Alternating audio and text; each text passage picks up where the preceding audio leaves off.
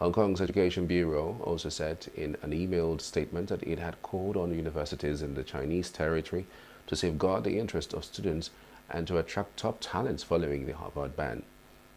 Shizit Bhatta, an 18-year-old engineering student at HKUST from India, said the US is becoming less welcoming to international students, which may shift global academic talents to China.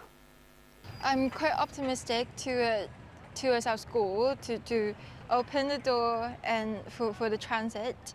And at the same time, I think not just HKUST, but the global academy, like all the university, may have to stay strong together because we need to tell others what we are thinking about. So I think now the US is becoming less welcoming towards international students, seeing what has happened at Harvard and also other universities regarding the protests and people getting arrested. So I think China has been more welcoming in that regards towards international students, like they gave me a full scholarship. And so in that sense, I think it's kind of shifting more towards China, yeah. In times of need like this, it is really important, being a member of the academic community. I think, we're in this together, essentially. We are a global community. And I think in times like this, it's important that we do step up. I think many of us, hold very similar values, and so this is a chance for us. We feel that we can open up our resources to help these students in need so that they can continue their academic journey.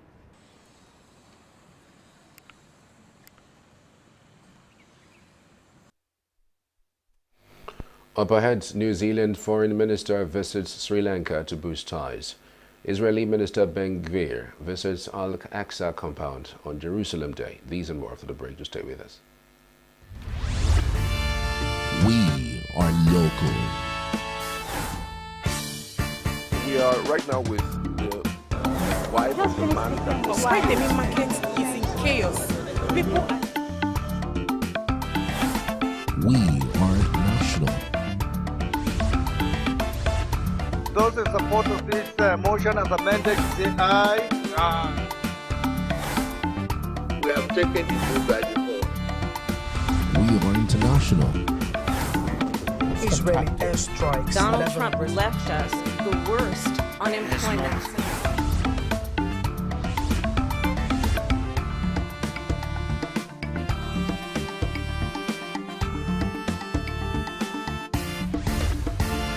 Signature TV, news in your pocket.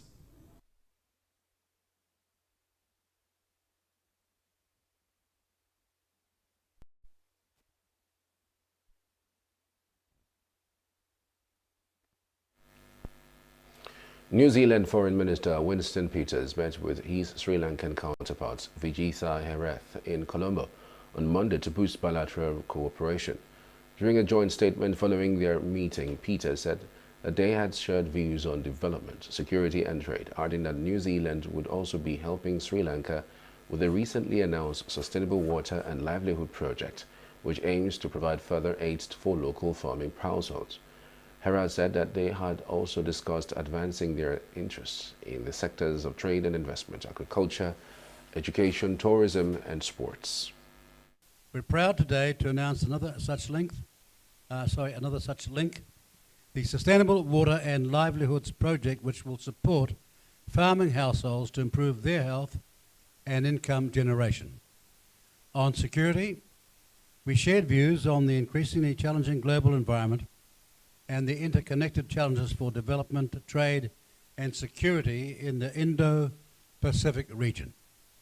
We remain committed to our cooperation across immigration, customs, police and defence. Minister Peters and I had wide-ranging and productive discussions today, focused mainly on advancing our interest in the areas of trade and investment, agriculture, education, tourism and sports. We also explored expanding trade links, especially in high potential sectors such as dairy, processed food and fresh produce, and discussed improving market access for Sri Lankan products. Peters, who arrived in Sri Lanka on Sunday, is expected to also pay courtesy calls to President Anura Kumara Dissanayake and Prime Minister Harini Amsaruya during his 4-day visit, according to media reports. Pope Leo XIV visited the tomb of his predecessor, the late Pope Francis, in Rome's Basilica of St. Mary Major on Sunday. The pontiff also paid homage to the icon of Salus Populi Romani, protectress of the Roman people. The visit marked the end of the day when Leo was installed as Bishop of Rome during a ceremony at Basilica of St. John Lateran. Pope Francis, who died on April 21st, chose the Basilica of St. Mary Major as his burial place, breaking with the tradition of pontiffs being entombed in St. Peter's Basilica inside Vatican City. China's Shanghai's capital has held its ground partly through market diversification and technological upgrades, despite uncertain U.S. trade policy since 2018, allowing it to stay resilient amidst the latest round of tariff pressure from the United States. Lipo, a county-level city in South China's Guangxi-Zhuang autonomous region, is home to more than 300 enterprises, which together produce about 4 billion hangers annually, with 80% exported to the U.S., Europe, and Southeast Asia.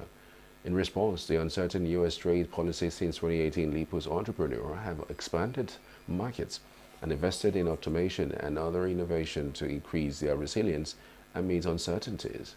Speaking with China Global Television Network, business leaders from the local industry shared their insight into the recent U.S. tariff policies and how their companies keep thriving through all the ups and downs in global trade. European Commission President Ursula von der Leyen welcomed U.S. President Donald Trump's EU tariff today in a post on X on Monday. Trump backed away from his threat to impose 50% tariff deadline to allow for talks between Washington and the 27-nation bloc to produce a deal. Trump, who has repeatedly expressed disdain for the EU and its treatment of the United States on trade, relented after von der Leyen told him on Sunday that the EU needed more time to come to an agreement. Trump had said on Friday he was recommending a 50% tariff effective from June 1st, expressing frustration that trade negotiations with the EU were not moving quickly enough. Israeli National Security Minister Itamar Ben-Gvir visited Al-Aqsa compound on Monday in Jerusalem's Old City. Ben-Gvir visited the compound on the day Israelis celebrate Jerusalem Day. To ascend onto Al-Aqsa compound, also known to Jews as the Temple Mount, Jerusalem Day, the holiday of Jerusalem, Minister Yitzhak Wasserlauf said, Yitzhak Kroizer, Rabbi Kroizer, who is here, truly, so many Jews flooding the Temple Mount, what a joy to see it. Today, thank God, it is already possible to pray on the Temple Mount, to bow on the Temple Mount, and we thank God for that. And we will continue. We are here to pray for the well-being of the hostages, that they may all return home safely, and for victory in the war. I also pray for the success of the new head of the Shin Bet, that he will pursue our enemies, that he will crush our enemies. That he will know how to distinguish. Muslims regard the site as the third holiest in Islam after Mecca and Medina. Al-Aqsa is the name given to the whole compound and is home to two Muslim holy places, the Dome of the Rock and the Al-Aqsa Mosque, also known as Qibli Mosque, which was built in the 8th century AD. For Jews, it is known as the Temple Mount, their most sacred site. Jerusalem Day commemorates the establishment of Israeli control over the city after the 1967 Six-Day War.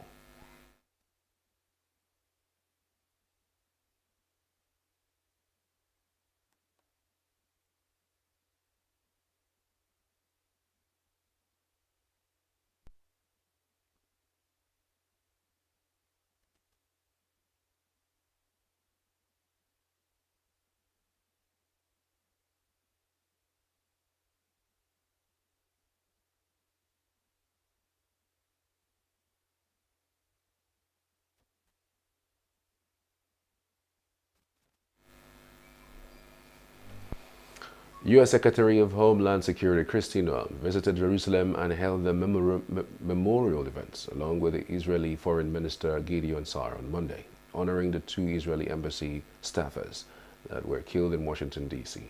Noem said that U.S. President Donald Trump had asked her to travel to Israel after the killing of the embassy workers as a solidarity visit and in honor of Sarah Lane Milgram and Yaron Lischinki. Kristi Noem for her important visit to Israel.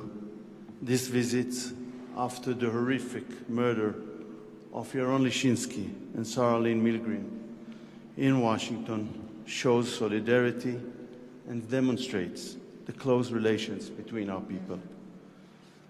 Our hearts break for this loss of young, promising lives. I want to thank you personally, Secretary Noem, and all the branches of the administration involved for the intensive investigation underway. Secretary, I also thank you for your long-standing support for Israel. President Trump and his administration show great commitment to fighting terrorism and anti-Semitism. I believe your visit here is part of it. We truly appreciate that.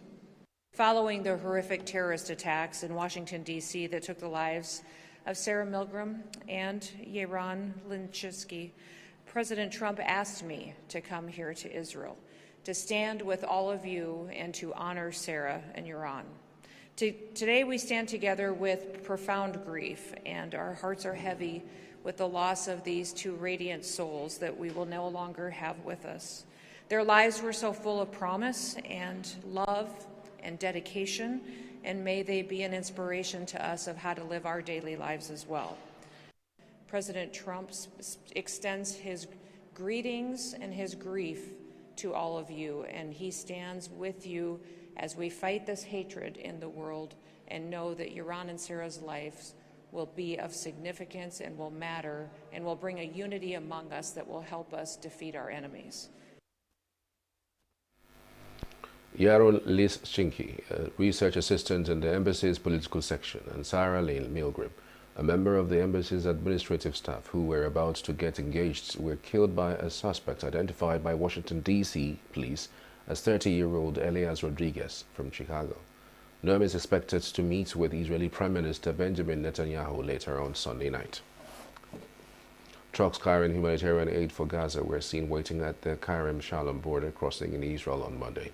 The aid packages, which included wheat flour, oil, and canned food, were brought to a special compound before being loaded into trucks meant to carry them into Gaza.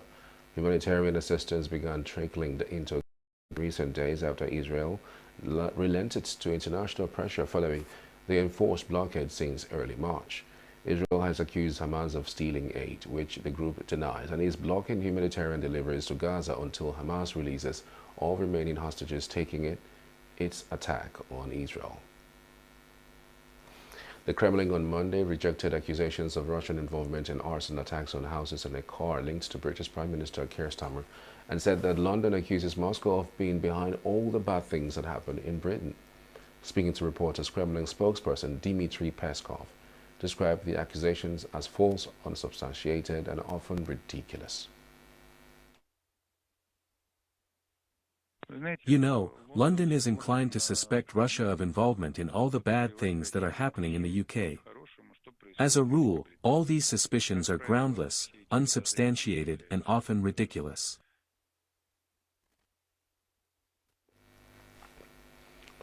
Russia and Ukraine each exchanged 303 prisoners on Sunday, completing the largest prisoner exchange under an agreement reached during their recent talks in Istanbul, Turkey.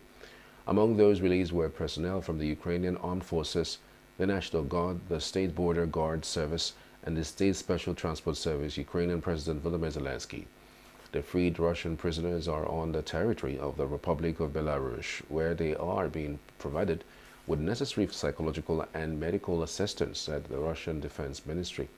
Following their direct negotiations in Istanbul on May 16th, Russia and Ukraine agreed to exchange 1,000 prisoners each, marking the largest prisoner swap since the start of the conflict in 2022. On Friday, both sides exchanged 270 soldiers and 120 civilians, followed by a 307-4-307 swap of military personnel on Saturday. The three-day exchange of prisoners was the 65th swap of captives between the two sides since the start of the conflict and the sixth of its kind this year, according to Ukraine's coordinating headquarters for the treatment of prisoners of war.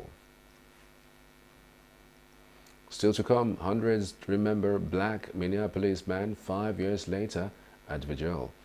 Austrian court hears ex-chancellor Kurz's appeal against perjury conviction. Do stay with us. With a population of about 36 million people, the Southeast is awash with stories. Every day on Southeast News, we tell the peculiar story of the Southeast and her people. Our Southeast should be the Silicon Valley of Nigeria. Their successes, achievements, and daily challenges. Do you have a Southeast story to share? Community achievements and challenges, completed and uncompleted projects, bad roads, water scarcity, erosion, flooding, insecurity, or even disagreements?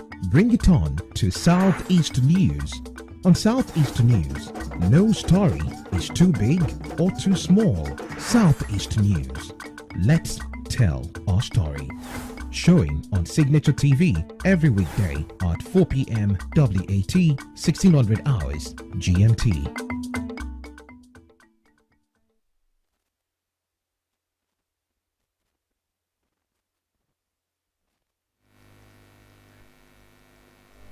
Hundreds of people attended a candlelight vigil in Minneapolis, Minnesota, Sunday to mark the 5th anniversary of George Floyd's death.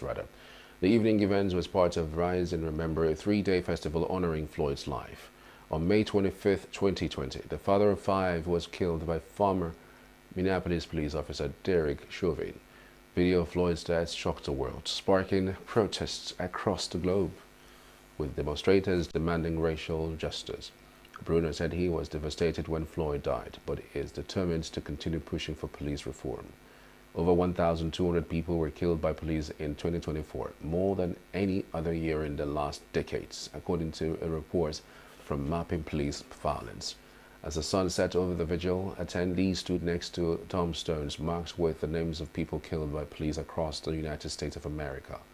Despite worldwide demonstrations following Floyd's murder, the U.S. Congress never passed a law aimed at reducing racial profiling or the use of force by police.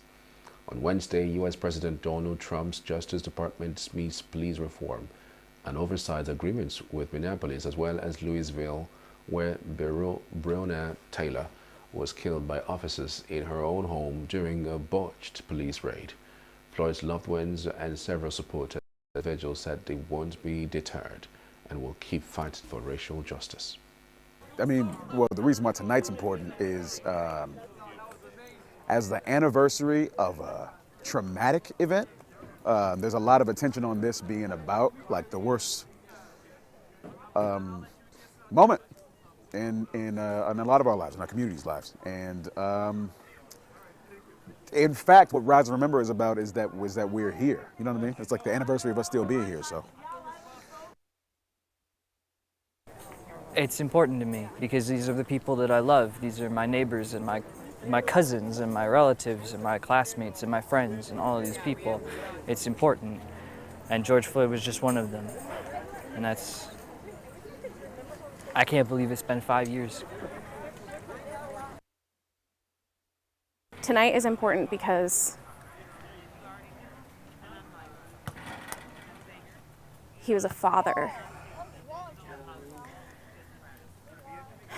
He was loved, he is loved.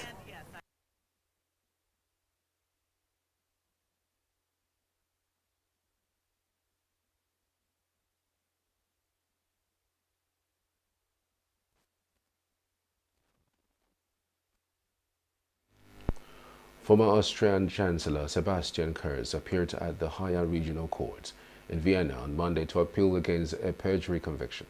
In 2024, Kurz and his aide Bernhard Bonelli had been found guilty because they allegedly downplayed Kurz's influence on the appointments of supervisory board members for the state-owned industrial holding company, OBAG. Kers and his lawyers argued that the court ruling was biased because the judge was close to a political opponent of the ex-chancellor. Partial acquittals on other charges have already become legally binding, as the Public Prosecutor's Office for the Economic Affairs and Corruption waived its right to appeal them. A court decision is expected for later on Monday. This is a judge who has himself been disciplined for illegally passing information to Peter Pills. Peter Pills is the one who has pursued me throughout my political life and wrote a book describing my government as a regime, supported the vote of no confidence in the parliamentary inquiry, supported the vote in Parliament and much more. You can probably imagine that it is difficult for me to understand why exactly these judges should be my judges. In dealing with this, I kept remembering the sentence that Norbert Hofer coined during the presidential election campaign and which was much quoted: "You will be amazed at what is possible." For my part, I can only say, since the law states that there must be no bias with a judge, that there must not even be the appearance of bias with a judge, I am very surprised that it should be possible that I get this particular judge who has himself been convicted because he illegally passed information to my bitter opponent Peter Pills. Ladies and gentlemen, as you know, there is the saying, at sea and in court, one is in God's hands. In that respect, I can only say, let's see what comes out.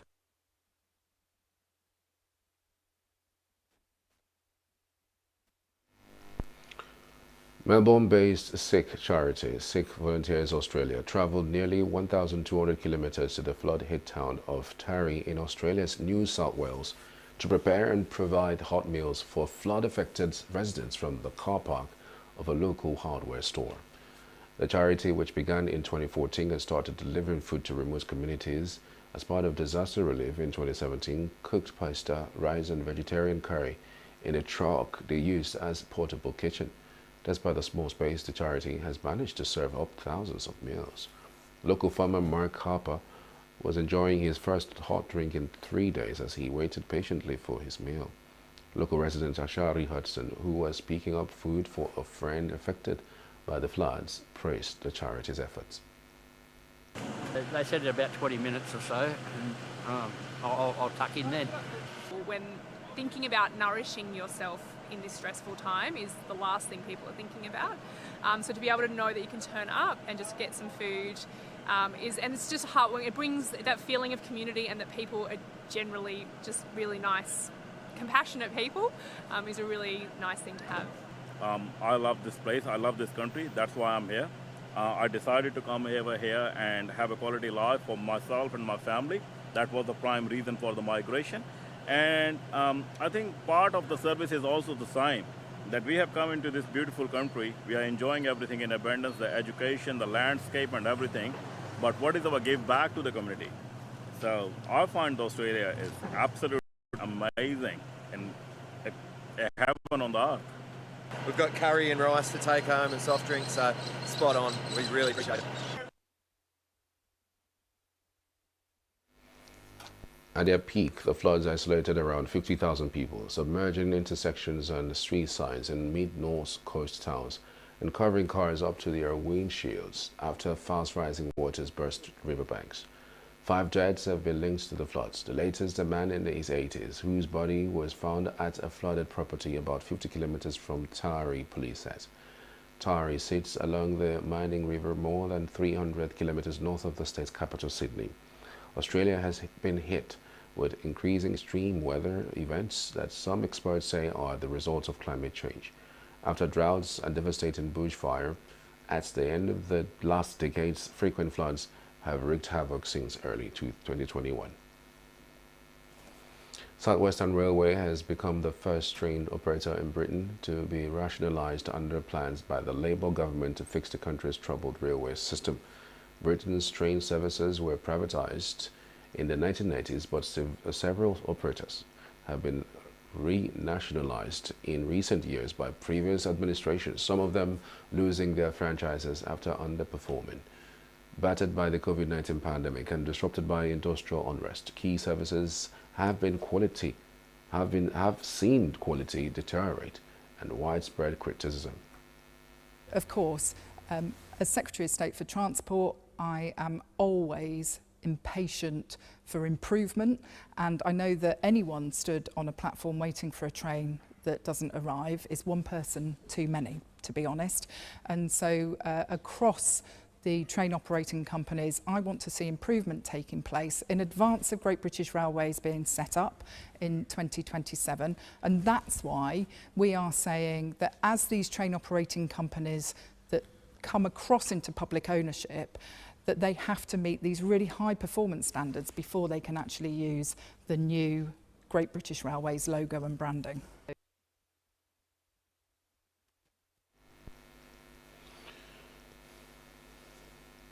Turkish President Tayyip Erdogan met with Pakistan's Prime Minister Shehbaz Sharif in Istanbul on Sunday. Erdogan's office said the two countries would strive to boost cooperation, particularly in defense, energy and transportation. Turkey has strong ties with Pakistan, both being largely Muslim countries and sharing historical connections. Earlier, Erdogan's communications director Fahrettin Altan said on X that they would discuss bilateral relations, regional and international issues, including the fight against terrorism. Earlier in May, Erdogan expressed solidarity with Pakistan after India conducted military strikes in response to an attack in Indian Kashmir by Islamist assailants. The clashes between the nuclear-armed neighbors were the worst in more than 2 decades. Ankara also maintains cordial ties with India, but after Erdogan's expression of support for Pakistan, small Indian grocery shops and major online fashion retailers boycotted Turkish products. Romania's newly elected president, Bucharest Mayor Nicursa Dan, was officially sworn in as the president of the Monday in a ceremony that took place at the parliament.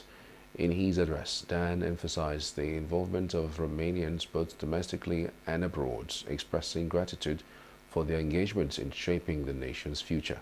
I swear to devote all my strength and skill to the spiritual and material prosperity of the Romanian people, to respect the Constitution and the laws of the country, to defend democracy, the fundamental rights and freedoms of citizens, the sovereignty, independence, unity and territorial integrity of Romania. So help me God. Romanians from Romania. Romanians from the diaspora, Romanians from the Republic of Moldova. Many people who have never spoken out on politics. They have expressed themselves. Now, it shows that you are interested in the direction in which Romania is going. Romanian society has demonstrated that it is alive and strong. The Romanian state needs a fundamental change, of course, within the limits of the rule of law, and I invite you to continue to be involved with all the social forces that you have proven to have to put positive pressure on the institutions of the Romanian state so that they can reform. And I assure you that I will be a president open to the voice of society and partner with society. Following the ceremony, Dan arrived at Costroseni Palace, the official presidential residence, and was welcomed by acting President Ili Bologan. The two leaders shook hands and posed for photographs before Bologan departed from the palace. The 55-year-old centrist, who has pledged to clamp down on corruption, is staunchly in favor of Romania's membership in the EU and NATO, and has said his country's support for Ukraine is vital for its own security against the growing Russian threats. Tens of thousands of people took to the streets in Warsaw on Sunday to show support for candidates vying to win next week's tightly contested presidential election in Poland that the government views as crucial to its efforts for democratic reform.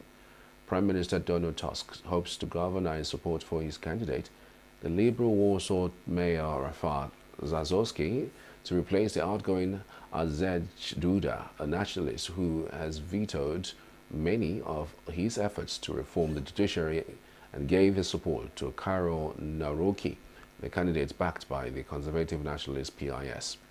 Nawrocki's voters marched down the part of Royal Route and walked by the presidential palace to show support for his drive to align Poland more closely with US President Donald Trump's policies. Trzaskowski narrowly led Nawrocki in the first round by 31.4% and 29.5%, a much narrower gap than opinion polls had suggested. Opinion polls suggest that the race between Trzaskowski and Nawrocki remains close ahead of the presidential runoff.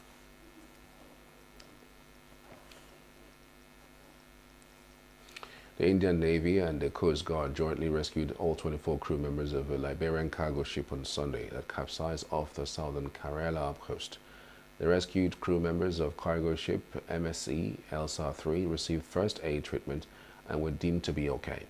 The Indian Coast Guard received a distress call on Saturday. The subsequent rescue operation by Indian Coast Guard ship Anvesh successfully rescued 21 crew members. Later, the Indian Navy deployed Indian Navy ship Sujata and INS Saptura to rescue the remaining 3 crew members, including the captain of the Liberian cargo ship. The Navy deployed 2 ships, INS Satpura and INS Sujata. INS Sujata arrived at 1900 hours on the scene, and Satpura arrived at 2000 hours. The situation that we faced at that point of time, the challenges that we faced were that we had adverse conditions. We had wind speeds gusting up to 40 knots. We had debris in the water. We had containers in the water, which made approaching the ship, and particularly at night time, very difficult. In the evening, 21 crew were rescued by ICGS Anvesh. This morning, the remaining 3 crew, that is the captain, the first engineer, and the second engineer, were rescued. All 3 were administered first aid. They're all safe now. For the Indian Coast Guard to save us, and they take care about us since yesterday. And the monitoring, good communication, and we are survivors in time, and it's good job.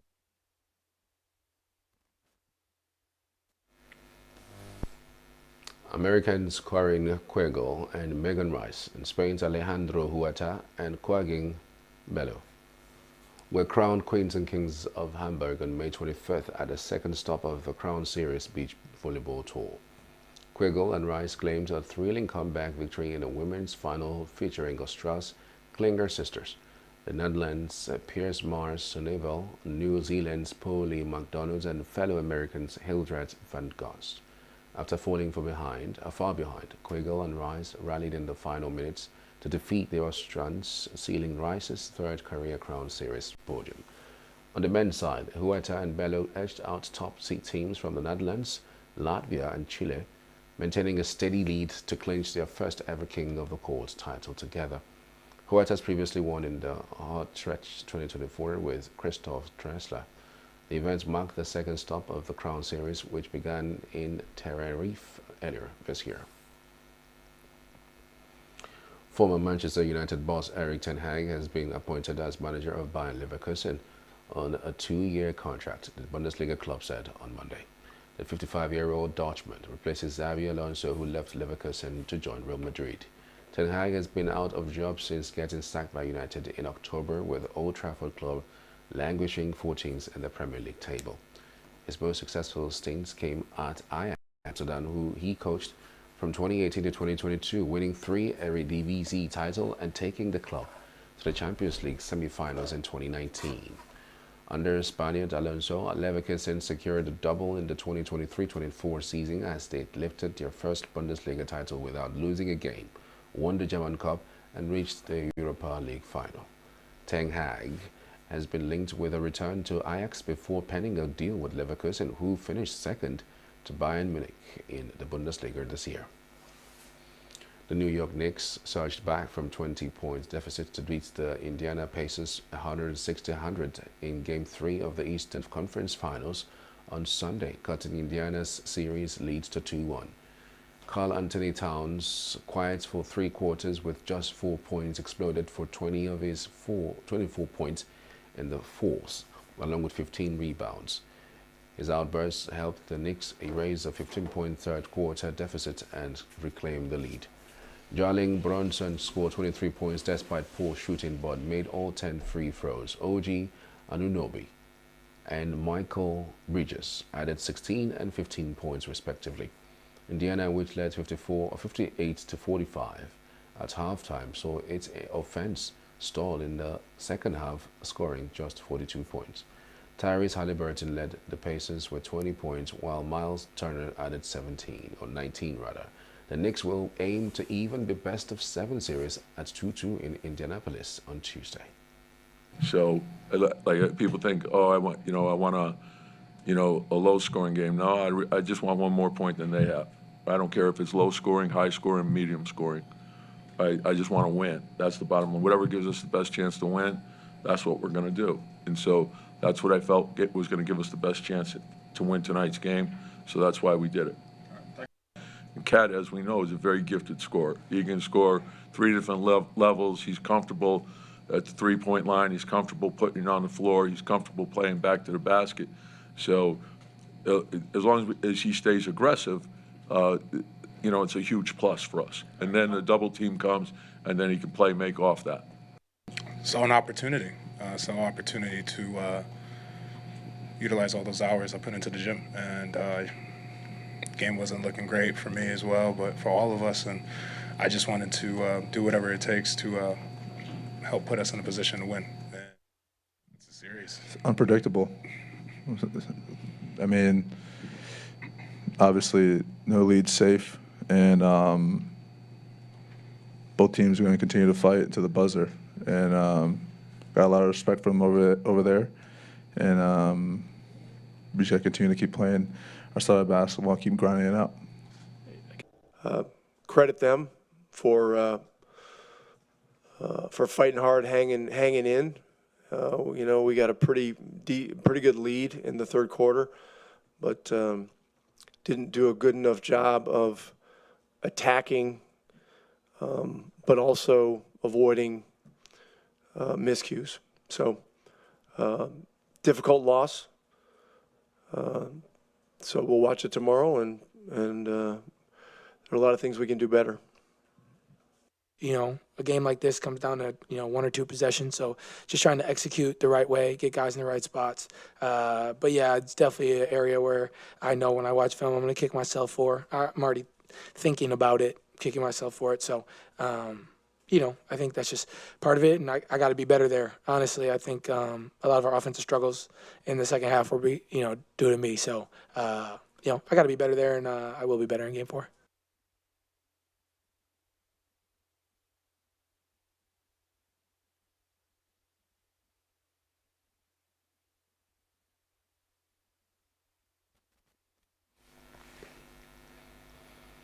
Pete Alonso snapped a 16-game home run drought with a 2-run shot in the first inning, propelling the New York Mets to a 3-1 win over the Los Angeles Dodgers on Sunday.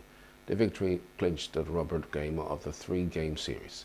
Shohei Ohtani homered in the first off Kodai Senga 5-3, but the Mets responded with a 2-out rally. Juan Soto reached on a Max Muncy error, and Alonso launched his first homer since May 5th. New York added another run in the third after a throwing error by Mookie Betts. Senga allowed 1 run over 5 to 3 innings, while Ryan Stanek, Max Kranick, and Reed Garrett closed out the win. Freddie Freeman had 2 hits for the Dodgers, who have lost 6 of their last 9. Dozens of fans waited outside the Grand Hyatt Hotel in Rio to welcome Italian coach Carlos Ancelotti, who arrived in Rio de Janeiro on Sunday to take over as Brazil's national team coach. Ancelotti departed from Real Madrid at the end of the season to join the Brazilian team. His appointment marks a new chapter in the history of Brazilian football, with some fans optimistic of achieving a 6th World Cup under his leadership. CBF President Elnado Rodriguez emphasized that hiring Ancelotti is a strategic move to regain Brazil's status as a football powerhouse.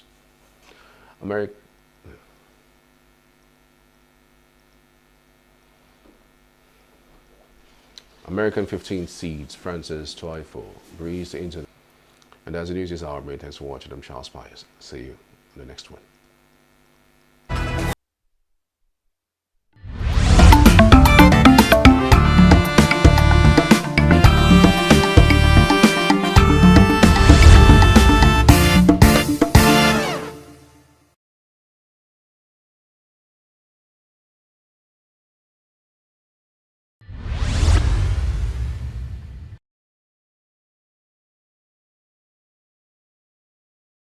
Our mainstay was to export crude oil, and East Seal to export crude oil. But with reserves a certain proportion of those crude oil that we are drilling for local consumption. So we refined, used locally, and the country produce. That is the most idiotic economics I've ever seen in the entire life. Where you carry crude oil from your land, you have refineries. So the government has, okay, we'll subsidize. You know, that is one of the craziest things that happened to us. We subsidize because of your inability. Meanwhile, people every day, we see the Nigerian military, joint task force, going to Niger Delta, saying that burning down illegal refineries. What does that suggest to you? It suggests to you that the technology of refining crude oil is simple. If people can do it in the creeks in their backyard, if people can do it back of their kitchen, during the Biafra war, people were mobile refineries. We were moving it and producing fuel for their armory, for their vehicles and everything. So it's not rocket science to refine oil. So why is Nigeria not refining oil?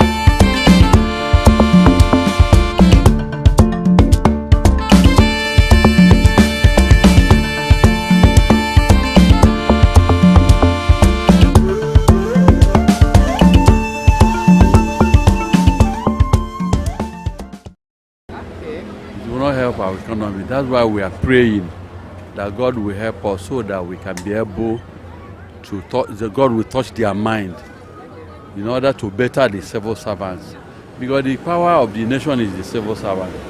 Because with the civil servants, our economy will be. See, this morning I went to somewhere where I normally pay 600 before. I paid 19 because of the fuel something. Because of that, we don't drive our motor again. If I don't have any serious thing that will make me to drive my motor, I don't go out again. 960, some 1,000, some 1,200. We are pleading that God will touch them. And it's not good for them staying at home. And they cannot afford going to work every day. Okay, see the minimum wage they are talking, they have not paid. Basically, I feel that if you can work from home, I don't think it's everybody that have that choice. Most especially government workers. I don't think they have the choice of working from house. But if it's possible for you, if it's something that you can accommodate, then it's okay. But then at the end of the day, everybody will still be moving around. So you can't dismiss the fact that people will still take transport. Most of the works people are doing now is remote job.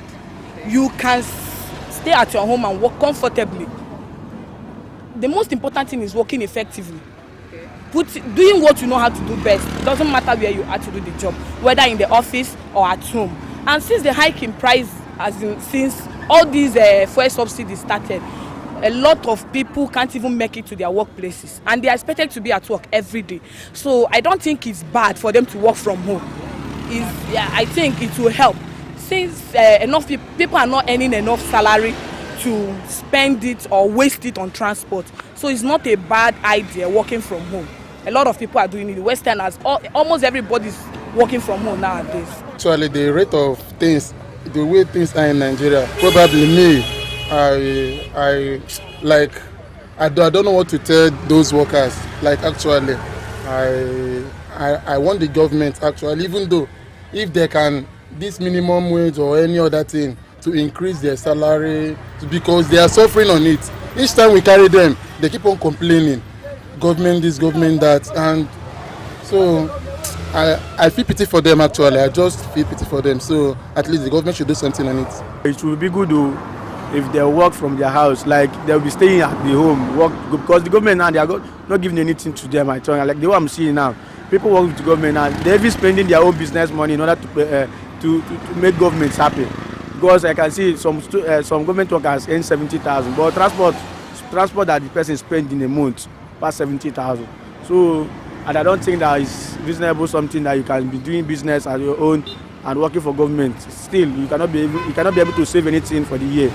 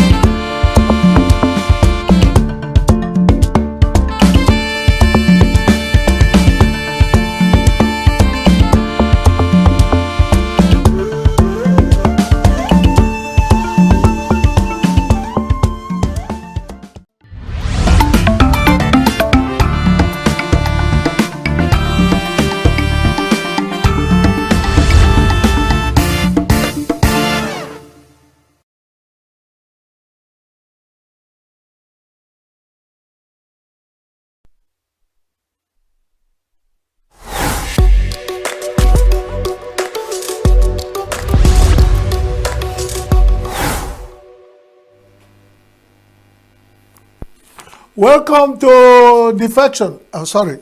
No, sorry, pardon me. Welcome to 2020. No, sorry, it's not about that. Welcome to coalition. No.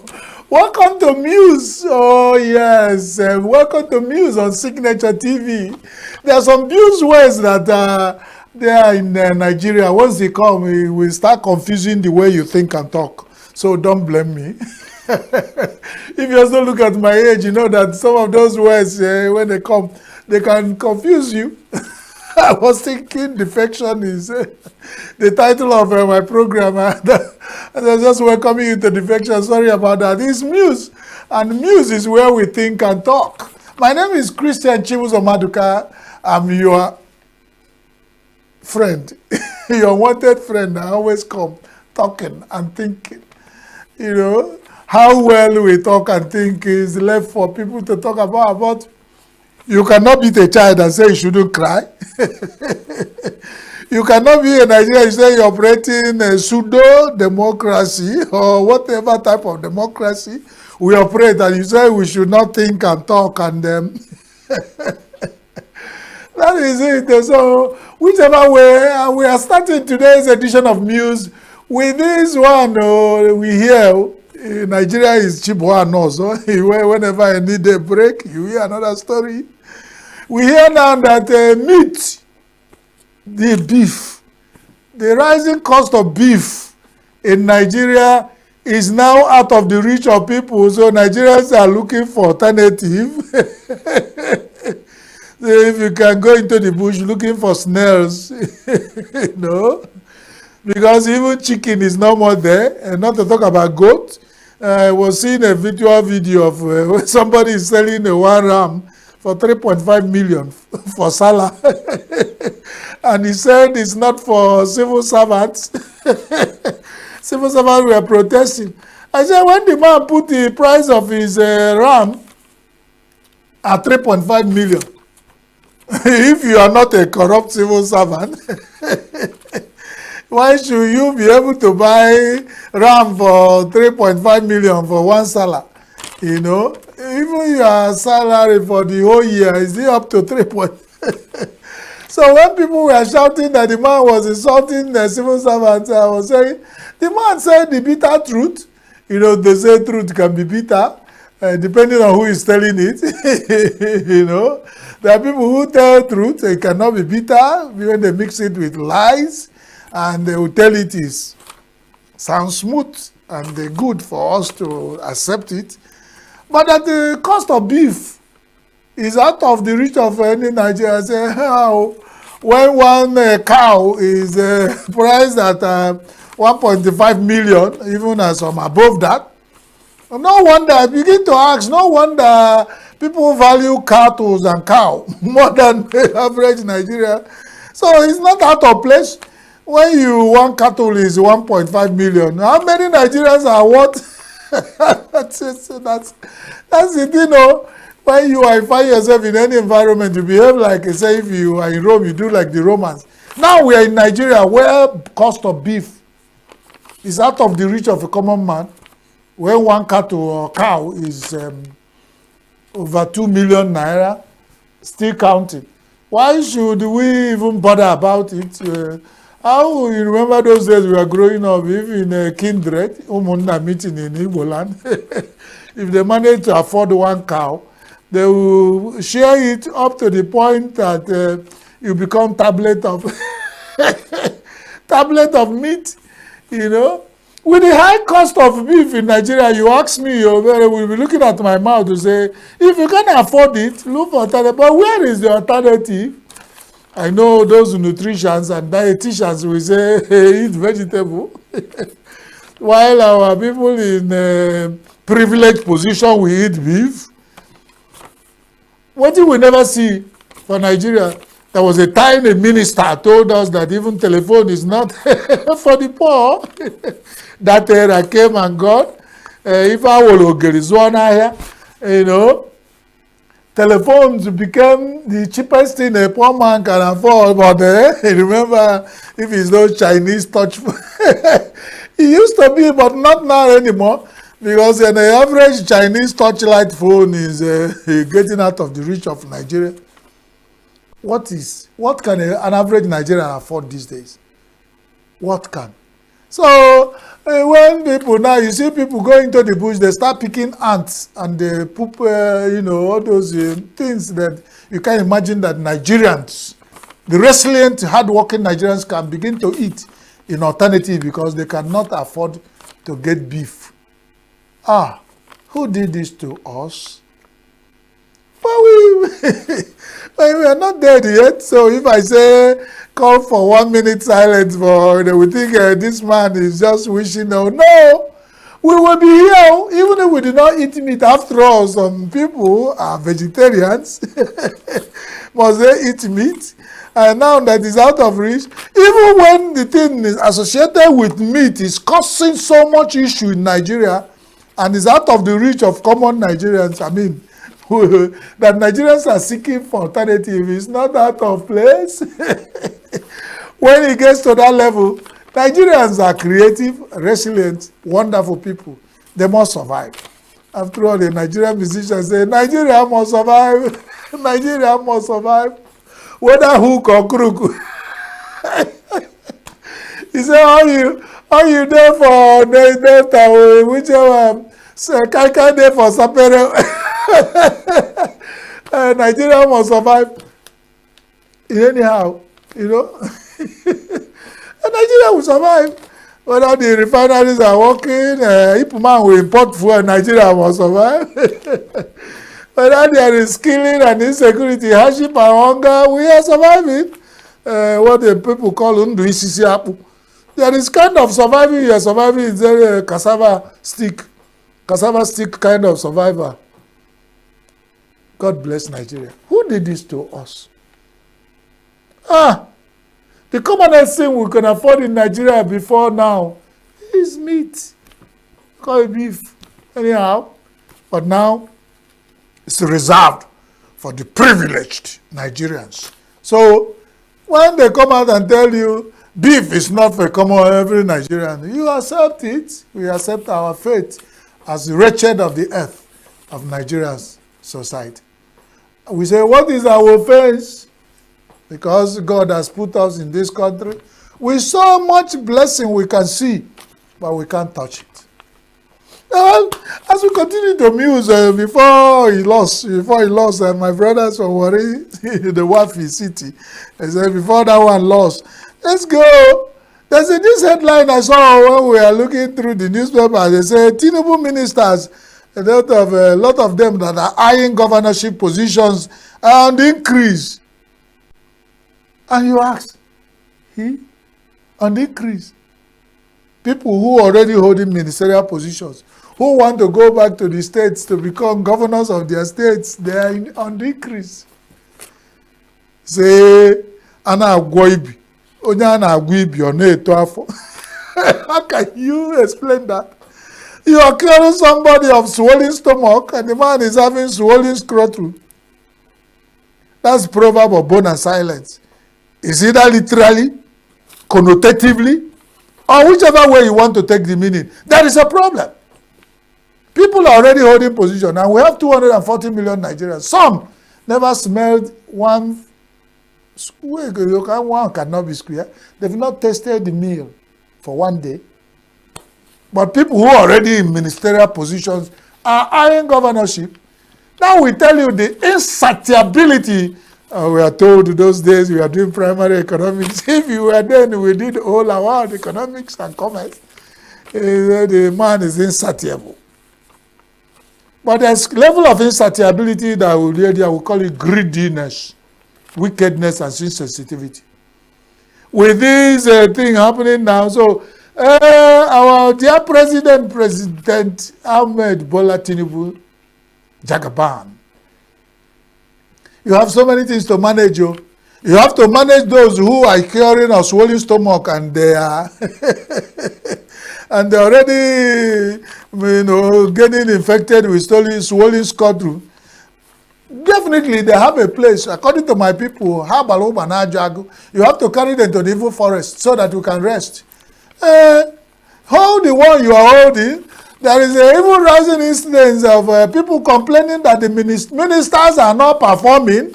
There has been rumors that even Jagaban himself had looked at the even as we are preparing for 2 years in office, to look at the performance of some ministries, and already jumping, thinking ahead. They want to be governors.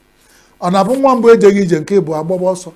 the first child do not even crawl, will the second one run?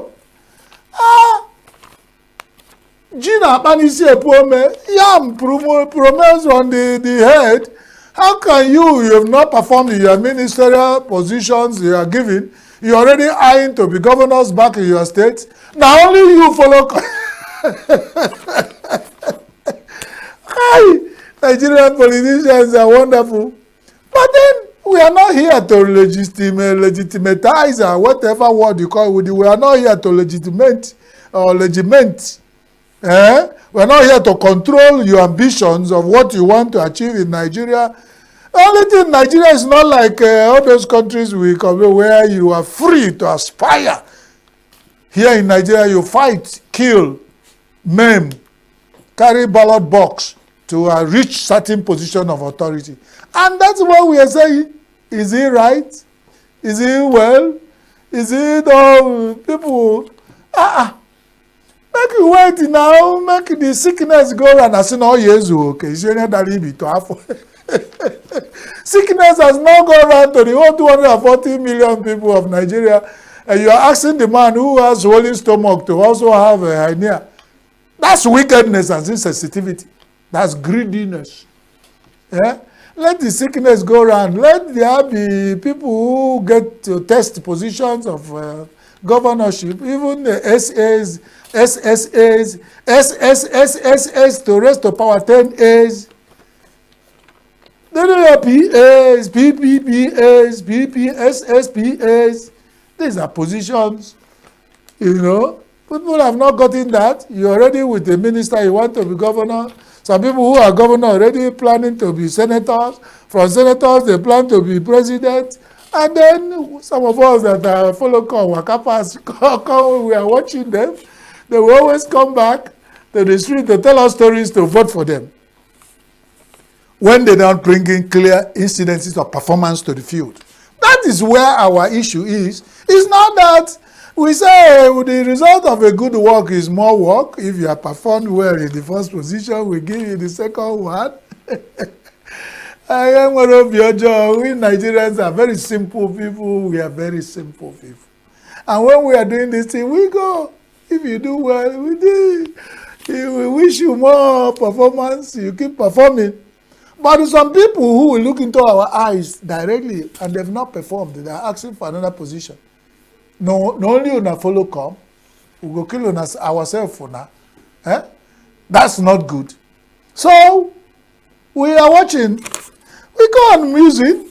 This is, remember this signature television where we muse, we think and talk, and how well we are thinking and talking is for you to be there. Follow us on online, on all our social media handles, or go to SLTV channel 265. You will be live on Signature TV.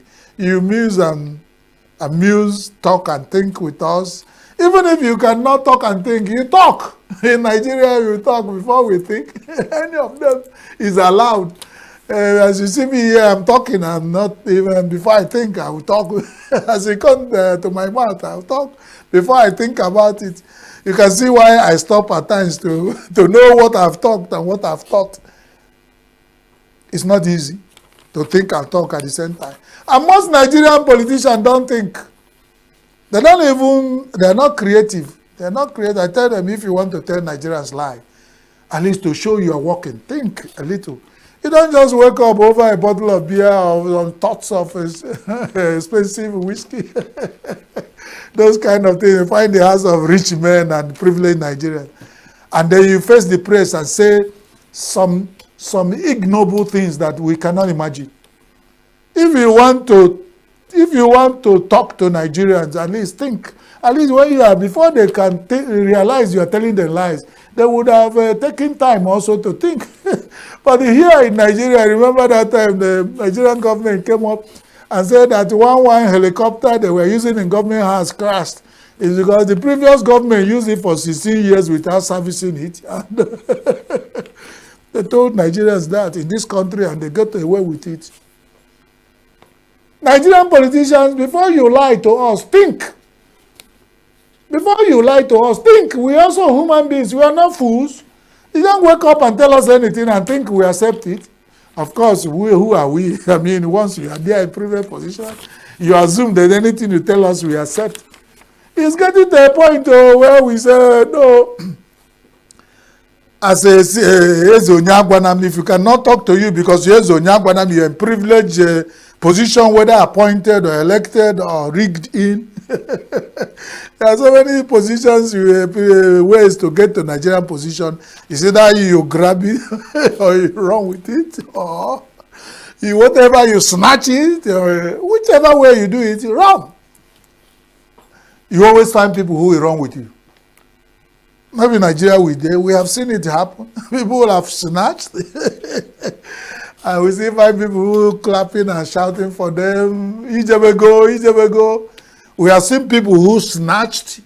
We have seen people who are clapping for them. Ijebego. Whatever that means. Otutane to one kita. According to Mike Ejaga. Otuton to bunebu one kita. Those praise and worship, they give you people in position of authority only to wait for you at the back, and they will just do like this to you. So give me. If you are performing, the world will see it, and not be this one where those hired crowds that praise sing. I am also looking for a job. If you hire me as a praise singer, the only thing is that I'm a loud-mouthed juju man. I don't make medicine for criminals and the 419ers. So that may be why I am not hired yet. If you hire me, I will loudmouth, even when you are not supposed to. The spirit of the prophet might be difficult to be controlled within this vessel, your honorable vessel you are seeing here. But that's by the way, that's why they say they don't understand him as he muse. And the next thing we are going to talk about is 2027. We are reading in one newspaper, the Weekend Trust, and he has come over time. For the 2 days of weekend we are talking about 2027 hurdles of coalition. If you were surprised why I was welcoming you to coalition, these abuse words for people, even some children think we are already in 2027. They didn't know we still have almost 2 years to go. But Nigerian government, everything has closed down. All government official works have closed down. We are already thinking about 2027. Say! Nigeria! Kai! Muja! Nigeria! Muja! We are going forward. 2 years. We are already there. Settled down. Zero down for 2027. everything. Politicians are defecting in large numbers, everybody, all the meetings they are talking now is not how fuel will come down. They are talking about 2027. Coalitions are meeting and talking about it's no more how to tell this government at the center what to do to help the masses. They are looking at a coalition and looking at who steps down, who steps in.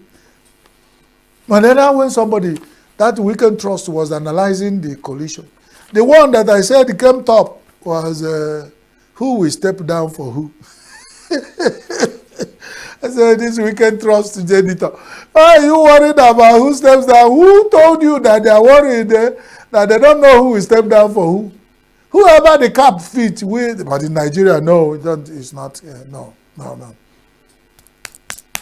It's not who cap fit, no. It's who can grab and snatch the cap and put it up. Snatch the cap and run with it. Even when you are discussing coalition, it's already thinking how to snatch it. If you can't step down, some move if you stand up, I can bring you down. I buy gold to kill everybody. And we move on. Nigeria, one Nigeria. Who did this to Nigerians? The coalition has not even sat down to talk one day. There are already a lot of issues. Today, the other day, just recently, we had issue of that infiltration on the Tinubu camp has already brought trouble among the coalition, or supposedly the coalition. What happens? Remember, he said that the juju where they know one, they can never walk. Now they say, may they go bring intestine of a housefly to do the juju. Because before you see those houseflies, those tiny houseflies, before you catch one and begin to dissect it to bring out, you have to use AI to dissect to get intestine before you take it to juju. All those juju brothers and sisters, there's a Mwai and there's a Dibias. Before you give it to them to use it to do the juju for you, 2027 would have come and gone.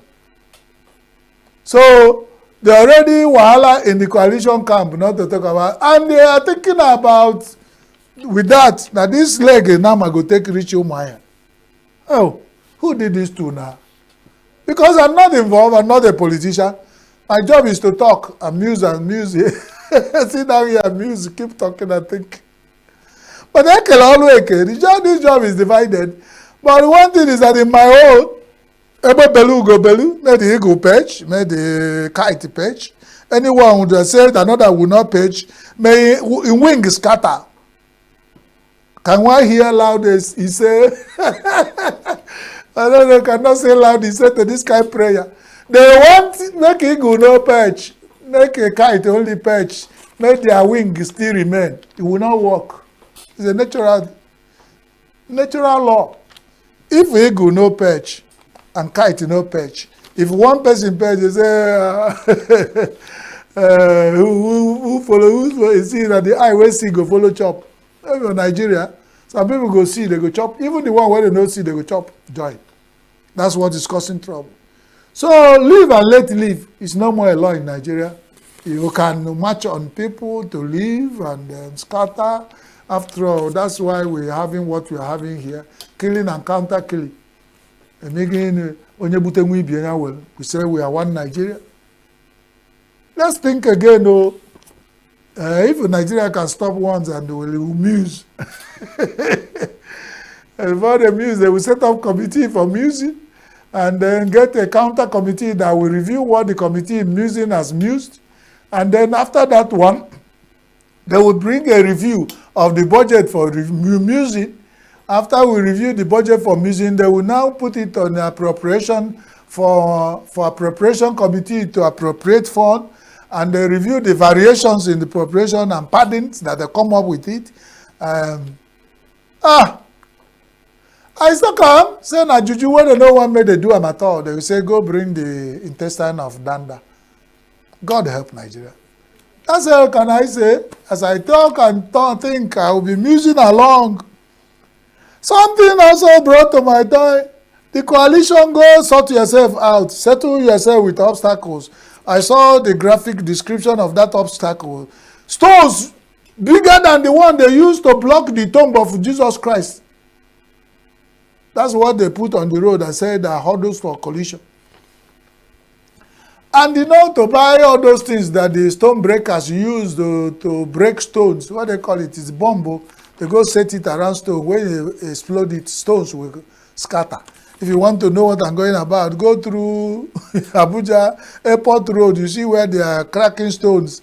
And whatever things, the bomb they use to scatter stones. So, and they are cutting it away. If you want to know what I'm talking about, ask the Chinese how they are mining stones and the minerals underground in Nigeria. The Chinese are in charge. I don't think we even have Ministry of those mineral resources. I can't remember whether we have. But then the coalitions, on top of that boss, you have Rufai.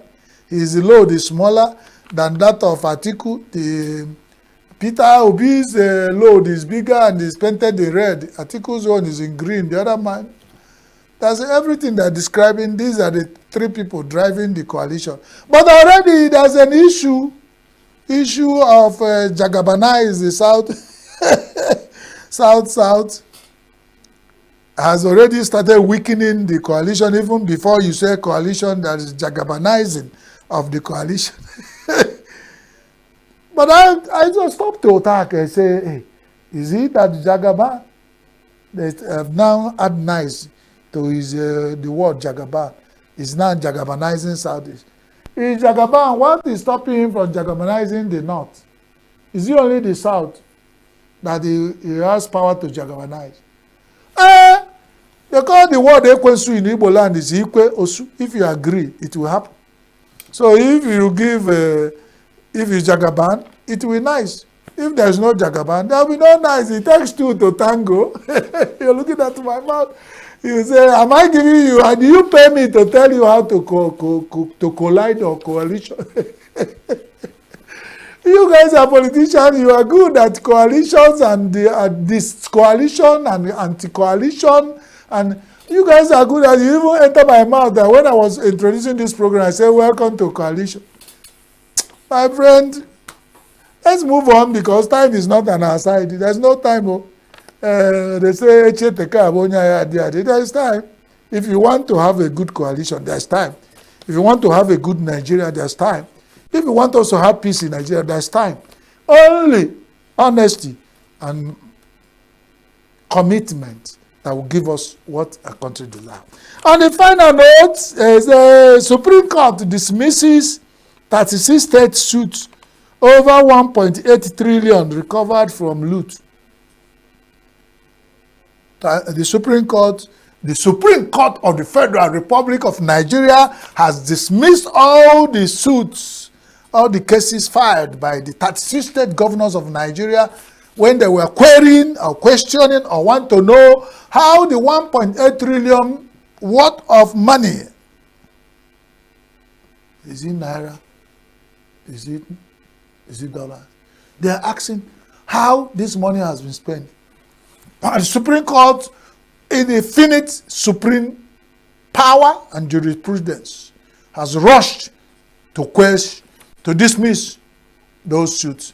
It's not important, it's null and void of no effect and cannot hold the Nigerian Supreme Court. That's it. So how can you speak when the Supreme Court has spoken? So when Supreme Court speaks on issues like this, all Nigerian governors keep quiet. They are indirectly telling you, you are asking for the ones we recover. What of the ones that you guys are uncovering and removing and throwing away? When are we going to recover them?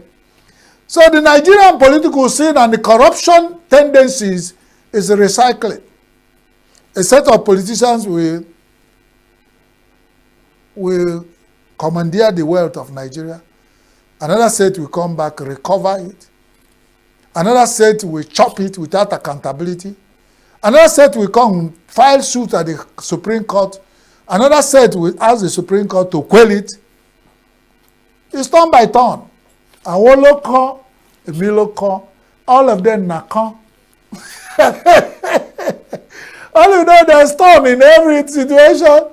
If it's your turn to chop, chop. There will be another person's turn to recover, another person's turn to chop and spend that recovered loot.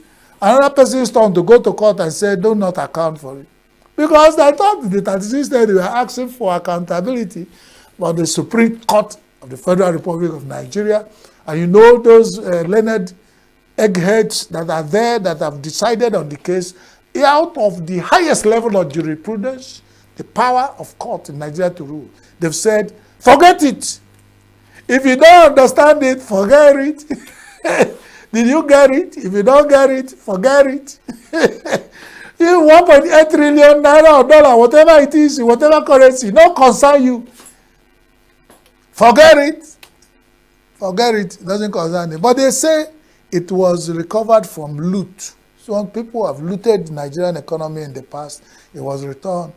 Every day we hear of Abacha loot recovered, sent back from Swiss bank, America returned, UK returned. We only hear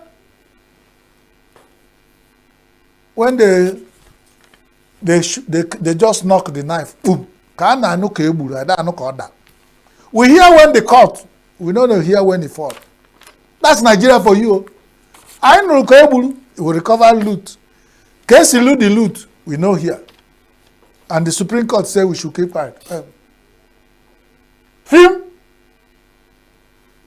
Thank God for Supreme Court of Federal Republic of Nigeria. They know when to say, as a big monitor, they when to say, shum, put your mouth in the sum, or, you know the alternative. The alternative is not viable, so forget it. I understand it, and I've forgotten about it. So, this is all we have for you today. I think our time is fast spent, and we're going to call it quits here. Now join us next edition of News on Signature Television. Look for all Signature official on all social media handles. 24 hours we are there. And on SLTV channel 265. My name is Christian Chibuzo Maduka, your muser, your co-muser. As you muse, as we move on, let the left hand wash the right hand. Let the right hand wash the left hand, and the two of them will come out clean. One more, emebuna one mad. One mad, emebuna one more. God bless Nigeria. Stay tuned to Signature Television. Don't go away.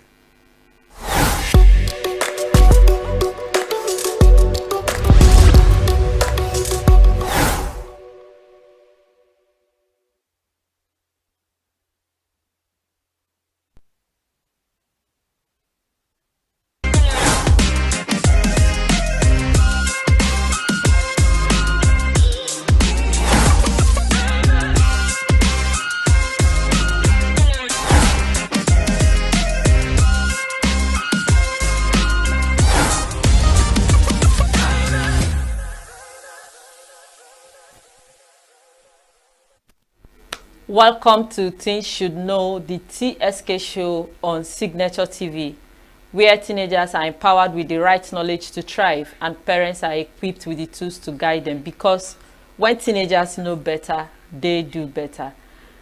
My name is Ifeoma the Prof Nwato, and I am your host on today's show. Today, we are diving into a topic that every teen faces at some point, and that is the peer pressure. It's not just about being a teenager. It's not just about school, friends, or trying to figure out the future. It's about learning how to deal and handle pressures, saying no without feeling awkward. Today, I have a teenager who is right here in the studio with me. He's still in the middle of his teen's life. He will share his personal experience with us. I will introduce him after a short break. Stay tuned. Every second, every minute, every day, news is breaking, events occur, and there are new developments. At Signature TV, we follow these stories objectively, bringing all sides without bias, explaining the complex issues, breaking down the numbers, and investigating the issues behind the news. Anywhere and everywhere, near or far, wherever the news is, we will be there. Signature TV. news in your pocket. You're welcome back to TSK Show on Signature TV. And with me on the show for today's episode of Things Should Know is Victor Chukwu Ebuka Rollins.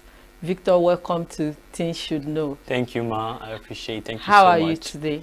I'm feeling a bit nervous, but I'm fine. I'm Just doing very chill. nice. You don't need to be nervous, okay? Thank you, Ma. All right, Thank welcome you. to the show once again. Thank you. First of all, we are going to look at what actually is peer pressure and what does it feel like or look like for a teenager of today. You're a teenager yourself, so Yes. what, in your own words, what do you think peer pressure is? Okay, thank you for having me.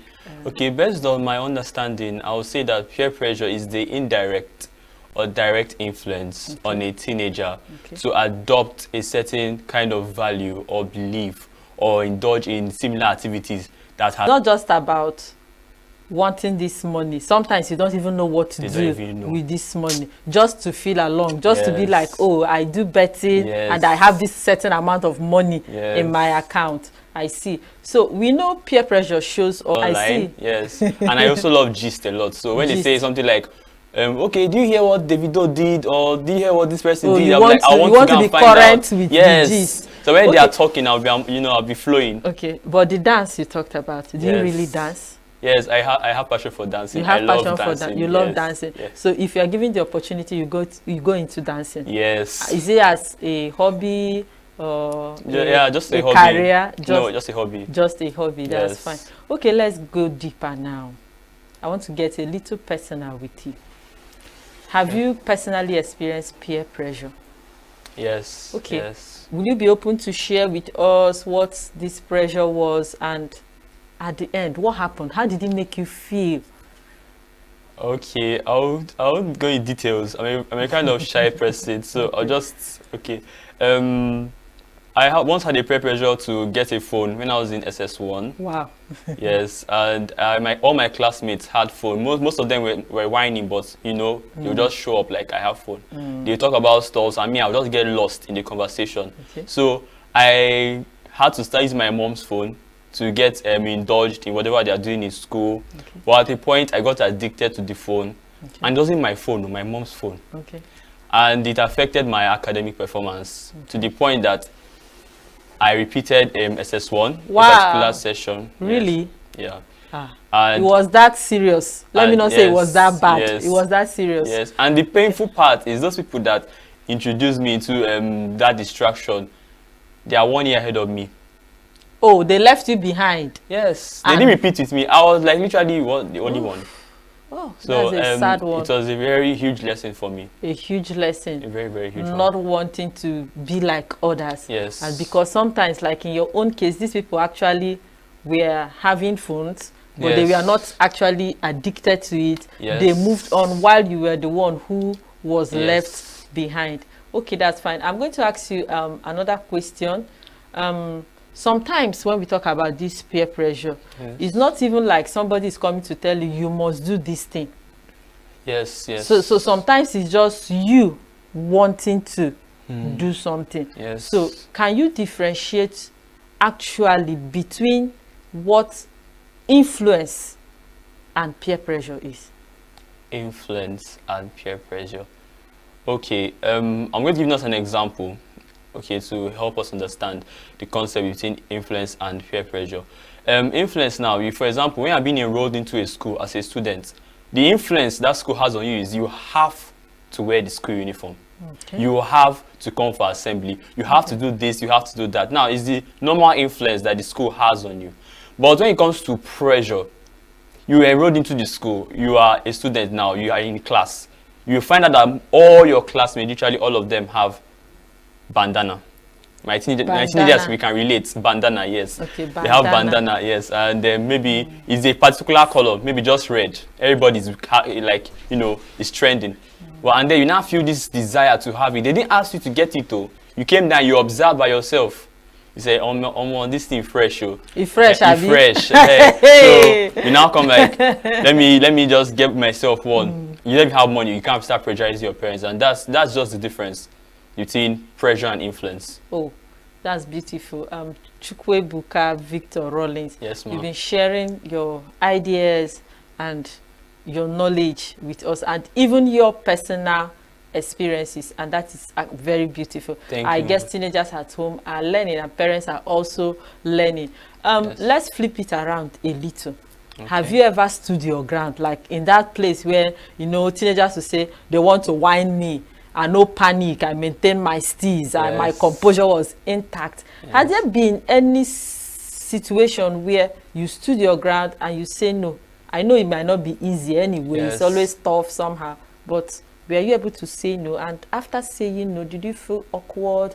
Were you feeling guilty? How did you feel afterwards? Okay, I'll share an experience with you guys again.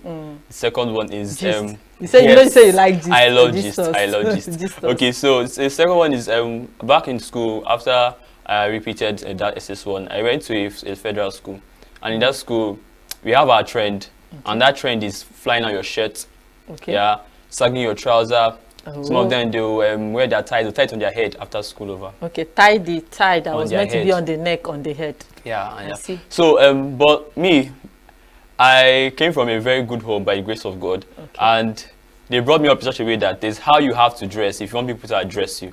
So I normally do 6 to 6. My shirt, I'll button all the way up, and my tie will be all my neck, like, you know, a hair. Like a civil servant. Yes, exactly. My belt will be all the way, you know, tight and fit, and I was literally like, we are literally few that dress that way.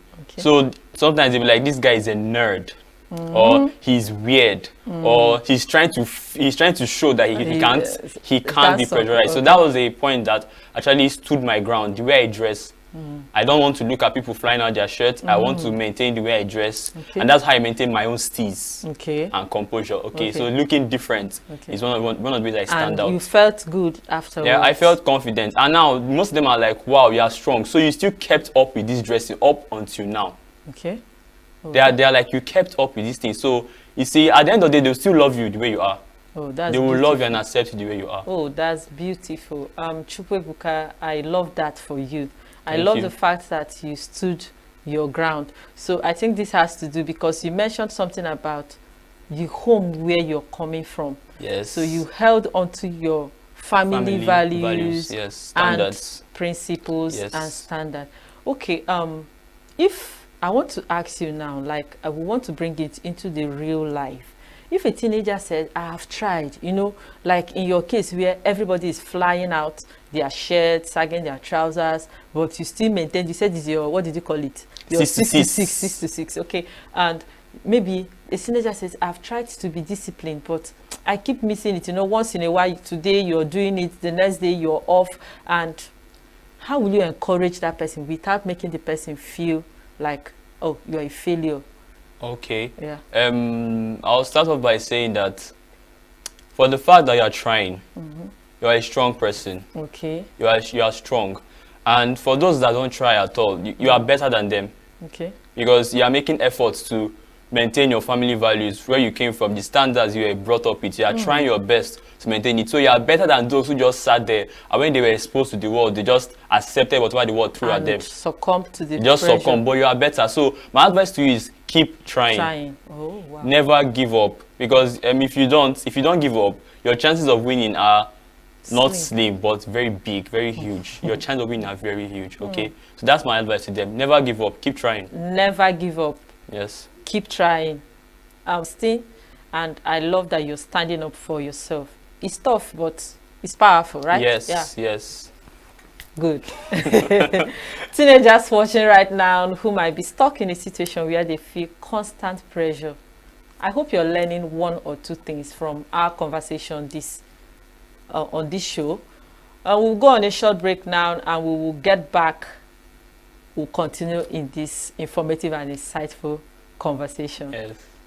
Thank you. We are local. We are right now with the wife of the man that was... Why the main market is in chaos? People... We are national. Those in support of this motion as amended, say aye. We have taken the bull by the horn. We are international. Israeli airstrikes. Donald Trump left us the worst unemployment.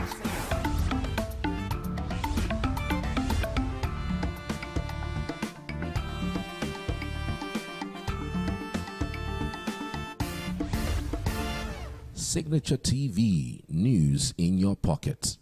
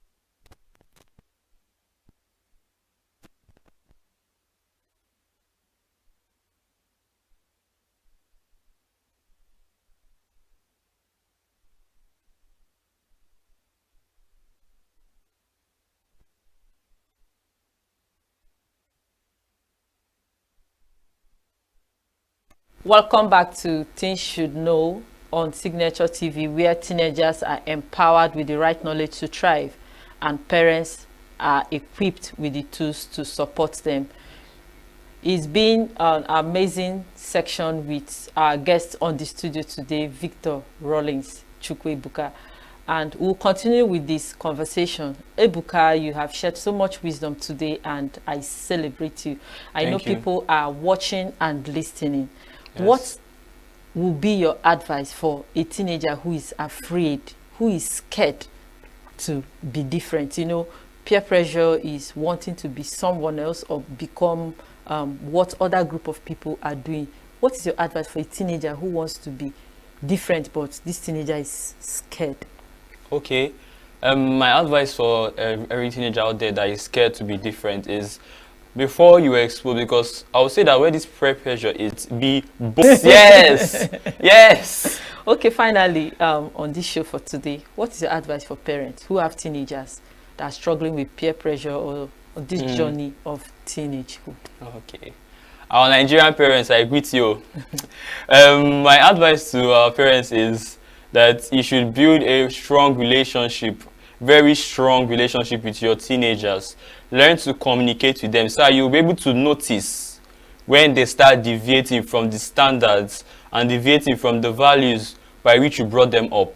If you have a strong relationship with them, you're able to understand, okay, my child is now dressing some kind of way, behaving some kind of ways, doing some kind of things, and you now be able to instill confidence back into that child.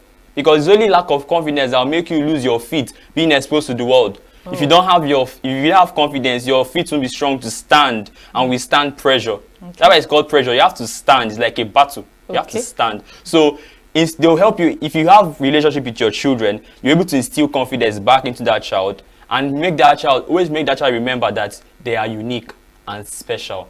Encourage your children. Remind them they are unique and special. Oh, wow. Parents at home, I trust you're listening.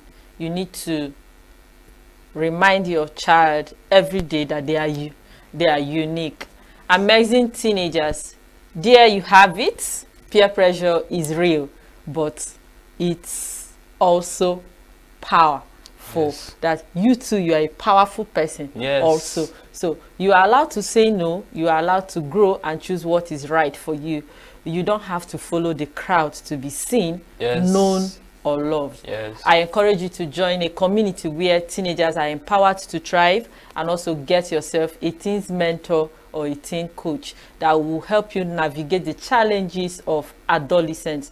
You can send a DM or follow me on my social media handles on Facebook or Instagram, Ifoma the Prof Wato. That's my social media handles. It's been a wonderful time today on Things Should Know. Yes. Knowledge, they say, is power. And I believe teenagers who are watching us have been empowered with the right knowledge to thrive. Dear teenagers, I encourage you to keep learning, keep growing, and keep showing up for yourself. See you next time on Things Should Know on Signature TV. Make sure you are confident in yourself, uphold your values and your principle. Don't try to be someone else. So be your own celebrity. Be your own celebrity. I love that. And don't try to do what every other person is doing. Like I said earlier, keep learning, keep growing, and keep showing up for yourself. Catch you next week, same time on Things Should Know. Bye for now. Bye.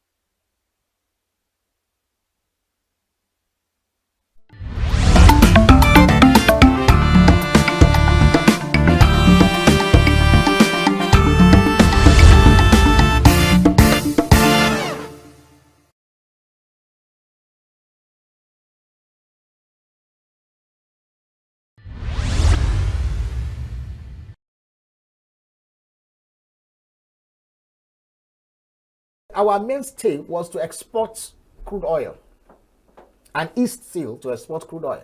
But we reserve a certain proportion of those crude oil that we are drilling for local consumption. So we refined, used locally, and we're able to sell to our neighbors. Benin Republic, as far as Togo, Cameroon, and Chad, Niger, and all those places. Now, when the government now failed, when our refineries died and government failed to produce, governments now said, okay, we will now go outside the country, produce. That is the most idiotic economics I've ever seen in the entire life. Where you carry crude oil from your land. You have refineries. You have technology have even provided what we call modular refineries. You have not made it conducive for people to bring refinery. You take your crude oil outside for local consumption outside the country. You pay dollars to do that, in dollars. You now refine it paying in dollars. You now bring it back using dollars, and then you are selling in naira. Therefore, the differentials in the financial outlay was too much. So the government asked, okay, we'll subsidize. You know, that is one of the craziest things that happened to us. We subsidize because of their inability. Meanwhile, people every day, we see the Nigerian military, joint task force, going to Niger Delta, saying that burning down illegal refineries. What does that suggest? It suggests to you that the technology of refining crude oil is simple. If people can do it in the creeks in their backyard, if people can do it back of their kitchen, during the Biafra war, people were mobile refineries. We were moving it and producing fuel for their armory, for their vehicles and everything. So it's not rocket science to refine oil. So why is Nigeria not refining oil?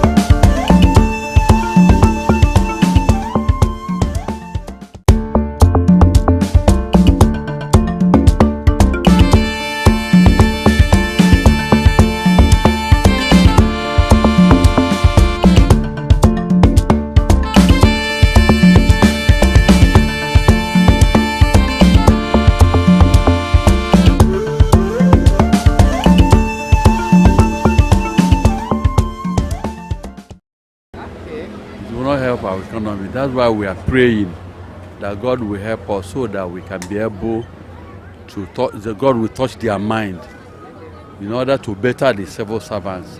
Because the power of the nation is the civil servant. Because with the civil servants, our economy will be. See, this morning I went to somewhere where I normally pay 600 before. I paid 1,900 because of the fuel something. Because of that, we don't drive our motor again. If I don't have any serious thing that will make me to drive my motor, I don't go out again. 960, some 1,000, some 1,200. We are pleading that God will touch them. And it's not good for them staying at home. And they cannot afford going to work every day.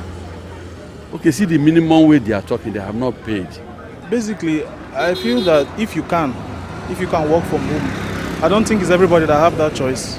Most especially government workers. I don't think they have the choice of working from house. But if it's possible for you, if it's something that you can accommodate, then it's okay. But then at the end of the day, everybody will still be moving around. So you can't dismiss the fact that people will still take transport. Most of the works people are doing now is remote job. You can stay at your home and work comfortably. The most important thing is working effectively. Doing what you know how to do best. It doesn't matter where you are to do the job, whether in the office or at home. And since the hike in price, since all these fuel subsidies started, a lot of people can't even make it to their workplaces, and they are expected to be at work every day.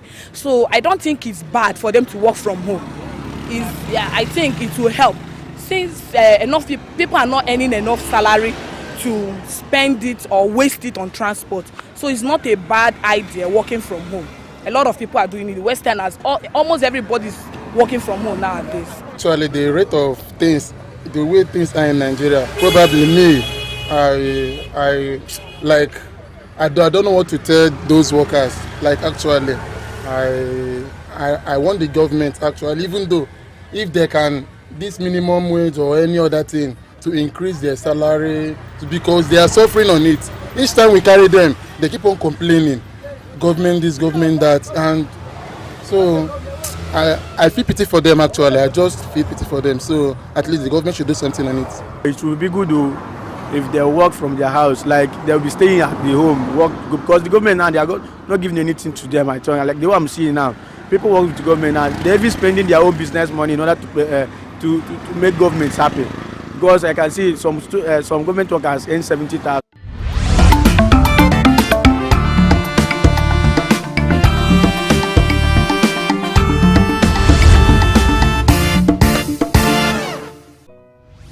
News in your pocket. Welcome back. This is the morning show here on Signature TV. It's 9:04 a.m. on this fine Monday, the 26th of May 2025. Hope you're good. If you're preparing for the 2 years administrations, the midterm that like they call it in other climes. But of course, we're looking at some of these issues as it affects every single person. Today's papers didn't really look good, given the amount of monies that have been saved, some from subsidy, and not reflecting on the lives of the common man. Anyways, we'll get into that shortly. But again, let's talk about something that is quite important, more important in fact, because it centers on employment and unemployment. We're talking vocational training. How much of vocational training have been infused in our curricula? Given that in our climate we have the highest number of unemployment, and if we have harnessed the strengths of vocational studies and trainings, we would have been a lot better. Our students are trained mainly to become job seekers, not job creators, but that's where we are right now. But we're going to be expanding on that discussion as it relates to our system, because we have someone who would expand largely, because he is a professor of business and management development and a senior lecturer at the ENUGU Business School, the person of Professor Vincent ENUGU. Good to have you. Good morning. Thank you for joining us. Good morning. Just for the record purposes, I'm a professor of management at University of Nigeria, ENUGU campus. Okay. I also teach at the ENUGU Business School, UNN and the ENUGU Business School. Perfect. Just to put it in context. Fantastic. It's my pleasure to be here. Good morning. Pleasure is mine. Why has it become very difficult to infuse vocational training on our curriculum, given that we know that is the path to, killing unemployment in our system? You must look at the history of our educational system. The current educational system we run is presently structured and both in content and in form. We inherited from the British colonial masters. And at the time, education was mainly to prepare people for public service. I would have gone back to what is actually education. What is it all about? Education prepares people to conquer its environment and make it livable and productive and useful for everybody. That's the essence of education. And broad education, targets three key main domains. The cognitive, the intellectual, that's the cognitive, the cognition. Then you talk about the affective, the character. And then talk about the psychomotor, the vocation, the skills, the competencies, and all that. The British education prepared people, which we inherited largely, prepared people for certificates for the public service. So it was mainly, targeted at the cognition, the intellectual aspect of it, and it was bereft of the basic character, ethical, side of it. Also bereft of the psychomotor domain, and it has evolved over the period. And then, ordinarily, a functional education should prepare people vis-a-vis its environment. And the environment keeps changing with time. The educational system we inherited from the British colonial masters didn't change dramatically or in tandem with the changes in the environment. So you're preparing people to conquer its environment, and the skills you are giving to them are at variance with the requirements of the industry. And that's where that's the disconnect. So the graduates we are putting out from our educational system have skills that are at variance with what is required in the industry. Now, because of this disconnect, that's why we have, like you rightly mentioned, preparing people who are looking for jobs, non-existent job, the public sector. The public sector is now saturated, cannot employ more young people. So that's why youth unemployment is at the region of 50-something%. Headline unemployment is about 33.9 as a last count. But the youth unemployment is about 50-something%. And then when you have this large quantum of young people unemployed, it gives opportunity for all the things that we're not comfortable with. Kidnapping for ransom, or kind of yahoo, all kinds of moral, because they want to survive, and they are able-bodied, and the first law of nature is preservation, to preserve. We're not excusing some of the things they've done, but you see a system that produced them to look for non-existent jobs instead of creating jobs. That's where you come in. So now the question is, why do we have a system like that? The educational institution look to pour funding. The lecturers, the system cannot give what it does not have. Most of the lecturers needed to be updated, their skills needed to be updated, and they needed to also have a regular handshake with the industry to know what industry requirements are, so that they can build people and they train themselves, retrain themselves, update their skills and competencies to train people that be able to meet the requirements of the industry. The lack of funding, proper funding of the education system.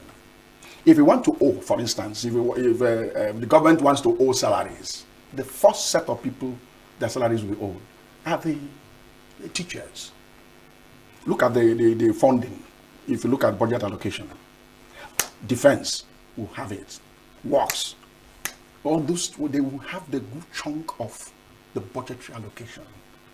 So when you underfund the sector that should produce the major, by the way, there was a study conducted in 2010 called Next Generation Project. It has a report, if you go online, it's a Next Generation Project 2010 report. That report said, or says, because it's still there, the report says that by the year 2030, Nigeria will be the nation with the highest number of young people. So the conclusion of that report is that youths, not oil, is Nigeria's greatest assets. And if you look at our demography, for instance, young people constitute the bulk of our population. In fact, 70% of our population are young people. And if you use, normally we use 200 million, but now as at last month, it's about 230-something million people. So it means that you have close to 90 million people as, close to 160 million people as, of the population are young people. So if we have 50-something% of young people unemployed, you're dealing with close to 80 to 90 million young people unemployed. Full able young people and their idle hands. Of course, you know that idle hands becomes a very veritable instrument in the hands of the devil to do all kinds of mayhem. So that's the problem. So the problem, why is it difficult? Poor funding. Teachers can only give what they have. They need to be exposed to proper training and retraining to be able to acquire the industry. And they have to interface regularly. There's a disconnect. The average tower kind of disposition that the institutions that's sitting on an average tower, isolated from the society, it's not supposed to be so. Education has to be interacting with the environment in society, with industry. The industry want to train people, they won't get the university environment. So there's a disconnect between the industry and in the institutions that train people for the industry. And because of that disconnect, sometimes the institutions don't know, the lecturers, the faculty members, the researchers don't know the needs of the industry because there's a lack of proper handshake. For if there's a proper handshake between the industry and the education institutions, they will know their problems, their needs regularly, and then be able to retrain themselves if they have the proper funding, train themselves, recruit people who have those competencies to be able to inculcate this young people, so that by the time they come out, they become well-rounded individual, good in their head, cognition, good in their hearts, behavior, and the good in their hands, skills. So you can see the consequences are there. Let me not preempt your questions. I mean, I don't want to press your questions, but that's be my preliminary submission. There are fantastic submissions that you have just made. There are several things at the same time that you mentioned that I'm trying to put my hands on, but I'll come to that. But there's a traditional way that has been in existence that Igbos have practiced for so long, which is the Igbo apprenticeship system, which has worked largely, even though in a crude manner.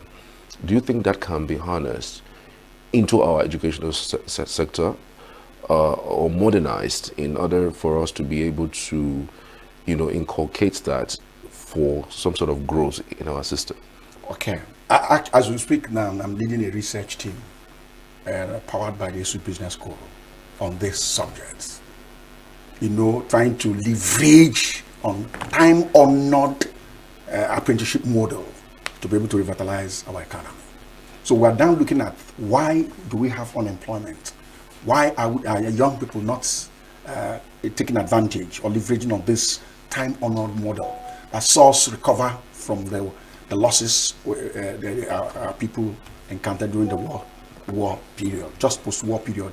Within 1970, 71 to now, just a few years afterwards, they bounced back. The key that helped them to do that bouncing back is essentially the apprenticeship model, where a trained professional, a trained trader, commercial, whether artisans, whatever skills, tailoring, whatever, mechanic, and all of those things, will hire young school leavers or even dropouts. Once they get them, they train them on a particular skill, so use them for a period. And within the period, you expose them to the market dynamics, the interface with the customers, you understand the trade secrets and all the competencies required. And within those periods, you save part of their labor. And there are two, the Eba boy side and the Emuahia side. Eba boy is that you're drill an apprentice. You live with your master, understudy your master, live with him, offer. So you're living with him for the period, after which, maybe 4 or 5 years, he will now settle you and empower you to stay on your own. The aim why here is that maybe you come from your parents' place, or you live alone and you want to learn the trade. Sometimes you are required to pay. For the most part, you are supposed to pay if it's aim why here. But if it's a boy, you're settled at the end of the period. That's the model. And we're now looking, the research we're undertaking, actually, we undertook, actually. We were trying to look at why our young people not subscribing to this very time-honored model. Even in other climes, in Harvard, in other institutions, they're beginning to study this model. That become the greatest innovation hub worldwide, globally. So they begin to look at this. And so we're now looking at how can we replicate this model in other professional areas. But the question is, why are young people not subscribing to this? Sometimes, this certificate-based education that we're doing, we are much interested in title rather than functionality, your content, what you can produce to the table. And I keep telling anybody who cares to hear, the society has long evolved. We have moved away from certificate-based society to competence-based society. Worldwide, Mark Zuckerberg, Bill Gates, most of these people who engineered or conceived or innovated or brought to the table something that changed the entire world, most of them were dropouts. Nobody asks you, what did you study? What can you bring to the table? That's where the society has come into. So, but our people, I'm a graduate, how can I become an apprentice?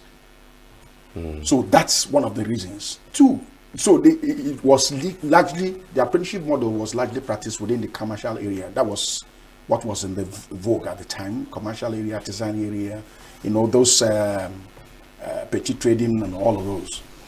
What we are now looking at is that, can we escalate this to professional areas? Law, engineering, medicine, and so on and so forth. There's some form of tutelage that you could call an apprenticeship model, but not structured like we have it in the apprenticeship, Igbo apprenticeship scheme model. You have a typical graduate of medicine, for instance. You are taken in as a resident, working with under a consultant for a period of time, but you take exams and all of those things. The rules is public sector driven, and they are paid salaries and so on and so forth. And if you look at it, if you look at that sector critically, those are the people who make more noise than even their masters training them. So you can see that they are apprentices, but also they are masters in their own little ways, formed into a association NAD, and they make a lot of. You have in profession, in law profession, you also have people go. But if it is structured, intentionally structured, a mentor-mentee relationship called apprenticeship, you recruit people in your professional areas, have a structured relationship, train them for a period of time, sort them out. You can open up a clinic for them, you can open up a chamber for them, you can open up a consultancy for them. That way you replicate your skills and get them off the streets, and they learn, that if that is the trait. So that's what we're looking at. But reasons why young people, values also changed. Because apprenticeship you have to take time. Evolve, it takes time for you to acquire the skills and so on. Our people now society has unwittingly reinforced make money quick syndrome, value. It was not there before. So because of it, instead of, and we have also exalted materialism over and above character and value system, honesty. So that's why even in the village, people will not marry you if you are poor, even though they see your path, your trajectory that you're going to, they will not give you, chieftaincy. They will not confer on you chieftaincy titles if you do not show signs of throwing around wealth immediately. So now you see people who you don't know the antecedents. You don't know the school they attended. You didn't know how they make money, and they are being encouraged by society by their awards. Even young youth organizations were conferring an award on so. What has he done? What is his CV? And then of course the polity has even worsened the situation. Political appointments are not based on clear skills, competencies, and your contributions in the past. Your antecedents are not part of it. Loyalty over and above. Okay, look at what is happening in some of the states where protegees are now beginning to want to carve the decision. Why did you have to choose somebody who has no pedigree, because you want to use the person as a lackey. And when he gets there and the power corrupts, and absolute power corrupts absolutely, the guy comes up and he wants to call his room short.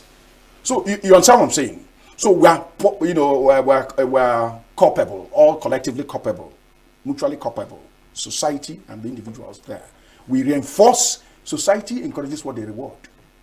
So when we reward materialism that has no clear path, values, without values, even appointments across board, across various, you know, spectrum of society, appointments are not based on clear trajectory, clear value system, clear competencies. What are you bringing to the table?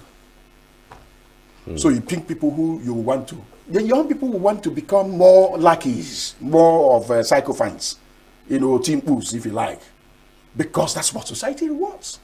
That's what people reward. So you encourage what you reward, and that's where we are now. So young people are no more patient enough to undergo the proper tutelage. They need to go under the apprenticeship model. So they'll be able to, in the 5 years' time, they'll be able to. They want to make it in here and now, and then Japan. That's why a lot of people are moving. They are trying to, they can swim. If they can turn themselves into a fish and find themselves in Spain, they will want to do it. That's the society we find ourselves in. So it's a potpourri, if you like, of factors that brought us to where we are. All right, we're headed for a short break. When we get back, we'll continue this conversation. Just stay with us. With a population of about 36 million people, the Southeast is awash with stories. Every day on Southeast News, we tell the peculiar story of the Southeast and her people. Our Southeast should be the Silicon Valley of Nigeria. Their successes, achievements, and daily challenges. Do you have a Southeast story to share? Community achievements and challenges, completed and uncompleted projects, bad roads, water scarcity, erosion, flooding, insecurity, or even disagreements? Bring it on to Southeast News. On Southeast News, no story is too big or too small. Southeast News. Let's tell our story. Showing on Signature TV every weekday at 4 p.m. WAT, 1600 hours GMT. Welcome back. This is Signature Morning on Signature TV, and we've been having some interesting discussions with Professor Vincent ENUGU. As a professor of business management and development in UNN, and of course a senior lecturer at Esud Business School, giving us an insight into the import of vocational studies and vocational training in our development. Earlier you were speaking about the fact that our educational system that we inherited from the British is part of the reasons why, you know, we have these issues, that education then was also just basically about training people to work at the civil service. Is it the same kind of education that the British have? Well, I will not be able to say. Of course, they cannot. You know, over time, like I said, education should interface with the environment.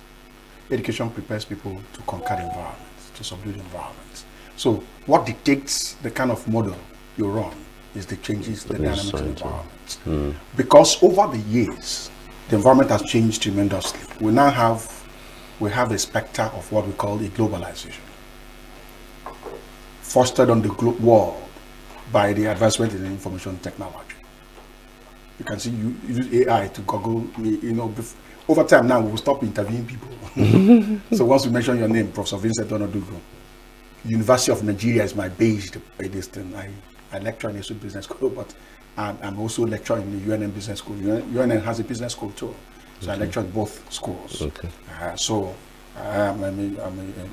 you just Google my name, and they will tell you much more than you know. I can even talk about myself. They collate all the information. So that's the world. The world has been shrunk into a global village, and then COVID-19 and the aftermath of COVID-19 has migrated almost most systems from analog to digital. So a dynamic educational system should restructure itself. If the British still run that kind of education model, they become irrelevant.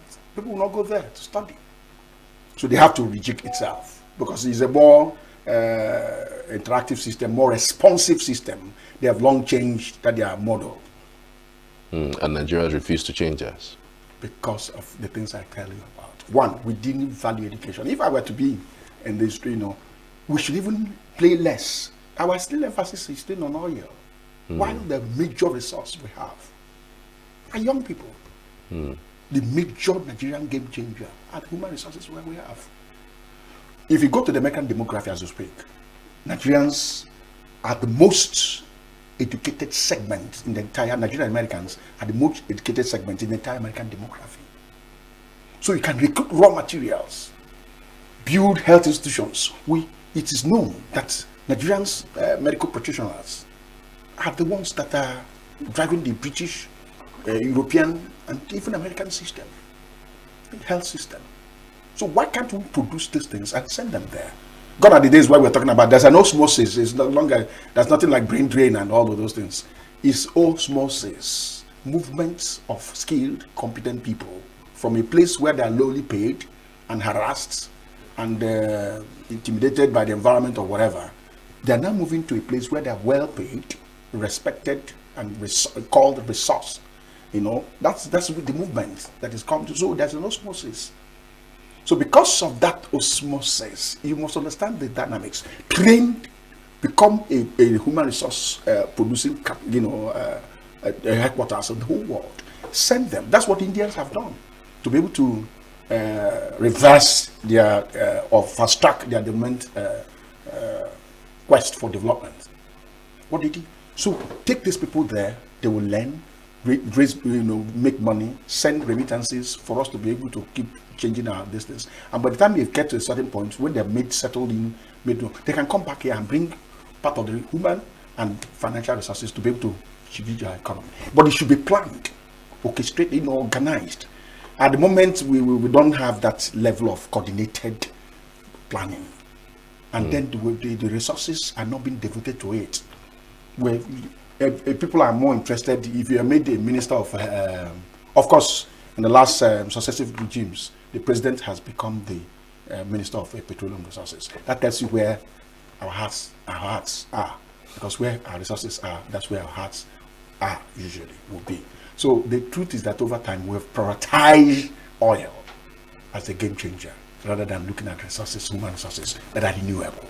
So that's the issue. So I believe that their system must have changed a lot. Otherwise, they become irrelevant. People will not be going to UK, but a lot of people are going to UK because their curriculum have changed to be able to train people for the global economy.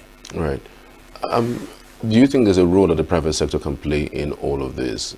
Because I also think that the government, given the quantum of issues that they have, engaging the private sector would be of immense benefit. Oh, yes. What the government should do is not to only intervene. Government should clearly start taking the back seat, do policy, create environment, and allow the private sector to play. Now, the private sector, for the most part, and it is the private sector, some of our construction firms have been hiring people from overseas, Indians, Chinese, and so on and so forth. You see them all over the place, taking the jobs that our people could easily do. One, let us patronize our own. Let us, even our institutions, some of the, like in the medical field, the pharmaceutical field, some of these medicines, I use the word medicines, not drugs. Some of these medicines, you can endure a chair, research chair, to our universities. Go to the pharmacy department and say, look, we want a cure for malaria, for instance. It's common. Find malaria, find those distance. Once we get it, we must produce it. But because we do not look at Dangote is crying. Emerson has vehicles, made in Nigeria, but people prefer Prado and all of those things. We must begin to patronize our own locally. Our organized private sector should interface with the educational institutions so that they'll be able to produce research, produce prototypes, initiate, conceive ideas, products, which they can mass produce. That handshake. So instead of getting it from overseas, you can sponsor local scientists, local researchers to be able to produce some of these templates. When they produce the prototype, you can then mass produce and sell.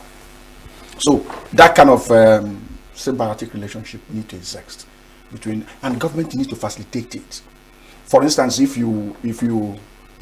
for instance, Pfizer, assuming that Pfizer is still there, assuming Pfizer wants the University of Nigeria pharmacy department to be able to produce drug on a particular area, Pfizer will endorse $10 million grant. Government can complement it, 10 million, 10 million, and they encourage UNN that must have, after competitive bidding from university, proposals and all of those things, they look at it, which one gets it, gets it. When you produce the prototype, it give you these things, you will take it, the Pfizer will now take it, mass produce it and sell. By so doing, you are getting these people up on stream, the equipment, the skills, competencies, and they begin to interact with the industry to know their needs. Their students in the process of research would have also learned how these things are done, to update with the equipment, current equipment. Some of our health professionals, when they go overseas, they get lost in a few months of their stay in overseas because they will see equipment they have not seen, not let alone talking about manipulating. So that's the problem. Poor funding, and then of course not incentivizing our scholars and our researchers has also been the challenge for the most part. So organized private sector has a lot to do. I keep telling them, why would you train people in my field? Why would you go and hire foreigners to train people in my field?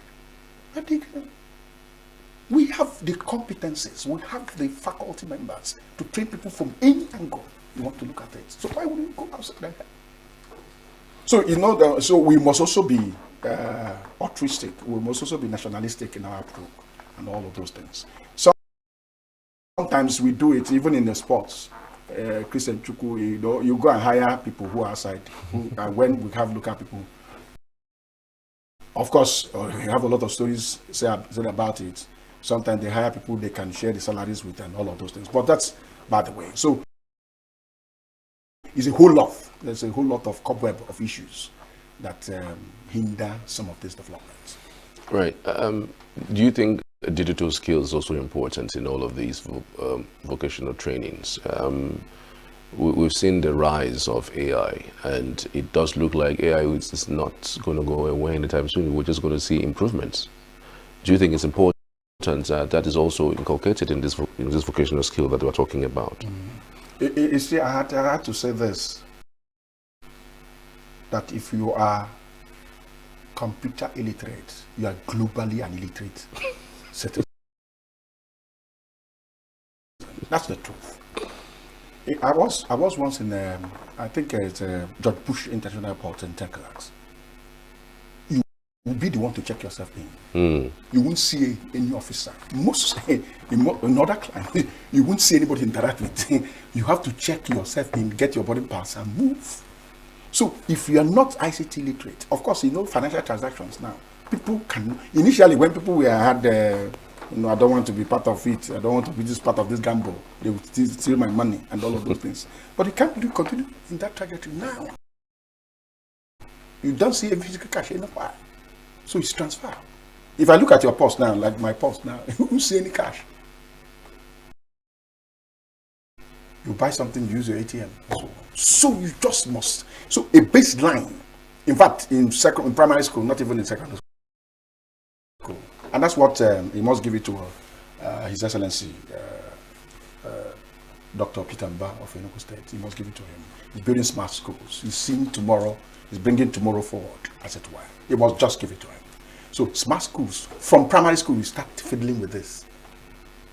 Overseas, I work for international organizations. I work for a lot of DFID, USAID, all of those that I work for. They take it for granted that you have the basic tools to work with, which is computer. Because it's AI, artificial intelligence, is to configure machines to behave and act like human beings. That's what artificial intelligence is. So the baseline for this thing is to digitize, to move away from analog to digital, and this is compulsory. Even in UNN, in most of the schools, you find out that people are now migrating. You cannot help but, even in security alone, some of our students used to come from wherever, but we use online to be able to facilitate them. And that's the global trend. So the bottom line is that the baseline is that everybody must acquire skills, ICT skills, so that you'll be able to move. Then AI is a specialty. When you get to Python engineering, you configure robots, configure machines to be able to behave. But you know, it is still human beings that will feed those AI with the contents of what they're doing, and so on and so forth. So, but the baseline is that everybody should acquire the basic ICT skills to be functional. So, but much more than that, this baseline is actually somewhat integrated in different departments. You know, for instance, if you are looking at ICT skills as it relates to making money online, it's different from developing an ICT skill that is related to medicine. Of course, yes. So yes, but you see the baseline is, you see diagnostics now. There's no more. It's gone are the days when people, you don't do rule of the thumb like before. No, you just use the even examination. That's what they call it. Is it endoscopy or so? They put just something in your stomach, this is, and you see yourself. Even the patient will see alongside with the consultants and the medical doctors. You see your stomach the way it is, like the television. You see clearly. You see it, and they're telling you, look at it, look at what we're looking at. If we operate on this, it will affect this, it will affect this. So we'll shrink it before. You will see it. I see it is clear. If you don't know how to manipulate it to open up the place, you'll be struggling. And because of that machine, we still go overseas, we still go to UI, you see some few areas, cancer, or, oncology treatments, still here, dots here and there, nephrology, those specialties. We need to make these things, fund our sectors. There's human development sector. We want to fund health, education. These are the key, areas that shape the quality of your human development capital and so on. So it's an area we need to invest more on. Equipment, training our doctors, because you don't get them, you don't get those machines, people must be trained how to use them, and so on and so forth. That's why government should stop running away. It's not good news that our people, our leaders are still running up and down, going overseas to go and get Medicare. When they get there, it's most of the people who train them there are Nigerians. Even COVID drugs, the major pioneer, well, they're Nigerian. And we have made breakthroughs all over the place. So why can't we use our resources and devote it to where it matters most and all that? So these are the things there. So the basic line is that the skills, ICT skills or digital skills or AI skills for all these sectors differ. But the baseline for all those things is that ICT skills. You must know how to manage computer, use internet and all that. That's how. So if you want to put this discussion into perspective, there is a stigma that comes with blue-collar jobs. And because of the part of the world that we are in right now, everybody's looking for a place where they would employ them. How do we play down on that and project more vocational studies? Let me tell you, the stigma is giving away. It's a colonial mentality thing. We've been away from colonial mentality for 60 years now. Let me tell you, imperialism has a way. It gets into your mind. We used to, there are places where you wear this. People begin to look at you. You should wear a tie, be formal and all that. So what do you mean by formality? Who defines what is formal? Why shouldn't I wear what I'm comfortable with? You understand what I'm saying? So it's a mind thing. It's a mindset thing. So the blue-collar job has been, let me tell you, they make a lot of money. And unfortunately, our society values money, materials, rather than all the, so they're throwing away some of those things. So people now feel free. So why vocational, for instance, the person those people who do POP, the amount of money they will make will pay a professor just in 2 buildings. the amount of money they make in 2-3 buildings will pay a professor for per annum. So why? Society is clearly. So there's no more, you don't even need to do campaign on that one. Don't bother yourself with that one. Because people have, young men, don't bother with those things. And I tell people, when I teach on money, maybe as opportunity present itself will come and talk. I teach on vocations, on callings and professions. I can tell you this for free. There's money everywhere. Do you know the caterers? They can run one wedding, just one wedding. So they can run even one burial outing, and they make millions. Caterers. Just, I know how to cook food. There's money everywhere. A professor, how much is my salary as a professor? Strictly on the salary.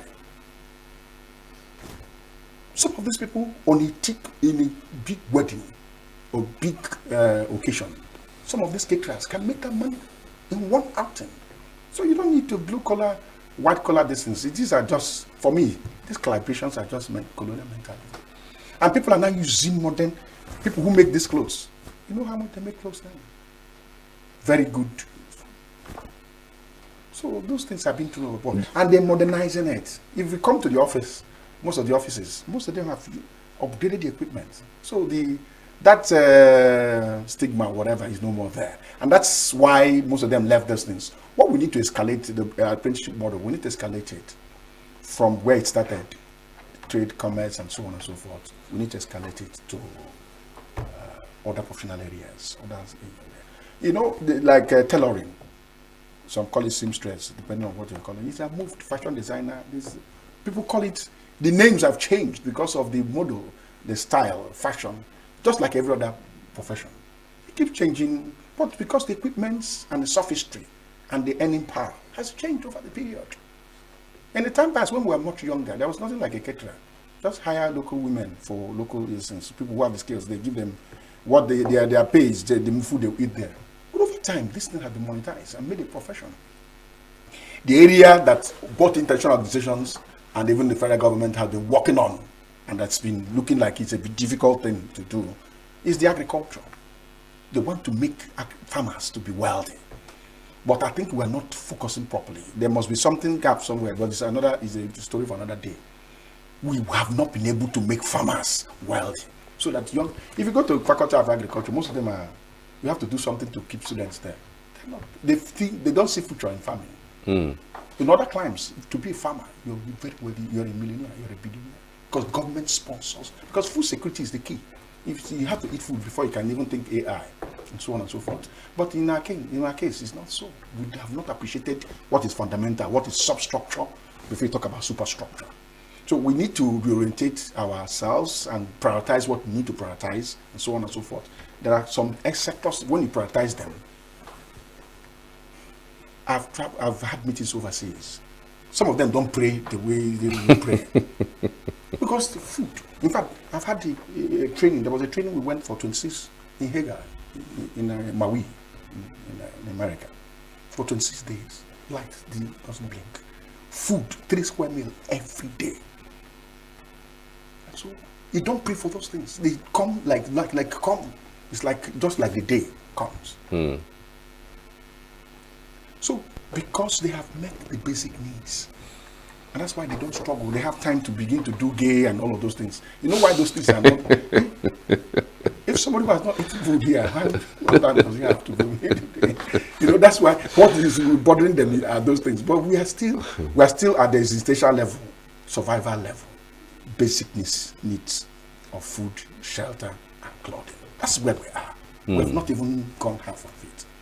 And that's why the society is replete with all kinds of things. Even people who are in the bush, staying there to even collect ransom, you can't even enjoy it. Because, I mean, it doesn't make sense. And all that. So, I think we just need to look at that nation. Our leaders come from the top. They've not... If you get people, somebody who is down to earth, who are built over the period, who understand the society, set the priorities right, give priority to these things. When we build the basics, we can now begin to go into the sophistry. We don't talk about AI in Nigeria when you have almost 90 million people, young people, are idle. I mean, train them on entrepreneurship. Let them see this model. Let them get to eat food. When they eat food, then can now move it beyond that point. Interesting discussions. I mean, you mentioned earlier that we lack a lot of investment in our young people, and that the greatest resource out of Nigeria is our youth population, not the so-called oil that we have. But why has it been very difficult for government to look at this as a great resource? If you look at even the budget in itself,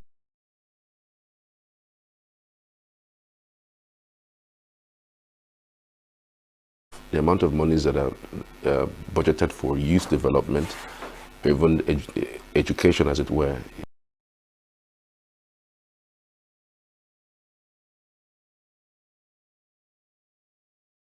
it's a far cry from, you know, what has been invested in places like security.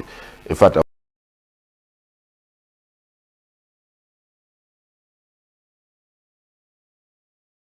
was reading on a page one day, we have over 17 trillion naira invested in security since 2015.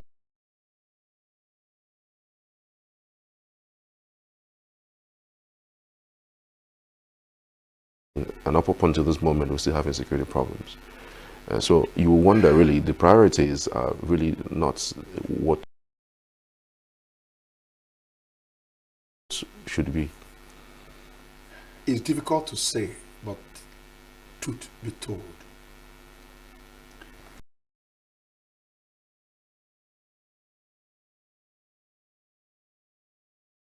we have politicians, we do not have elder statesmen. Politicians look at the next election.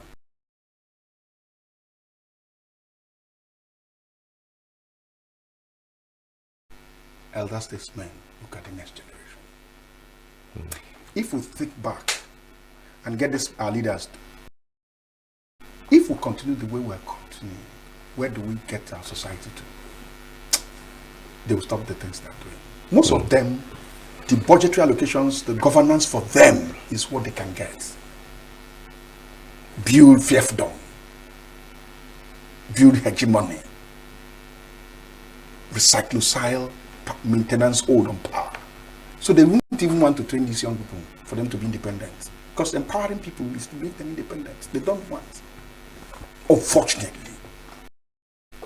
I'm saying this thing with deep sense of responsibility. I've worked with some of these people. There are a few exceptions here and there, but the bulk of the people who want to train young people for them to be independent. Otherwise, they won't see lackeys around them. Why is that?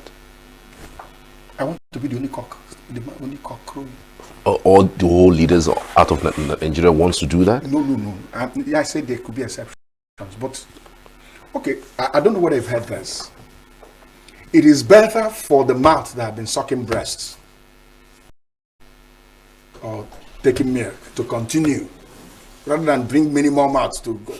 Instead of the mouth that have been taking milk to stop taking milk, let us deny the one that hasn't tasted it from tasting it in the first instance. I don't know whether you've heard it. Okay, why? If they really want to develop society, look at their budget allocation. Where do they put money more? Okay, you said 17 trillion over the years on defense. Where is security? Where are the equipments they bought with it? They siphon these things. What it takes to build a kilometer road in Nigeria, will build about 100 kilometers or 50 kilometers elsewhere. So for investments, 1 billion invested in road infrastructure across board, there could be exceptions here and there. 1 billion invested, only 300 billion, and being magnanimous, gets into the return. 700 million is padded, and at various levels. Nobody is excused, both public servants, politicians, and everybody alike. Even the sycophants around them. The people that will even link them to get the contract and so on. There's a cobweb. We need to sit down and tell ourselves the truth. Our children are there languishing. Okay, tomorrow and all that. How many young people have been given access to the political platform to be able to ventilate? Nnamdi Azikiwe, Gowon, most of them operated in their late 20s, early 30s, and so on and so forth. Where are our young people? We are begging people like Atiku, in his, who is touching distance to 80, to leave the scene for young people to come. We have energy, and so on and so forth. So you can see the thing. So are you thinking that? Are you thinking this? These are politicians who just want to. Okay, if it is the thing that you want to just answer the president, when you become a president, prepare grant for young people to take over. Nelson Mandela took 110 and retired. So it's a whole lot. I don't know what, and I've asked myself, what do they do with the monies they are piling up? What are they doing with the money? Most of these people will not go hungry. Even if they eat 1 million every day, they can go hungry. So why are you struggling to continue? So sometimes it becomes, become addicted to it, become a primitive sense of accumulation, unnecessary. So I think we just need to, if you can pray, we need to pray to ask God to send us elder statesmen, people who think about tomorrow, and not thinking about within the next election. Fantastic. Professor Vincent ENUGU has opened our eyes to a whole lot this morning. Many thanks for your time, sir. It's my pleasure. We truly appreciate your insights. It's rewarding and it's refreshing. Thank you again. It's my pleasure. Thank you. All right. I want to appreciate every one of you being part of the program this morning. So we are connecting to our Abuja studios for the continuation of the morning show. I'm Charles. Good morning.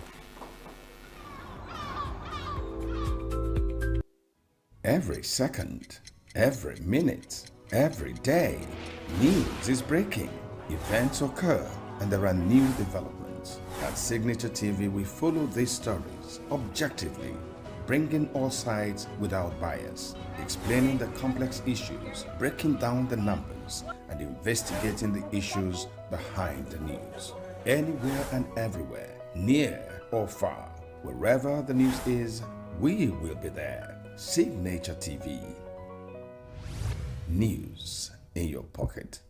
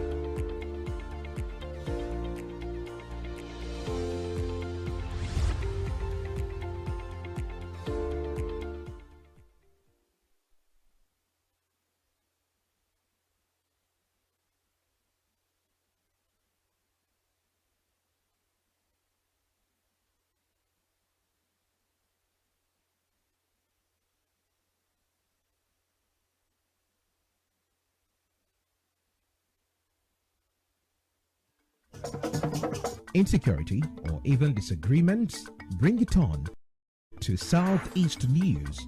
On Southeast News, no story is too big or too small. Southeast News. Let's tell our story. Showing on Signature TV every weekday at 4 p.m. WAT.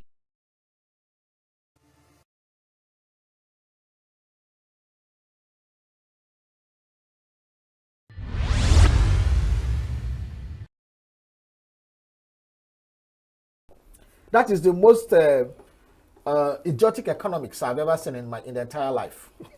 Where you carry crude oil from your land, you have refineries, you have technology have even provided what you call modular refineries. You have not made it conducive for people to bring refinery. You take your crude oil outside for local consumption outside the country. You pay dollars to do that, in dollars. You now refine it paying in dollars. You now bring it back using dollars, and then you are selling in naira.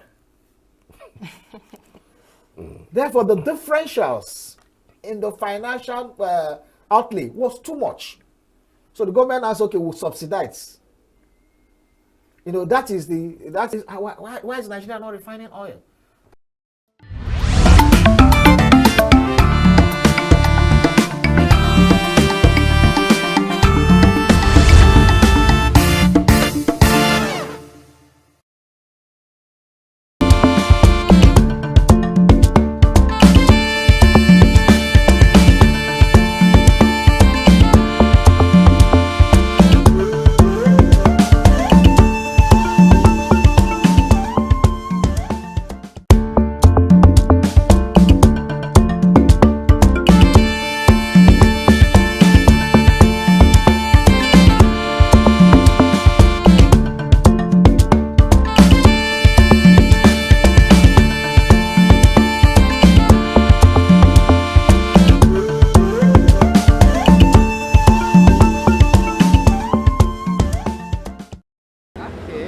will not help our economy. That's why we are praying that God will help us so that we can be able to touch, God will touch their mind in order to better the civil servants. Because the power of the nation is the civil servant. Because with the civil servants, our economy will be. See, this morning I went to somewhere where I normally pay 600 before. I paid 1,900 because of the fuel something. Because of that, we don't drive our motor again. If I don't have any serious thing that will make me to drive my motor, I don't go out again. 960, some 1,000, some 1,200. We are pleading that God will touch them. And it's not good for them staying at home. And they cannot afford going to work every day. Okay, see the minimum wage they are talking, they have not paid. Basically, I feel that if you can work from home, I don't think it's everybody that have that choice. Most especially government workers. I don't think they have the choice of working from house. But if it's possible for you, if it's something that you can accommodate, then it's okay. But then at the end of the day, everybody will still be moving around. So you can't dismiss the fact that people will still take transport. Most of the works people are doing now is remote job. You can stay at your home and work comfortably. The most important thing is working effectively. Doing what you know how to do best. It doesn't matter where you are to do the job, whether in the office or at home. And since the hike in price, since all these fuel subsidies started, a lot of people can't even make it to their workplaces, and they are expected to be at work every day. So I don't think it's bad for them to work from home. I think it will help, since enough people are not earning enough salary to spend it or waste it on transport. So it's not a bad idea working from home. A lot of people are doing it. Westerners, almost everybody's working from home nowadays. Actually, the rate of things, the way things are in Nigeria, probably me, I don't know what to tell those workers. Like, actually, I want the government, actually, even though if they can, this minimum wage or any other thing, to increase their salary, because they are suffering on it. Each time we carry them, they keep on complaining, government this, government that, and so I feel pity for them. Actually, I just feel pity for them. So at least the government should do something on it. It would be good if they work from their house, like they'll be staying at the home, work, because the government now, they are not giving anything to them. Like the way I'm seeing now, people work with the government now, they're even spending their own business money in order to make governments happy. Because I can see some government workers earn 70,000, but transport that the person spends in a month past 70,000. So, and I don't think that is reasonable, something that you can be doing business at your own and working for government. Still, you cannot be able to save anything for the year.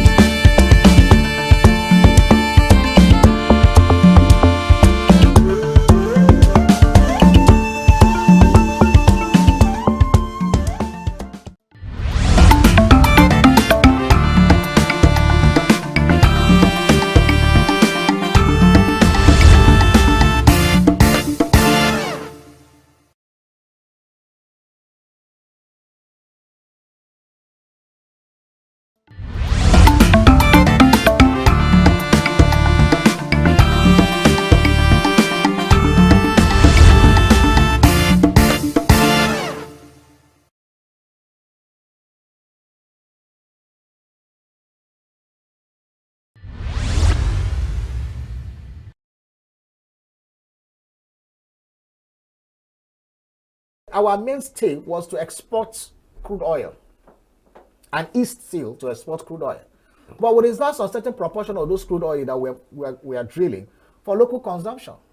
So we refined, used locally, and we're able to sell to our neighbors, Benin Republic, as far as Togo, Cameroon, and Chad, Niger, and all those places. Now, when the government now failed, when our refineries died and government failed to produce, governments now said, okay, We will now go outside the country, produce. That is the most idiotic economics I've ever seen in the entire life. Where you carry crude oil from your land.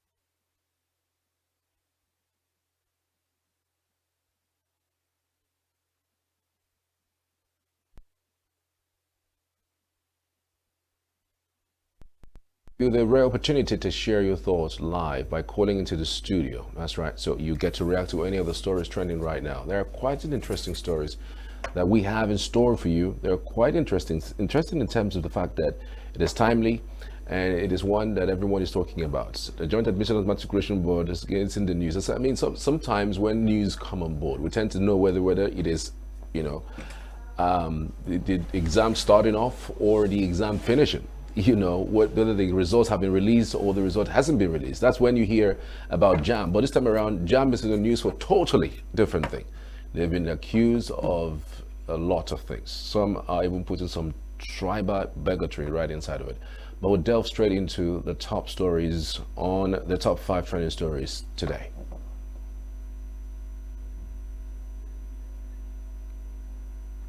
Remember also you can call the number 092 that's 0912-520-7370. That is +234-912-520-7370. In the headlines, Peter Obi proposes death sentence for corrupt leaders in Nigeria. UAE and US agree on the path for Abu Dhabi to buy most advanced AI chips from the United States. All the details shortly. Do stay with us. We are local.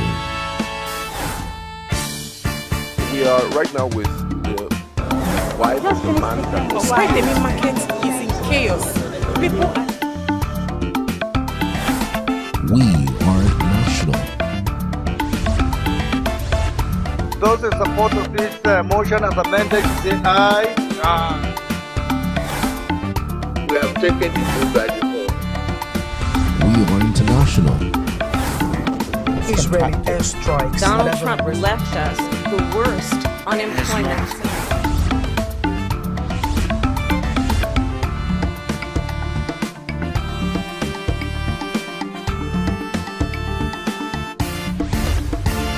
Signature TV, news in your pocket.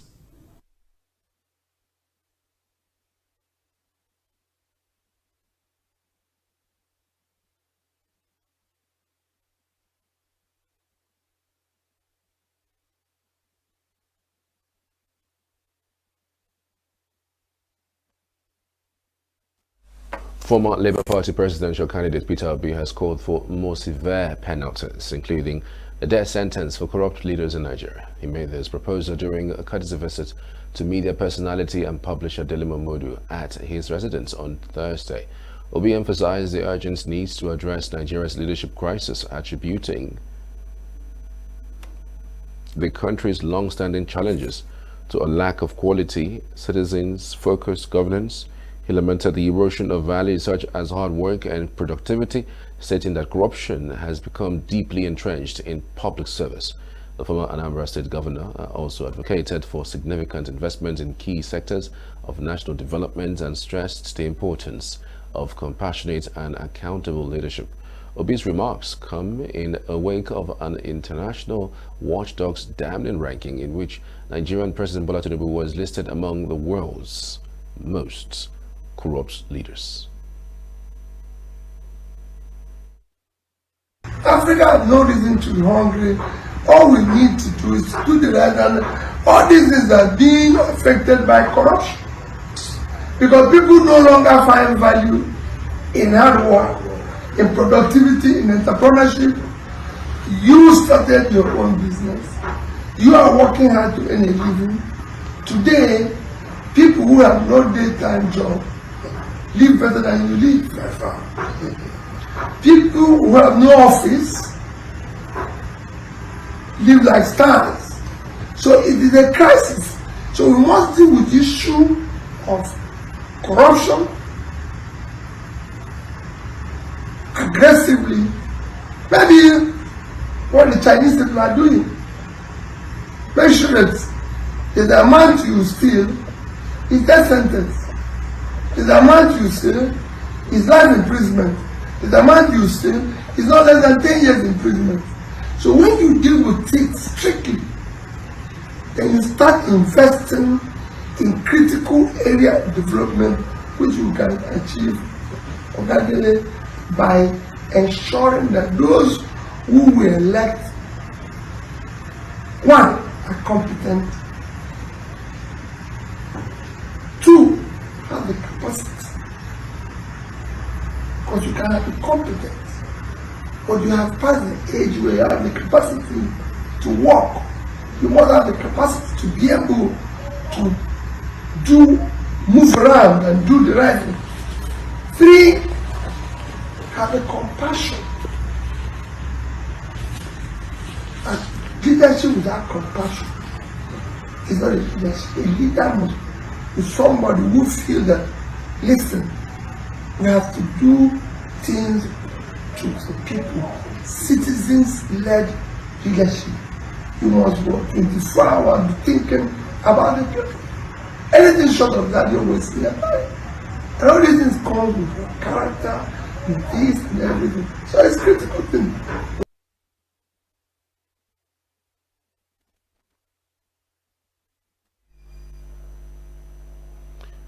The Organized Crime and Corruption Reporting Project, which gathers inputs from investigative journalists and activists globally, placed Tinubu third in the vote-driven list spotlighting leaders accused of fostering corruption and worsening poverty.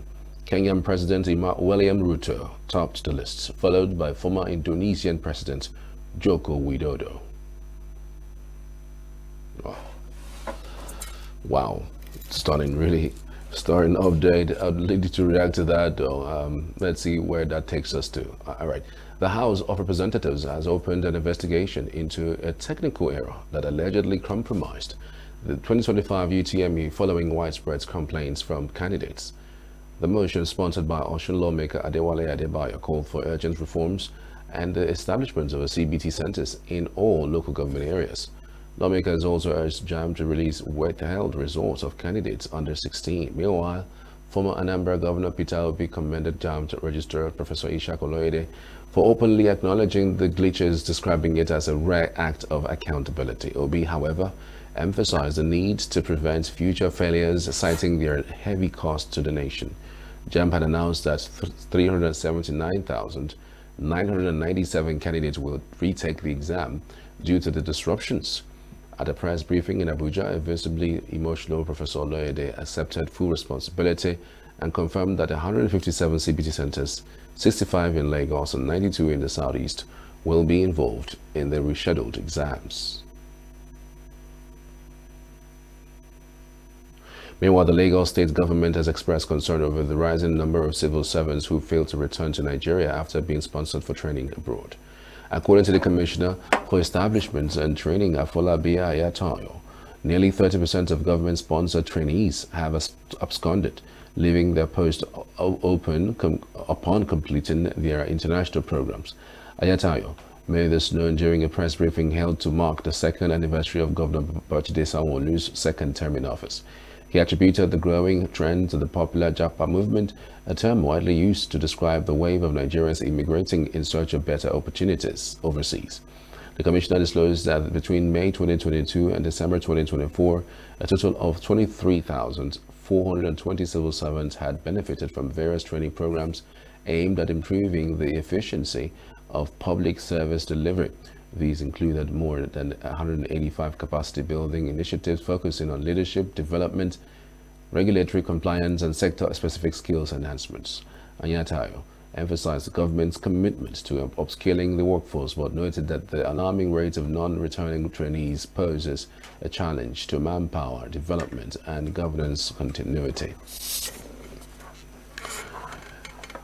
Wow, it's interesting development, really. What I was going to say about this is it's stunning how this is, because it almost seems as if the government allowed it to happen. Because I know that if you are training for such kinds of training, some of them you don't have to go with your spouses.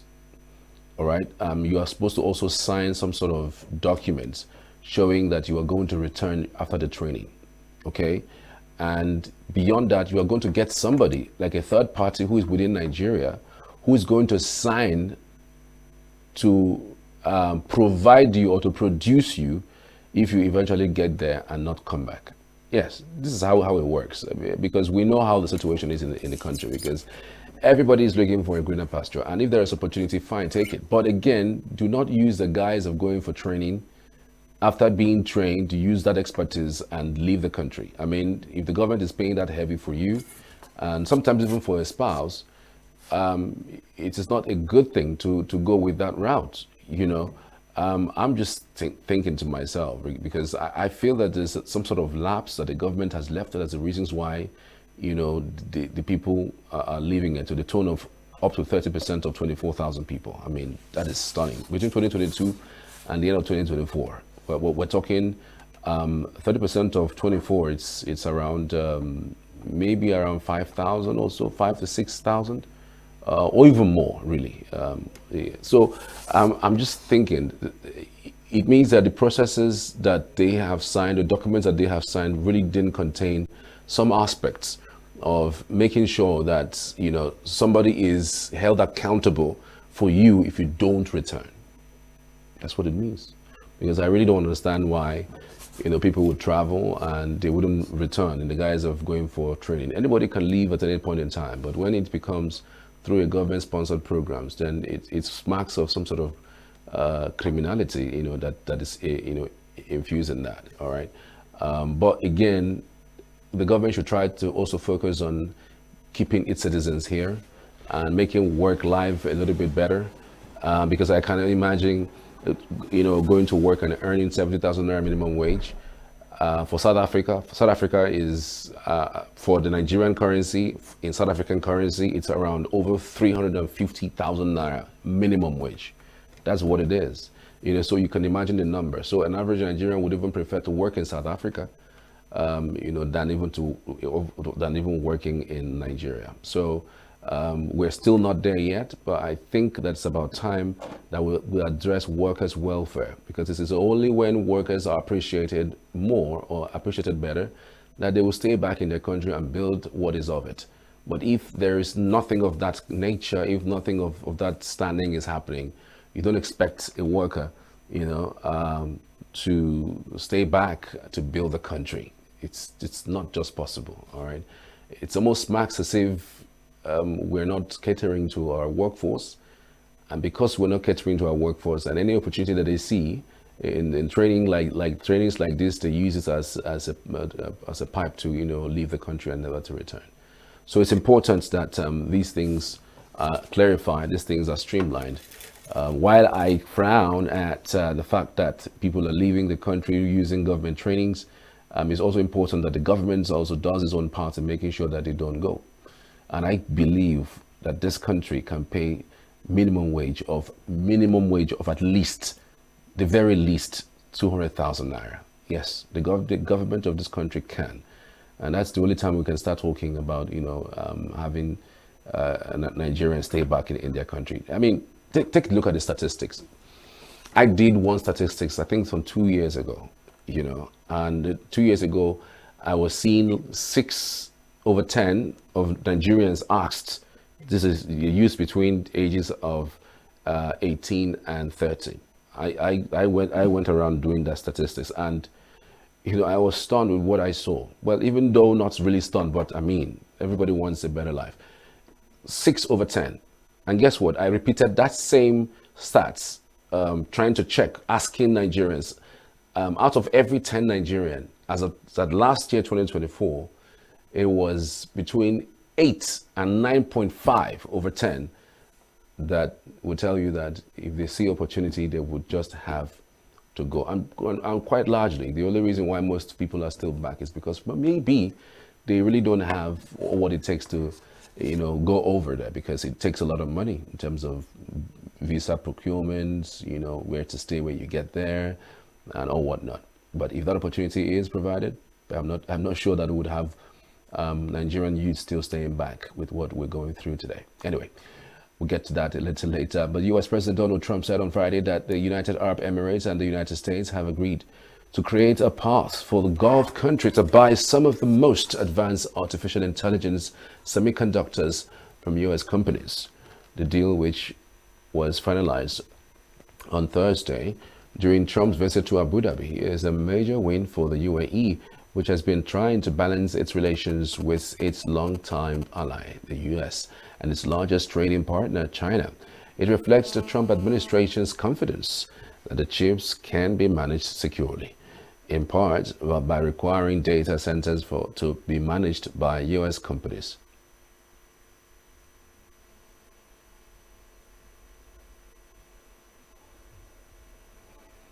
The UAE in March committed to a 10-year, that's $1.4 trillion investment framework in the United States in sectors including energy, AI, and manufacturing.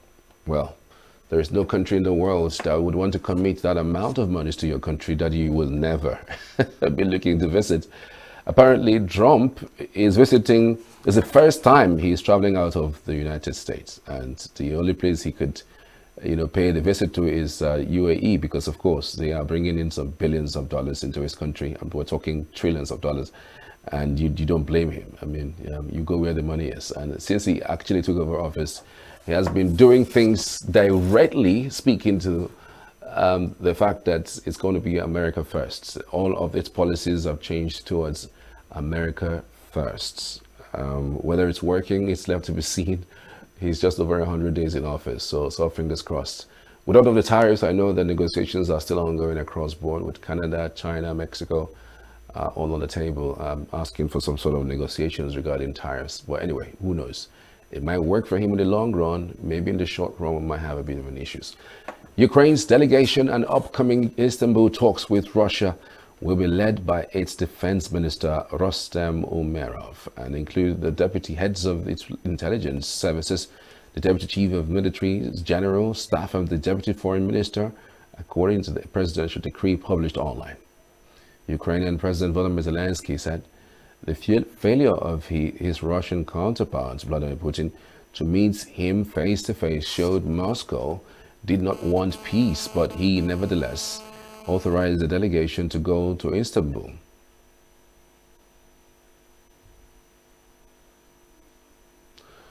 There will be the first direct talks between the sides since March 2022, but hopes of a major breakthrough were further dented by US President Donald Trump, who said there would be no movement without a meeting between himself and Putin.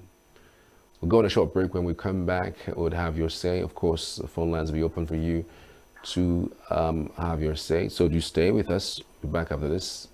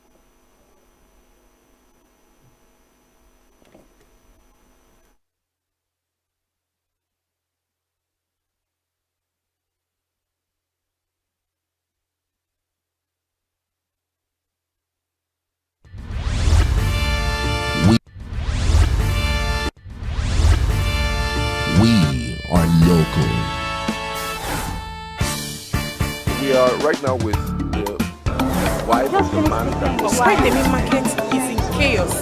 People We are national.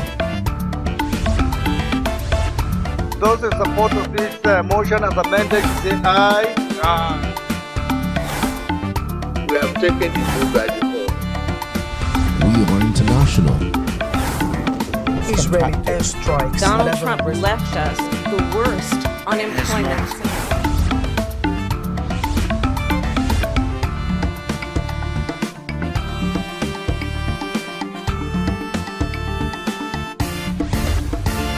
Signature TV, news in your pocket.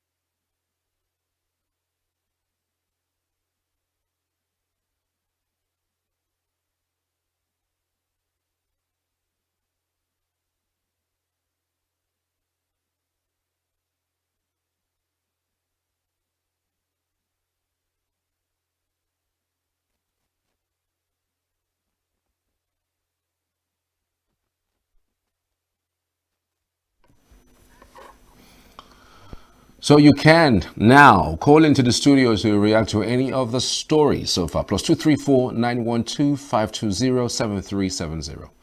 That is +234-912-520-7370. So Peter Obi is saying something along the lines of making sure that corruption basically is stamped out. And the only way out basically would be to find a way to introduce what China did. Killing anyone who is found wanting. Well, he broke it down though. He was saying something around the lines of, you know, there's a certain amount of monies you will steal and, you know, you are going to be killed. Your life will be taken away from you. A certain amount of monies you will steal, it will be life imprisonment. There are also some amount of money you will be 10 years in prison and all of those things. But I'm just thinking though, if you say that there's a certain amount of monies that you will steal and it will be death sentence, and then there's a certain amount of monies you will steal and then it will be life imprisonment, some people will still not, you know, find it, you know, they will not take it seriously, frankly speaking, because I would just rather not steal the amount of money that I would steal and then so that I will not in any way be killed. I'll probably just steal the one that will make me go to life imprisonment, because at the end of the day, we're still in Nigeria.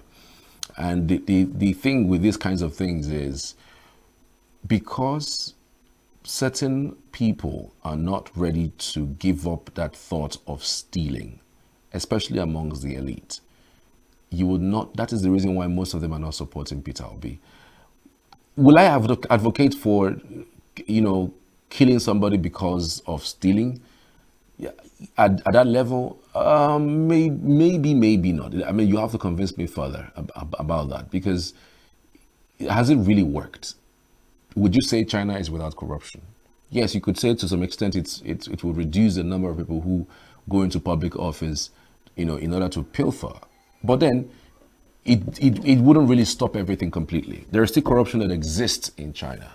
So it's not entirely, a panacea for this whole thing. I don't know if it is possible to digitize our systems. I mean, everything. We've seen even how digital way of doing things can also be compromised. We thought we digitized our elections in 2023, and on the day of the elections, the institution, came and announced that there was glitch, and up until this moment, the glitch is still glitching, as the case may be. I was wondering, and I was also stating that maybe if we had taken care of the glitch in INEC, it wouldn't spread into JAM. Who knows where would get the next glitch? Somebody was saying maybe it's going to be CBN. When a certain amount of money misses from the CBN coffers, or maybe it's some banks, we'll start crying, oh, you remember the glitch that happened with INEC? Oh yeah, that's the one. Oh, did you remember the glitch that happened with JAM? Oh yes, probably that's the one that is causing this thing, because again, we just have to take care of these things. And there hasn't been any consequences for bad behavior.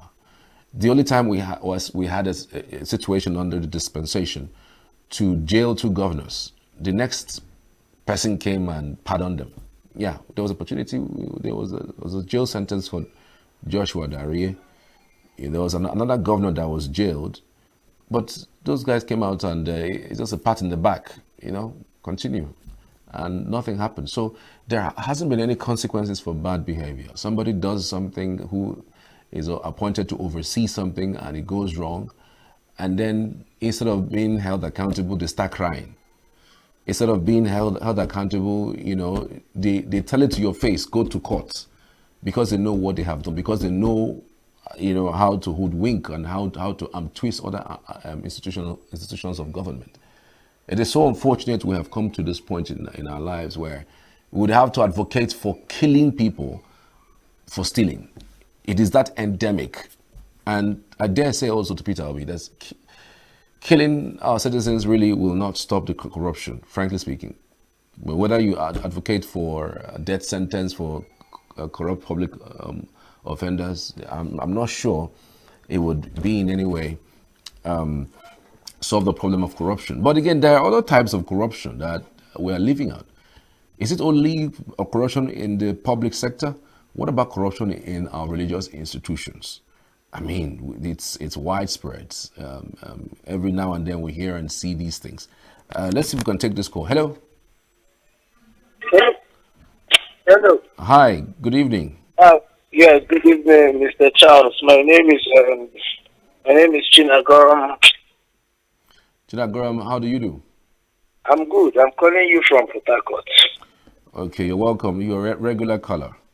Yes, I'm a regular caller. Mr. Charles, I was following the program and I heard you call P2B statement he made that corrupt leaders should be sentenced to death. Yeah. I am so interested and fascinated about that call by P2B. I think this is the first time a Nigerian citizen will be saying what is right. How so, though? We have leaders in Nigeria who are so interested in winning election because of the national cake that they share at the federal level, the state and the local government. We don't more have leaders who are willing to lead Nigeria the way it's supposed to be. And I think with the way we are going, the Nigerian leaders have made the young ones believe that there is no more dignity in labor. It is now dignity in stealing, public fund to enrich themselves. That's why you see young people go into Yahoo, do rituals, all in the name of they want to be big.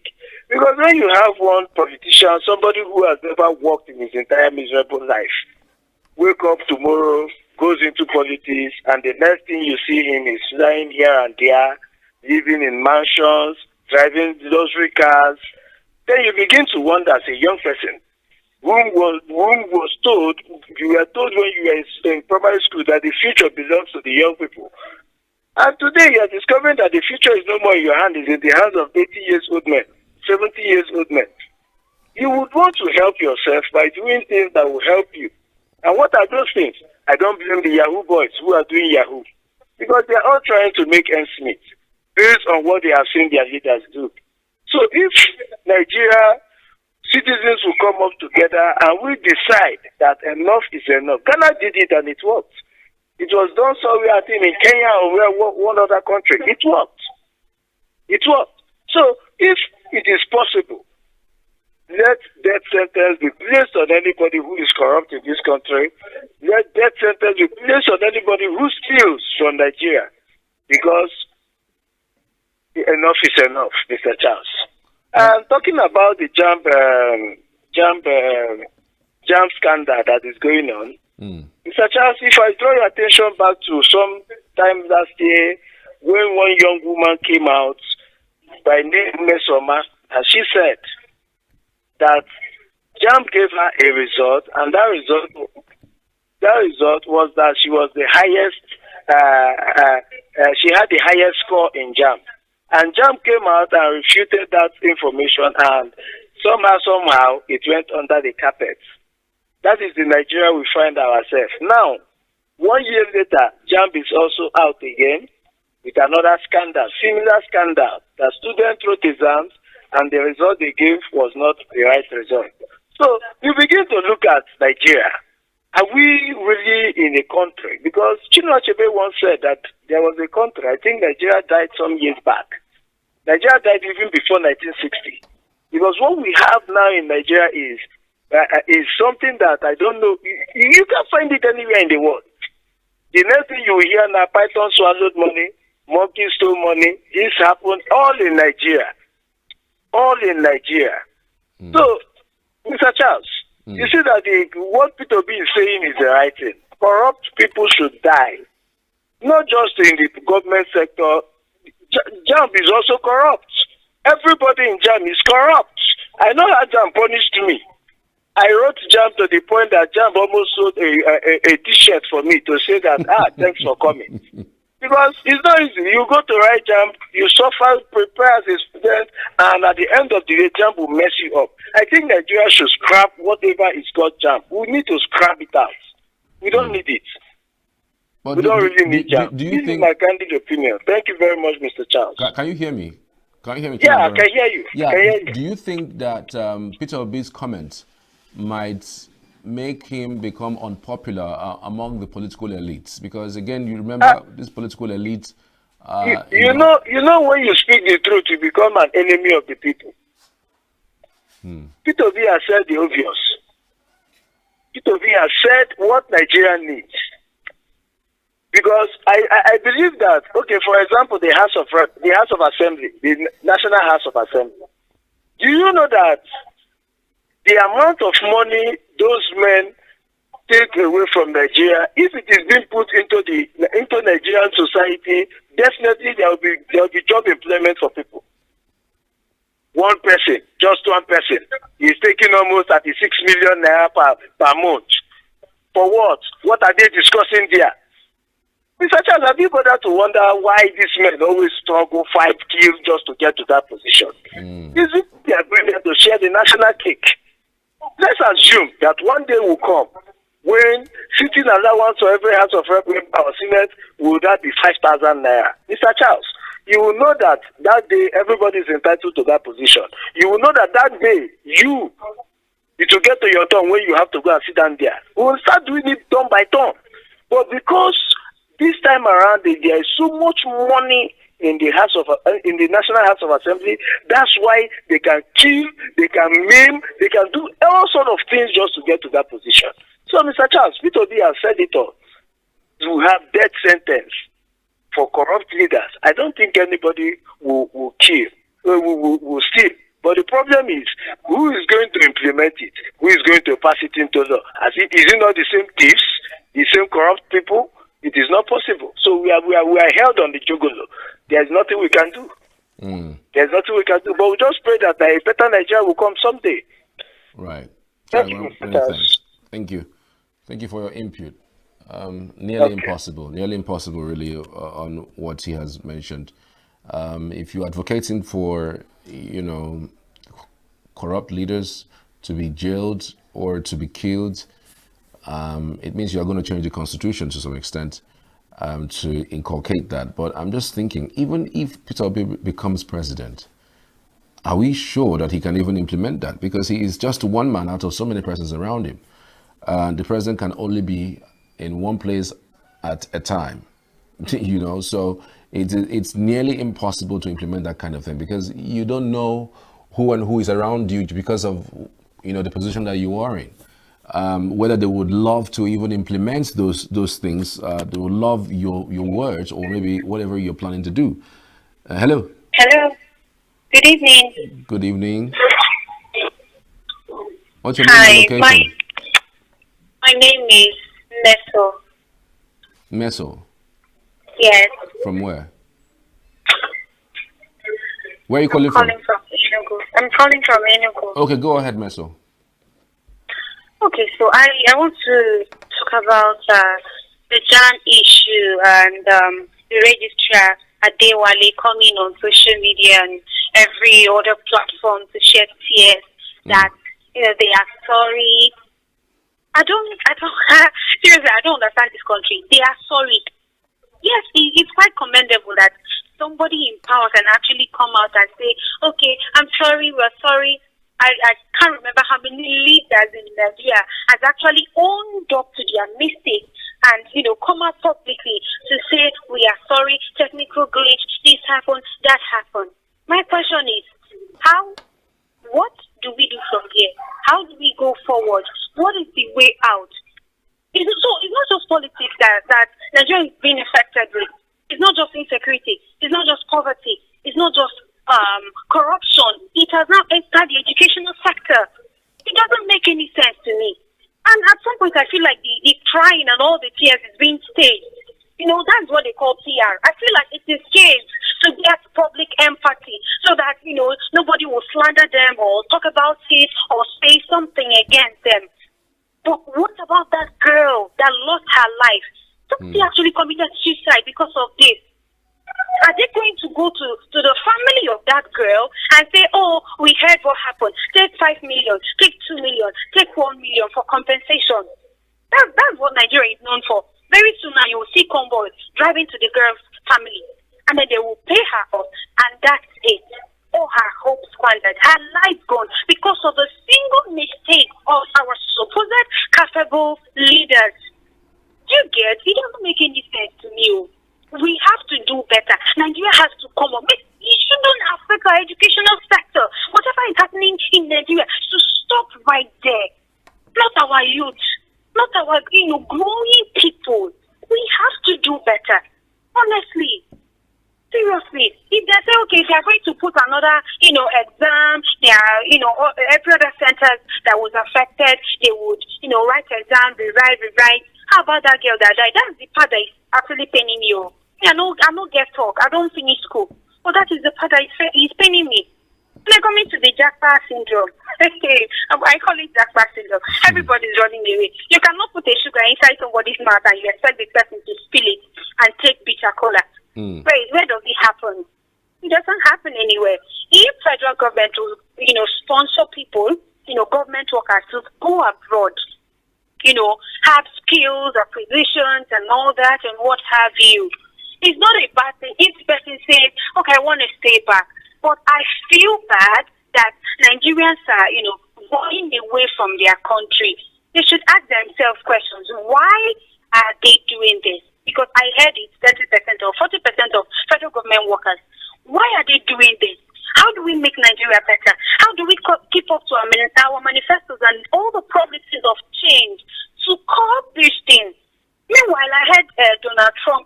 saying something about deporting, immigrants or something like that of that sort. Deporting them.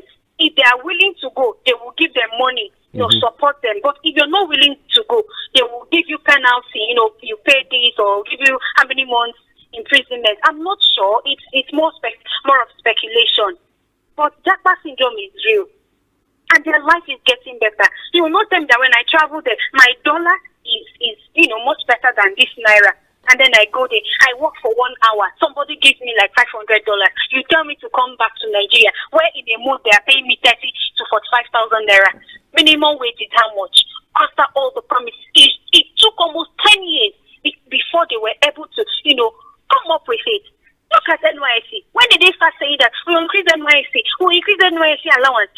Since 19,500. It took them almost 10 to 15 years before they could, speed it up with 7,000 naira. And 7,000 is not even all the states that are getting it now.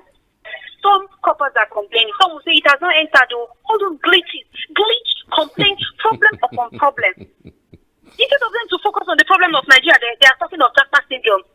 Can you imagine? Please, my dear, that's all I have to say. I really, really love this show. It opens my eyes, broadens my mind, mentality and all that. Thank you so much, Meso. Thank you. Truly appreciate Thank you. All right. So that's the plight of a Nigerian there, stating their own truths. It's sad, really. It's sad that every now and then we come up with these kinds of discussions. And when we come up with these kinds of discussions, things are supposed to get better by the day when you speak to these issues, but it almost seems as if it doesn't. It's almost seems as if it gets worse. It's as if the discussions lead to, the chaos that we're facing. But I would enjoin you not to just relent. Use every means possible, your social media platforms, and every platforms that you belong to make sure that you are able to speak truth to power. And speaking of NYSC, by the way, the lady who even triggered the reasons why the federal government started implementing the 77,000 naira minimum wage is actually a core member who lamented how difficult things were. For the first time, she had gone out of her parents' abode, and she was living alone, earning her money and spending it. And in a month, she's tilted, she's peltry, like she's angry that she's spending this kind of money, and yet they're not paying her what is commissioned. Good day, good afternoon. Okay, Ebuka calling from Level. You're welcome, Ebuka. Okay, I want to comment on this jam issue. Go ahead, please. Okay, I saw a meme about talking about Nigeria, and it was saying that Nigeria is a comedy channel.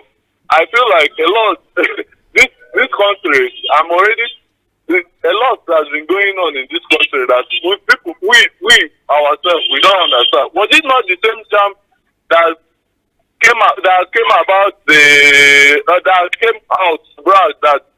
the reason people had mass failure was that because they were too tense with their question and there was no room for malpractice. Now I heard in the news that the administration that someone from the administration was crying out that it's concerning the error. I feel like we don't talk about this country that much. A lot is going on in this country that we feel very, very comfortable talking about. Judging from the particular government till date, the drama has been playing. It's not worth discussing.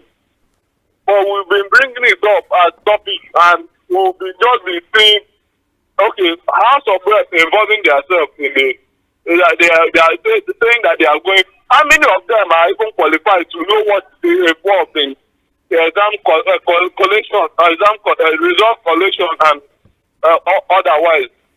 They don't fit in anybody inside there. That's how we end up getting results like this. Do you know that if something like this happens in the US or any other country apart from Nigeria, even in any part of Africa, that this will be a very serious case? But I heard on the news that the administration, the jam themselves, they were crying, was crying, and I never saw any tears from anybody, from any. But I went through the social media to know if I could see any video of any of them crying, but I couldn't see the tears itself from any of them. I think that tears, which you expect that tears. I saw another meme from the same social media that someone that failed jam was lost their life. But I don't know, they can't verify that particular story. But this particular issue is something that can cost someone their life, and we are talking about it as if it's something preventable. It's saddening that we are already in this country, and I don't think there's any solution for us continue accommodating this rubbish. But what do you think, though? Do you think that the JAM registrar should have been asked to leave? Do you feel so? First of all, this JAM registrar should have left. Secondly, okay. So judging from the way this collation is going goes on, both the ICT members should also leave. Because I don't see reasons for people writing exam. You tell me that this is the way the exam is going. At the end of the day, they are getting mass failure, and we will be clapping for them. Imagine Peter Obi himself applauding JAM for admitting that there was an error. We shouldn't celebrate these guys for making those errors. This is the same way they make the same errors with INEC, and we end up with anybody as the president. We don't need these errors at all. And this country is already tiring. And I can imagine. I don't know. I don't have much to say again. Thank you so much. Thank you. I appreciate it. I can imagine. Yeah, Peter B reacted to that particular story and saying that, well, we don't want it to be a country of glitches, because even in his election, we understand that the INEC had announced that there was a glitch in the presidential election, but there was no glitch in the senatorial. There was no glitch in the House of Reps, but there was just a glitch in the presidential. So it almost seemed as if that it was deliberate glitch so as to manually collect the results so someone can be announced the winner. So that was exactly what many persons thought. And now we are seeing this glitch extend to JAM. Then you think whether it is the right thing. You know, if you as someone who has been on the receiving end of glitch, is it also possible that, you know, excusing the glitch with this one, you most likely may have excused the glitch with the stuff or with what has happened in INEC? I would have thought that since we had a glitch, there hasn't been any advocacy for INEC chairman to resign his position because he failed, because he told everyone that it was going to be an electronic voting, and that voting primarily would be announced fairly too.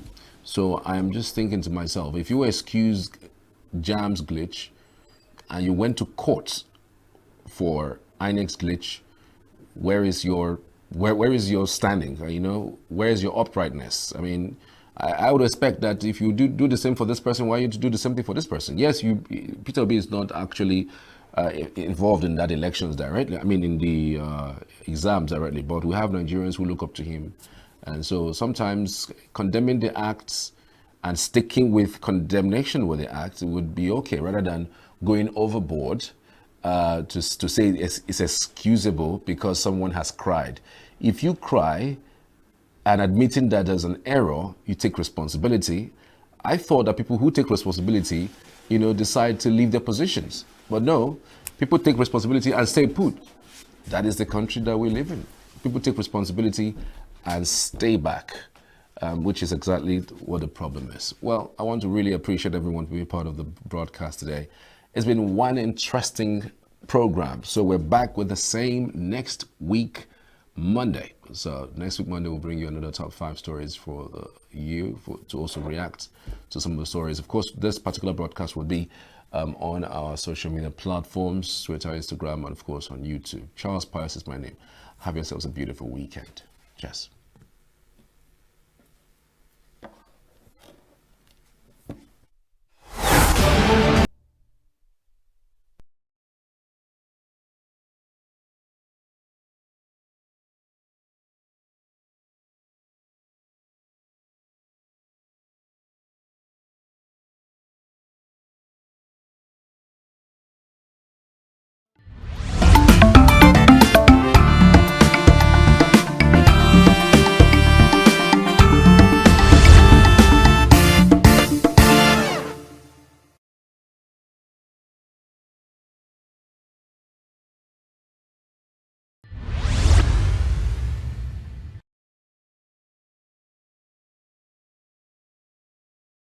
Our mainstay was to export crude oil, and East still to export crude oil.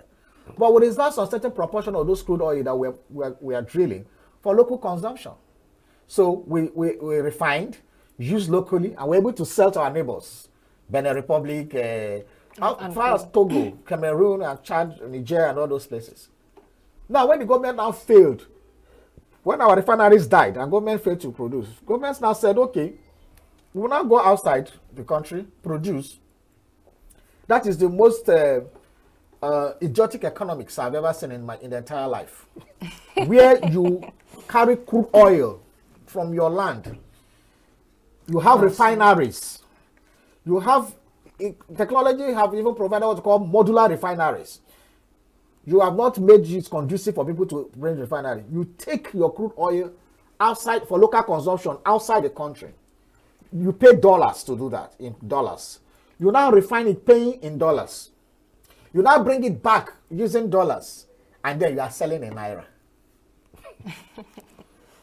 Therefore, the differentials in the financial outlay was too much. So the government asked, okay, we'll subsidize. You know, that is one of the craziest things that happened to us. We subsidize because of your inability. Meanwhile, people every day, we see the Nigerian military, joint task force, going to Niger Delta, saying that burning down illegal refineries. What does that suggest to you? It suggests to you that the technology of refining crude oil is simple. If people can do it in the creeks in their backyard, if people can do it back of their kitchen, during the Biafra war, people were mobile refineries. They were moving it and producing fuel for their armory, for their vehicles and everything. So it's not rocket science to refine oil. So why is Nigeria not refining oil?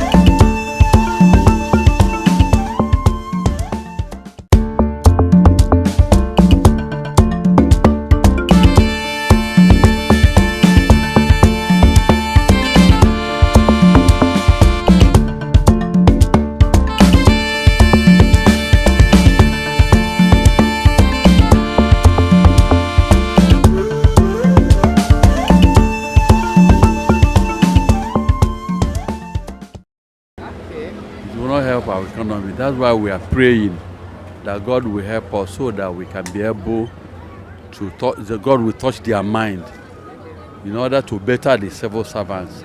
Because the power of the nation is the civil servant. Because with the civil servants, our economy, see this morning I went to somewhere where I normally pay 600 before, I paid 19 because of the fuel something. Because of that, we don't drive our motor again. If I don't have any serious thing that will make me to drive my motor, I don't go out again. 960, some 1,000, some 1,2. We are pleading that God will touch them and it's not good for them staying at home. And they cannot afford going to work every day. Okay, see the minimum wage they are talking, they have not paid. Basically, I feel that if you can work from home, I don't think it's everybody that have that choice.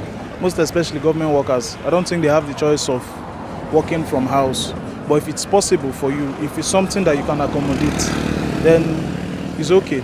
But then at the end of the day, everybody will still be moving around. So you can't dismiss the fact that people will still take transport. Most of the works people are doing now is remote job. You can stay at your home and work comfortably. The most important thing is working effectively.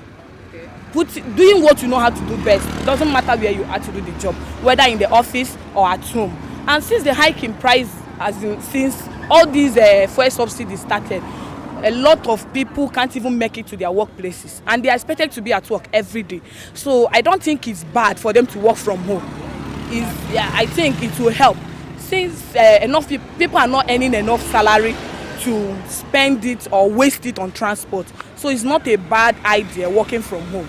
A lot of people are doing it. Westerners, almost everybody's working from home nowadays. Actually, the rate of things, the way things are in Nigeria, probably me, I don't know what to tell those workers. Like actually, I want the government actually, even though if they can this minimum wage or any other thing to increase their salary, because they are suffering on it. Each time we carry them, they keep on complaining, government this, government that, and so I feel pity for them actually. I just feel pity for them. So at least the government should do something on it. It would be good though if they work from their house, like they'll be staying at the home, work, because the government now they are not giving anything to them. I tell you, like the way I'm seeing now, people work with the government and they're even spending their own business money in order to make governments happy. Because I can see some government workers earn 70,000, but transport that the person spends in a month past 70,000. So, and I don't think that is reasonable something that you can be doing business at your own and working for government. Still, you cannot be able to save anything for the year.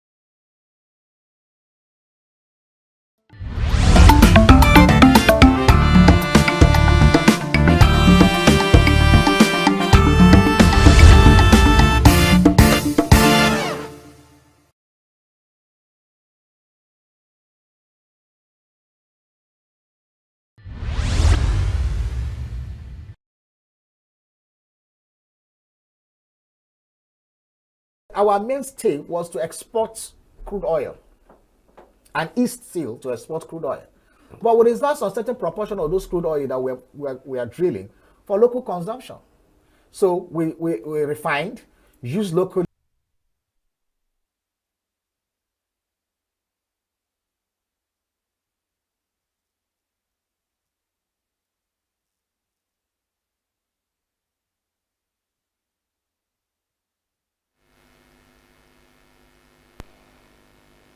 Good evening. Welcome to Global News on Signature TV. I'm Charles Pius. In the headlines, Nigerian Speaker withdraws mandatory voting bill amidst controversy. Uzodinma sacks Attorney General. France, Vietnam signed deals worth 10 billion as Macron visits Hanoi, and pro-EU Nicosia Dan sworn in as Romania's new president. Details shortly. We are local. We are right now with the wife of the man that was... Why the market is in chaos. People We are national. Those in support of this motion as amended, say aye. Aye. We have taken the vote by default.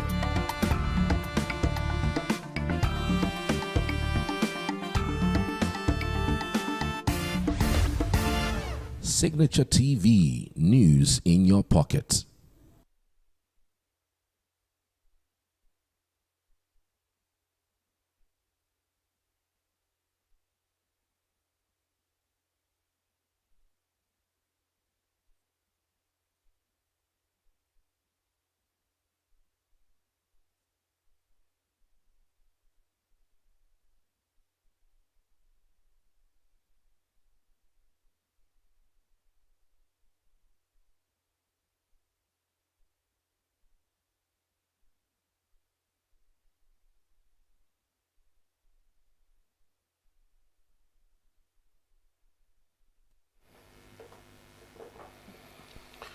There has been a bomb explosion in Abuja, the Nigerian capital. The explosion happened at about 3 o'clock in the afternoon, just at the beginning of the evening rush hour.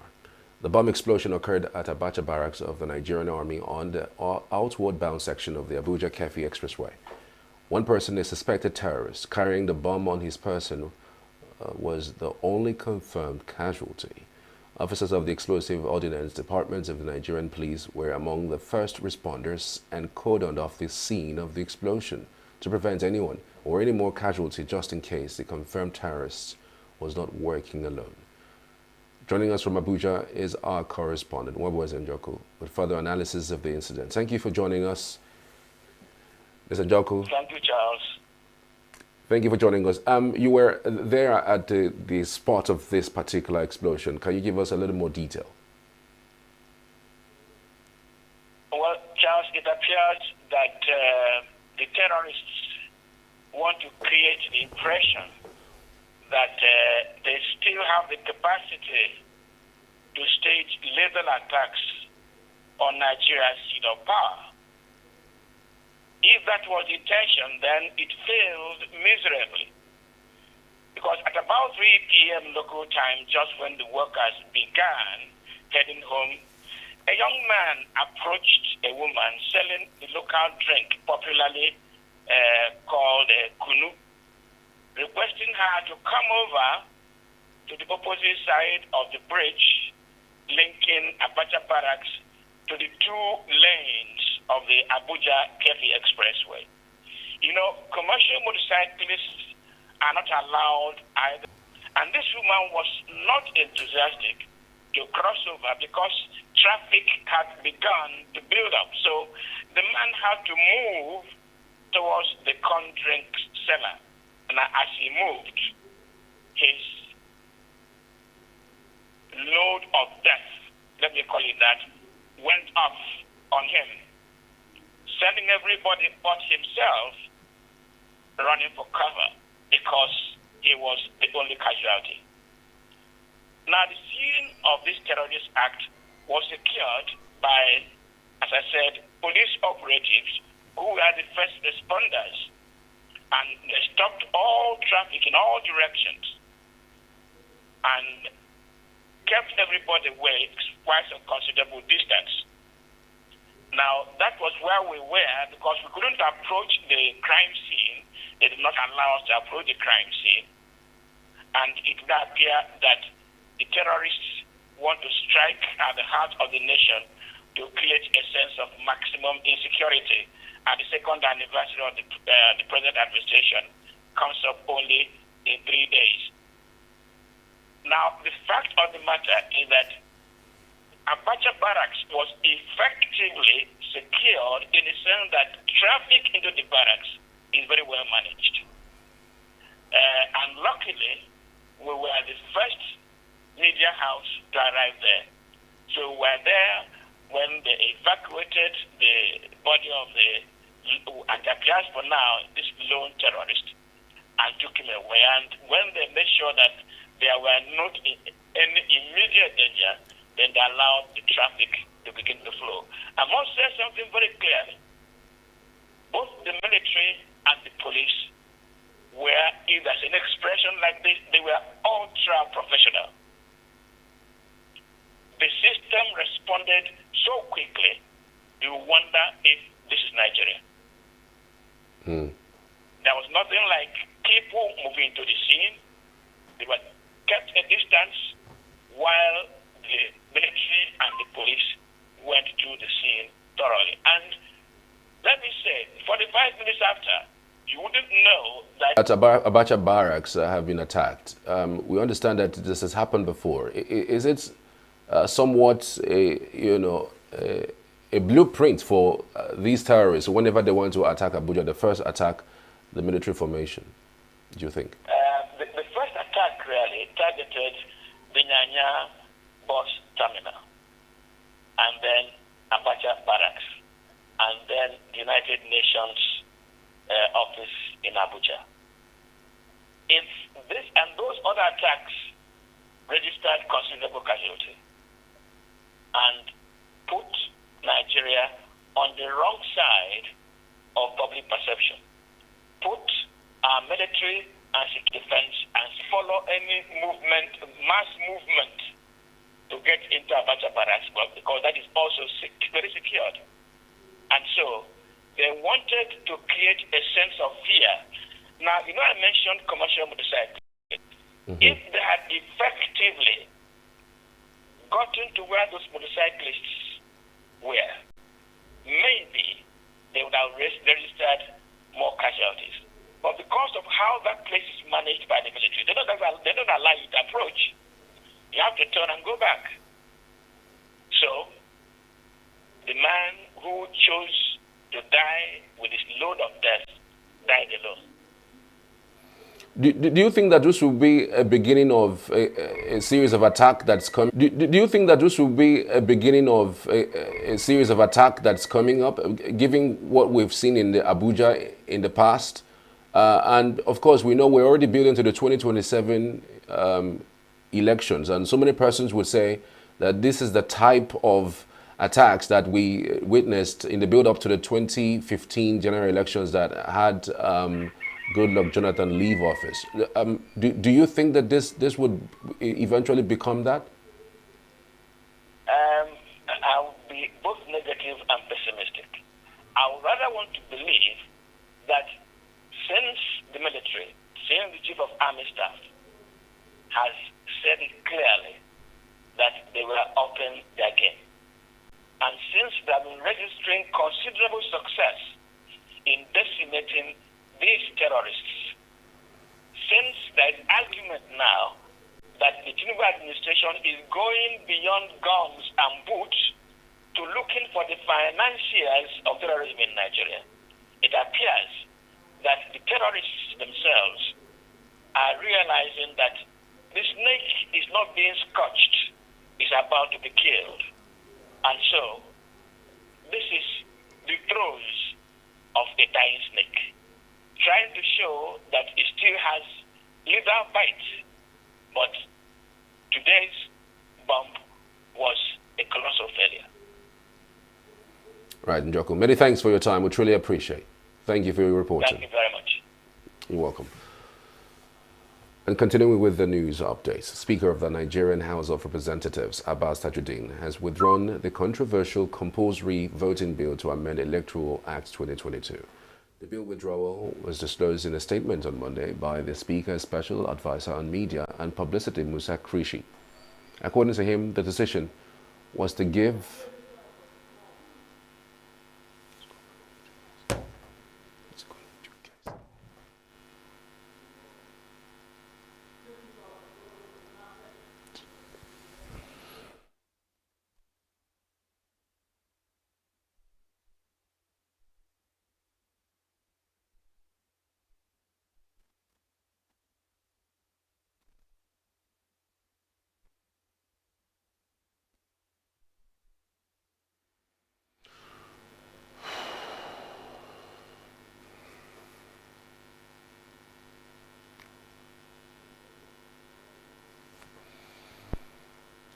Speaker of the Nigerian House of Representatives, Abbas Tajuddin, has withdrawn the controversial compulsory voting bill to amend Electoral Act 2022. The bill withdrawal was disclosed in a statement on Monday by the Speaker's Special Advisor on Media and Publicity, Musa Krishi.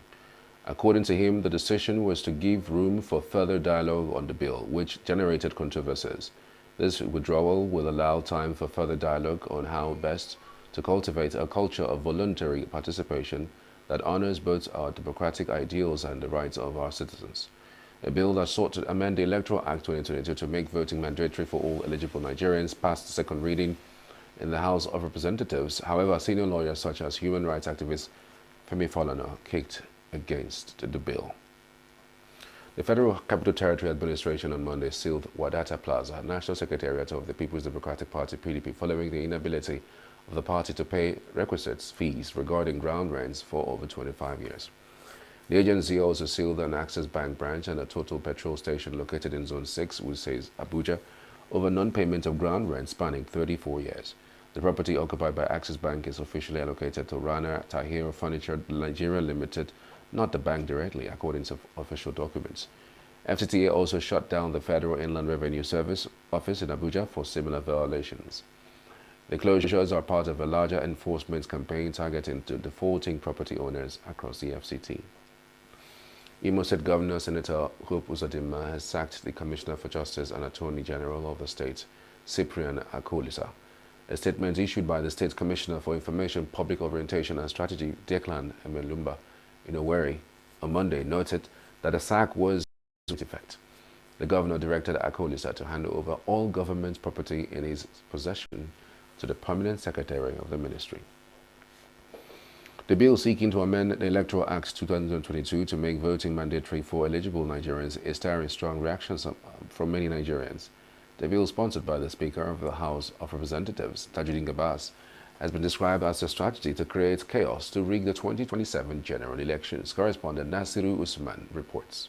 Two lawyers, Clement Chukwuemeka, immediate past vice president of the Nigerian Bar Association, and ENUGU Agugam, who were guests in Signature flagship breakfast program, The Signature Show, faulted the bill on several grounds. They said the bill was the very opposite of the provisions of the Nigerian Constitution, which guarantees free choice as against compulsory. They warned that the bill could trigger civic disobedience, which could lead to civic unrest. You begin to address what are these issues? Is it to make criminalize voting, non-voting, or to begin to find a way to curb these things that you know are the reasons why people are not coming out? So if we are now like saying, oh, we are not interested, we are not going to vote, find out why. Votes must count. People must be encouraged. Insecurity, these are things that make people not want to vote. These are people that engender and voter party. Take care of all those things. You don't need to make laws to say, oh, if you don't vote, you'll be killed, you go to jail, you pay 100,000. This law will not succeed. The bill will not succeed. If it's law, it will not succeed. In fact, people will observe it in disobedience. Then what are we going to be left with? Chaos. Let me just be a prophet in this particular aspect. This allegedly or alleged what's it called bill is indirect way. Let anybody mark it today. It's an indirect way to bring out anger in Nigeria so that there won't be anybody to vote and they will not manipulate and call results in the next election. The two lawyers acknowledged that though some countries like Australia and a number of Latin American nations have such provisions, those countries have created a voter trust by making their election processes transparent and credible. In contrast, they said, the Nigerian voter has no trust in the election process and its outcome. In Australia, you pay 20 Australian dollars if you do for not voting. In Brazil, same way, there are compliance. If you do in Singapore, in Peru, in Uruguay, all these countries, they are all implementing compliance and compulsion and all that. These are countries that their democracy are working. We do not have trust for what they are saying, and I want to draw their ears that they should not only be implementing laws or trying to put up a particular bill They should first of all go and erect as many as beautiful prisons, because I will be the first. I will be part of those that will be getting into that prison. I align completely with the president of Nigerian Bar Association in criticizing this, and that we are aware that we will lead a massive protest against this.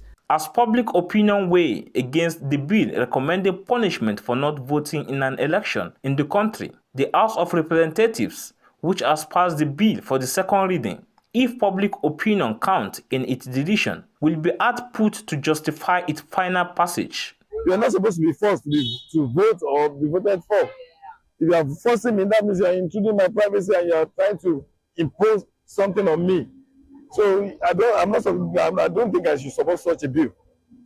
Everybody should be given free hands to operate. If I want to vote, fine. If I don't want to vote, I should be left alone. So you shouldn't compel me to vote, to go to the poll, except you have a bishop behind it. Trying to put this bill, if they ever pass into law, they will see the level of massive protest they will never anticipate. Because let us face it, who are those who are going to suffer if this is made law? The masses. None of those so-called big men, nobody will go to arrest them because they didn't vote or didn't come out to vote. You see the masses. So what they should do is to go back and do the basic thing and then get it right. With the prospect of the bill turning into a political booby trap, there is a doubt that President Tinubu would stake his presidency by signing the bill into law. In Abuja, Nasiru Usman for Signature TV. The Julius Abure-led National Working Committee of the Labour Party says it is excited with the prospect of having the party's 2023 presidential candidate Peter Obi run again on the party's platform in 2027. The Labour Party National Publicity Secretary Obiora Ifo disclosed this in an interview on Sunday.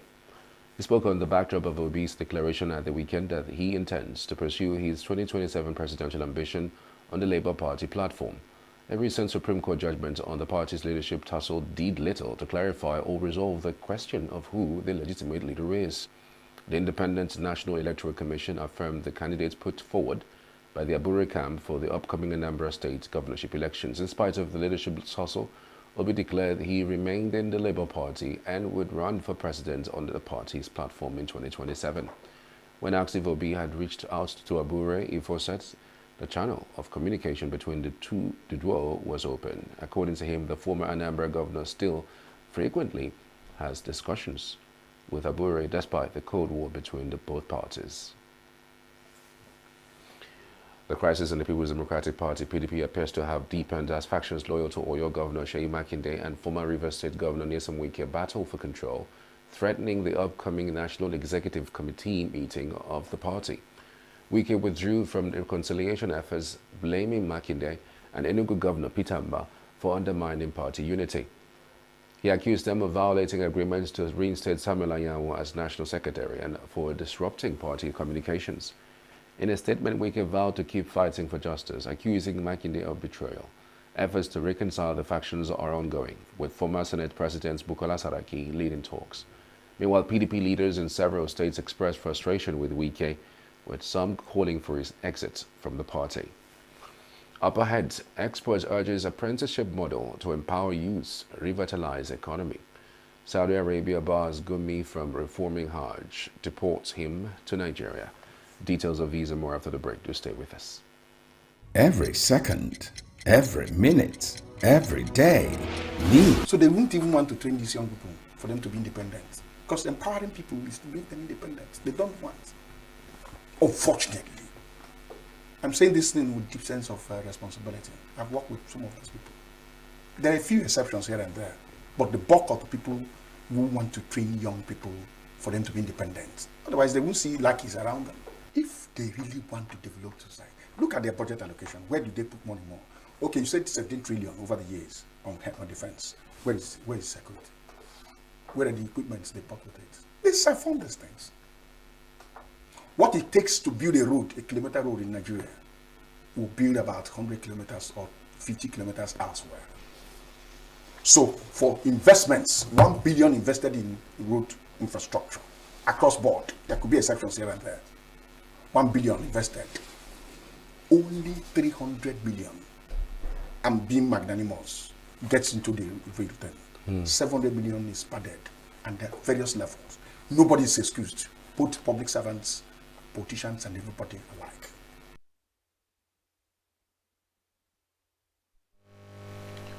The leader of the Senate, Opoyemi Bamidele, on Sunday rejected claims by opposition parties that the National Assembly under President Bola Tinubu's administration is merely a rubber stamp institution.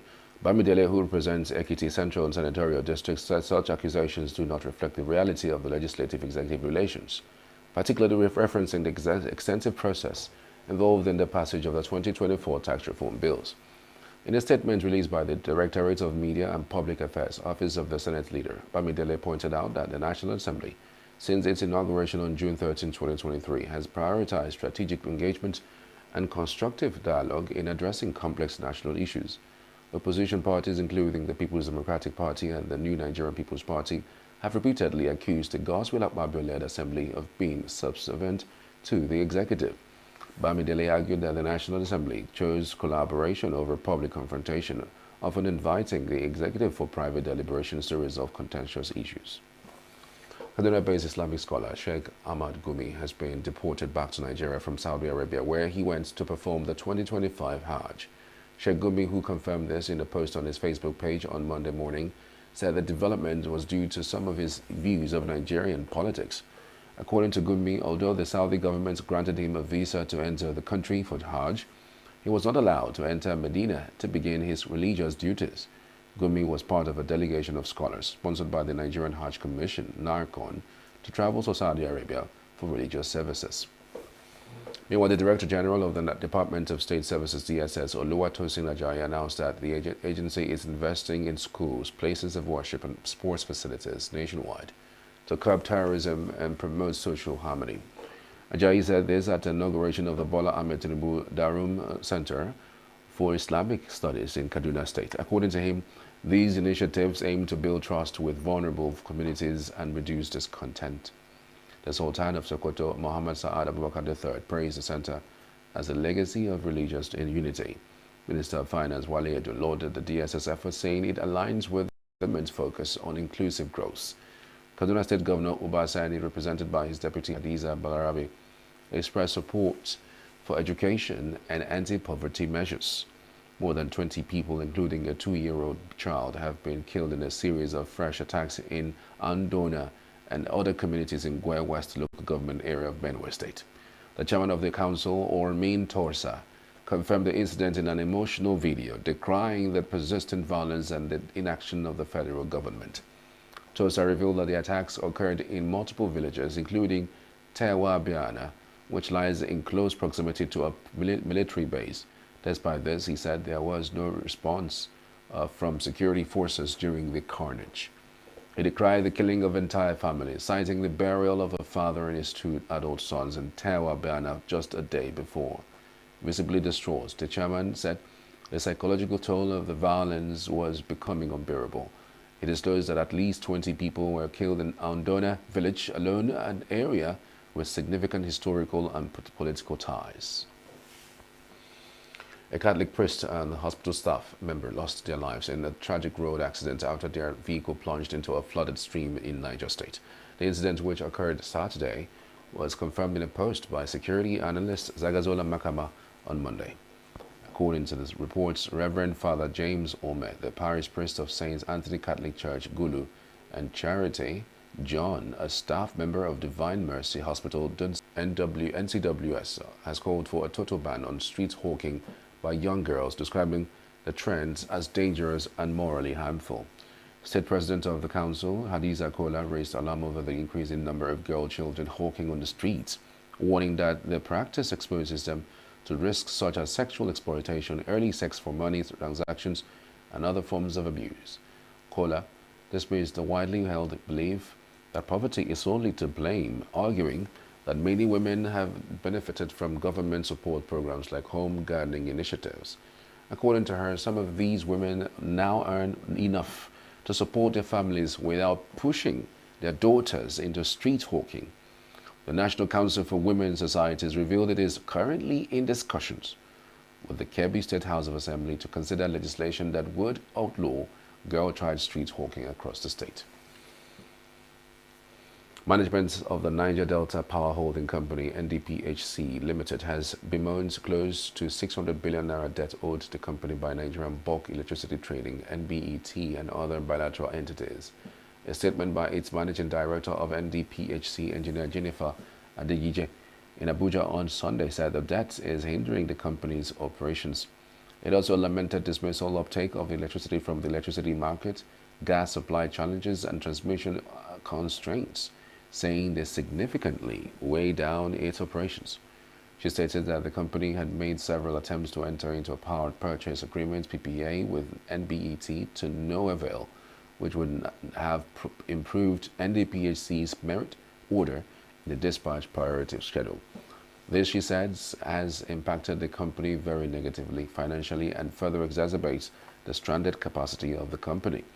According to her, the new management of the company has worked assiduously to resuscitate 5 turbine units across Calabar, Omotosho, Sapele, and Ivobo plants that were erstwhile offline, which now contribute an additional 625 megawatts to the national grid. The National Agency for Food and Drug Administration and Control, NAFDAC, on Monday accused a social media influencer, Very Dark Man, of inciting traders at the Onitsha Bridgehead Market to defy federal regulatory measures following recent raids on open drug markets in Nigeria. The Director General of the agency, Professor Christiana Adeyeye, in a press statement warned that the influencer's actions, which include sharing videos allegedly encouraging non-compliance with NAFDAC's directives, could constitute a breach of the Cybercrime Act. Adeyeye further called for public vigilance and urged security agencies to investigate the matter. NAFDAC recently conducted extensive enforcement operations across major open markets, drug markets in Aba and Onitsha, removing and destroying banned, expired, and substandard narcotics valued at over ₦1 trillion. She disclosed that a few traders with ties to the banned narcotics have resisted the agency's mandate and are allegedly collaborating with influencers to stoke public dissent. The alleged incitement follows NAFDAC's directive for traders to relocate to coordinated warehouse centers designed to monitor and regulate drug distribution. Adeyeye called on law enforcement agencies to investigate the influencer's actions and assured Nigerians of its commitment to safeguarding public health. The Nigerian Extractive Industries Transparency Initiative, NATI, has called on the Nigerian Upstream Petroleum Regulatory Commission, NUPRC, to ensure full disclosure of beneficial ownership of oil assets across the country.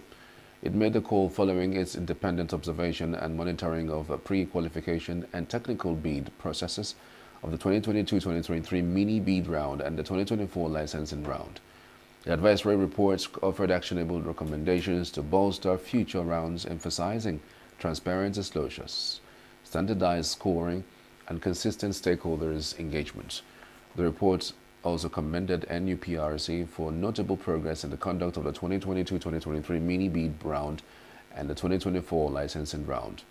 NATI praised NUPRC's efforts, highlighting notable improvements in inclusivity, digitalization, and procedural integrity. NATI noted that the licensing process was generally professional, transparent, and inclusive, with adherence to published criteria as required by the PIA and EITI provisions. Still to come, France, Vietnam sign deal worth $10 billion as Macron visits Hanoi.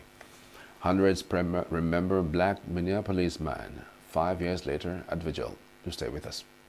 Every second, every minute, you are interested in the direction in which Romania is going.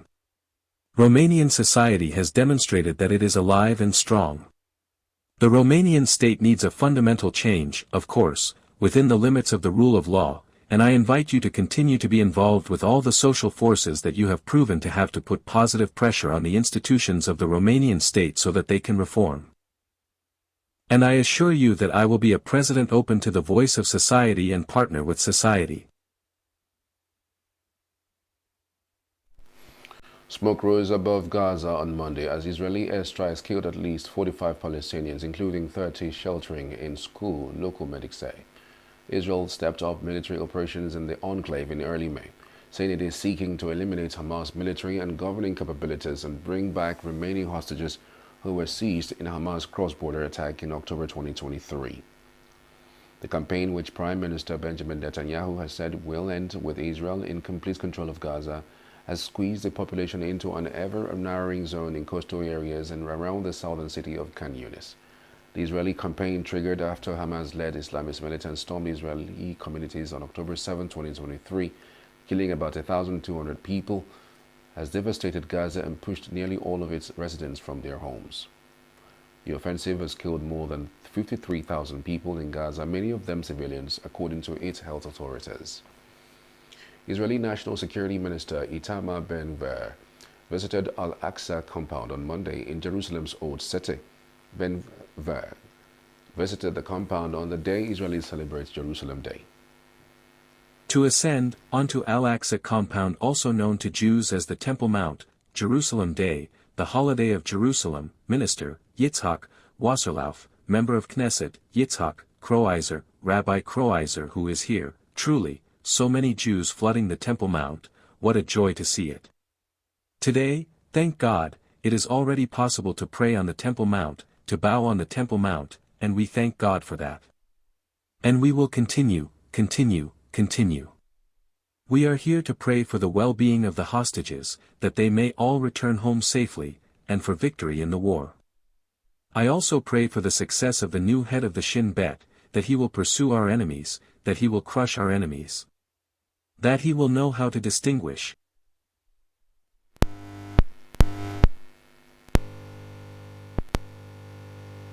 Muslims regard the site as the third holiest in Islam after Mecca and Medina. Al-Aqsa is a name given to the whole compound and is home to two Muslim holy places, the Dome of the Rock and the Al-Aqsa Mosque, also known as Qibli Mosque, which was built in the 8th century AD.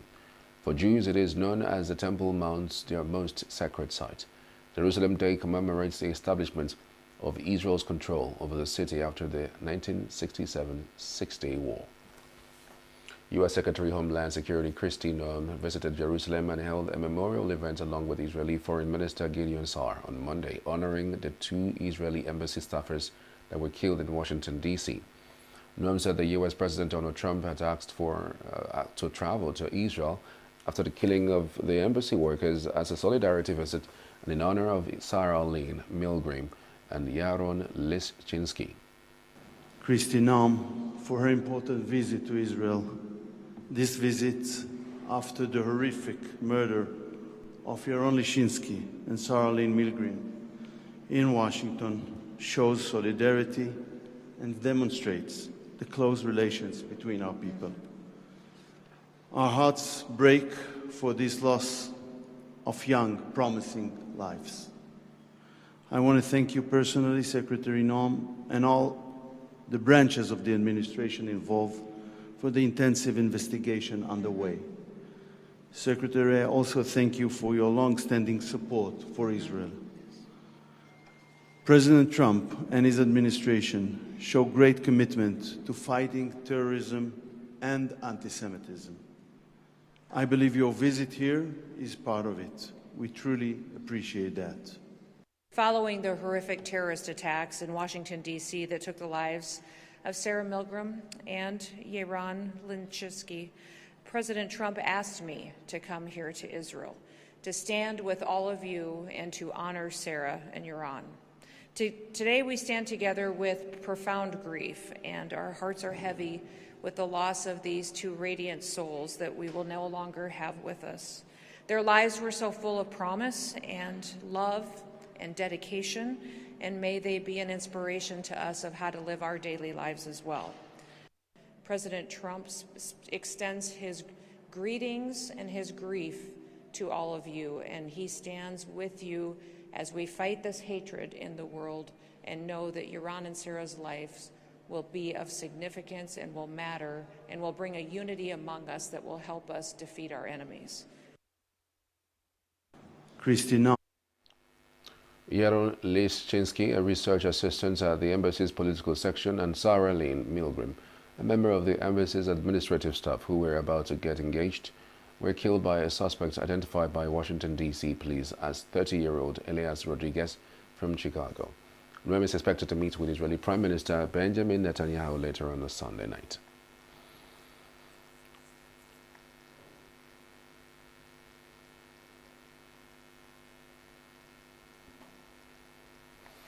European Commission President Ursula von der Leyen welcomed U.S. President Donald Trump's EU tariff delay in a post on X on Monday. Trump backed away from his threats to impose 50% tariffs on imports from the European Union next month, restoring a July 9 deadline to allow for talks between Washington and the 27-nation bloc to produce a deal. Trump, who has repeatedly expressed disdain for the EU and its treatment of the United States on trade, relented after von der Leyen told him on Sunday that the EU needed more time to come to an agreement. Trump had said on Friday he was recommending a 50% tariff effective from June 1st, expressing frustration that trade negotiations with the EU were not moving quickly enough. Hundreds of people attended a candlelight vigil in Minneapolis, Minnesota, Sunday to mark the 5th anniversary of George Floyd's deaths. The evening event was part of Rise and Remember, a 3-day festival honoring Floyd's life. On May 25, 2020, the father of 5 was killed by former Minneapolis police officer Derek Chauvin. Video of Floyd's death shocked the world, sparking protest across the globe, with demonstrators demanding racial justice. Bruno said he was devastated when Floyd died, but is determined to continue pushing for police reforms. Over 1,200 people were killed by police in 2024, more than any other year in the last decades, according to a report from Mapping Police Violence. As the sun set over the vigil, attendees stood next to tombstones marked with the names of people killed by police across the United States of America. Despite worldwide demonstrations following Floyd's murder, the U.S. Congress never passed a law aimed at reducing racial profiling or the use of force by police.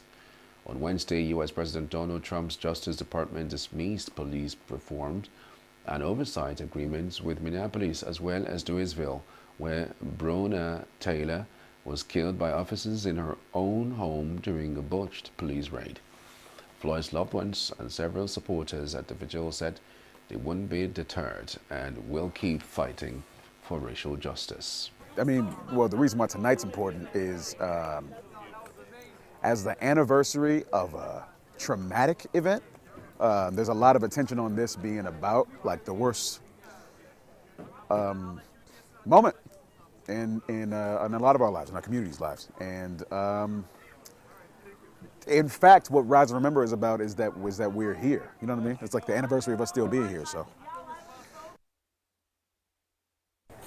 it's important to me because these are the people that I love. These are my neighbors and my cousins and my relatives and my classmates and my friends and all of these people. It's important. And George Floyd was just one of them.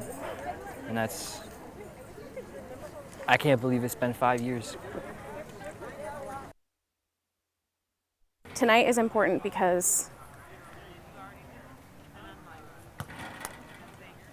he was a father. And his aides, Bernard Bonelli, had been found guilty because they allegedly downplayed Kerser's influence on the appointment of supervisory board members for the state-owned industrial holding company OBAG. Kerser and his lawyers argue that the court's ruling was biased because the judge was close to a political opponent of the ex-chancellor.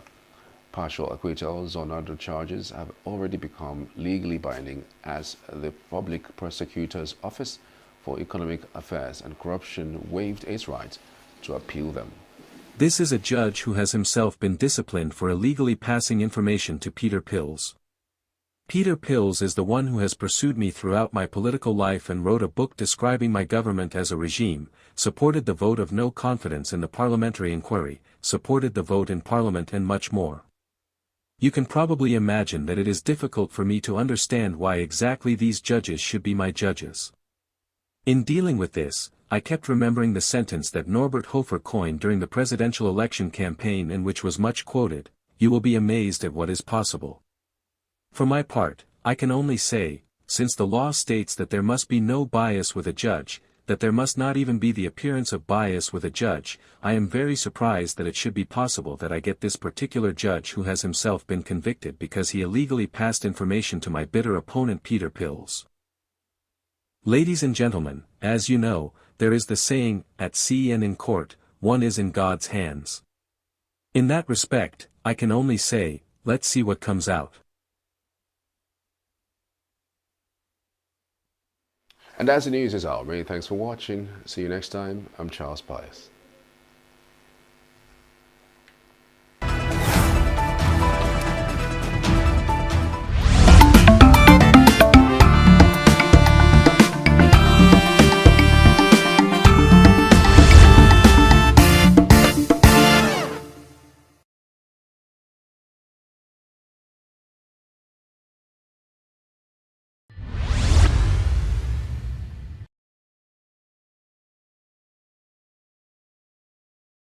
Our mainstay was to export crude oil, and is still to export crude oil.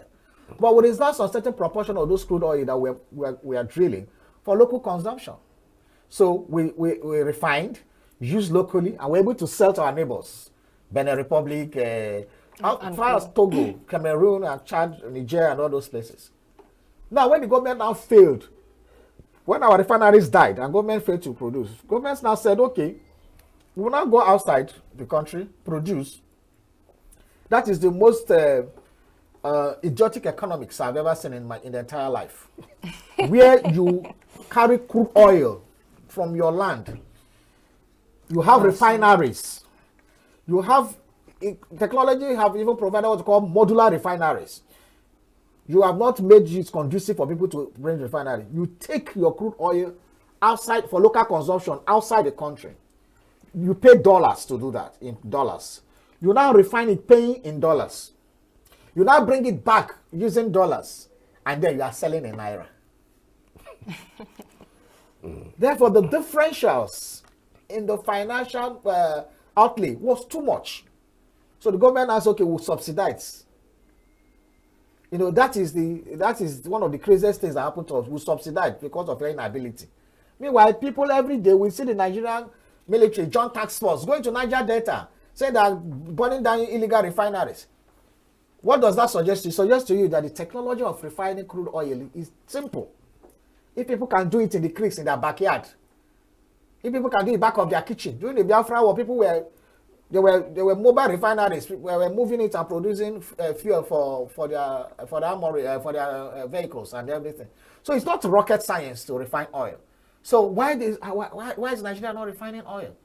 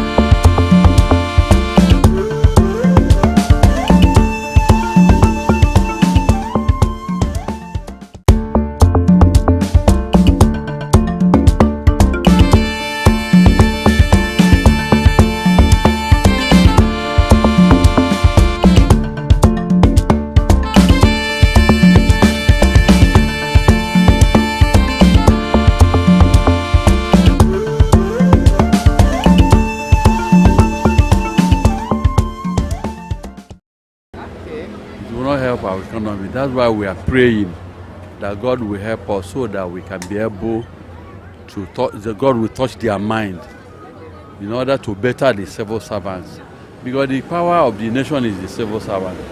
Because with the civil servants, our economy will be. See, this morning I went to somewhere where I normally pay 600 before. I paid 19 because of the fuel something. Because of that, we don't drive our motor again.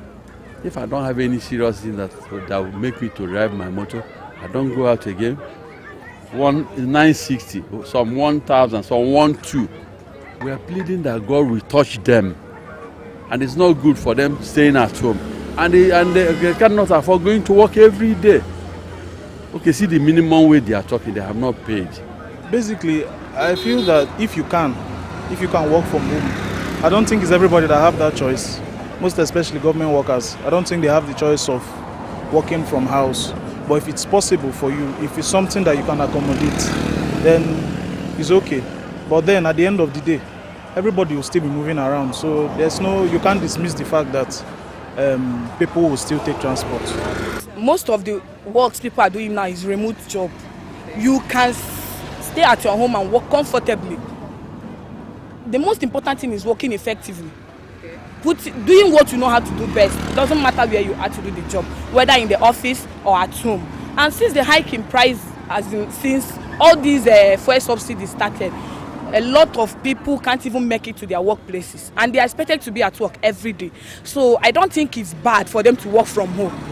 I think it will help, since enough people are not earning enough salary to spend it or waste it on transport. So it's not a bad idea working from home. A lot of people are doing it. Westerners, almost everybody's working from home nowadays. Actually, the rate of things, the way things are in Nigeria, probably me, I don't know what to tell those workers. Like actually, I want the government actually, even though if they can, this minimum wage or any other thing, to increase their salary, because they are suffering on it. Each time we carry them, they keep on complaining. Government this, government that, and so I feel pity for them actually. I just feel pity for them. So at least the government should do something on it. It would be good if they work from their house, like they'll be staying at the home, work, because the government now they are not giving anything to them. Like the way I'm seeing now, people work with the government and they're even spending their own business money in order to make governments happy. Because I can see some government workers earn 70,000, but transport that the person spends in a month past 70,000. So, and I don't think that is reasonable, something that you can be doing business at your own and working for government. Still, you cannot be able to save anything for the year.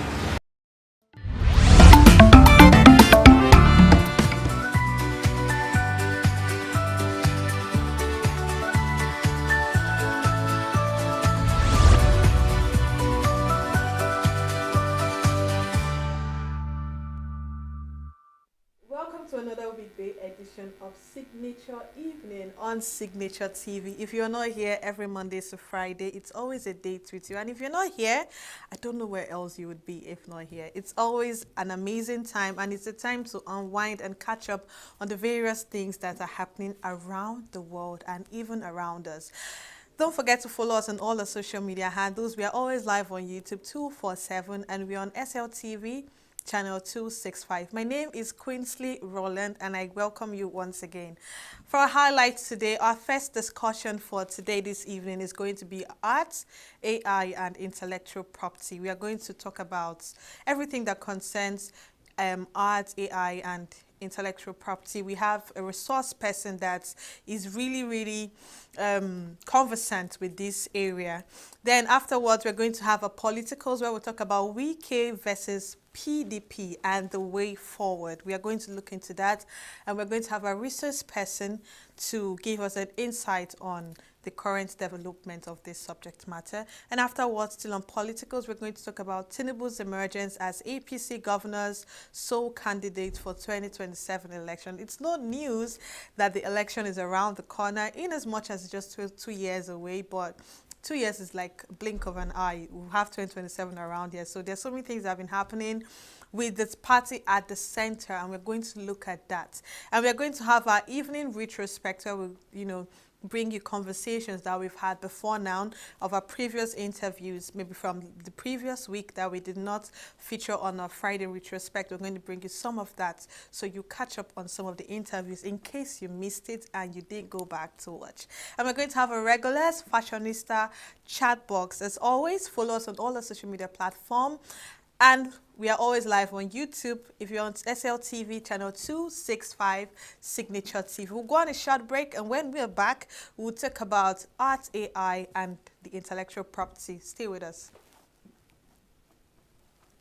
Every second, every minute, every day, news is breaking. Events occur, and there are new developments. At Signature TV, we follow these stories objectively, bringing all sides without bias, explaining the complex issues, breaking down the numbers, and investigating the issues behind the news. Anywhere and everywhere, near or far, wherever the news is, we will be there. Signature TV. News in your pocket.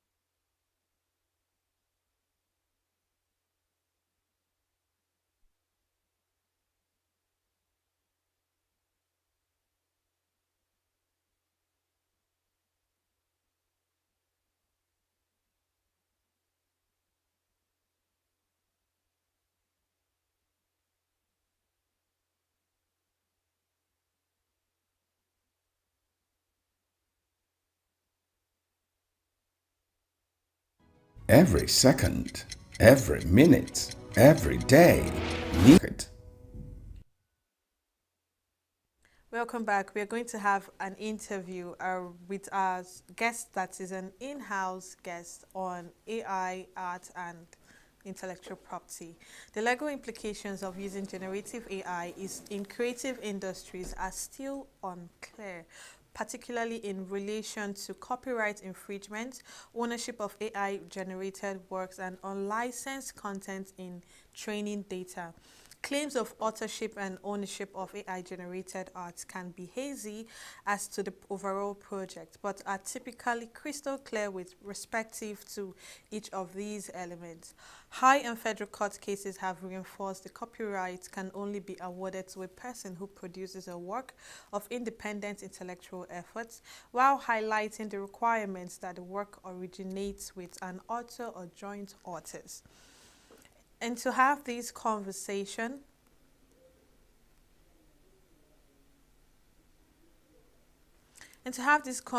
around arts, AI, and intellectual property, in the guests we have Engineer Uzube Odinekwelu, who is a community lead and Citra Nigeria. Citra Nigeria. Good evening and welcome. Thank you very much. First of all, we keep talking about AI. I know art, we have like the basic knowledge of what art is. Intellectual property, we do AI. It's like we just woke up and we are being introduced with something that is so big, something as deep as the ocean, and we don't even understand it, but we keep using it because it makes things easy. Can you like give us a breakdown of what AI is actually, the artificial intelligence? Okay, thank you very much. AI is a field of, is a multidisciplinary field of computer science, and AI has already of artificial intelligence. So for example, the recommendation engines that you have on your Netflix and your Google searches are being run by machine learning. You get they run on data and without any pre-trained alignments being done to it. So that's AI to you. So we've already been accustomed to, we've been introduced to this artificial intelligence gradually, and as the technology improved and the discipline advanced, then we now have these generative pre-trained models which now give rise to the everyday usage. Now we now have like ChatGPT and the rest of it. Okay, so how do you perceive the relationship between traditional art forms and AI-generated art? First thing is art is an expression, a means of expressing one's thoughts, creativity, and it's been done for time immemorial.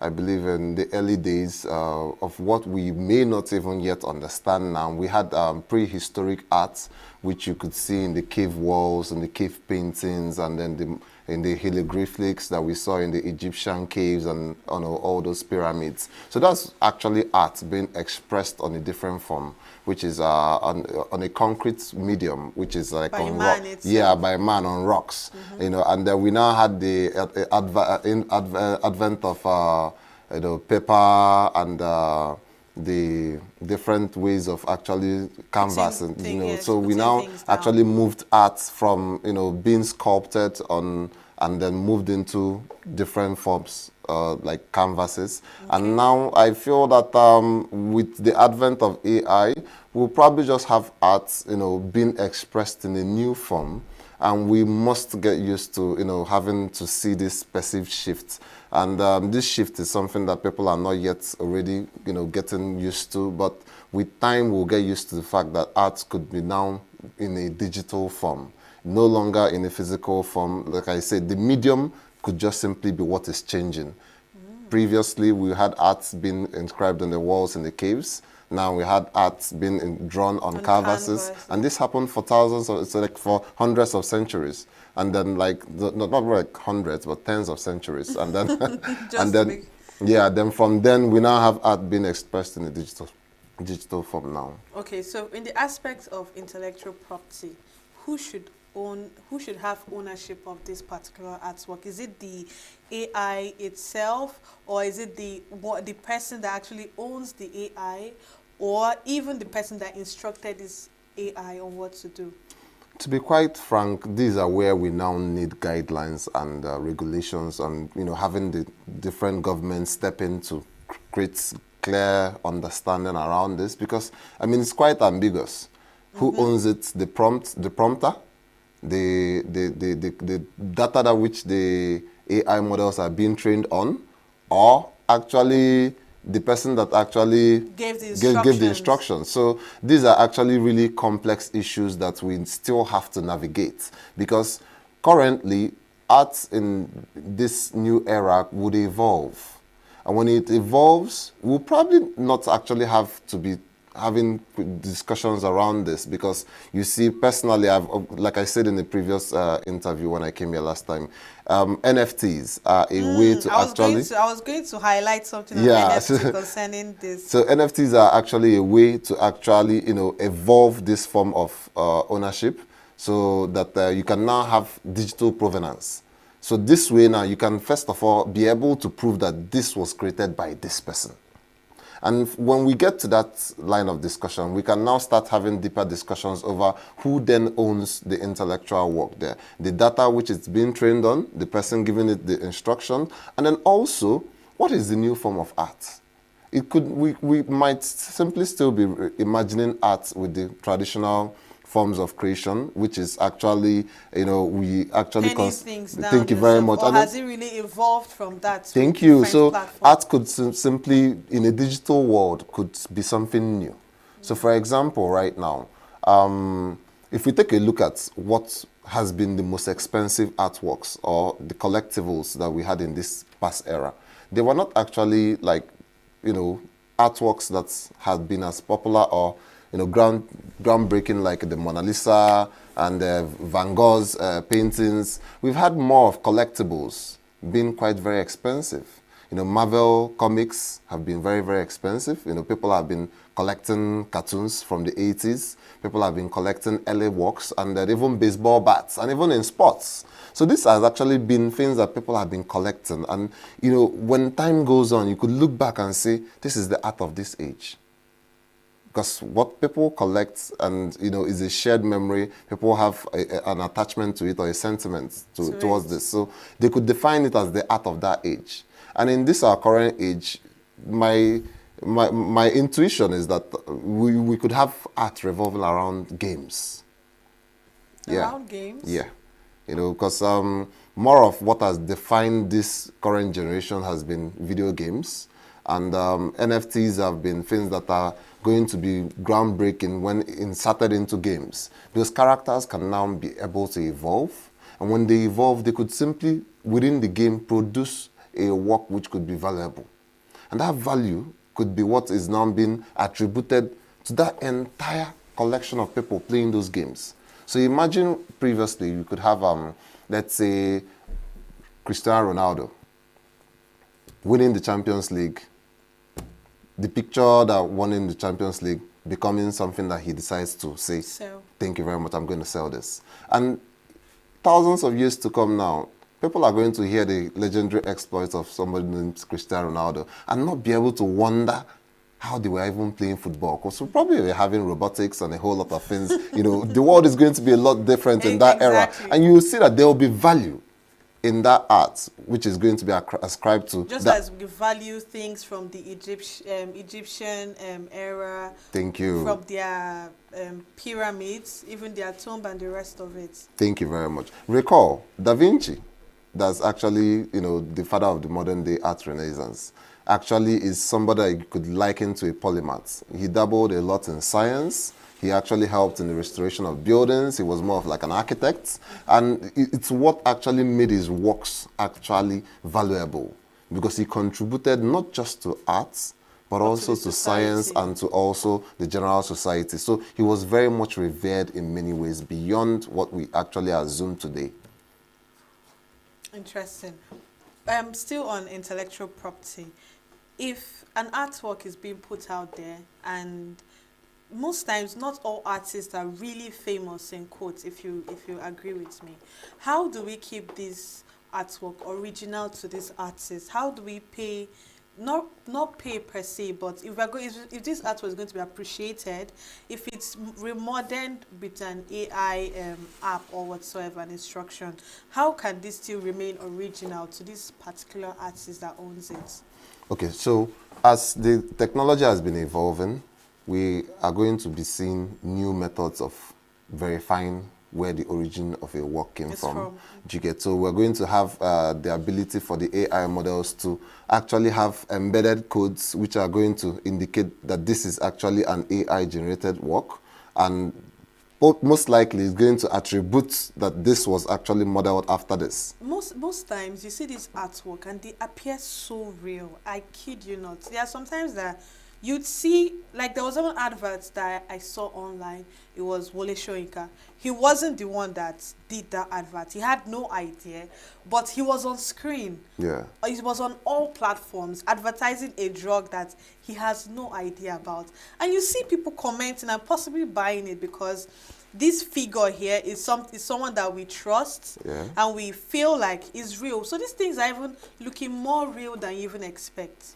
This is why we're in a new paradigm. Trust but verify.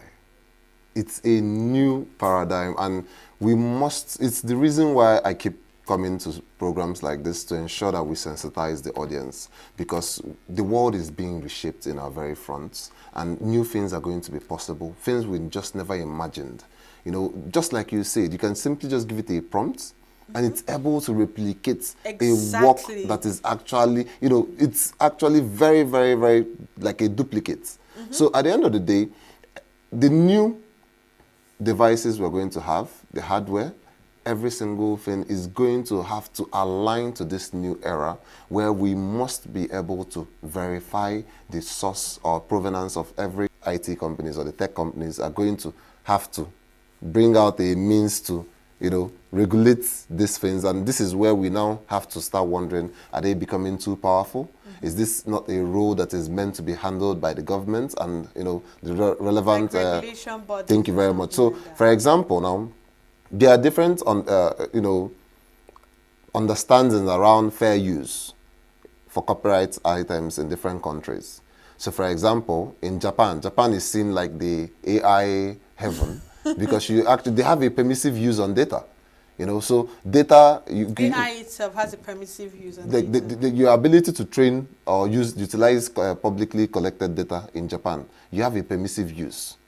Really? Yeah, so but in United Kingdom, you have something called the fair use also, which, you know, in past now... Is that even supposed to be allowed?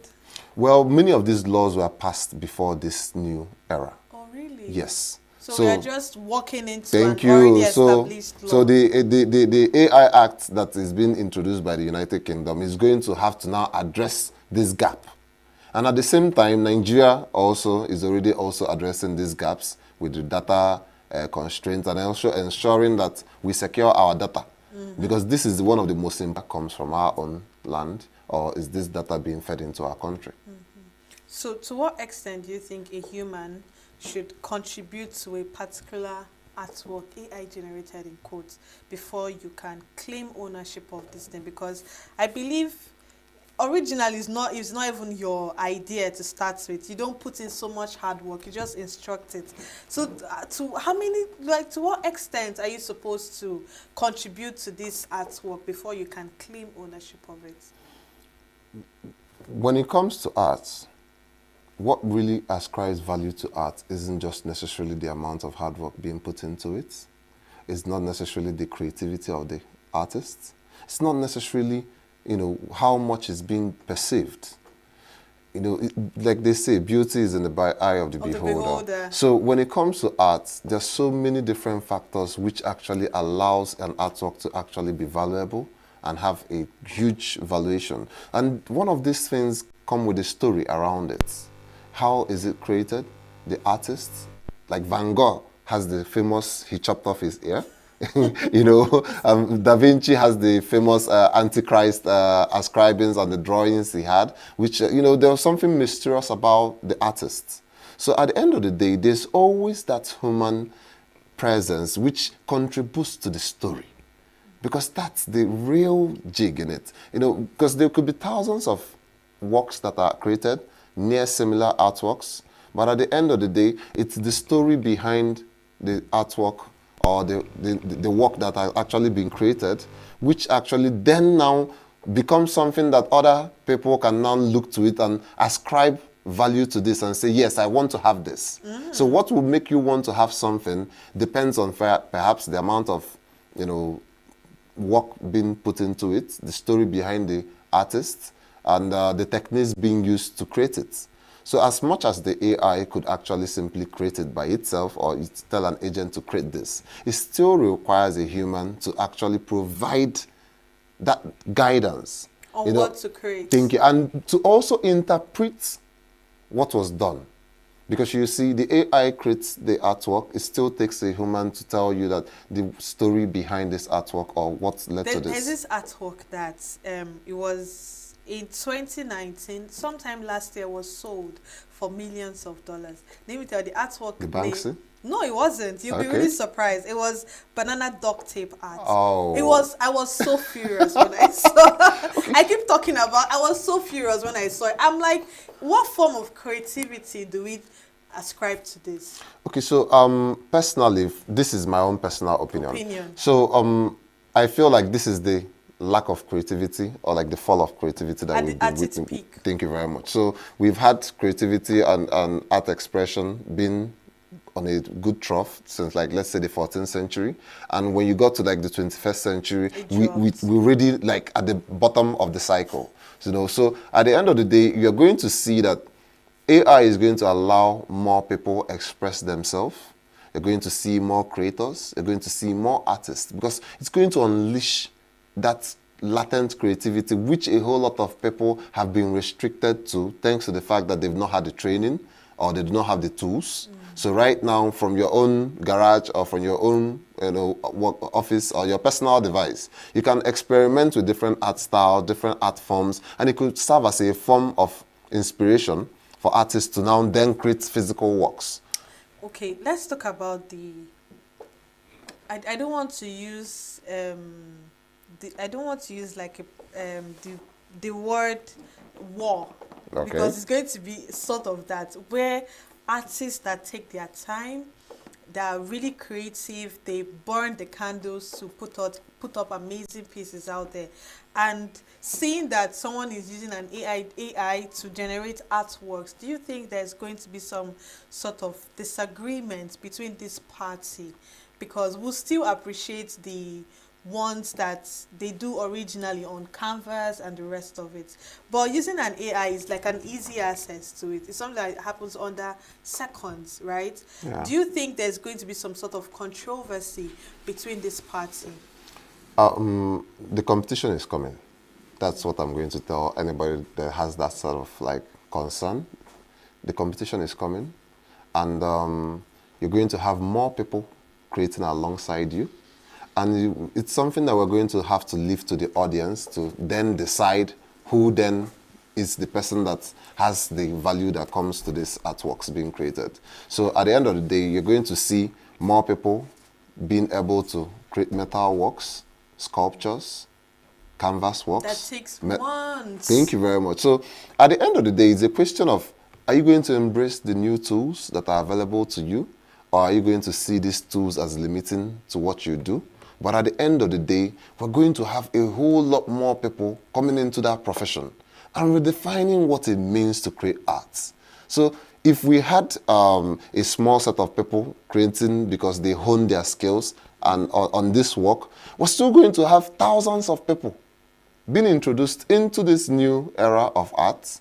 And we're going to have people that will hone their skills over countless hours, burn the candles, and produce incredible work using these modern tools. Will they be equally appreciated? Like I said, beauty is in the eye of the beholder. So at the end of the day, being appreciated, it's still left to the people in the public to decide what are they going to appreciate as modern day art or not. So let me give you an example now. Woodwork seems like a fading skill. Pottery feels like a fading skill. Sculpting also feels like a fading skill. I mean, it's not like you don't have people that are actually good at this or people that do it. But do you have the same level of perfection that you had in the 80s?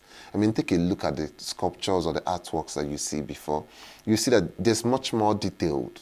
There's stories to tell. Thank you very much. There's a whole lot behind the art. Now, we are much more superficial on things. And this could not be actually, it could also not be a challenge with the artists themselves. It could just simply be that they are not able to be rigorously trained to actually, express themselves better as people that used to produce art in the previous... Or are they just lazy? Well, I wouldn't necessarily say lazy because you see, these things, like I said, it's being watered down, like we're at the end of an era in arts. Because if you had that banana duct tape on the wall being sold for millions of dollars, I mean, that is the basic way of saying we are lacking creativity. This is like the end of creativity and we don't know what else to do. So we must be able to channel our inner creativity and express the current era. Because you see, right now, the era defines the type of art that should be produced. And whether we are going into a post-labor economy or we are still going to remain in this era that we are in, our art should also reflect our realities because this is then what makes people look at it and say, okay, yeah, there's something really incredible to this. Irrespective. Yeah. Okay. So do you think the general public should actually perceive AI-generated art? Rather, how do you think they perceive AI-generated art? Because you have an idea of these things to a large extent, right? But people like us, the common man that are not so conversant with these things, how do we always perceive it? I own an AI art gallery. So I started this because there's something really particular about this particular niche and this question you asked. Is there like a stigma? Not exactly. We've always loved generated artworks.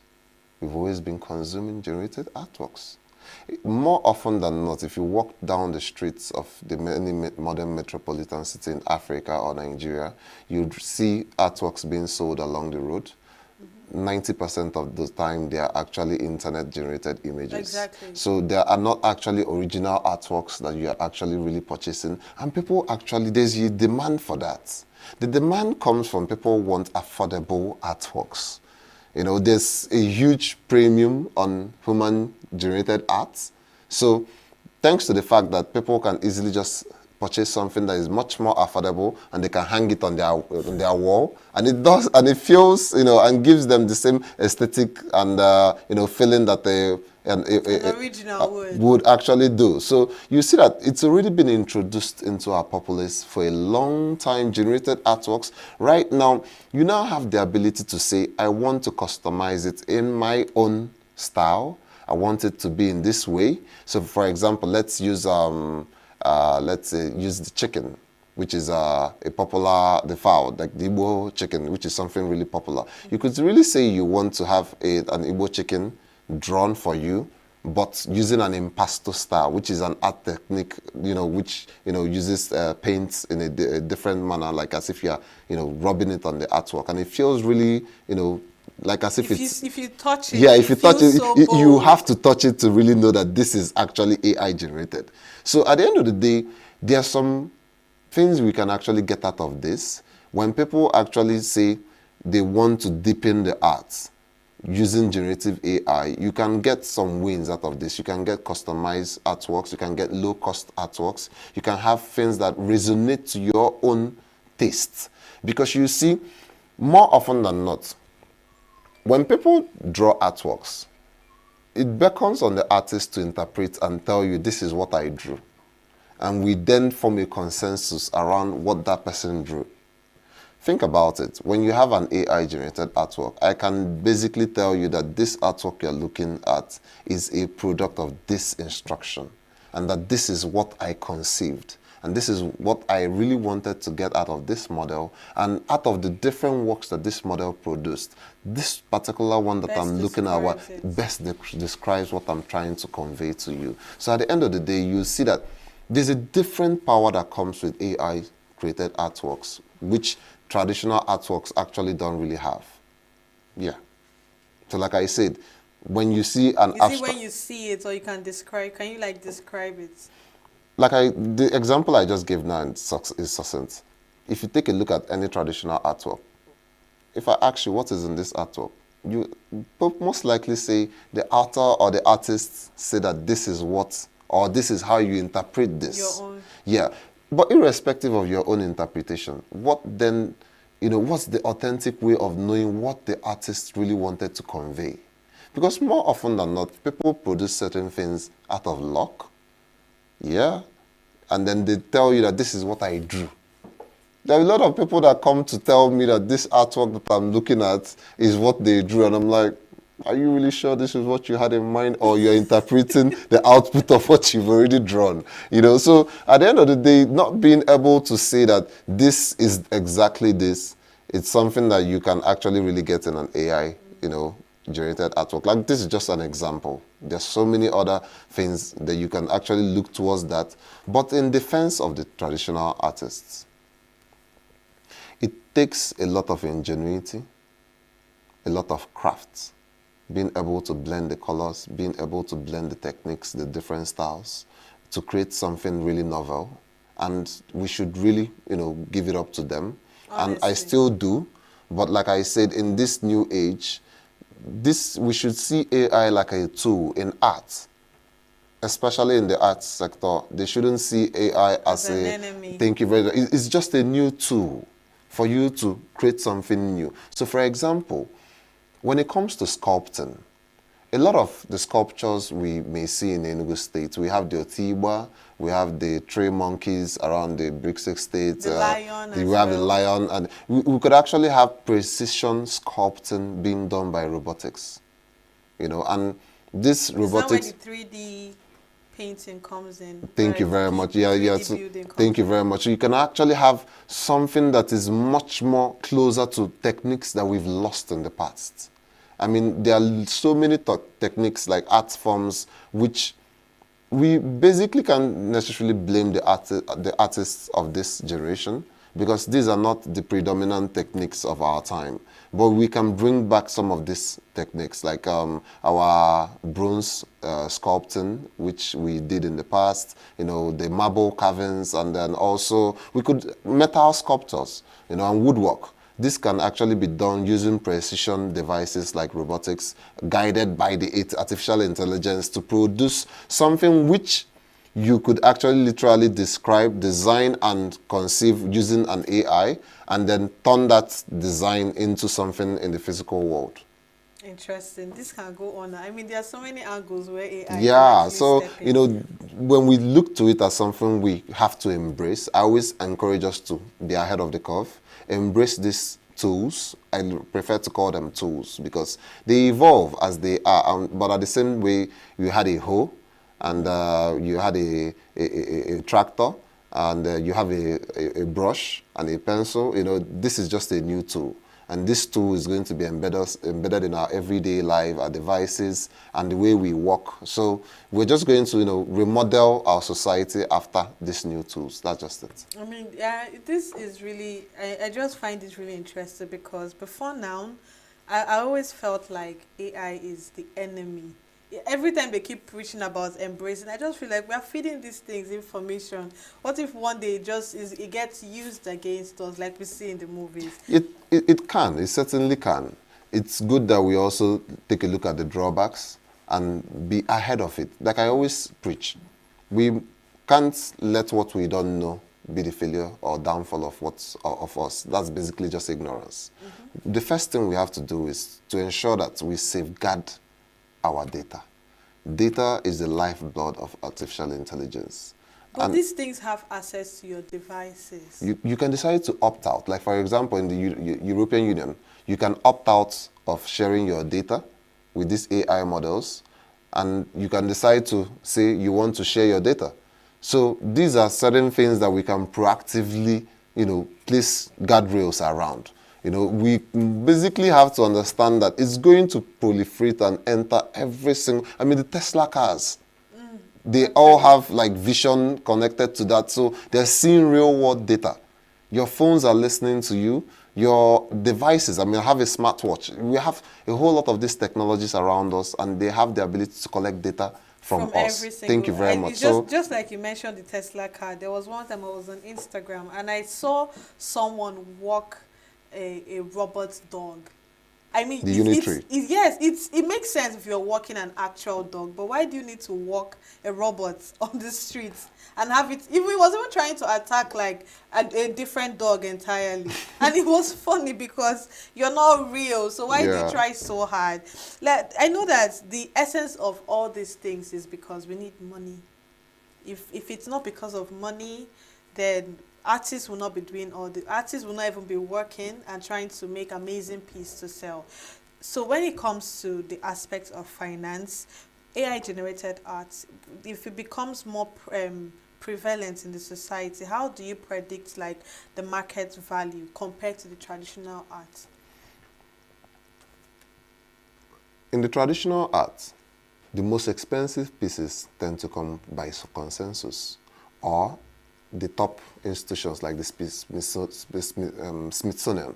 The Smithsonian Institute actually, you know, auctions some of the most expensive art pieces that you have in the world. And the consensus that you tend to find around some of the older artworks comes from, you know, the elite of the society being able to say, okay, yes, there's something we find really valuable in this. So as we move forward, first thing, art is going to be secured on the digital blockchain known as NFTs. So these artworks that are now going to be residing either on our phones, tablets, or new computing devices that are going to come out, you are going to now have a form of consensus being reached by the general public. So for example, in the niche area where I talked about in games, let's use something really popular. Football. A huge population of the country or the population all around the world play football.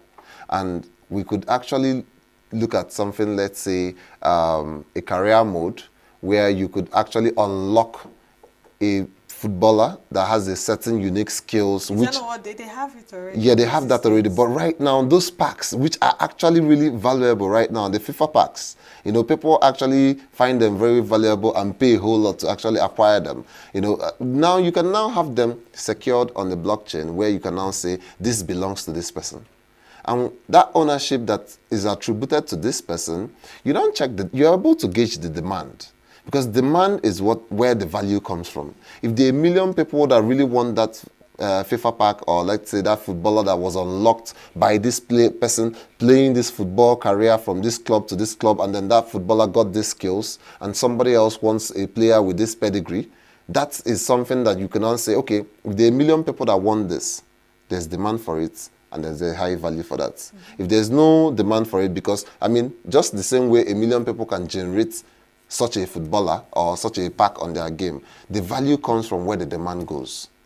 And that's where you now get consensus. So when you come to something that you're going to talk about digital arts, your ability to distribute or syndicate what you are actually doing, properly tell a story around what you're trying to create, and the techniques being used.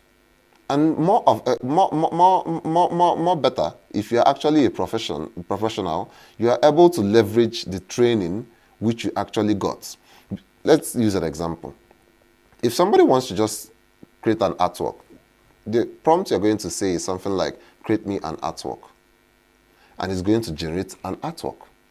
An artist could say, I would like to create an oil painting using this particular technique, drawn with this brush, to convey this. They could be very detailed, more than you that's just an inexperienced. You're going to have a very simple, shallow prompt, and then no matter how good you feel like you're good at creating those prompts, someone with training in that particular field is going to be able to look at these different artworks that are being created and say, this best matches the technique or styles which I'm actually telling it. So an untrained person, when you give it an instruction, it produces anything that you want. And you're just going to say, yeah, I like this. But a trained person is going to say, okay, this is an incredible quality, or this is an incredible piece of art. So should artists be compensated, especially when their artworks are used to train AI? Yes, I believe so. This is something... Are they actually being compensated? Or is okay, it this is pipeline? actually where it gets very blurry. They're not being compensated properly because there's so much drama around where does the data come from. When the AI is actually being trained, it's actually making copies of what it was given. And the trainers or the big data companies are coming out with the excuse of saying this is the same thing as just going online, learning how to read a book, and then, coming to get inspiration to write a book thanks to the fact that you read a book. That's the analogy they give. But this is actually really not right, because you see, the copyrights are meant to protect the intellectual work of people.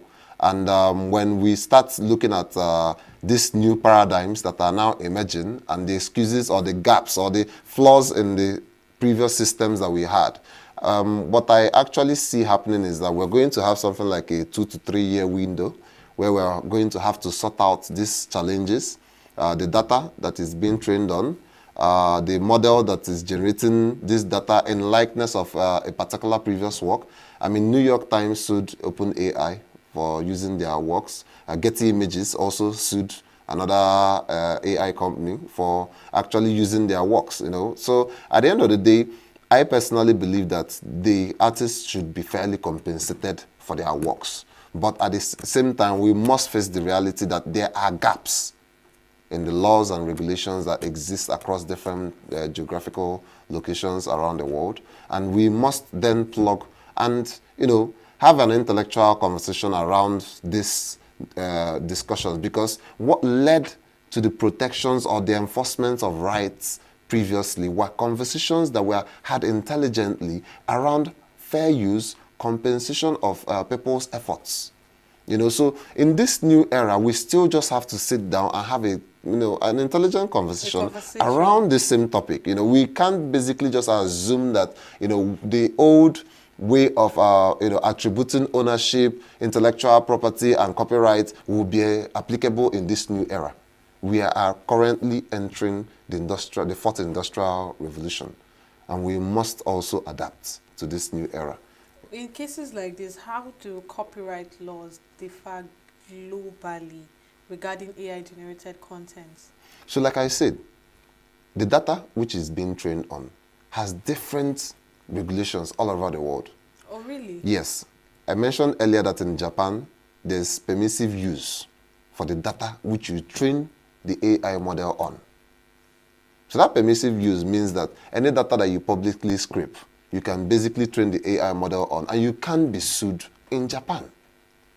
But it's not the same in the United Kingdom. In the United Kingdom, Thank you very much. Fair use. You understand? There's something they call fair use. It's also applicable in Nigeria also. It's also so applicable. Nigeria is fair use? Yes. We also have the Fair Use Act. You get so, but the question is, what then describes what is fair use?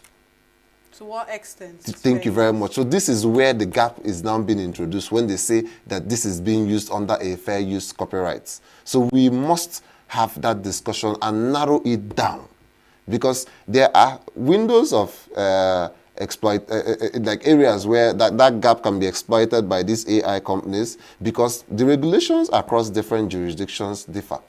But mind you, someone could train an AI model in a country where they have a better or conducive regulations, and after training that AI model, they introduce it into your own country. And when they introduce it into your own country, who then decides? I mean, they collect the data. They can collect the data from your country, go to another country, train the model, where it's actually regulated, and then after doing that, they come into your country and tell you this was actually done with fair use. So there are so many things that we must plug around this IP and copyright area. Okay, looking forward, where do you see art and AI? Let's say the next 5 years, just to narrow it down to like 5 years. NFTs. That's what I am going to, like the one word I'm going to say. Speaking of NFTs, what's the originality in that? They are non-fungible tokens. Now, recall, blockchains are digital ledgers which help you store information. And the Banksy, or let's say the Van Gogh paintings, or the Da Vinci paintings, they are susceptible to thefts. They can be destroyed. They can actually lose their original painting or degrade over time. But when it comes to digital artworks, it remains the same. It's immutable. It's always going to be on the blockchain. And this artwork that is now secured on the blockchain by different technologies that you now have, if it's generated by an AI model and it's secured on the blockchain. So you can actually sell AI-generated artworks on the blockchain? You can actually generate one right now on your phone and list it, put it on an NFT and list it on sale. It can easily be done in less than 10 minutes. The technology is already now there. Now, but the challenge is it's nestled within the Web3 or crypto community. So most times when you hear about NFTs, you feel like they are speculative trading and different, but the technology is still being developed. And that's what's going on in the crypto community and the Web3 community. They're developing the guardrails for this new age. AI is going to be run on blockchain technology. That is the vehicle for blockchain. So when you have those AI-generated artworks now merging with blockchain, you're not going to have a whole lot of these discussions that we are having around provenance, copyright, and intellectual property coming to the table. But for right now, the first thing that has to be done is they are still in experimental stages. So being in experimental stages, you're still going to be hearing about non-fungible tokens on this blockchain and NFTs on this blockchain. But at the end of the day, nobody's going to tell you that this is actually provenance or information that will be stored on this. And this is going to be the future of art. Art is going digital. Even if we like it or not. We'll still have the traditional art. There's still art in different caves. There's still art still in the pyramids. That's the same way we're still going to have canvas works, still available millennia to come. But the new form of expression is no longer going to be on the cave wall. It's no longer going to be on a canvas. It's going to be on a digital device. And our conversation was on art, AI, and intellectual property. It was amazing having this conversation with Engineer Nzube Odiokwelu, who is community lead Citra, Nigeria. Thank you so much for joining us. Thank you You're so, welcome. so You're welcome. much. We had a whole, if you're just joining us, please go back, revisit that conversation and catch up with us. The world is evolving and so are we. We'll go on a short break, and when we're back, we'll have our next conversation for the night. Stay with us. Every second, every minute, every day, news is breaking. Events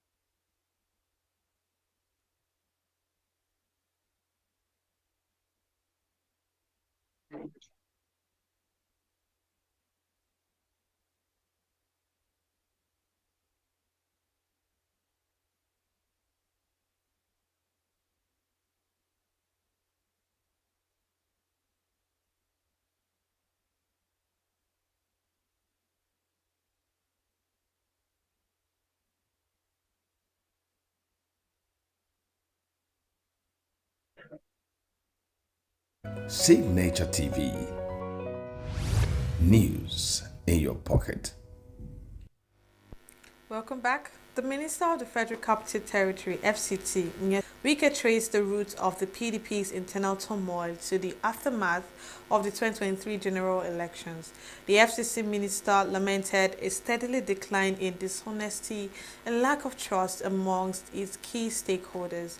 And to have this conversation about Wike versus PDP, the way forward is a reps member and journalist Honorable Obuna Anwukwe, former House of Reps member and journalist.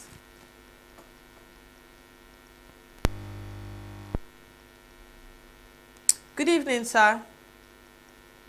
Good evening. I can hear you. I don't know whether you can hear me. Yes, I can hear you. Hear you. Honorable Buna, good evening and welcome. Our conversation is Wike versus PDP, the way forward. Just have a background knowledge. Can you give us an insight of what had transpired before this particular meeting that they had about the reconciliation?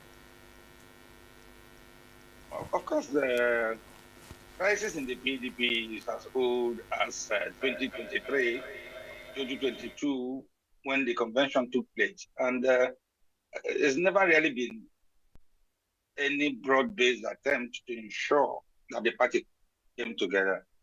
Now, like it or not, you have a former governor of Rivers State who contested for the presidential ticket years back and who supported the coming of the APC president, a man who still remains in the party and for some reason is acting against his own party. Of course, as we speak, we know that the PDP secretariat is shut down.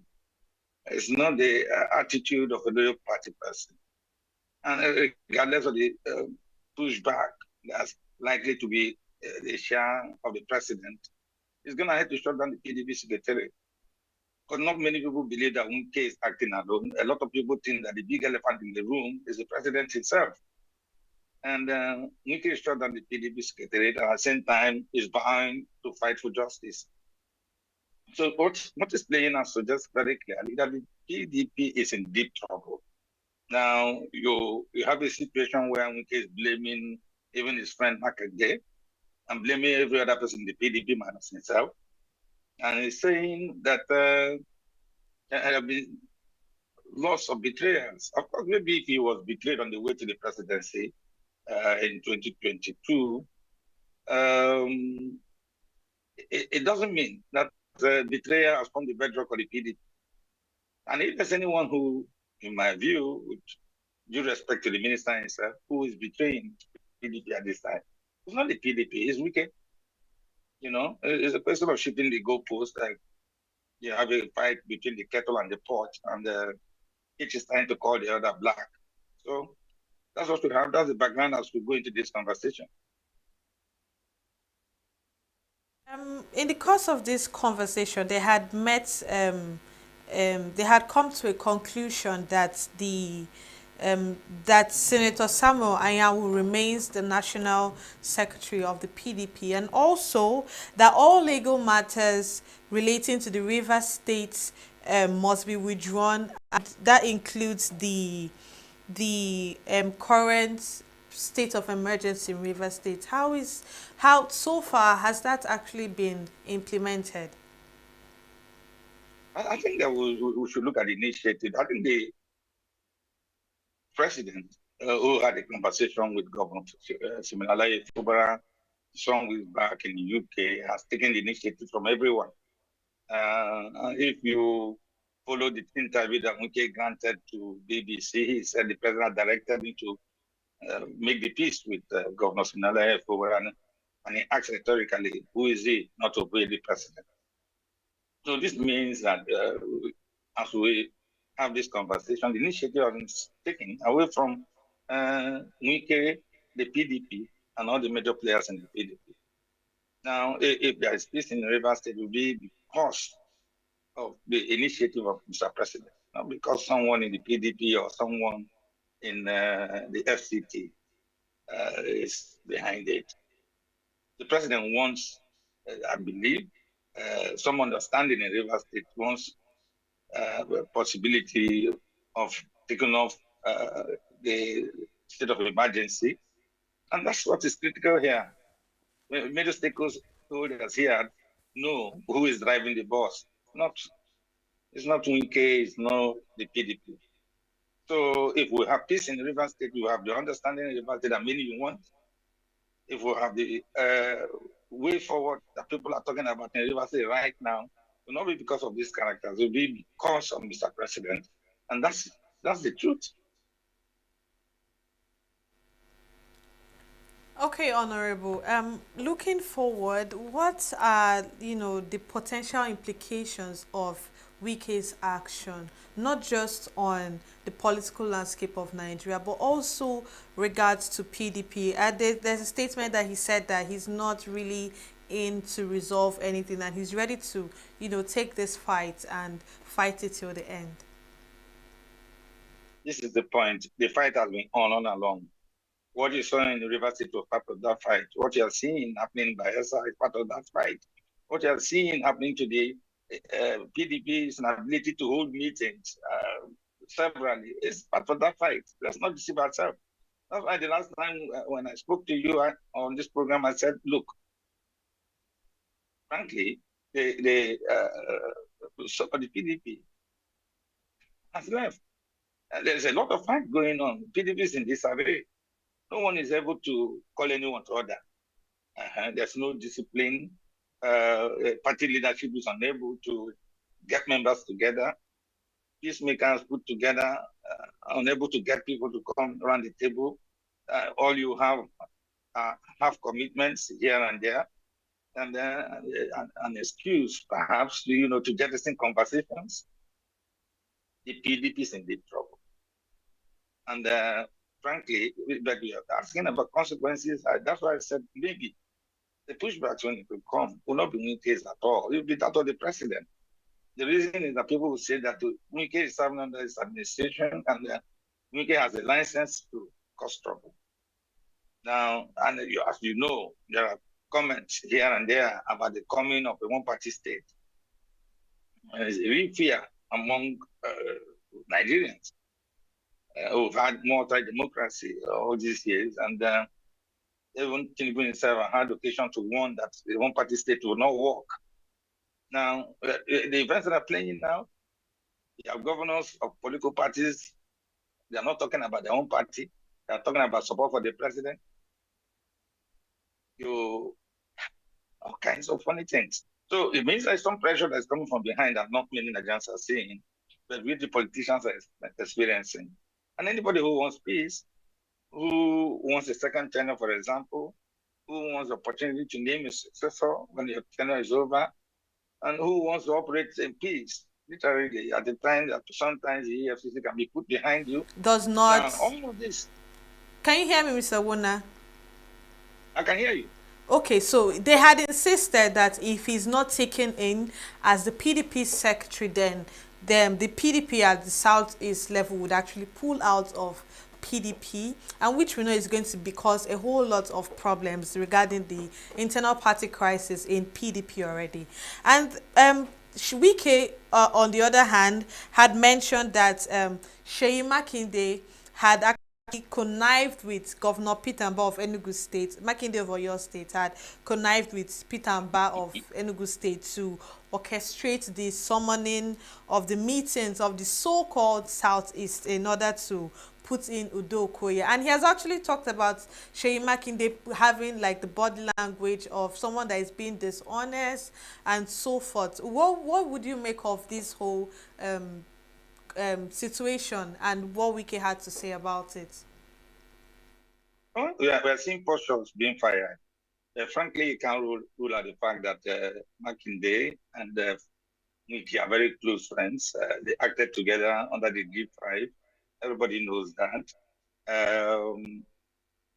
Well, you've seen some people who talk very little in public, taking postures on Wike, following the comments that Wike made about Southeast leaders and their inability to deliver. Now, what is obvious is that the state remains set. I think the PDP is imploding.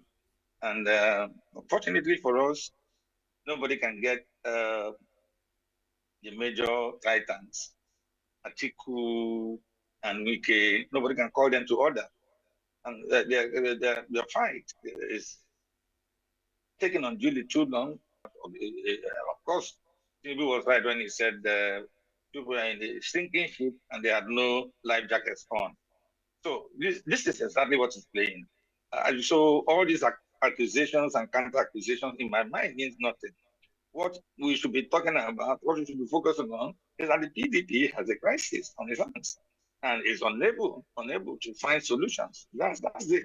So listening, dropping, name calling, in my view, are all distractions.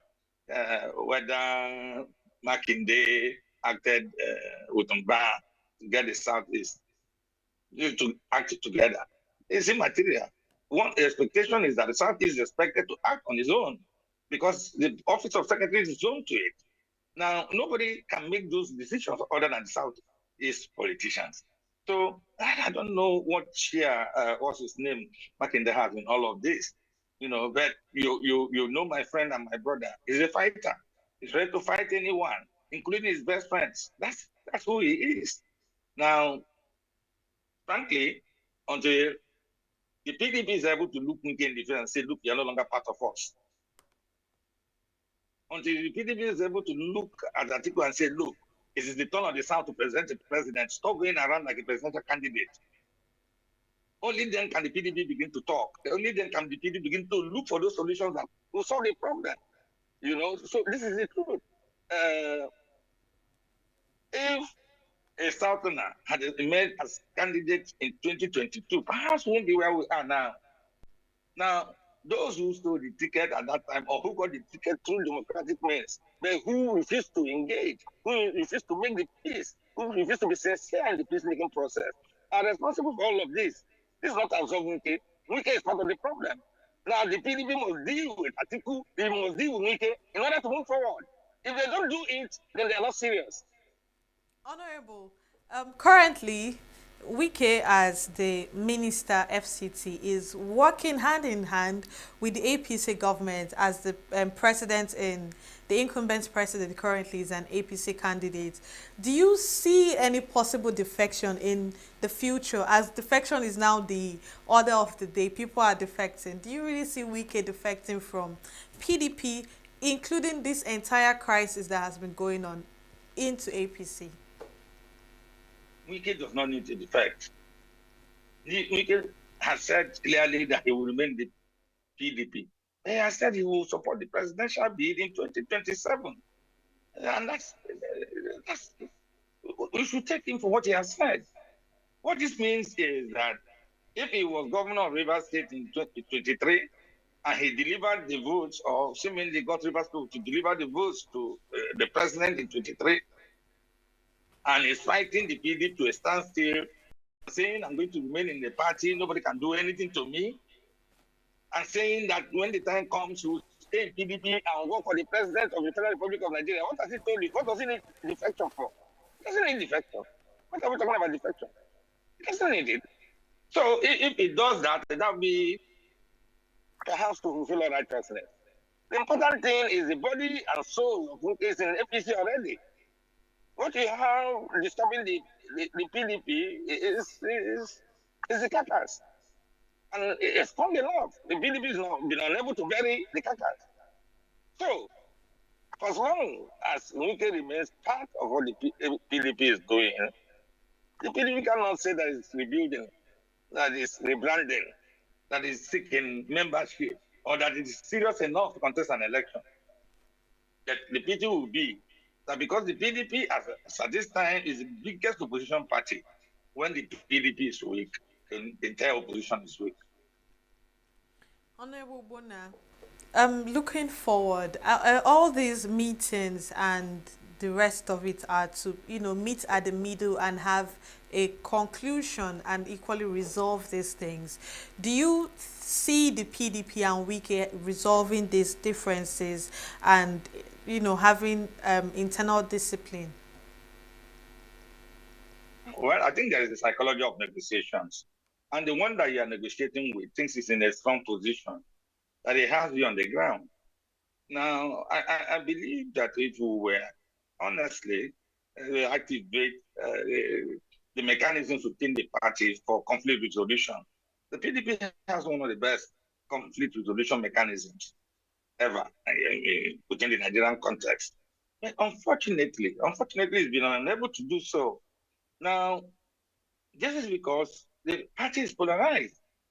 Okay? There are people who believe, honestly, that if you were to sit on the table, that of course some genuine progress can be made. But you don't discuss when either of the parties is impatient, when either of the parties is issuing threats, when either of the parties think it has all the aces. Now, when you have such a situation, what kind of negotiation will come? So this is the point. Is the BDP able to negotiate?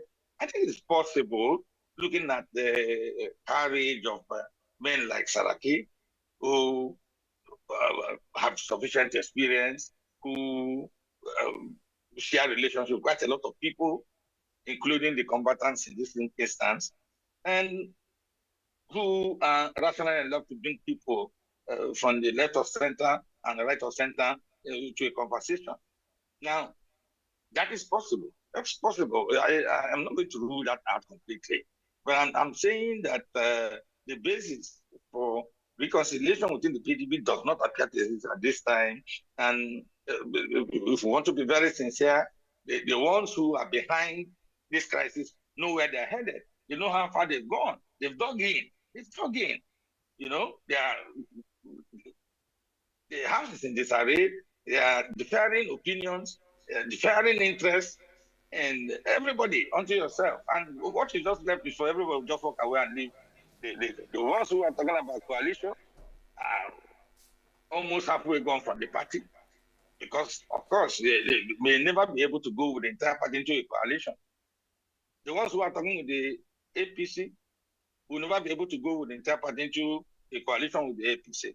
So what you have is a PDP that's turned to threats, a PDP that's unable to stand on its feet, and a PDP that's been buried by those it made. Because all of these people who are great assets to Nigeria, great assets to the party, great assets to the parties that they are going to, were made by the PDP. And it's a shame that at this time when the PDP needs them, they are killing it. Honorable, the election is around the corner and PDP is yet to put their house in order. And with this, is Brike's political influence more of a beneficial or detriment to PDP states right now? I don't know how we're going to discuss it over and over again. The people who are fighting are people who are unwilling to forgive one another. Let's be frank about that. It's very clear now that somewhere along the line, something happened when people like Aisha made comments that should not have made, describing some people who acted in some way on the convention ground when that shouldn't even have happened, describing them as saviors of democracy. Now, and the opportunity to have a conversation across board. So a man who was able to, regardless of what happened, show strength as a governor, as a party man, winning sufficient votes. He was defeated, was not disgraced. But those who fought him did not see it in their mind. They have finished him. Now, they ignored him. It's like the story of Dracula and Frankenstein. The actions of Dracula created Frankenstein. And Dracula, for some reason, didn't look in the direction of Frankenstein until Frankenstein was strong enough to destroy it. So this is what is happening. Wike is embedded in the PDP. Nobody can wave him aside. He's in there. And Wike has just not influence. He has influence, he has money, he has contacts, he has everything. And I'll just say, it's like Lucifer. Lucifer has everything, including the capacity to tempt you. And Wike is in a position to tempt quite a lot of people who are PDP members and get them to move or act in a direction, a given direction that he wants them to. And that's plainly. So when we are talking about PDP in dire straits, then we should also understand that the PDP itself had the opportunity of ending this early enough that they kept quiet, played the monkey, you know. In the daytime when you are felling trees, monkeys rejoice and laugh. Then when it's time to sleep in the evening, they find that those trees that were felled in the daytime were their hostels and their rooms. So this is what is happening to the PDP. PDP is waking up too late to understand that those things that made them smile, those things that made them laugh, those things that made them jest were reality. And reality has come home now. It's difficult to exercise evil when evil takes root. And I think that's where we are. I don't know how, and I don't know who will talk to Wike, will get Wike to back down. Now, Wike has a grudge against the PDP. Those who are talking peace, who are talking reconciliation, don't appear. He's accusing them of being half-hearted, people who cannot be trusted. So it's like a man who was betrayed once. He was unwilling to, you know, allow another chance at betrayal, and is willing to take them down, including himself, you know, to the grave. So I think the PDP is headed for the. Unfortunately, if atmosphere is not taken, I think the PDP is headed for the graveyard. PDP is obviously known to be the main opposition party. I mean, even before the Labour Party and the rest of it, PDP is the main opposition party in Nigeria. So how would you assess the role of internal party democracy within the PDP currently? You can see that anything about internal democracy is gone.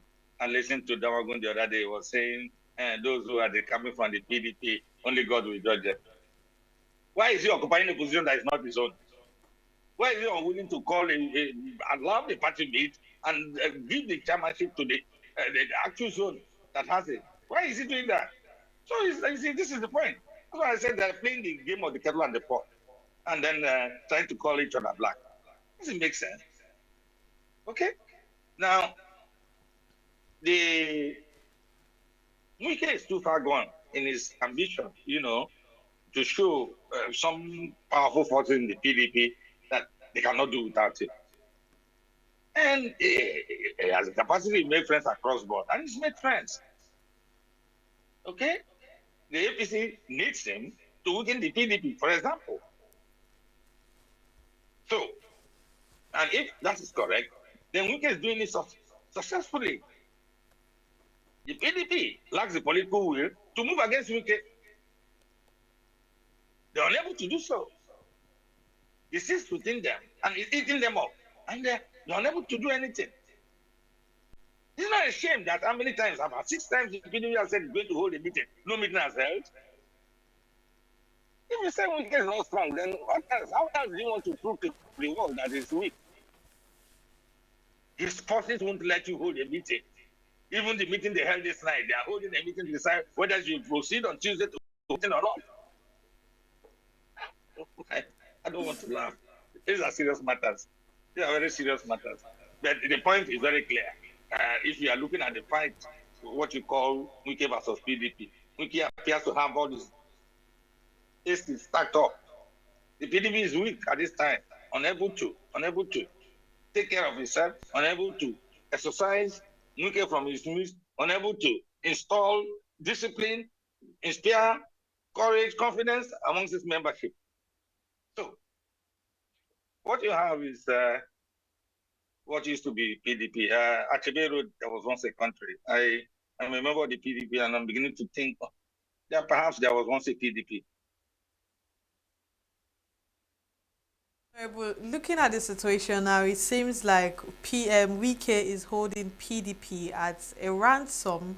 And how would you advise the PDP to restructure itself in a way that it is not driven, it is not personality driven in terms of conflicts like this in the future? You know, one of the things that made party formation different in the IBB days when we had equal joiners and equal owners, but that people were supposed to contribute to the sponsorship of political parties.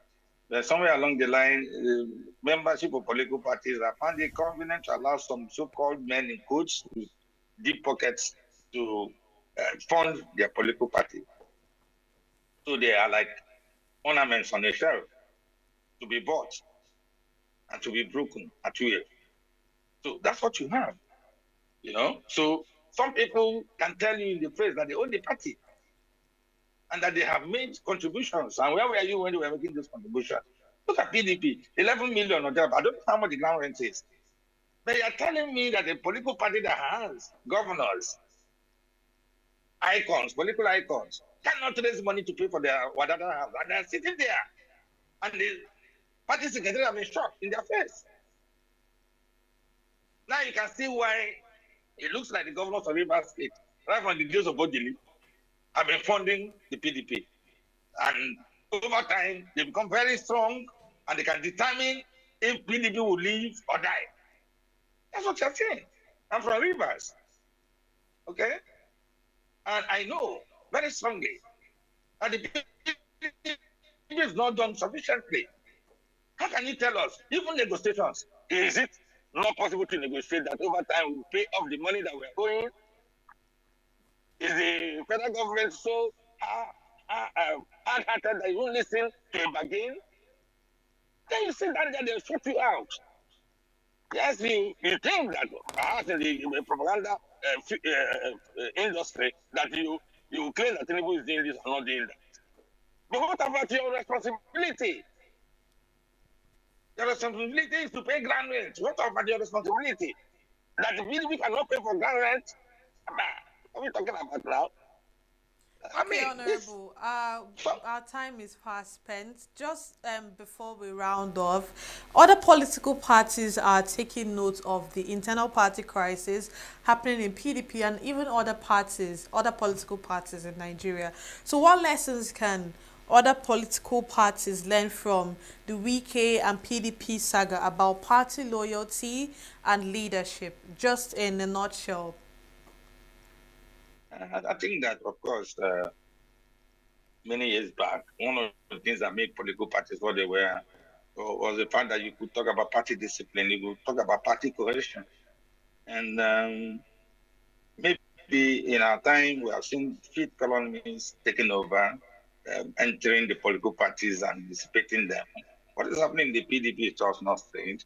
We've seen the fight in the Labour Party, for example, Bure and others are at war. Okay, and I think the lesson that the opposition should learn, Nigerian opposition should learn, is perseverance and being able to act together, you know, because the things that unite the opposition are more than the things that divide them. And so when you get into this ego fights, this petty disagreements, you give your opponent strength. You can see that the APC is running, declaring second tenor endorsement for the president, while the opposition is even unable to get together. They're not talking about working together, not to talk about having a common candidate. So, where is the time? Sooner than later, December will be here. Next year will be the campaign period. So, how long? They should learn lessons from what happened when the APC built a coalition to offset the PDP. The unfortunate thing I'd like to say here is that PDP perhaps hasn't got experience of an opposition party. And you can see now that the APC is in power. It has the experience of a party in power and the experience of a party that was in opposition. So getting together, acting together, leaving room open for understanding and collaboration is what the opposition needs if it must fight the APC. Okay, Honorable Bona, thank you so much for your wonderful insights on the subject matter, Wike versus PDP, the way forward. It was amazing having you on the show. Thank you so much for joining us. Bless you. Thank you so much, too. Okay, if you're just joining us, we just concluded the conversation on Wike versus PDP, the way forward. There has been some developments in the PDP, and Wike has his own grounds, rather he's standing his own grounds on these developments. So you can revisit the conversation and give us your comments in the comment section. We'll go on a short break, and when we're back, we'll dive into the last discussion for tonight. Stay with us. We are local. We are right now with the wife of the man that was... Why the meat market is in chaos. People... We are national. Those in support of this motion as amended, say aye. Aye. We have taken the vote by default. We are international. Israeli airstrikes. Donald Trump left us the worst unemployment.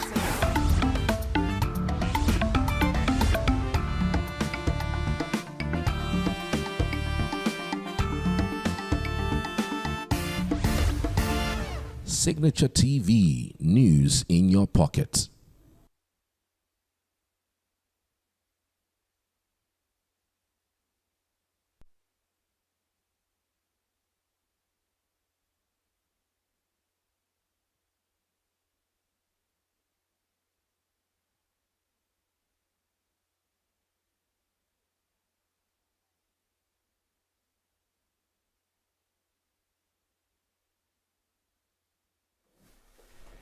Welcome back. We are going to give you an interview that we had previously on Signature Evening on the church and politics in Nigeria. And that conversation, we had it with Reverend Emmanuel Ede, who is a Christian Associate of Nigeria, CAN, Chairman, ENUGU State. Every second, every minute, every... When Reverend Father Hyacinth Alia emerged as the governor of Benue State in 2023, his election was heralded by many as a moral revolution, a break from the past, a redemption song in a political theater long haunted by elites' betrayal and administrative decay. For a state racked by violence, abandoned internally displaced persons, economic dislocation, and shattered dreams, the people yearned for a figure of hope. They turned to the cloth not just for prayer, but for governance. The idea of a priest in office evoked expectations of uprightness, compassion, and an unflinching commitment to public good. Our subject matter now is the church and politics in Nigeria. And our guest for that subject matter is the Christian Association of Nigeria, CAN, Chairman, ENUGU State, Reverend Ambassador Emmanuel Usitadimma Ede. Reverend Ede, nice to have you. Thank you so very much. Welcome, sir. Thank you. The church and the politics in Nigeria. You know, it's burdening my heart to know that the much religion we practice here, I'm not sure it can be compared with the level of religion practiced anywhere else in the world. Most times the church has been accused of looking the other way while we, the rest of Nigerians, are faced with all of the disaster. I know that from time to time the church speaks, but most times it looks like they are not speaking from the angle, okay, that it will actually move politicians to act. Looks like they are less bothered with the situation. But you are the CAN chairman in ENUGU State. I don't know if I am correct with the feelings that I am privileged to have witnessed. I mean, people have shared these thoughts. We are on social media network, and we are also on in the main media platform. So we hear things, we see things, and it's looking like the church is looking the other way. Well, I will rather want to say that every individual person is entitled to his or her opinion. But I won't accept in any way, in any form, that the church is looking the other way. The church is not looking the other way because we are all members of the same society. Just like we have this or that church in terms of denomination and bearing different names, and by the time you cross over to the other side of the faith, you have Islam, and those who practice it are Muslims. So all of us, take it or leave it, are all citizens of this nation, and the politicians themselves are also citizens. So you discover that it is not something to be blamed on the church, but we need to, as a matter of fact, ask ourselves some of these critical questions. What are we doing that we're not supposed to do? What are we doing intentionally the wrong way? Well, these are issues, that we need to sincerely, honestly, analyze and be able to tell ourselves the truth.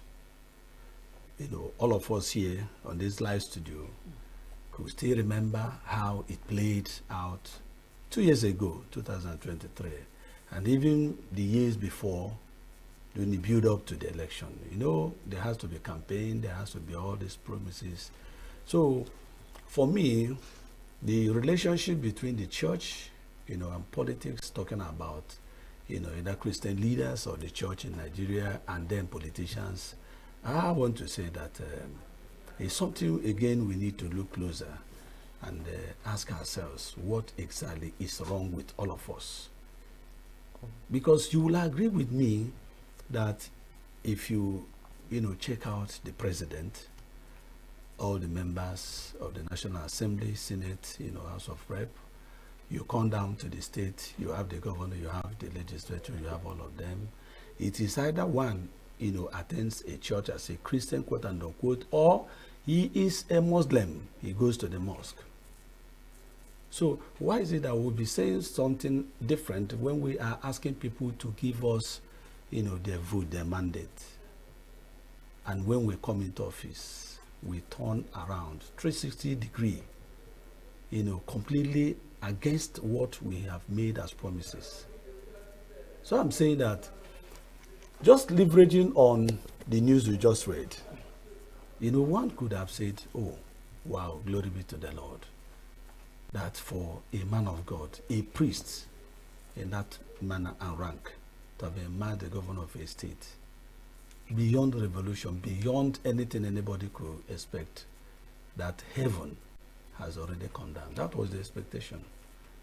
But how come that he is meeting things that are so challenging, so traumatic? Because he has never opened his mouth to tell anybody, his emotional feelings about happenings in Benue State. You can imagine, how it will sound if he should let you know what, he is. And more worrisome is that he also belongs to the ruling party, the party at the center.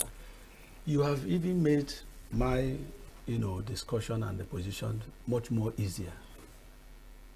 I was trying to establish the fact that the Nigerian case is not just that you use politics as a garment for cover. It's not just that you use religion, Christianity or Islam as a cover. But for me, we have a more fundamental issue that we are all either refusing to accept. Now let me digress a little bit. Each time I watch the news, see the social media and your own channels and the others, showing the kind of barbaric attitude, inhuman, behaviors, attitude against, human beings. I ask myself at times, could it be that this kind of actions, whether they are reaction, whether they are intentional, whether they are being sponsored or not, is it from animals against human beings?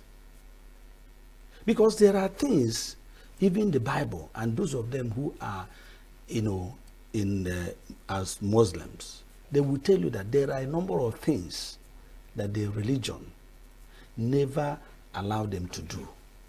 So the question is, how come that those unimaginables, those things that people don't hear about in other, places, it's just like, using the adjective and the expression, are you trying to be, more Catholic than Pope?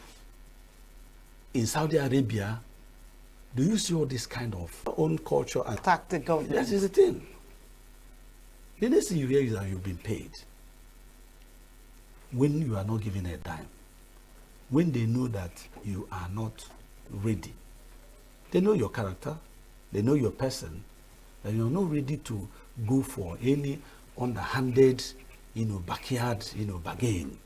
Or any form of compromise. That's the thing. Are you saying that because of this particular point you just made, that the church, the clergy, the church leadership should be cowed that much, keep quiet? Not at all. Okay. Not at all, because even in the scriptures, there are different cases and instances, occasions where leadership in the political arena seem to have, sealed and seared their hearts with that of hot iron, that they can't even listen to anybody. They don't listen to rebuke. Presently, I'm even bringing another dimension to it. If you say that, a political, leader is doing well, they say, oh, you are praising him, you are praising him, you are praising him. You see how bad, we are making our environment to look like. You see somebody, just like imagine Signature TV, somebody say, oh, Signature TV is doing well. And the next thing you hear is that, oh, it's because they paid you to praise them. Even simple analysis, even the things we see with our eyes, under normal, my dear sister, there are things you shouldn't do and wait for somebody to tell you that it's not good. Where have our consciences gone to? It's not as if the church is not talking, though. There is something that happened recently, because we keep meeting as church leaders, we keep raising, alarm. But one thing is for you to have said something, another is the ear that is willing to hear and even listen.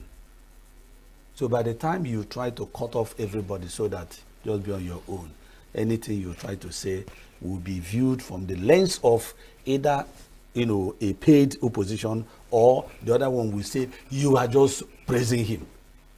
If you ask, okay, what I said concerning this or that person, is it not true? They say, okay, you are overpraising him.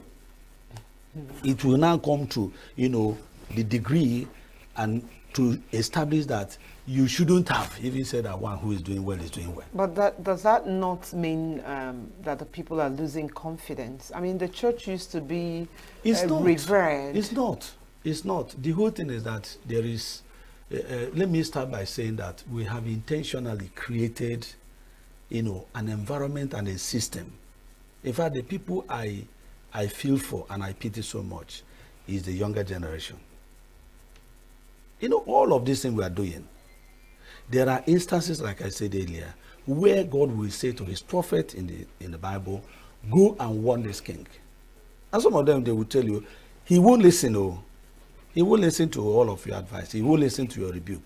But let it be established that you have raised the alarm. The people are going to be suffering it. Judgment will be coming. But let it be established.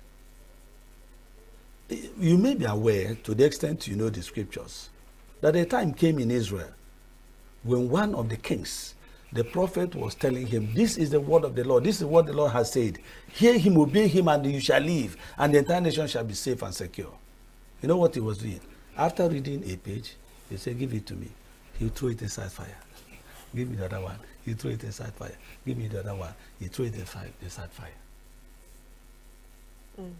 In the case of endorsements, a church has, the big influence in doing all that. So what do you think about churches more than Christian leaders endorsing political parties or politicians?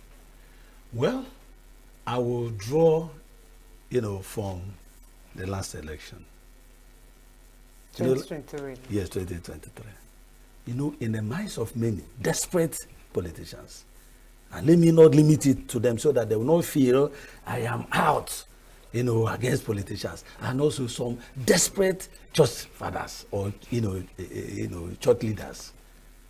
You know, in all of these different, you know, realms and, areas, there are people who are so desperate for nothing. You know, you are aware because they've started charging the A again. Mm-hmm. Election just ended 2 years ago.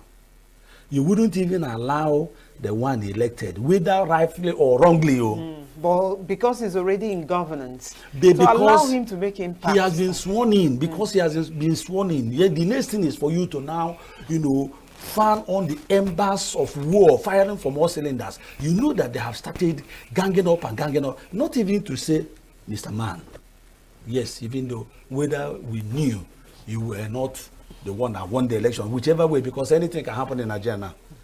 It's been proven several times. Yes, anything can happen in Nigeria now. So, but the whole thing is this: how come that even the one who ended up emerging as the political leader at whatever level, the same people won't allow him to even concentrate to deliver?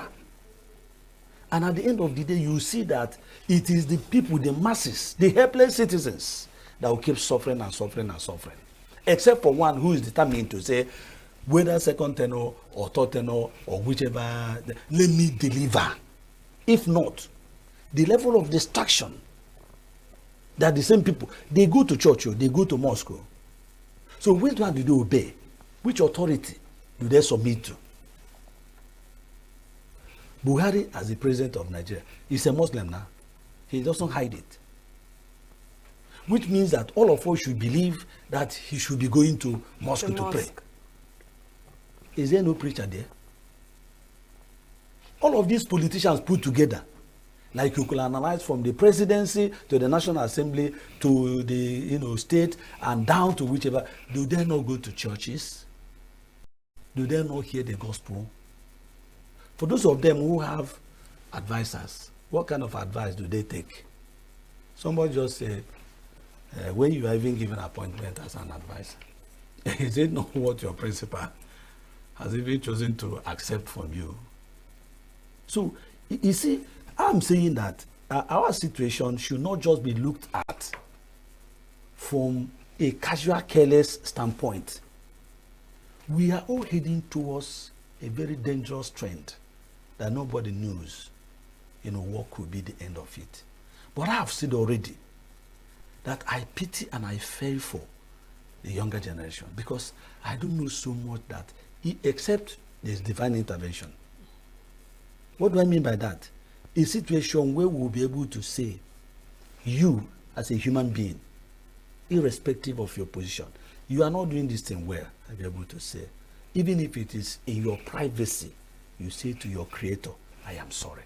Now, talking about influence from church leaders, clergymen, a time was when a particular man of God was openly canvassing for Buhari as against Goodluck Jonathan. And all of the things that happened thereafter, and even when Buhari became the president, he faced serious punitive measures from his church at the time. I don't know, should the clergymen not interfere in politics at all? Because he has the confidence of his congregation. Yes. So while he was speaking, they would also be hearing the voice of God, sort of. Okay, and that could sway them. Okay. Now, but the church, his church was against what he was doing, the Yes. whole method. You're correct. Which is the correct thing to do? Should the church, I'm talking about the church, I'm not talking about religion. Yes. Talking about the Christians, should they be fully involved in politics? Is that the correct thing to do? For me, it is not just better, it is best. why I'm saying the best is for all of us to You know, be fully the involved. scripture says, Yeah. pray for the good of Jerusalem. I think Yes. that's what the scripture And also, says. even Romans chapter 13, he gave a very serious and a salient assignment to the church for those who are in authority. Paul, writing to Timothy, said, "You must pray for those who are in authority." So, other than prayers, Yes, but you shouldn't stop at there. You shouldn't stop at prayers. You know why I'm saying it? See how these things start. It's just like somebody who says, "Oh, dear lady, I want you to be of help to me," and you just discuss, and you feel you're trying to have an understanding or bargain with somebody. The person will be loyal, very, very humble. And you must have experienced what I'm trying to, put in a very graphic way, But the moment the person gets what he is looking for, your course no longer go through. You know that kind of a thing. So, walls and fences will begin to be mended when there is an expected need, like they have started heating up the polity, and they're trying to set fire on the citizens again, because at the end of the day, it is a poor, vulnerable, Nigerians that will bear the blunt of all of these their wickedness and manipulative activities. So why I'm saying that the church should be fully involved is so that you not just be at the periphery, at the very rare, insignificant, corner where all that will be needed from you is to do what? To help us get the vote. You know what I'm saying? Mm-hmm. So, and the moment one is declared so and so, or even the election is over, now you are no longer anything anymore. Nobody will listen. That's to the thing. Back in the scriptures, yes, we know about prophets who were specifically sent to the leaders. Yes. And most times they get into trouble. Too many troubles. Like I think it was Elijah that got into trouble. And Jeremiah, many of them. With what's the wicked woman? Jezebel. Okay, because he went to do an assignment. We have plenty prophets. Okay. Could that be the reason that the clergy don't really call, the clergy doesn't call a spade, like, speaking truth to power? Hey. You're scared to actually say the way it is. I know you have mentioned the fact about being called out as being sponsored, but beyond that, someone could even be arrested and prosecuted for even before the issue of arrest. Let me say something, maybe this way, that way. There was an example you gave, some years back during an electioneering campaign. 2014, 2015. And somebody said, because some clergy, quote and unquote, will have the effrontery and, to just come and say, and the Lord said to me. So the question is, which Lord? Is it the God of heaven, the God of justice, the God of fairness, the God that knows that things are wrong in the land? Is it the same God that will speak to you? And you are not even mentioning those who come up and say, this is the person that God revealed to them. They have become prophet of, just like those of them who, instead of predicting like gamblers, football matches, outcome of football matches, they want to prophesy and tell you that this person is what God revealed to them. That he's on the throne already.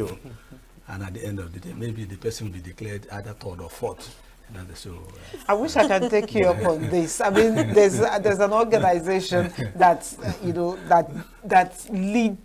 pilot the affairs of these men of God, these prophets. Okay. Well, do you sanction those people that say a thing and it doesn't come to pass? My dear sister, I'm coming. You see, when there's rascality, when there is madness in the land, under normal circumstances, men who are called by God will always be under authority. But even in the church system, even in religion today, there are many freelancers. Oh. That's the issue now. That's the issue. Today the person said, God has called him. To be what? Your own calling is never to be under authority. And some of them, belong to different, church, groups. But when are they like the bishops that went on a particular... I no longer hear about those bishops. Are they retired from the... How can you hear about them? They were never engaged, so their retirement was after that particular, frivolous... Bishops, and not just pastors and reverends. With too many colors of, attires and regalias.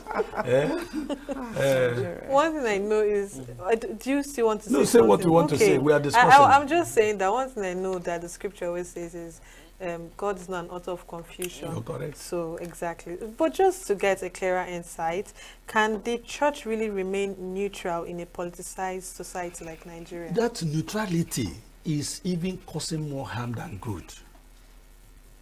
Because what you may refer to or expect or regard as neutrality in the political situation as it is in this nation today will be tagged as negligence, not having even human feelings.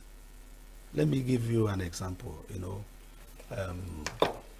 During the last election, let's not go back to where people came out and were doing the church in Nigeria, the leadership of the church tried to be neutral. How? Let's give all the candidates, irrespective of party affiliation, because you know that, as well, I stand to be corrected, but I don't think that there is any platform for independent candidature in Nigerian politics. No. You must belong to one political party. And they said, okay, let's give every individual that have emerged from any of the political parties the same enabling environment, the same platform. As the chairman of ENUGU said, you can quote me anywhere. We organized a town hall meeting. We sent invitations to even the front line and even the ones that you could say, are these ones serious? Are they coming to the number? We gave all of them ample opportunity to tell us what they intend to do for the people in the state. Well, let me tell you something. Some honored that invitation, some did not honor. But even at that, we did not, hold it against those who did not honor. Because we knew that either by one's intent and purpose, they may have decided not to. And we never, gave thumbs up for the ones that honored. Because we knew that it was going to be a context. You had to canvass your vote. So in doing that, we said, let us allow, everybody the liberty of expressing himself, so that we be like, an unbiased, umpire that we need to guide people, so that you will now be able to say, this is the candidate of my choice. Because while some are members of this party, some are members of the other party. Can you dream of a church? Even in the dream, you see a church either as a congregation or denomination that belongs to one party. So what kind of a church is it? They should also be named, after that political party, if all the members are of a particular party. Yes, because... Okay, but what appeared to have happened during 2023 election was a kind of a coalition. Before you talk about any coalition, I am telling you. I'm talking about Christians. Yes, I'm telling you. Agreeing on a candidate, not a party, really. No, you see, what happens? That is the, when I say, some of these things, I know that even in the Christian, faith, I won't call it religion, because Christianity is life. You need to live. It is those who don't have Christ in them that are bringing all manner of manipulative activities, and they're trying to put it the wrong way and also paint it differently. So what really happened was that, like I said earlier, if you come to me and I welcome you, And after discussion, I said, you have visited. It's a mark of honor and respect that you're supposed to come. We'll pray for you. The other party and the other people looking at it because they came before you will now go and publish the news using a content that doesn't reflect what really happened and tell the world. Look at it. They say they are free, they are fair, they are open to all. But they will not want to prove you right or wrong by also having an appointment with you. To know whether you refuse them coming. To know whether you refuse to give them counsel you gave to the other person. To know whether you will refuse to offer your prayers for them. You get the picture I'm painting. So because of all these complexities, do you know what the freelancers do? They now cash in on that to begin to tell you, you are the one the Lord revealed to him. You know when a man of God begin to tell you about revelation from above, the message of God for you. I'm saying it with every form of audacity. You know, some of us that can, convince anybody now. So by the time they are vibrating and telling you that this is what the Lord has said, and no Jupiter will ever cause it not to happen. If I were a man of God. Yes. Yes. A regular phrase. Yes. If I be a man of God. So you people listen to us. Please we are Christians. Do forgive us. So all I'm trying to say is that in 2023, before you could finish saying Jack Robinson, I will call them guys now. Some guys now started giving negative impression that somehow that what they're saying is not what they have in mind. But how do you begin to read people's minds instead of taking them by their words, instead of believing that the open and enabling environment and the same platform given to all the candidates, the contestants, that they meant to maintain it. So that was when you now started seeing some people making all manner of comments, accusing the other ones, and it's like almost everything started falling apart. Let's say something. Go ahead. Even last week, somebody was alleging that there was this huge amount of money that had been paid, so silent, and the cost, the clergy to zip their mouth, to close their tongues, and to make sure that even their eyes, thank God he never said they were paid even to go blind artificially or something. So you see, it is important I say this so that anyone who is listening could hear me. The fact that a given authority, let's assume this ENUGU state now, we have leadership of the Christian body. But somebody may wake up and say, hey, I'm saying this for myself. So the question is, who is that yourself that is not under any authority? You get the point I'm making. So that is this kind of people that will now begin to give the other message, the other impression, so that the public will not get biased. If you say, please, listen to these candidates, watch them, observe them. If you like, check their manifestos and know whether they are coming up with something that could change and better the laws of the citizens, in case he emerges victorious in this upcoming election. And somebody else will be saying something different. At the end of the day, somebody may be feeling, okay, these other ones were against me, those other ones were for me. You see how, people are, there are activities that are done intentionally.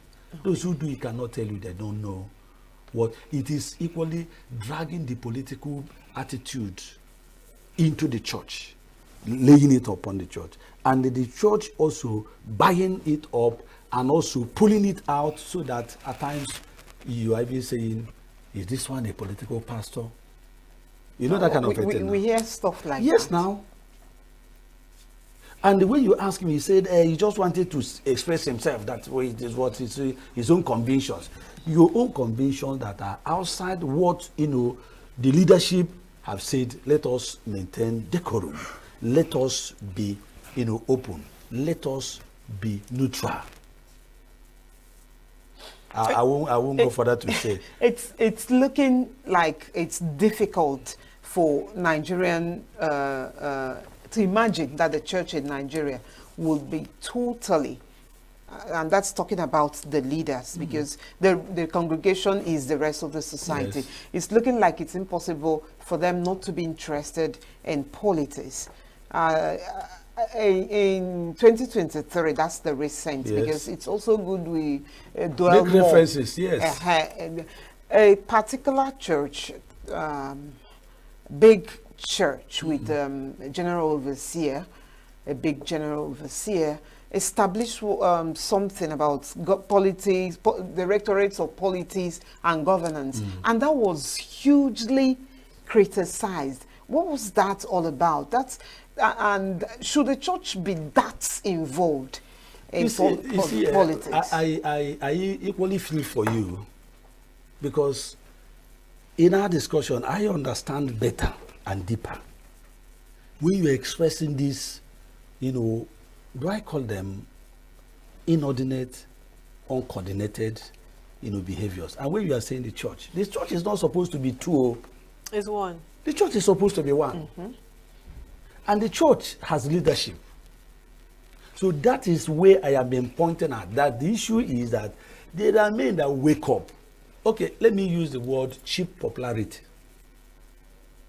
And somebody that may be trying as much as he can to do what? To say, I am the one that made you. I'm the one that created the platform and gave you the enabling environment. In fact, I'm the one that got people convinced about, that kind of a thing. They won't come to the public fora to do what? To say it. But they will be trying to, in a very subtle way, create that impression. Just like the example you made. And when, the bashing was too much on him, then I said, no, it wasn't, really what the public was, thinking.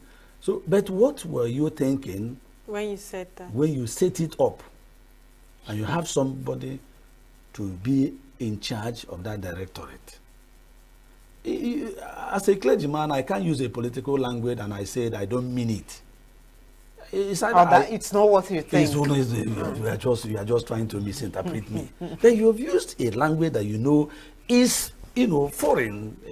Those who own it and use it know what it stands for. And when you are being told this is the implication of what you have said, you begin to digress and begin to dilute it and trying to give all manner of different interpretations and that and that and that and that. So I'm saying that if the leadership of the church, if quote and unquote like these big generals, general overseers and all of that you are alluding and referring to, if only they want to say, election is coming up, what is the position of the church in Nigeria? Do we want to, do you know that for me, if the church today or tomorrow decide to register a political party, I don't know what name they would then say Christian Political Party of Nigeria. So that we come out clearly and play the politics. We come out clearly and play the politics and everybody will know. And then, if that happens, I don't know whether, I'm not making a proposal anyway. You're just saying, yes, since the church is that much into politics. Yes, because, very much often than not, we do what? We drag the body of Christ into this mess. Okay. And we're trying to look for the scapegoat. That's where I don't like it. Now, if somebody have decided to step out and say, whether good or bad, you want to spill the milk or you want to, scatter the table, do it your own way, why not maintain that you intentionally decided to do it your own way? Either it is to, if anybody should make reference to what happened even in 2015, that was even much of a disaster. Because then, they were campaigning for somebody doesn't have even the list of human feelings. And you are saying he's a born again. They said it. He's a born again Buhari. And when he is matched with a pastor, Power pack. You know, you see how everything. God will come down and move in Nigeria. Save everybody. Before you close your eyes and open it, you just see that, you know, heaven have descended on the earth, and you know what we are thinking of. You know, you are beginning to see it. Are we talking about other prophecies that never came from God? Because if it did, we wouldn't have been where we found ourselves. Yes. Okay, how much influence do you think that religious belief have over Nigerians? Let's talk about Nigerians. In fact, you are catching what my concern and burden is. Because if you is it possible to shape the belief? It is shape political dialogue. It is possible. And policies. I am telling you, it is possible. But we are still having a very huge problem. Which is? Which is the fact that I don't know whether to use the word that a number of Nigerian citizens, you know, are always, you know, trying to follow the fast lane. What do I mean by the fast lane? This candidate is a member of this religion, if we are to use it that way, either Christian or Muslim. But by the time the person succeeds, because it is just, you know, the outcome of almost everything that happens in the country now is, you know, tending towards the man who sang the song, the winner takes it all, and the loser loses it all. Because for me, you know your background, you know who your parents are. A right-thinking person will say, because I become this, you now, you know, jettison your root. I don't know whether you get the point I'm trying to make. I've always felt that if Mr. A or B from this religion or the other was truly, as he claimed, to be a Christian before vying for a given position, knew and continues to maintain his confession, either in Christianity or in Islam, all these things you are seeing today won't be. The point I'm trying to establish is the fact that it is not proper that one will come out to say, I am a Christian, whether he has born again or not, but he says he's a child of God. Because this word Christian is just like all the while you are mentioning church. And I know you are just trying to use it as a way to distinguish or separate, you know, who those who are not Muslims in Nigeria are. But for me, you know, it shouldn't be a difficulty, you know, saying that this person belongs to the Church of Jesus Christ. But what do we see today? The trend has become that either you say the church or the church leaders, you'll only know whether you buy their favor. I think I participated in a number of, you know, you call it counseling, advice, moment of prayers for the frontline, you know, politicians and those who were having the flag of their parties in this state. What was our counsel? In ENUGU State. In ENUGU State. I'm telling you what I knew. And I said I participated. I was part of a number of them. You know, okay, Mr. A, you are representing this party. Mr. B, you are representing this party. What are your different intentions for the state? And this person will say, it is to serve. The other one say, it is to serve. Then we say, glory be to the Lord. If your individual intentions is to see how you can, through your party platform, you know, emerge victorious, and then knowing that no two candidates can win one election at the same time, it's impossible now. Mm-hmm. It's impossible. Because, you know, the political parties are structured in a way that a candidate will have a running mate. So it's not even the issue of if party A wins, you know, the candidate of party B becomes his running mate. It is clear. We said, okay, please, oh, gentlemen, in as much as your intent, your desire, what is driving you so seriously and vigorously into this is to have the opportunity of serving in ENUGU State. Please assure us that when this election is over, whoever emerges, See yourself as brothers, so that you can do what? Come together, support whoever emerges, winner, and then see that the state moves forward. Did it happen? The answer is no. They went to court instead. That's the thing. Okay, I started cutting aspersions. So what I'm trying to say again, so that our listeners and viewers will hear me, it's not impossible. It's not even impossible at all for the church to maybe stand firmly and vehemently against A or B. But, when there is tension in the land already. But would that not amount to, for instance, someone who can deliver and probably because of their manifesto or antecedent. Is it improper to now say, because of this person's antecedent, let's all vote for him? It's not bad at all. Okay. That's why I'm saying that the church shouldn't, shy away from politics. No, I cannot stand for that. Rather, I will rather, stand for the church being actively involved in politics. In politics. You know why? It affects all of us. Even, if electioneering campaign, goes wild, is it no human being that suffer it?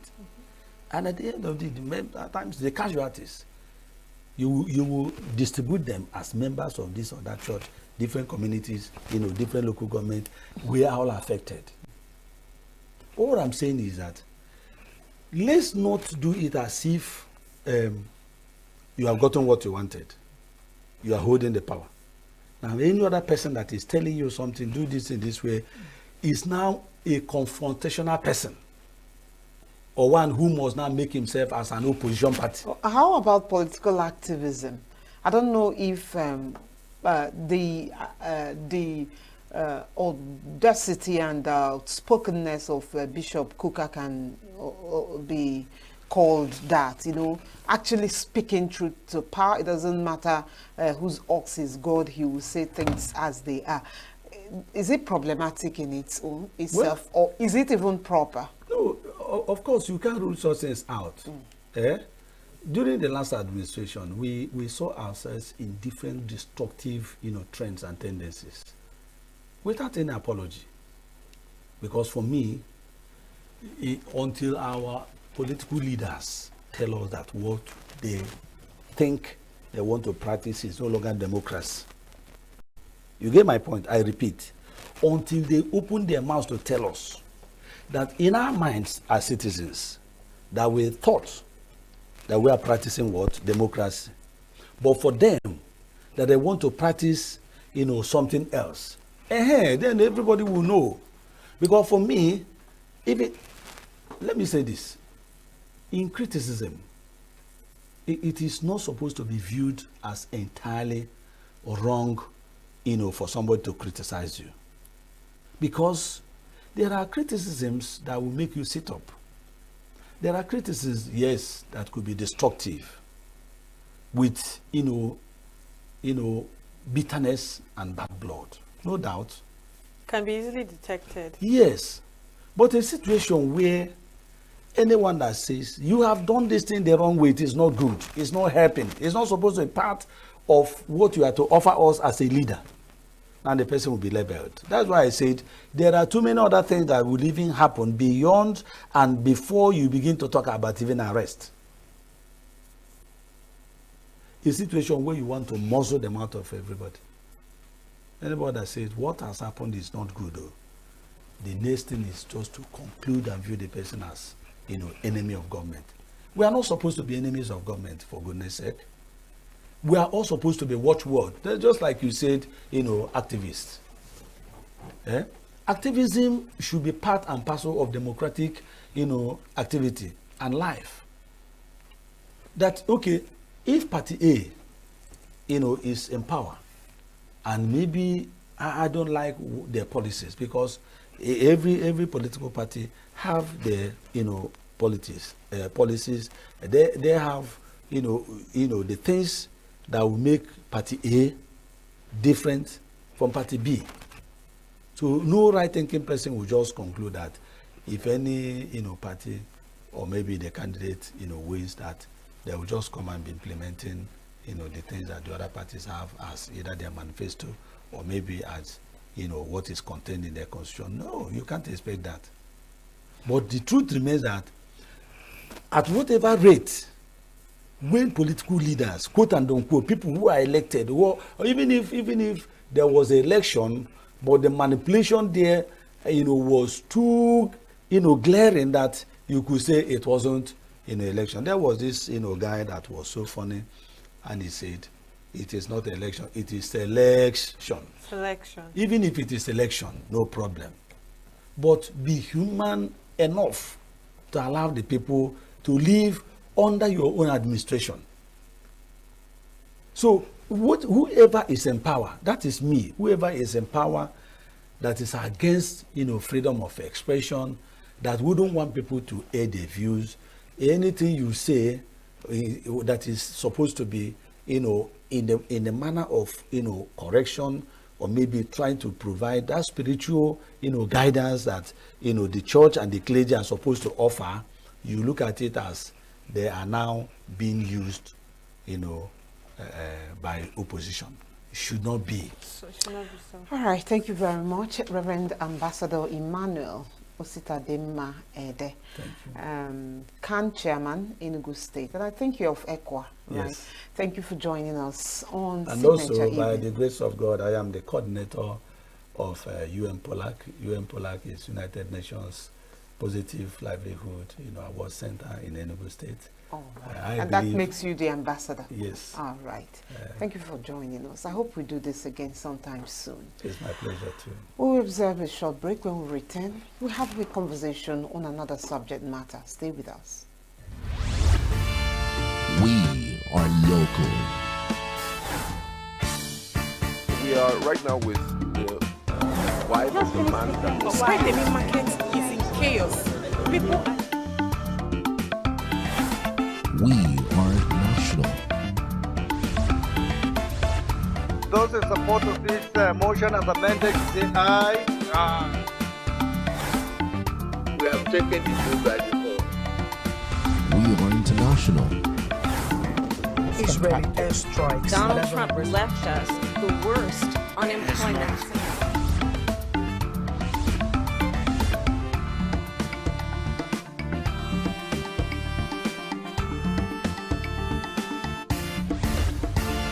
Signature TV, news in your pocket.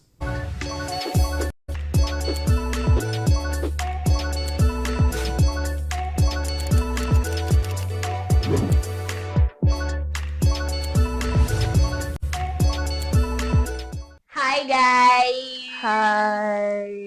I know you missed us. We missed you too. Who told So you they missed you? Yes, they do. Anyway. So yes, this is another episode of Chatbox. Drum rolling. Yes. Welcome Welcome to another episode on Chatbox on Signature TV. Spur. I'm your baby girl. Thank you. I'm your baby girl, Queenette Wokonta. And I'm your lovely host, Uchenna. You already know what time it is now. You already know. You know what time it is? Come on. All right, forget that we are laughing, right? I have a problem. Okay. You always have a problem. But yes, problem. No, let's hear today's problem. My question is, at what point did we grow to start killing our spouses in marriages? At what point did it get to the point, to that extreme, that the only solution to the problem is either you're burning your spouse or you're breaking his or her leg, or what's the latest one now? Yeah, burning. Okay, now burning the trend. Now burning now the trend. Now burning. At what point? Like, it's crazy. It's crazy. People are acting like we are in the jungle. Maybe like we are. We're back to Maybe the we cave are. era or something. You Because know, what do you mean? I thought you loved this person. See, it's wickedness. That's what it is. So does it mean they're born with the wickedness? Like, no, or they're there's just something that wicked prompts people. it? No, you don't prompt wickedness. It's inherent. How is it inherent? See, How is it inherent? See, the thing is, people that end up burning, cutting off, killing, whatsoever, you're just a weak. Your heart is full of evil. It's been blocked. It's been blocked with evil. So you're not seeing clearly. But let me sound like some of the comment section. Yeah. What did you do? I'm sorry. I what did you do? That calm down before you bite me. No, I want to sound like the comment section. Okay. What did you do that made them to set you ablaze? You people should get to the root of the matter before abortioning blames. Whoever said that thing, you're not even a serious person. I pity you because you look like the next person they're going to burn. My question is you. Domestic violence. Yeah, that's actually what it is. It's domestic violence. Basically. I know they would say the domestic violence did not start from now. It started even from our grandmothers to the point that it kept growing. If their daughters decide to maybe leave the marriages, they will tell them endure. Yeah, it's a normal thing. It's a normal thing. Do you know how your father used to beat me? Yeah. And all that, And maybe because I'm going to sound a little bit feminist. Maybe because it became a norm, it was not stopped. It was not put to an end from that great-grandmother's point till this point. That's why it now had to evolve. Because right now, you would see that some ladies are taking training in taekwondo. Yes, now for self-defense. So maybe, I don't know, I'm just using my head knowledge. Yeah. Maybe because they see probably women are now more outspoken. They easily leave because of their mental health. And they don't see any other weapon fashioned against them than to pour them fuel and set them ablaze. And my question is, I thought this was the love of your life. See, first of all, I just want to say that I don't think this is even an issue of it not being put to an end or it evolving, because there has to be a level of, first of all, I'm trying to you're trying to put your puzzles together because see, the thing is very baffling, right? I said initially that it's wickedness because there is actually no other logical explanation for this thing. In fact, for you to be an abuser of any sort or for you to domestically violate your partner one way or another, you are not a good person. I mean, because at the end of the day, kindness is like the watchword. If you're not kind, I mean, you end up doing these things because even if the person is not your partner, why would you burn somebody in the first place? Let's say he's not your partner, or let's say he's just your friend or a random person. Not to now talk of someone you said you love, somebody that you live with, someone you say is your wife or your husband, and then you have the mind to burn the person. You are wicked. There's no explanation for that. But you think to every, how do they say, to every reaction is an action, right? That is not a valid reason. I mean, I want to sound very neutral.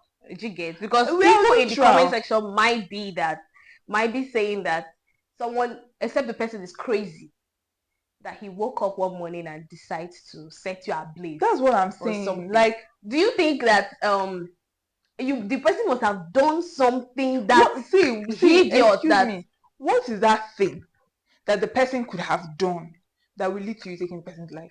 Explain it to me like a 5-year-old. I mean, I don't know. That's why I say some people in the comment section, Yaba left. That's where they came out from. Yaba left. They are not all right. But it happens. Because someone that is normal, you can't, no. See, it happens, but that's the problem. You can't tell me that somebody did something and then that was the only thing. The only option you thought. You did not shout. Your mouth stopped working. You did not talk back. You did not, nothing else to do. It's all those people that pour hot water. But those that pour hot water, but those that pour petrol, pour acid, all those things. Because it happens to both gender. That's what I'm saying. It happens to everybody, and that is wickedness. See, let me tell you. And sorry, but low key, I feel like even the partners that are the victims are also to blame. How? Because most, not all. Because first of all, I want to point out that there are some people that are very good at hiding themselves. Okay. There From are people dating, that, from relationship, not right? even from relationship, hiding their bad character. From relationship now, Okay, before they enter marriage. Before they enter marriage. There are some people that are very good at hiding or concealing a particular part of them. You know, when you're trying to impress somebody or you're trying to make the person accept But you can't be too perfect that we won't see a spot. That's where I'm coming to. That's why I said I blame the victim as well. Because you can't tell me that you didn't see the red flag, you didn't baby. see this, you baby, like you didn't see the red flags. Like, even if you know some people are not very out like that, but there's something the person will do. There's some statements the person will make. Because most of it's not about what he said. It's not about what he did. The it's about action, what he said. like the body reaction self, even eye contact, like the eye contact, even the way the person responds, like when he's having an argument or something. And you self as a normal person, proper that have common sense. There are some things that will happen. You take a step back and actually think about, reflect. But most times people like gloss over these things. They like overlook it. So that means that love most times is not enough, because if you now. bond that person you called my soulmate, the love of my life, it means the love is not. I don't know. At this point, it's not even an issue of love again, because I think at this point people just throw the word love around, but it's not really love. It's not really love, right? That's just the thing. Maybe one day we'll talk about love. One day we'll talk about love. But the thing is, it's either that or they didn't really actually like this person. So why did you go into the marriage? That's my problem. Because excuse me, you're roasting somebody's child. You don't know that people get married just to have children and just after have the name Mrs. Mr. or Mr. Already, men already answer Mr. So it's not even an addition. So these are the issues, yeah. These are the issues. That's why I agree with you when you said you blame the victim too. Even though we're not meant to judge the dead. I will judge you. I've judged you. What do you mean? Don't judge the dead, dude. I've judged me as I am like this now. Don't judge. Carry your cross. You've caught me now. I don't know what I want to say again. I know I'll come back anyways. Before it evolved to burning you may not be the first action. Jonathan, there are other things. There are other things that you must have seen. Maybe they might have beat you the first time. There is one story or something. One comment section I read, and the girl was like, he loves me, but I don't know why whenever I do something that annoys him, he blows the wall. Auntie, and you still end up with that person. Then tomorrow when there is no wall to punch, or maybe there's no, or maybe instead of punching walls, you become the next. You are the next person. According to some adage, now from clap dance they start. if he say beating now, maybe you don't retaliate with beating. If he evolve to burn him, because there is no excuse. There is none to burn your spouse, whatever they do. People, human being, before that person became your spouse, that person is first of all a human being. Trust me, people watching this will say women's mouth will always put them in trouble. That's not an excuse. Right from Genesis. That's not an excuse. I'm sorry, it's not. Right from Genesis. It's not today it's that just a testament to your character. Do you understand? You have no self-control whatsoever. I think you lack emotional intelligence. You can't handle your emotion. Awareness. You don't have it. You don't have any of it. And you know the funny thing, I want to say something that might sound very controversial, but for people that say that, oh, women are very emotional, because I know that some people will say that, oh, we are talking because we are women, we are using emotion. This is but both gender for right somebody to exhibit such character, whether it's anger anger is an emotion. It shows that you are emotional. Yes. You can't control your emotions. Because if as a man or as a woman, you dey quick vex, you dey small thing, you don't dey holler. Small thing, you're looking for where to punch. You are a very emotional person. So it's not only us that are emotional. You too, you are very emotional, and you don't know how to handle your emotions. You are better than you people. I wow at some women that every little thing, they don't carry bottle. Because it's not just the men. Yeah, it's not just the men. Some women are this violent. whole thing is domestic violence that started from. But I think it's just, I think why it seems like it's only women is because I think most women report cases of domestic violence more than men. And the funniest part is that I don't know if this thing happens yearly, like this year it's a trend. I think sometime last 2 years, it was a trend that some women pour their husband hot water, acid. Some poison their spouse, some acid, some break bottle, some use something to cut the third leg, some very weird, unthinkable thing, because this is not being wicked now, this is being devious. Like the devil has built a mansion in your heart. Because in as much as we say most spouses you can't control them, what happened to counseling? What happened to walking away? What happened to walking away? Some people will not want to walk away because of their children. That's your problem. I won't even tell you to leave. I'm sorry, that's your problem. Go for counseling. If you think you are the problem, like some people when they slap their wife, or a woman that maybe hits her husband, because women hit their husband. That's true. And the next thing you'll be like, oh my God, I'm so sorry. I don't know what happened to me. It's the devil. The devil was sitting on his own. It's not the devil. And you woke him up. No, it's not the devil. The devil. Exactly. You are the devil itself. Now you notice you have this anger issue. You have this problem. What happened to going to see a therapist? Why did you allow yourself for the judges to take laws over your life? Because the what's the artist, that gospel artist name? Osinachi. Yeah. You see his fate? The spouse you killed. I mean, yes, probably it will take some time before the judges will pass judgment on you. You're in same faith with that person. And even if he's not even the judge, why are you roasting somebody's child? What do you have to gain? Because apart from maybe anger issues is one controlling you, what do you have to gain in roasting that person? What do you have to gain in hurting that person? Pastor Mildred said something, and she's like, most of you stay in this toxic relationship and marriages as if you don't have family. Like you're not loved at home. Like you're not loved at home. Because that's just what it shows. Somebody is hitting you. Like that one that said, oh, he punches the wall whenever he's angry, and I don't know what. And you're still there. And you see, I think you don't see it as a problem. I think partners are also enablers of this nonsense. No, because if all of us should start not accepting this rubbish, I think we'll not be having this situation. See, if you have anger, because some people are fond of, that's the way I am. They'll just look for one very silly excuse. If you know you have anger issues, or you know you have some form of this thing, before you go and stress somebody's son or somebody's daughter, down the aisle. Before you stress someone's son or daughter, go for therapy, go for counseling and get your act right before you go and cause problem for another person's child. It's very simple. You cannot go into a relationship or into a marriage knowing fully well that you have problems, you have serious problems, and then you now want to inflict pain on somebody else. And you that they are inflicting pain on, because most of the people that are victims of this thing, it's not today that it started. You saw it. It started since. It started since.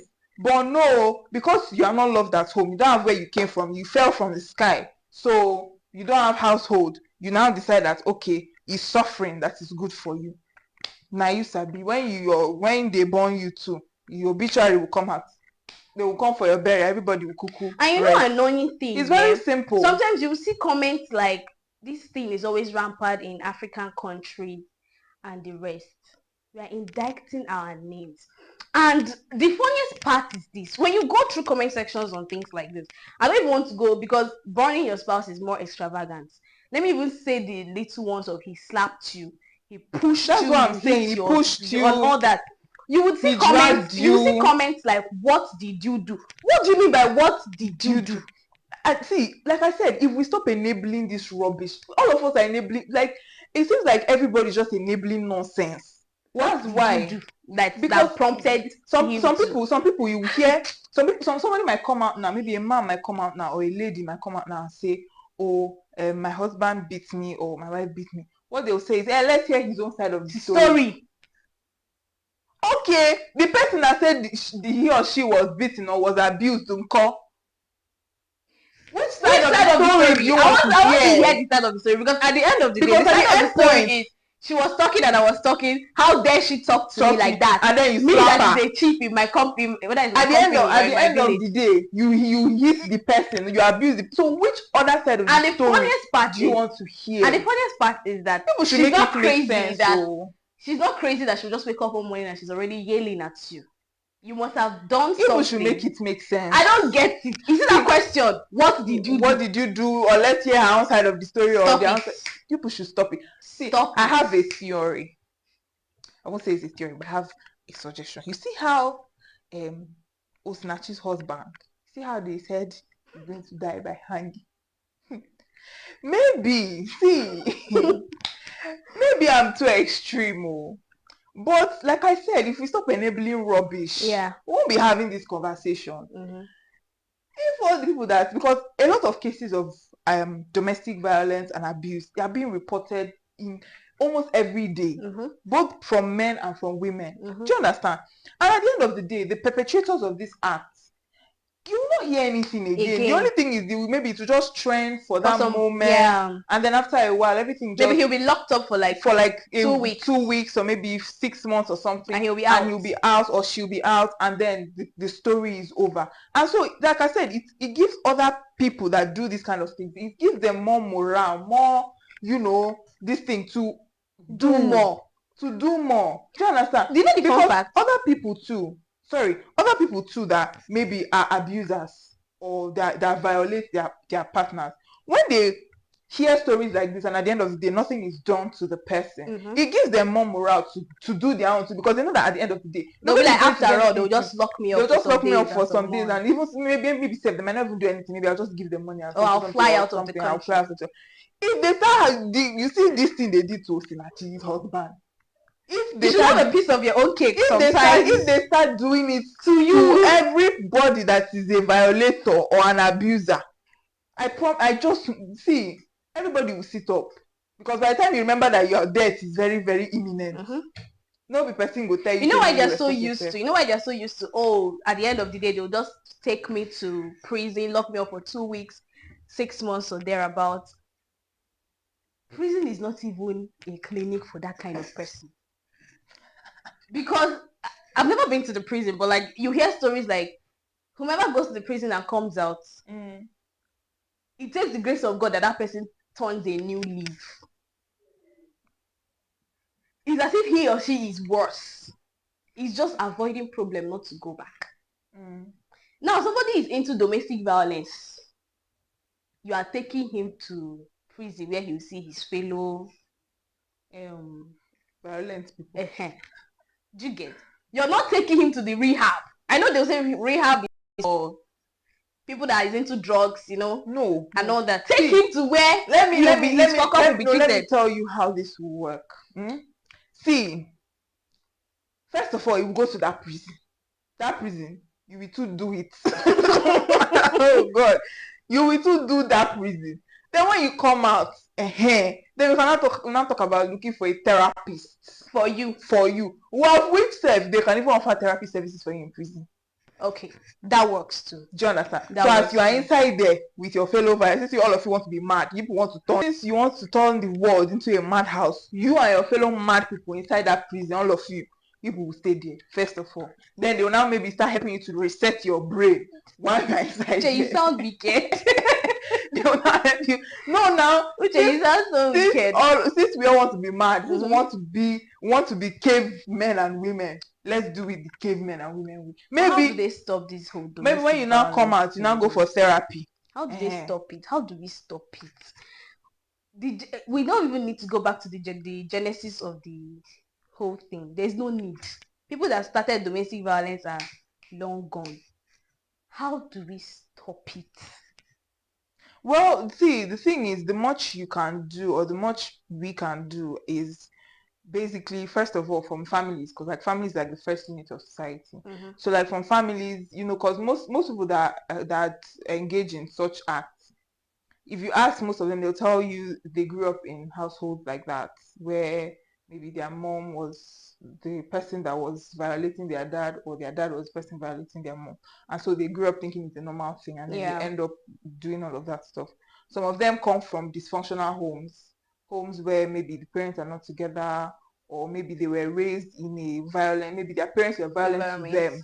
Yeah. You know, because you know some parents are violent towards their children too. Yeah. So some people experience that in the house. So when they grew up with like anger issues, or you know, just things like that, and it just becomes part of them. They do. So I just think from there, first of all, like parents, family members, siblings, aunties, uncles. But how would they know? Be careful. How would you know this your child? That's what I'm saying. When you give birth to a child, you have to like tutor him, train first of all, your family itself. There should be no violence in the family. But you know, most times if you check, possibly the young man or young woman in question did not even grow from a violent family. That's another. I'm coming now. I talked about family. Okay. Then another thing is peer group. Okay. So like maybe when they go to school, and maybe they have friends who, or maybe you know, like there are some friends that are not really the best people to have around you because of maybe how they grew up or something like that, and then you pick up some traits from them, or you know, or maybe when you go to school, some people when they go to school and they are bullied and maybe that kind of thing, they then grow up to now, you know, inflict the same pain people inflicted on them towards other people as well, and they think it's normal. So these are just like the things. But at the same time, I also feel like another way we can reduce this thing is if partners who are in violent relationships learn how to walk away. Because it will actually help people, so that any child that grows up in such a home or that has that tendency will know that this person has every opportunity to leave or walk away. Like it's not a do or die. It's not a do or die affair. Do you understand? Because most people used to use that thing to carry shoulder. You're not going anywhere. You cannot do anything. But people will say if you make such statements, that means you're encouraging divorce. I don't understand. Divorce and your life, which one is better? I suggest separation, actually. This one I'm speaking is English. I don't understand. Separation and divorce. The only difference is I say divorce, you say they don't sign paper. Separation, you're still married, but you're not living together. You might as well be divorced. I don't understand. Leave me alone. Be separated. We are not encouraging divorce here. It's better you're separated and maybe want to work on it. While separated, you can be going through therapy, you can be going through counseling to work on it. If the marriage is still important to you. If it's not, my dear, please let's not overstretch the matter.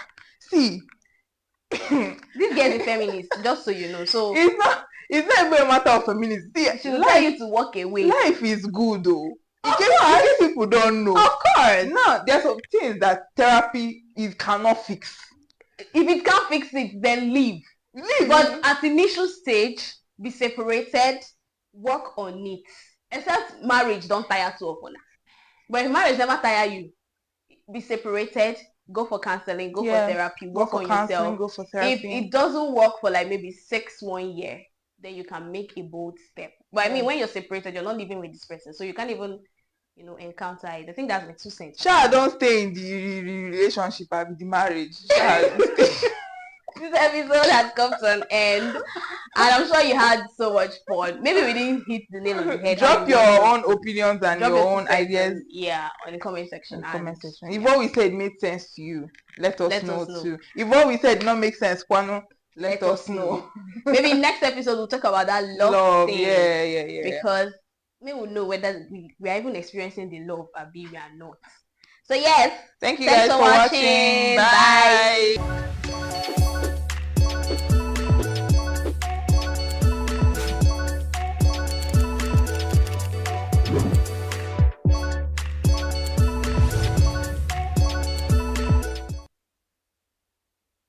Every second, every minute, every day. Welcome back, and that was a chat we had in the chat room. I don't know your opinion on spouse battery. If you're in an abusive relationship, your spouse it's not just women that are being abused in relationships. You have women that abuse their husbands. Yes, you're hearing it from me. Women do abuse their husband. Whenever we talk about abuse, we always think it's to the other counterparts, but as well, men do really get abused verbally, physically, emotionally, and all the rest. And that was all we had from the chat room, chat box. Don't forget to follow us on all the social media platforms. We are always live on YouTube. I promise you, we are always live on YouTube. And we are on SLTV channel 265, Signature TV. It was an amazing time with you on Signature Evening. Thank you for staying true with us up until now. To have a good night rest. My name is Quincy Roland, and we'll see you tomorrow at 7 p.m. Good night.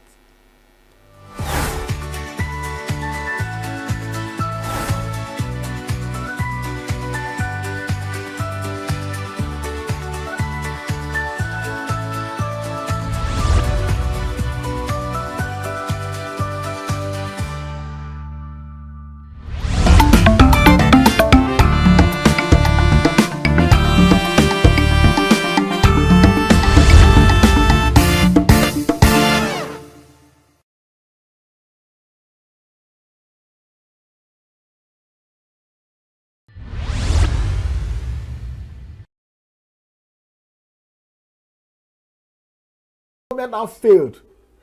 When our refineries died and government failed to produce, governments now said, okay, we will now go outside the country, produce.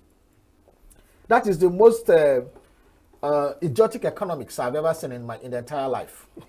Where you carry crude oil from your land, you have refineries, you have technology, have even provided what's called modular refineries. You have not made it conducive for people to bring refinery. You take your crude oil outside for local consumption outside the country. You pay dollars to do that, in dollars. You now refine it paying in dollars. You now bring it back using dollars, and then you are selling in naira. Therefore, the differentials in the financial outlay was too much. So the government asked, okay, we'll subsidize. You know, that is one of the craziest things that happened to us. We subsidize because of their inability. Meanwhile, people every day, we see the Nigerian military, joint task force, going to Niger Delta, saying they are burning down illegal refineries. What does that suggest? It suggests to you that the technology of refining crude oil is simple. If people can do it in the creeks in their backyard, if people can do it back of their kitchen. During the Biafra War, people were There were mobile refineries where were moving it and producing fuel for their vehicles and everything. So it's not rocket science to refine oil. So why is Nigeria not refining oil?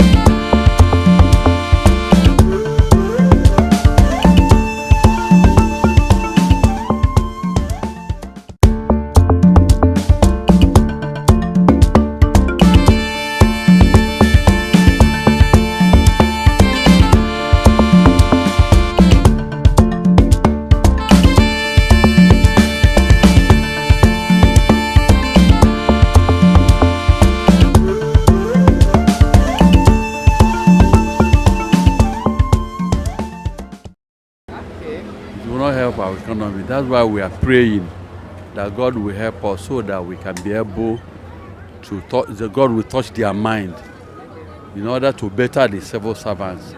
Because the power of the nation is the civil servant. Because with the civil servants, our economy will be. See, this morning I went to somewhere where I normally pay 600 before. I paid 1,900 because of the fuel something. Because of that, we don't drive our motor again. If I don't have any serious thing that will make me to drive my motor, I don't go out again. 960, some 1,000, some 1,200. We are pleading that God will touch them. And it's not good for them staying at home. And they cannot afford going to work every day. Okay, see the minimum wage they are talking, they have not paid. Basically, I feel that if you can work from home, I don't think it's everybody that have that choice. Most especially government workers. I don't think they have the choice of working from house. But if it's possible for you, if it's something that you can accommodate, then it's okay. But then at the end of the day, everybody will still be moving around. So you can't dismiss the fact that people will still take transport. Most of the works people are doing now is remote job. You can stay at your home and work comfortably. The most important thing is working effectively. Doing what you know how to do best. It doesn't matter where you are to do the job, whether in the office or at home.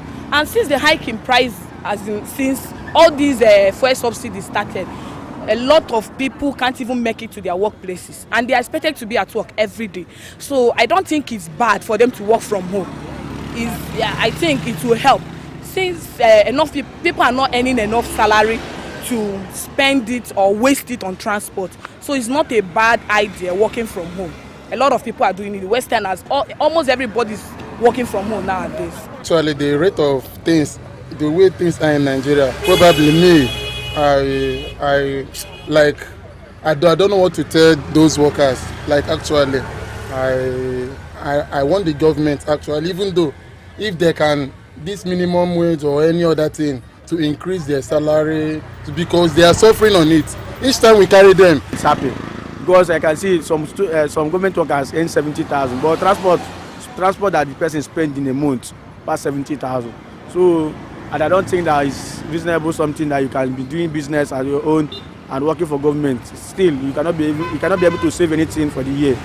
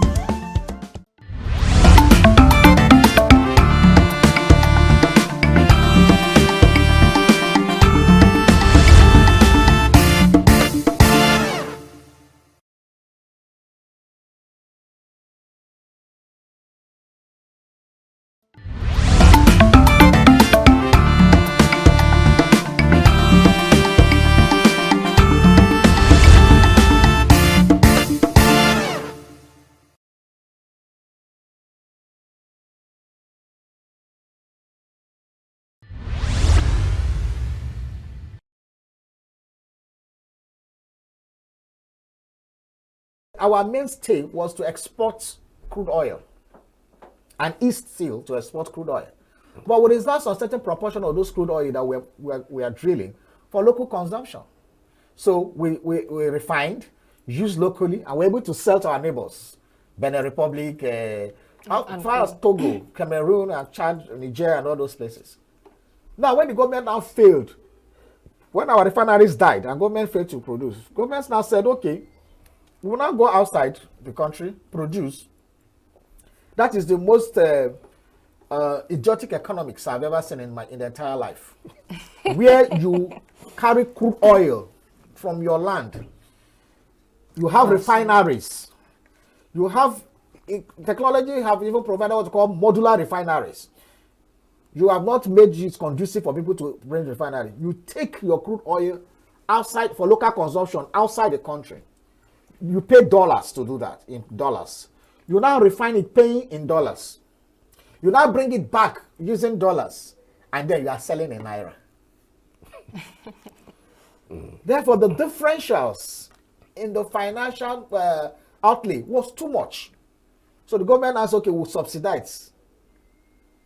You know, that is one of the craziest things that happened to us. We subsidize because of their inability. Meanwhile, people every day, we see the Nigerian military, joint task force, going to Niger Delta, saying they are burning down illegal refineries. What does that suggest? It suggests to you that the technology of refining crude oil is simple. If people can do it in the creeks in their backyard, if people can do it back of their kitchen, during the Biafra war, there were mobile refineries where were moving it and producing fuel for their armory, for their vehicles and everything. So it's not rocket science to refine oil. So why is Nigeria not refining oil?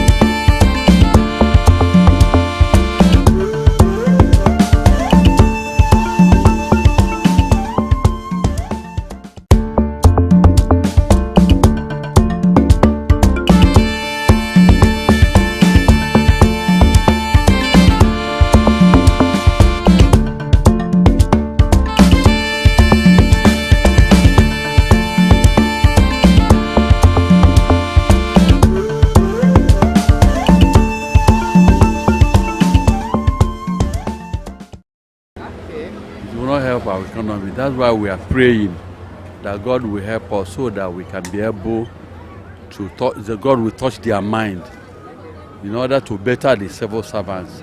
Because the power of the nation is the civil servant. Because with the civil servants, our economy will be. See, this morning I went to somewhere.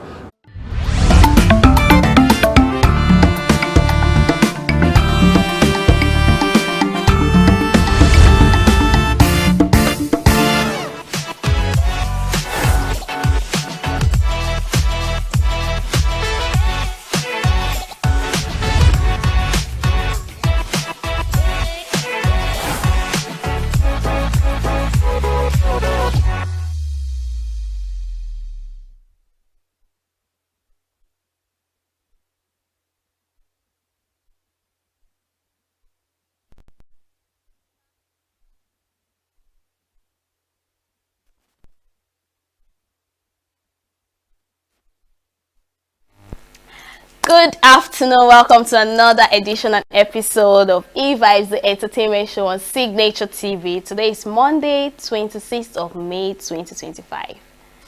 This month is running very fast. Wasn't it yesterday we just entered 1st of May? Anyways, that's by the way, and I'm your baby girl, Queenette Wokunta. I'll be doing this show together. Today I have a whole lot of stories, trending stories that happened during the weekend, and some top chatting stories that happened today. So let's delve into the stories of today.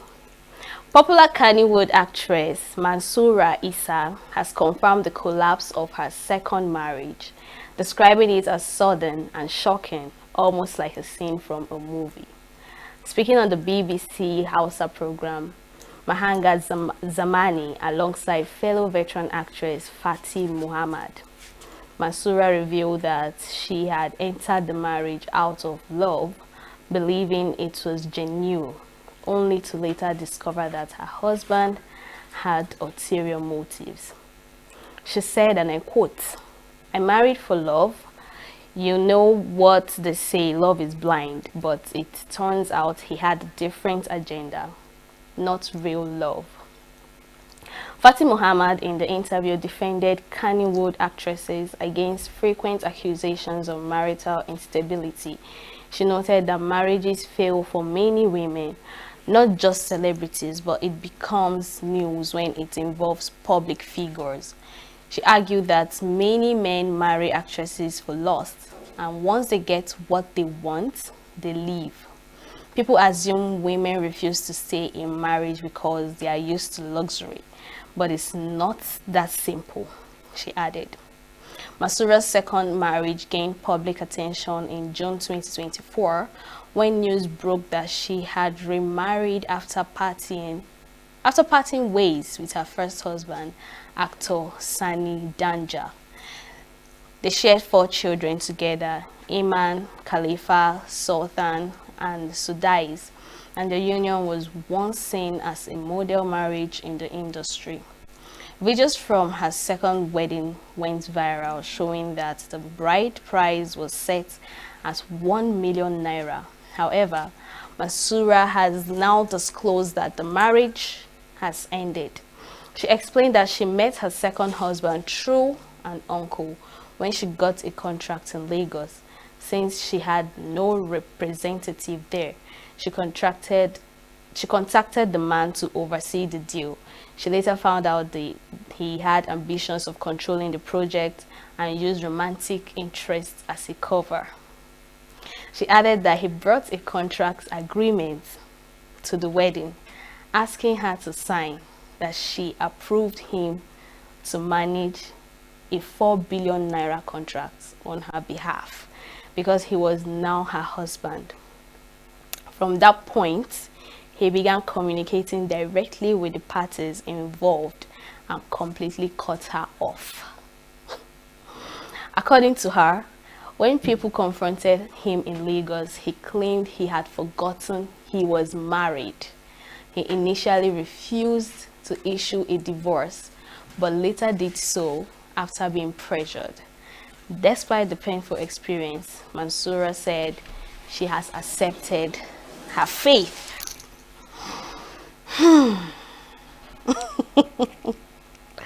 All right, so yeah, that's the story about Mansoura actually, and it's quite touching. Something she said that struck me is the fact that some people marry actresses or female celebrities for a certain reason, personal reasons, selfish reasons, and the likes, and most times just for lust and not really love. And that's why you tend to see that their breakups trends. And it's the truth. When a celebrity signs the divorce paper, it goes viral, and it boils down to the women that, oh, they don't want to settle down. They feel like they feel it's some sort of, they boss their man around. In fact, the whole blame goes to the woman, you know, concluding that they can't keep a home because they are this, because they are that, because of their career and the likes. But thank God the story made it very clear. I don't even want to go back to the details because it sounds so funny. How can you be married and you forgot that you're married? I don't even blame you because it's more like a contract marriage and all that, you know.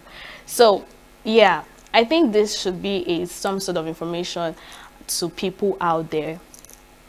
If you're falling in love, but that doesn't mean other celebrity marriages do not, you know, grow. They don't spend forever till death do them part. But it's always significant and specific that, oh, this particular celebrity has gotten divorced, I knew it, is gonna do that. You know, prior to the trend about Frederick Leonard and his wife, it trended during Thursday, Friday thereabout, Saturday thereabout, you know. So it's more like all eyes were pointing at you. So when something happens, they pick a side. Actually, they pick a side. They decide who they want to pick. And the truth is, they will go back to before, like things you must have said, comments you must have made, videos you must have made, and they will bring you back. I don't know why, but that's by the way. Let's move forward. A Nollywood film set turned into a scene of chaos and bloodshed on Saturday after actor Godwin Nawike suffered a severe injury resulting in internal bleeding that required immediate hospitalization. In a series of posts, according to the actor, the incident occurred when fellow actor Zubi Michael allegedly kicked him violently in the chest, causing the internal bleeding that led to his hospitalization. He added that the kick was neither scripted nor approved by the management. A disturbing video obtained by the actor revealed the shocking altercation, capturing Zubi Michael exiting a vehicle, vaulting over a barricade, and landing a vicious kick to Nawike's chest before fleeing into a nearby building. The action was authorized and completely outside the director's planned scene. It happened without my consent, he added. Although he initially stopped short of naming his assailant, the video made it abundantly clear who was responsible. The video clearly shows Michael as the aggressor in the unscripted assault. Nawike revealed that the kick caused excruciating pain, requiring immediate and costly medical treatment that he was forced to pay for himself, as the film's production team offered no assistance. The actor emphasized the need for strict safety measures on set, warning that physical scenes should always be meticulously planned and overseen by the director to prevent accidents.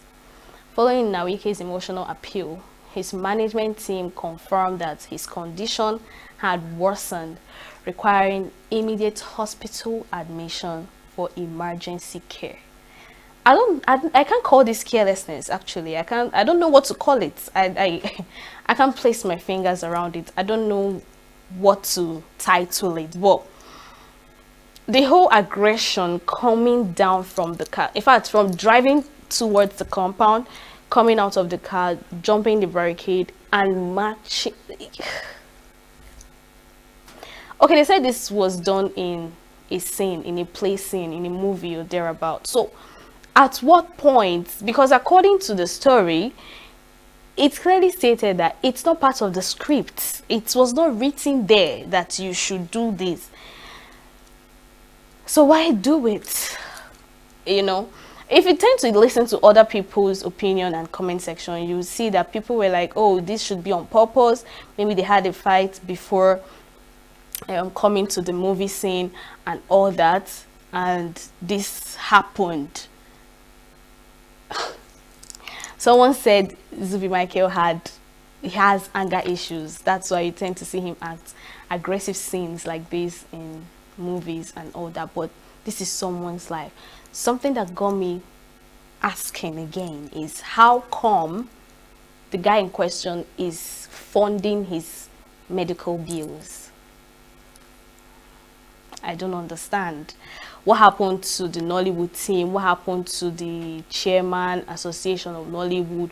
What happened to, you know, people in charge of Nollywood? What happened? Why is he funding it himself? I mean, it's not like he was careless and maybe he fell down. This was clearly done by somebody, clearly seen in a video.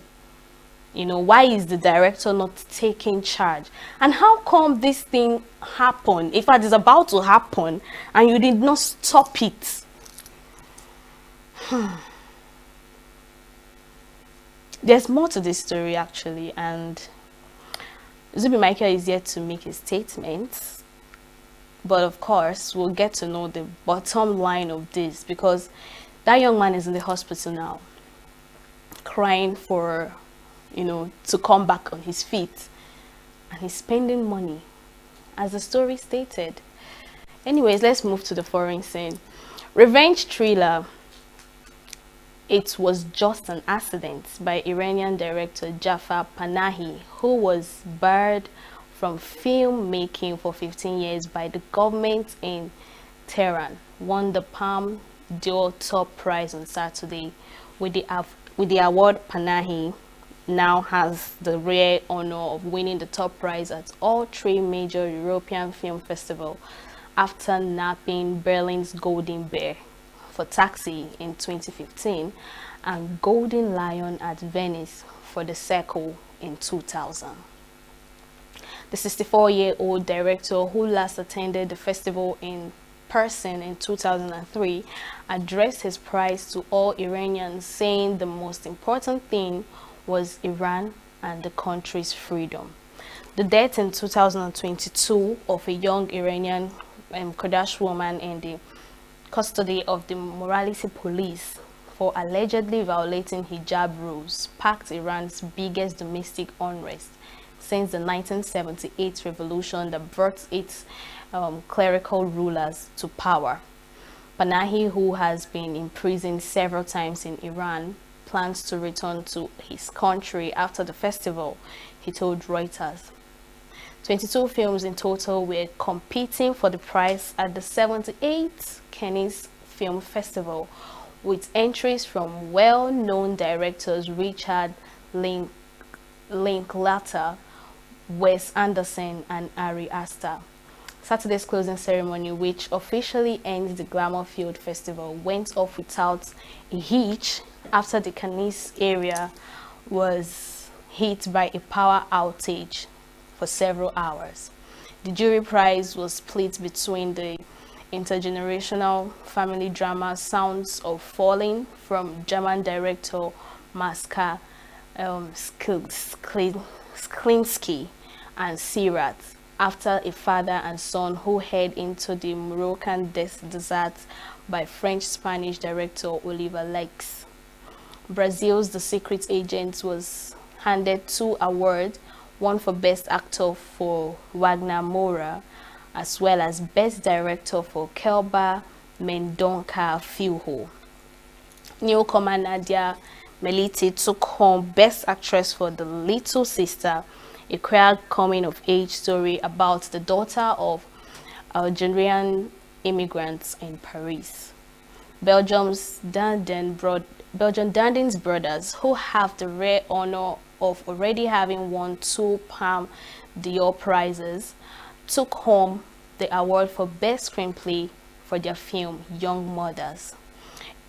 Iraq director Hassan Hadi won the first Cannes Prize for his country, taking home the Camera d'Or, an honor for first-time director for his film The President's Cake, a story of a 9-year-old who needs to bake a cake for Saddam Hussein or face punishment. Take a look.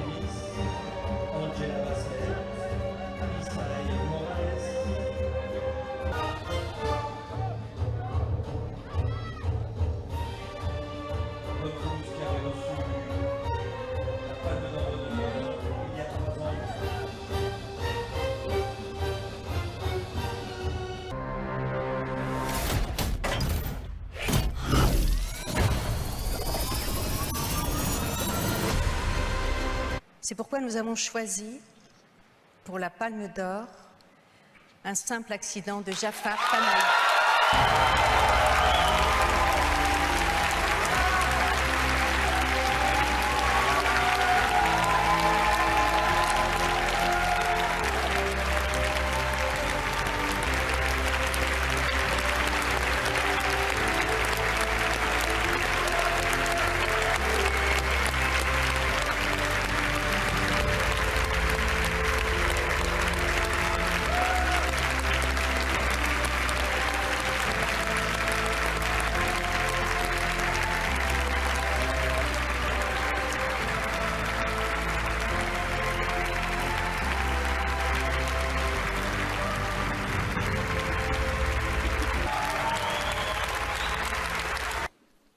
Let's just set aside all our differences and problems. What's most important now is our country and its freedom.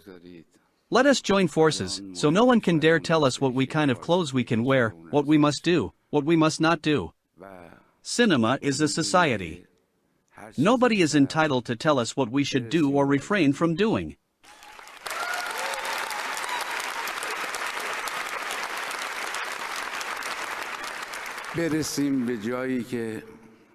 I think that's what the Confestival does. to gather us, different cultural spheres in this wonderful mirror effect that is cinema, and to learn to see the world as if it's the first time, with new eyes.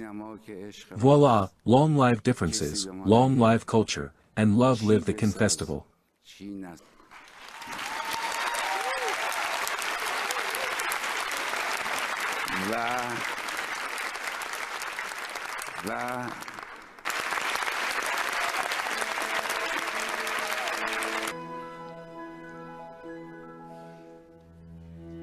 Ainsi s'achève le 78e Festival de Cannes. Je décerne le Grand Prix à Sentimental Value.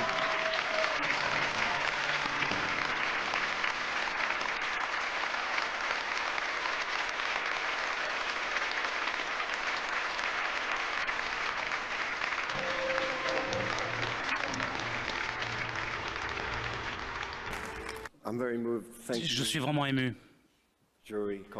Merci, chers collègues du jury. Merci.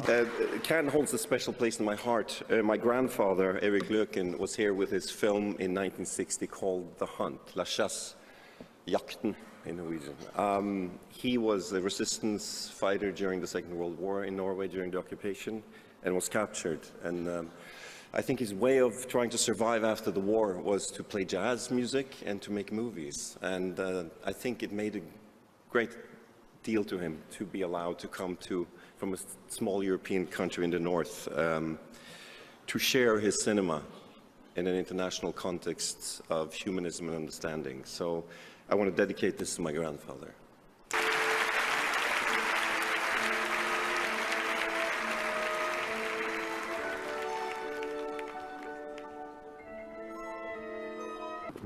Best actor goes to Wagner Moura in Secret Agent.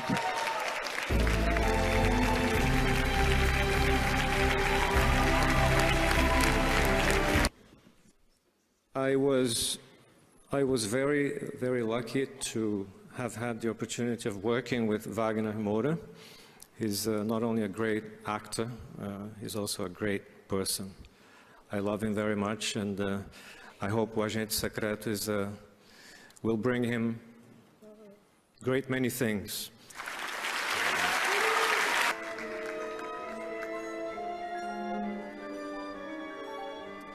The best actress goes Eh to bien, la lauréate est Nadja Hamdi.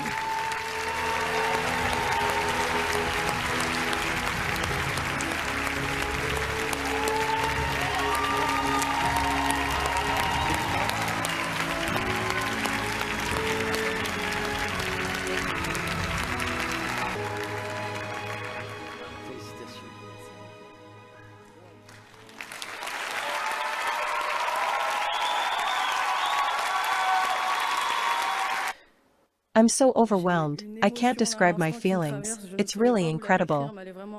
I want to thank Hafsa Herzi, my director. Thank you too, Mom, I know you're watching. I hope that you're proud and happy. Mes professeurs aussi qui m'ont soutenu. Merci maman aussi, je sais que tu es en train de me regarder. Et j'espère que tu es très fière et que tu es contente.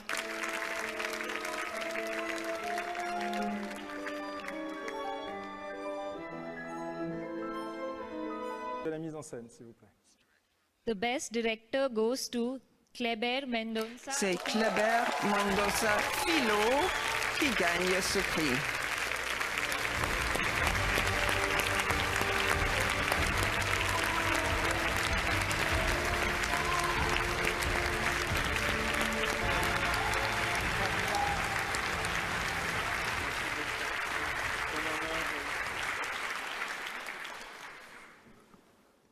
I was having champagne.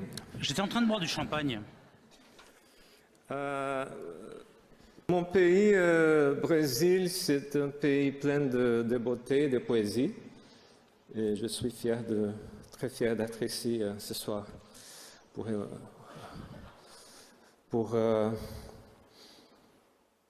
accepter cette prix. Je suis très heureux. I think the Cannes Film Festival is the best film show in the planet. Thank you very much. Yeah.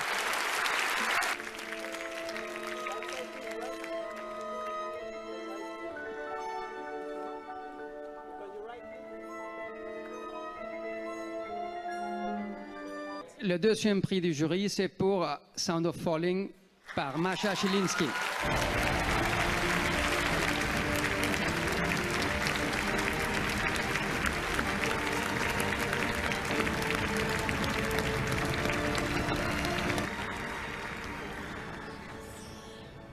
Ce film.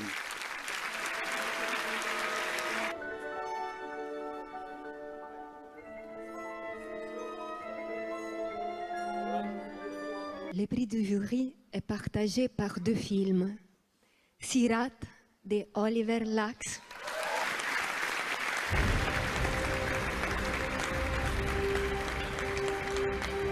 Vous rapprochiez.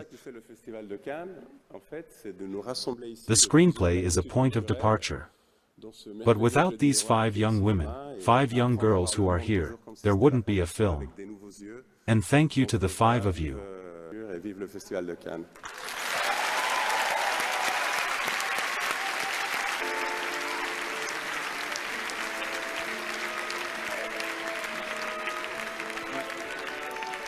Le prix du scénario est attribué à Jean-Pierre et Luc Dardenne.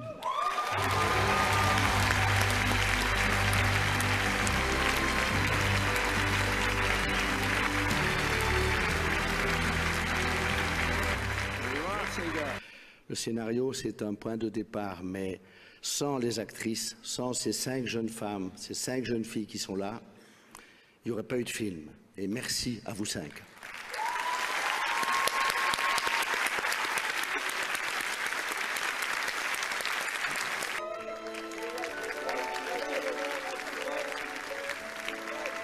Le prix spécial est attribué à Résurrection de Bigan.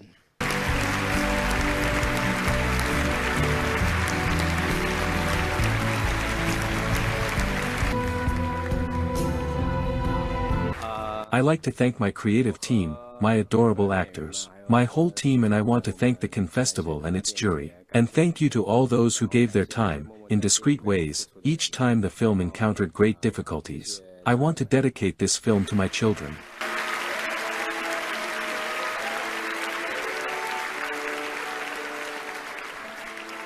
The President's Cake, c'est notre caméra d'or de Hassan Hadi.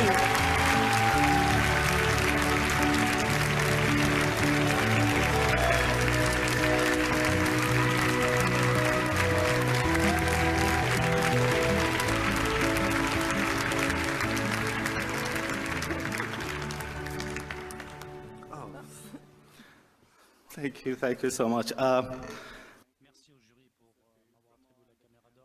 This award doesn't only recognize this film, but also it recognizes a story from my nation, Iraq, a story that was born in the Mesopotamian marshes and traveled all the way to here. Today, thanks to you, we are making history by receiving the first award to be ever given to an Iraqi film at Cannes Film Festival.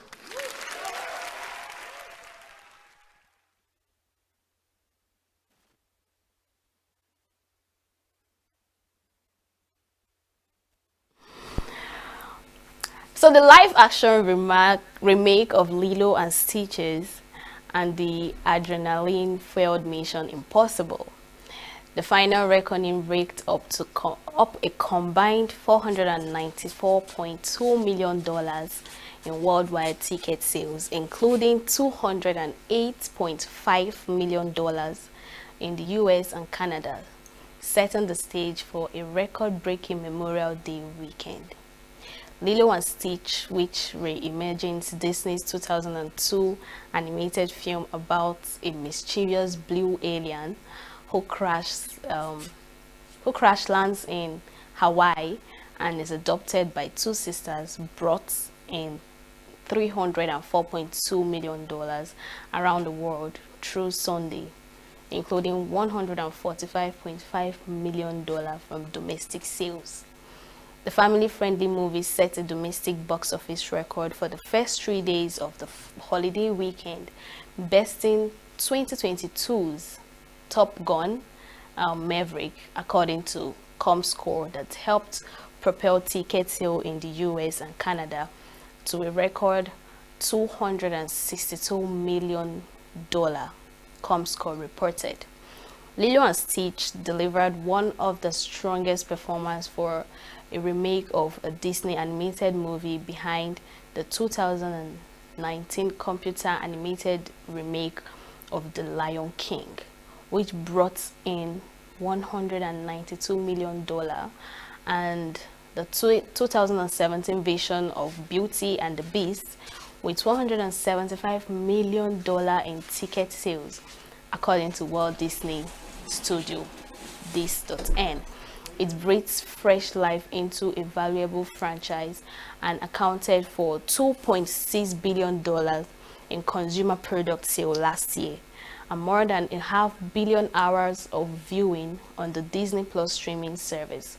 Tom Cruise's reprisal of his role as the death-defying spy Ethan Hunt in Mission Impossible range up $190 million in global ticket sales, including $63 million in the US and Canada, that tops the opening weekend performance of the series' highest grossing film, Mission Impossible Fallout, according to Chris Aronson, president of domestic theatrical distribution for Paramount Pictures.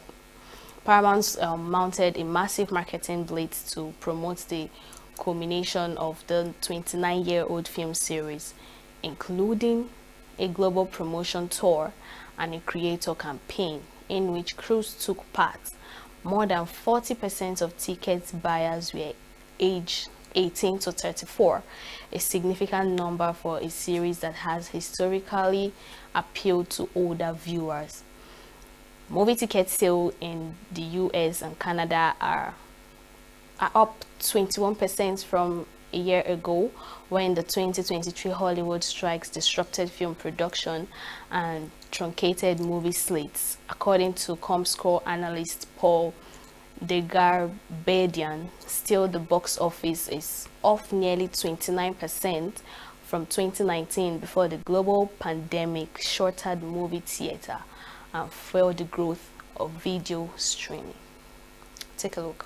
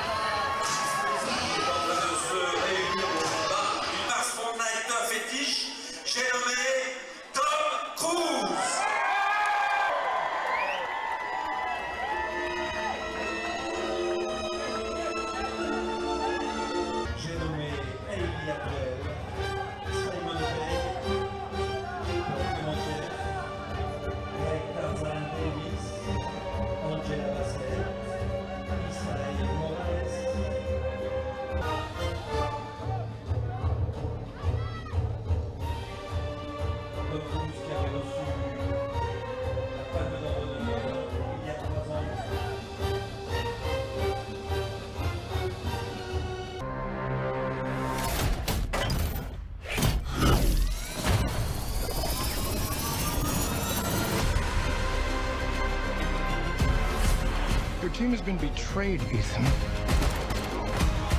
All your secrets compromised. Everything you are, everything you've done has come to this.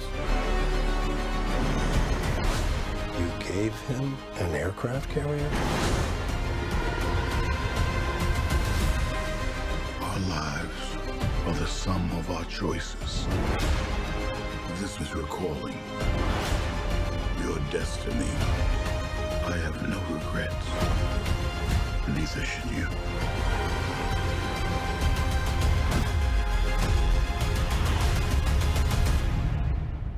I need you to trust me. One last time.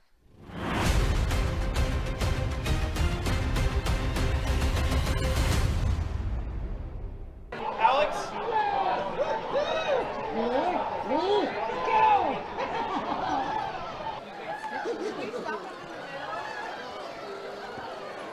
So excited. This is my first premiere, actually.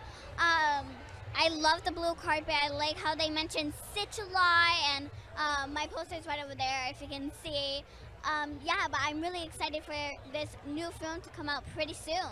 Maya, one more right next to Maya, hang on, love. Maya, straight ahead, Maya, right here, Maya. Right in front of you, Maya. Maya, right. Down from there! Look like an angel. No. Control him. Hey, what are you doing?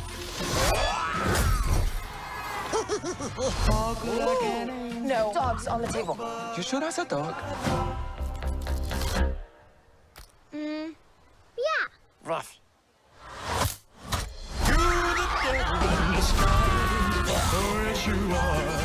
Ew! We are not keeping this thing. Ohana means family. Family means nobody gets left behind. Or forgotten. Stitch that. Sometimes family isn't perfect. That doesn't mean they aren't good. That was close. I don't think you're supposed to drink that.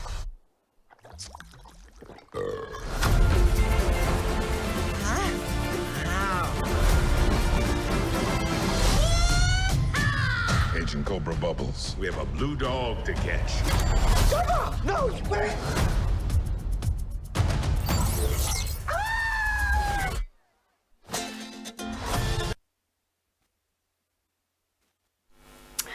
Alright, here comes the last story of the day.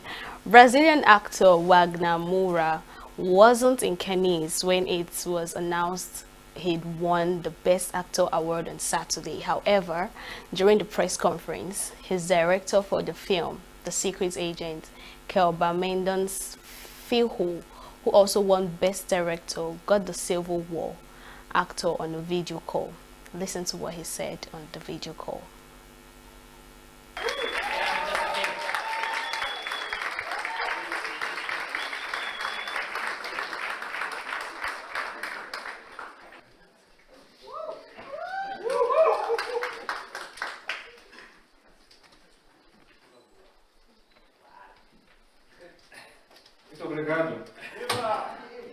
Alors, il y a plein de questions, mais très...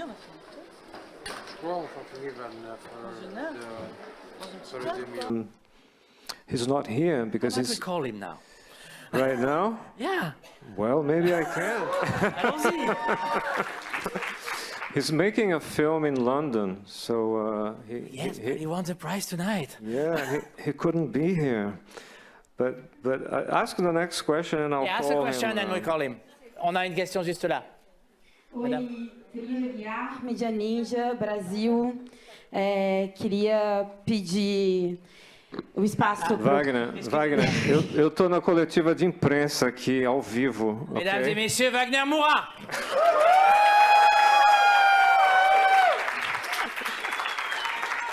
So, would you say a few words? I think in English, because we have many international journalists.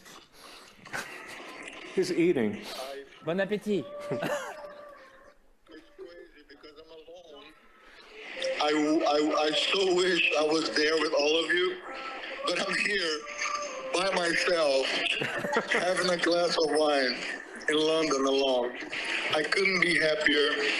This was such an important moment of my life, just to work with Kleber, to be with him. I've been trying to work with Kleber for many years, and I'm very, very happy for all for the way the film has been received, because this is a Brazilian film, and it means a lot for the Brazilian culture.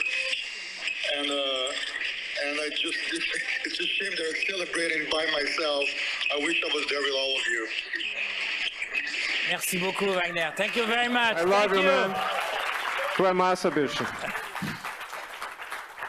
Merci. Pode ficar tranquilo, tá tudo em ordem aí. É pra completar? Rapaz. É, pra completar, mas. O que é aquilo ali? Isso foi domingo. Um infeliz aí veio roubar uma lata de óleo com a peixeira na mão. Aí veio que é o menino que trabalha aqui à noite. Pegou lá 12 e deu 2 TB. Uma na caixa dos peitos e outra na cara e não levantou mais. Esse é um meliante, mereceu.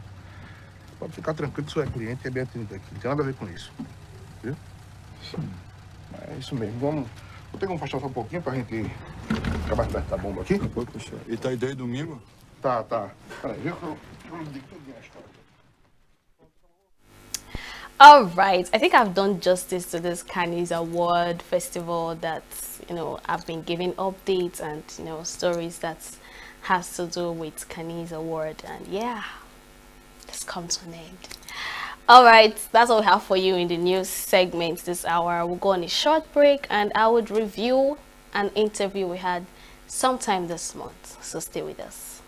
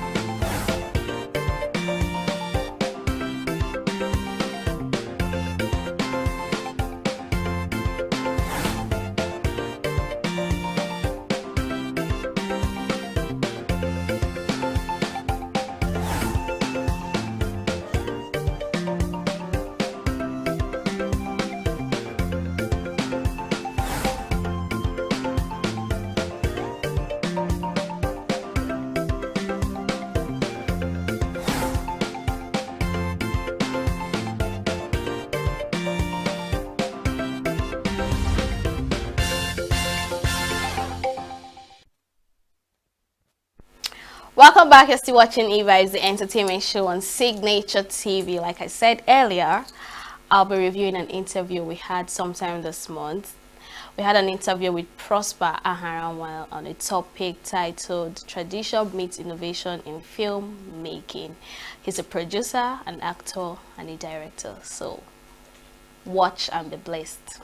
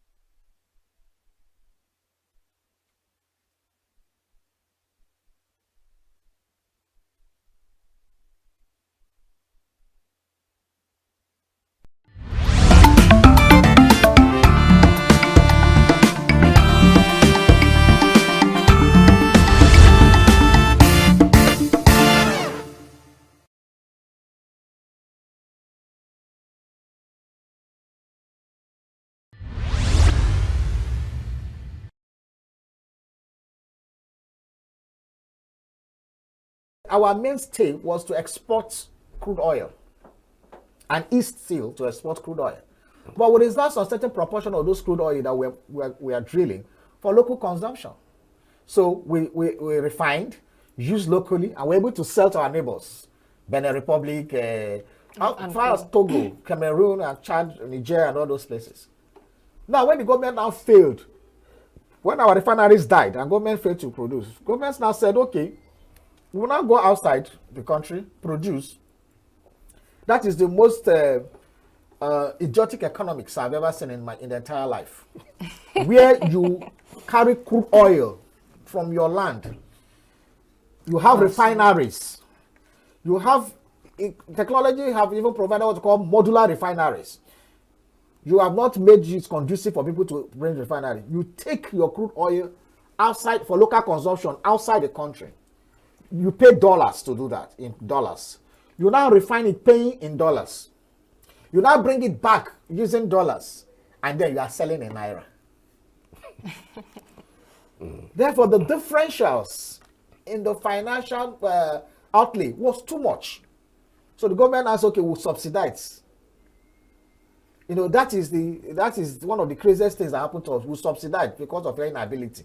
Meanwhile, people every day, we see the Nigerian military, joint task force, going to Niger Delta, saying that burning down illegal refineries.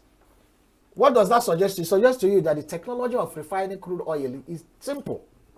If people can do it in the creeks in their backyard, if people can do it back of their kitchen, during the Biafra war, people were there were mobile refineries were moving it and producing fuel for their armory, for their vehicles and everything. So it's not rocket science to refine oil. So why is Nigeria not refining oil?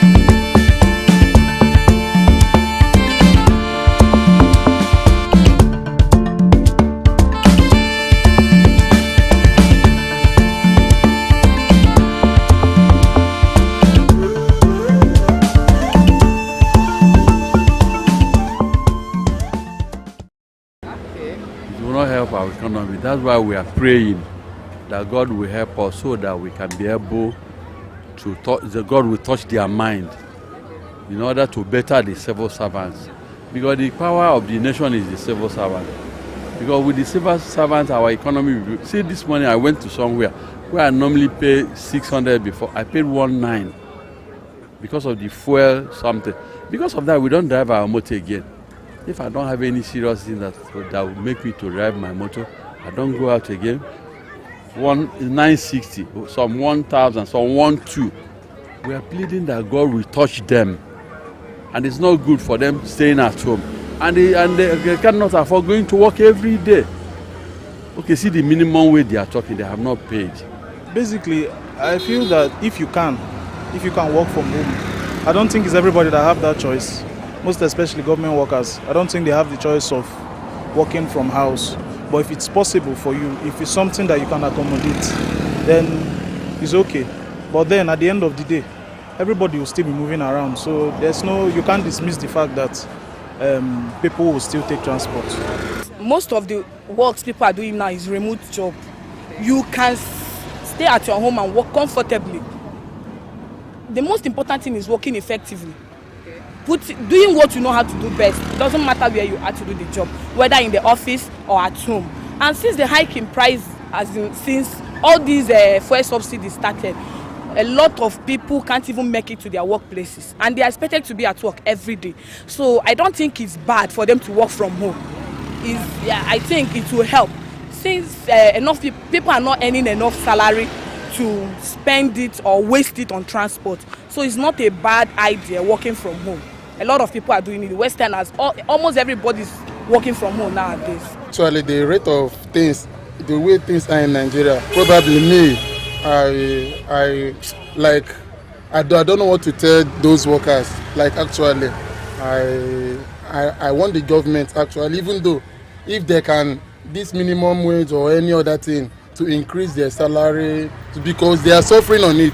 Each time we carry them, they keep on complaining, government this, government that, and so I feel pity for them actually. I just feel pity for them. So at least the government should do something on it. It would be good though if they work from their house, like they'll be staying at the home, work, because the government now they are not giving anything to them at all. Like the way I'm seeing now, people work with the government and they're even spending their own business money in order to make governments happy. Because I can see some government workers earn 70,000, but transport that the person spends in a month past 70,000. So, and I don't think that is reasonable, something that you can be doing business at your own and working for government. Still, you cannot be able to save anything for the year.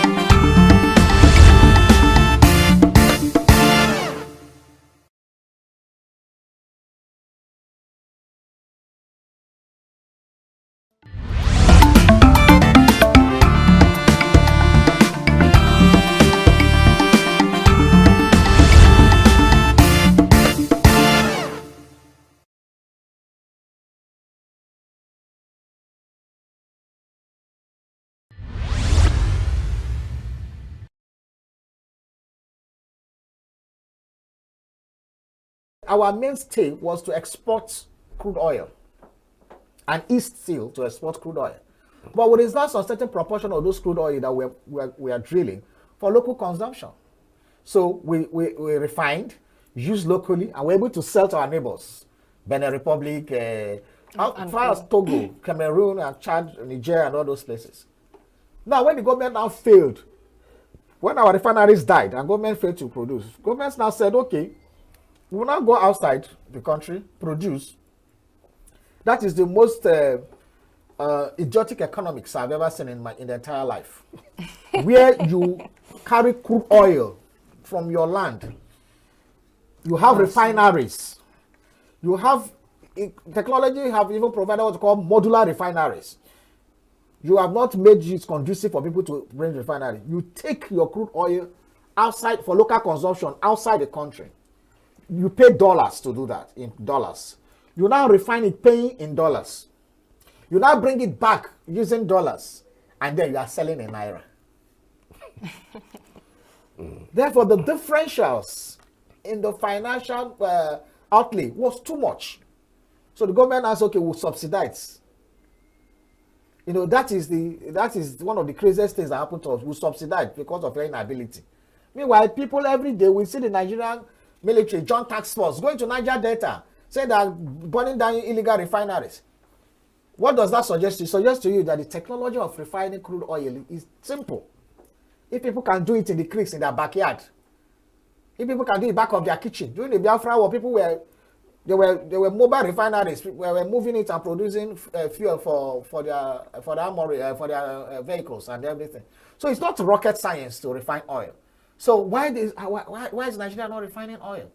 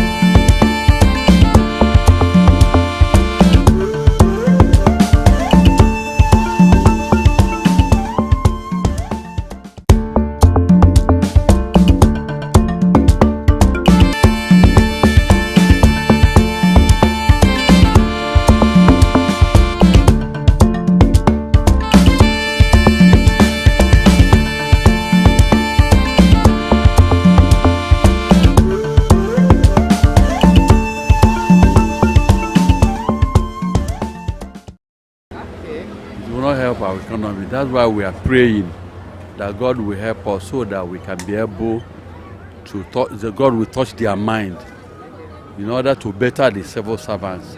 Because the power of the nation is the civil servant. Because with the civil servants, our economy will be. See, this morning I went to somewhere where I normally pay 600 before. I paid 19 because of the fuel something. Because of that, we don't drive our motor again. If I don't have any serious thing that will make me to drive my motor, I don't go out again. 960, some 1,000, some 1,200. We are pleading that God will touch them. And it's not good for them staying at home. And they cannot afford going to work every day. Okay, see the minimum wage they are talking, they have not paid. Basically, I feel that if you can work from home, I don't think it's everybody that have that choice. Most especially government workers. I don't think they have the choice of working from house. But if it's possible for you, if it's something that you can accommodate, then it's okay.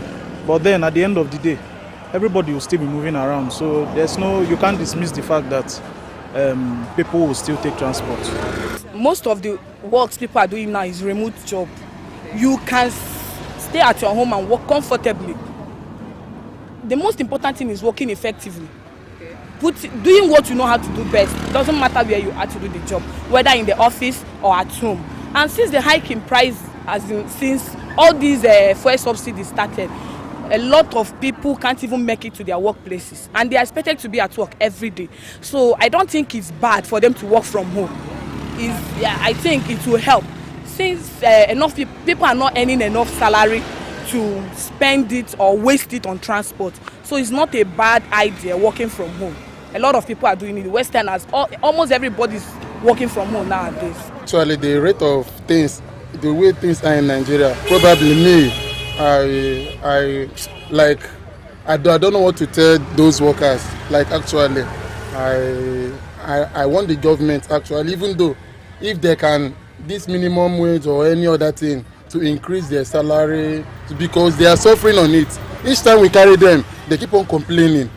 Government this, government that, and so I feel pity for them actually. I just feel pity for them. So at least the government should do something on it. It would be good if they work from their house, like they'll be staying at the home, work, because the government now, they are not giving anything to them. Like the way I'm seeing now, people work with the government and they're even spending their own business money in order to make governments happy.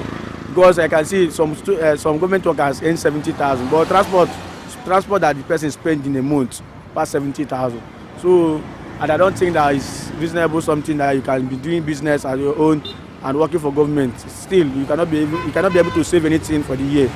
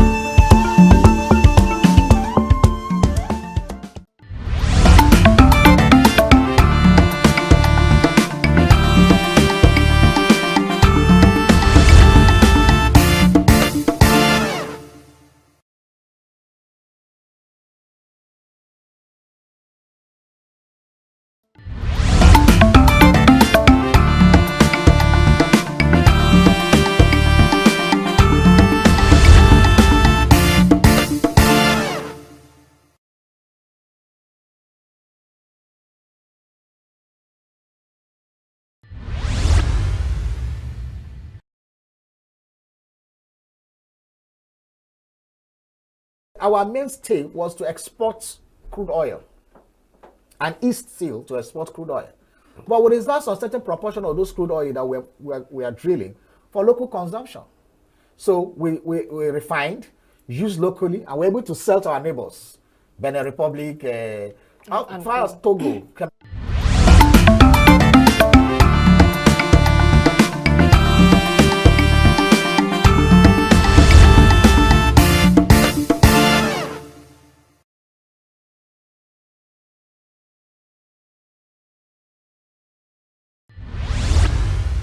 for joining us. This is your signature show, and I'm Vin Martin Obiora Ilo. Today on our program, we are featuring a special woman, a woman of courage, a woman who has never ever shied from taking a position when it concerns Nigeria and when it concerns Nigeria's democracy. My guest today is the president of Women Arise, President Center for Change, an award recipient of that global award instituted by the United States, International Women of Courage. So far in her activism, she has received more than 481 awards. When Nigeria was actually advocating for true democracy, she was the president of Campaign for Democracy.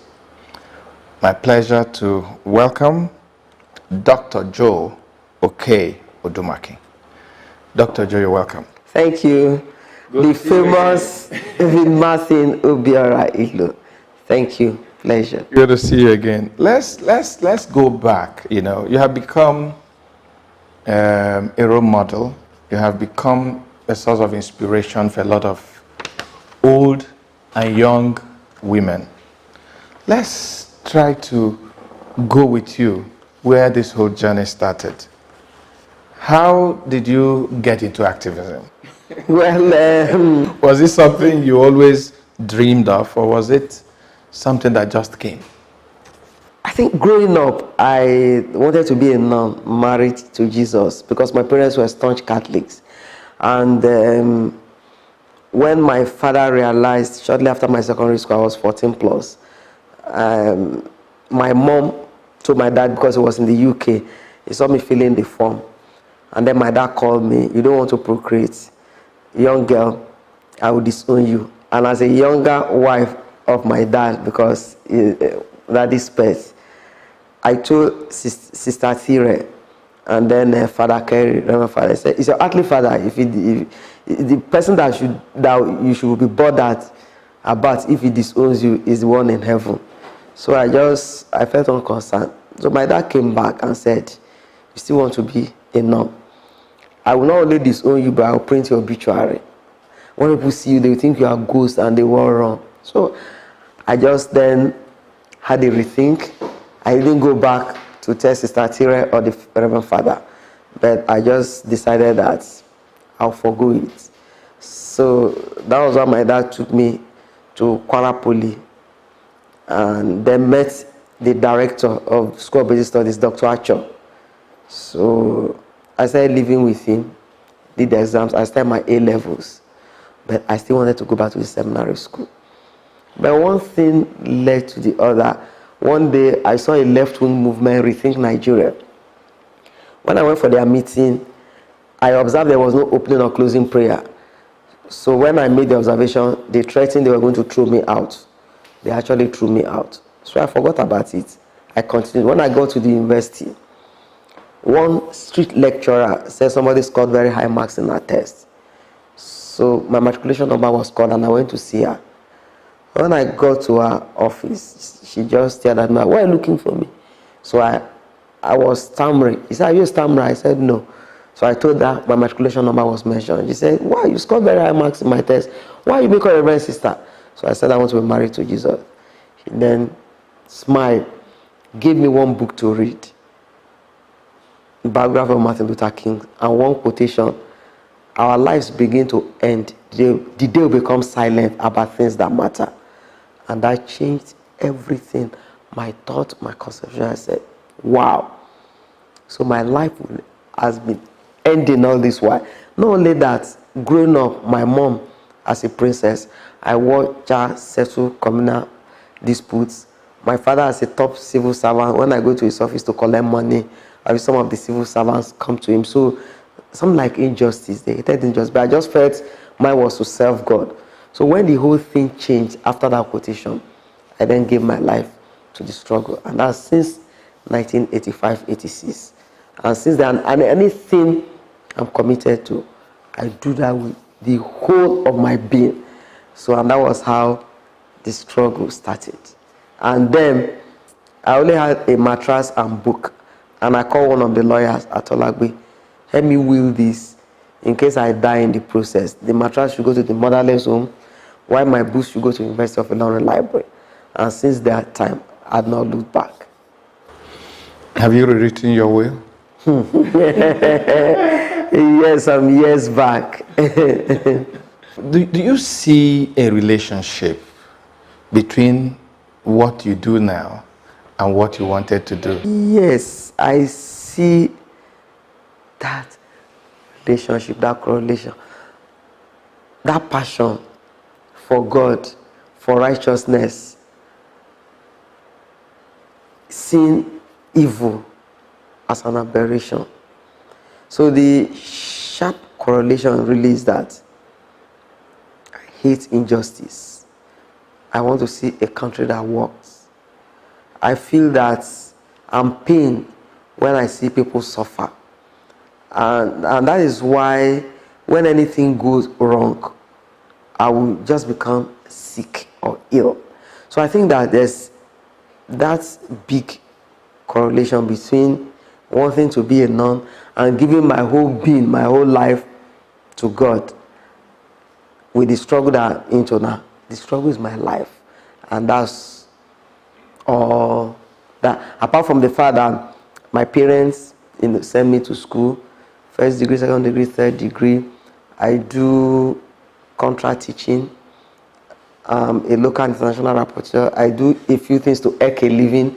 The other thing is protecting people's rights and ensuring that there's no injustice anywhere is all that I've strived for all my life. So in other words, you're still serving God? Yes, still serving God. In a different way? In a different way. So when you look back, do you think that the sacrifice you've made, putting your life out there to fight injustice, do you think it's worth it? Well, like Albert Pike, one of the books I read, said, what we do for ourselves dies with us, but what we do for others and the world remains. Looking back, if I remember all the incarceration I went through, detention more than 17 times, if I still recall on the day of protest, one of the protests that more than 300 people were killed, and I was shot on my leg, and I had to manage, I escaped, the bullet was removed locally. If I could still recall months not bathing, even one of the detention that I've had, that to teach me a lesson, I was detained with male criminals. But that day, I found favor. Their president said, I'll be the wife for that moment and nobody should touch me. So looking back at those hazards, if I still recollect the old man that gave me an accommodation in Ilorin, Kwara State, and the landlord, returned my rent because of harassment, molestation from security operatives. When I refused to pack out of the house, the landlord packed and became a tenant elsewhere. If I still recollect that old man, that day, and I see all the sacrifice, even my own father was detained, and I look back, or having a baby and leaving my baby in the hospital to go for a rally, and I look back at all those risks that one has taken, or being locked up in the boot of a car, or being slapped by soldier while pasting posters at the barracks, that even as I speak, whenever I'm flying and we are descending, I still have problems with my eardrum. I have to block the air. So when I look at all those hazards, or having to deal with ulcer, in those days my mom would say fast. I can fast, break in the evening, but not eating for 14 days, because one is not sure where the restroom that one will use, maggots and everything. If one looks at all the hazards, I think that if we had not made any attempt, or if I had not made any attempt, probably would have been worse off. And remembering that the journey of 1,000 miles starts with one step. Also recollecting vividly what Franz Fanon says, that every onlooker is either a coward or a traitor. So if I look at all those things and rewind, I think that that sacrifice, the suffering that one went through, is worth it, because we will have been probably years far behind. In this struggle, being a woman, has it ever been a challenge? Has it ever been a disadvantage? Has it ever been an advantage in the life you chose to lead? It has never been a disadvantage as a person, because I believe that the worthiness of life is deep rooted in the service of mankind. Like Martin Luther King said, everything that I've confronted, I don't really think that there's anything special in being a man or being a woman. I always want, in fact, in those days when we have hazards, I always want to go to where the battle is the fiercest. When I'm going to paste posters, I would tell the guys that, please just step back, let me go. In case I'm shot dead, you be able to tell the public that this was the last place she went to. And anything, even in the midst of provocation, I started putting on trousers since 1992. When I was beaten, my skirt was torn, I was thrown inside the gutter. Somebody that was selling things, I just used the scarf to cover myself up. But one thing really is that I believe that where determination exists, failure can never dismantle the flag of success. So if one believes, if one has the passion, and that's why when I see women these days, I try to tell some of the women folk that it is when you give others the permission to talk down on you, to see you as a weaker sex, that is when they can override you. But when one believes, when one has the confidence, when one also has that conviction that one will always strive to be the best, it has never been a disadvantage. And that is where anywhere I find myself, in fact, I find myself as an activist, male dominated. When you see the hazards, a lot of few female folks are there, they will not want to forge ahead. But I always want to see, because I always optimistic that there will be a light at the end of that tunnel. And so I'm not really afraid of dying, because I know it's God that gives life. It's God that can say. People who even go and hide during demonstration, you find out that they are the ones that bullet will hit. So really being a woman, a female, has never put me in any disadvantage area, because I have my value, I have the passion, and I firmly believe that whatever I want to do, there's no looking back, and that's success. And irrespective of the hazards that I face, I always want to forge ahead. Talking about women, do you think that the Nigerian woman, the African woman, has been appreciated for her contribution to development? Yes. Do you think they've been given the right opportunity to actually, use their talents to make, life better for the Nigerian, for the African? Yes, like few weeks ago we had International Women's Day. The theme, Press for Progress. And what gave rise to this theme? The World Economic Forum had a meeting, and then found out that, also made an assertion that in terms of gender parity, that we are 200 years back. If you look at Nigeria as an example, I tell our women folk, we must not continue to agonize. We must organize. And in organizing, what can we see? That, look at the National Assembly. You see that out of the 109 senators that we have, only 7 are women. Look at those in the lower chambers. only 16 of them are women. And then we've never had, how many governors do we have that are women? Local government chairman. And women are treated as spare tire. If I have a spare tire and we have a brand new car, there might not be need for such. Women are numerical strength. We are more than 50%.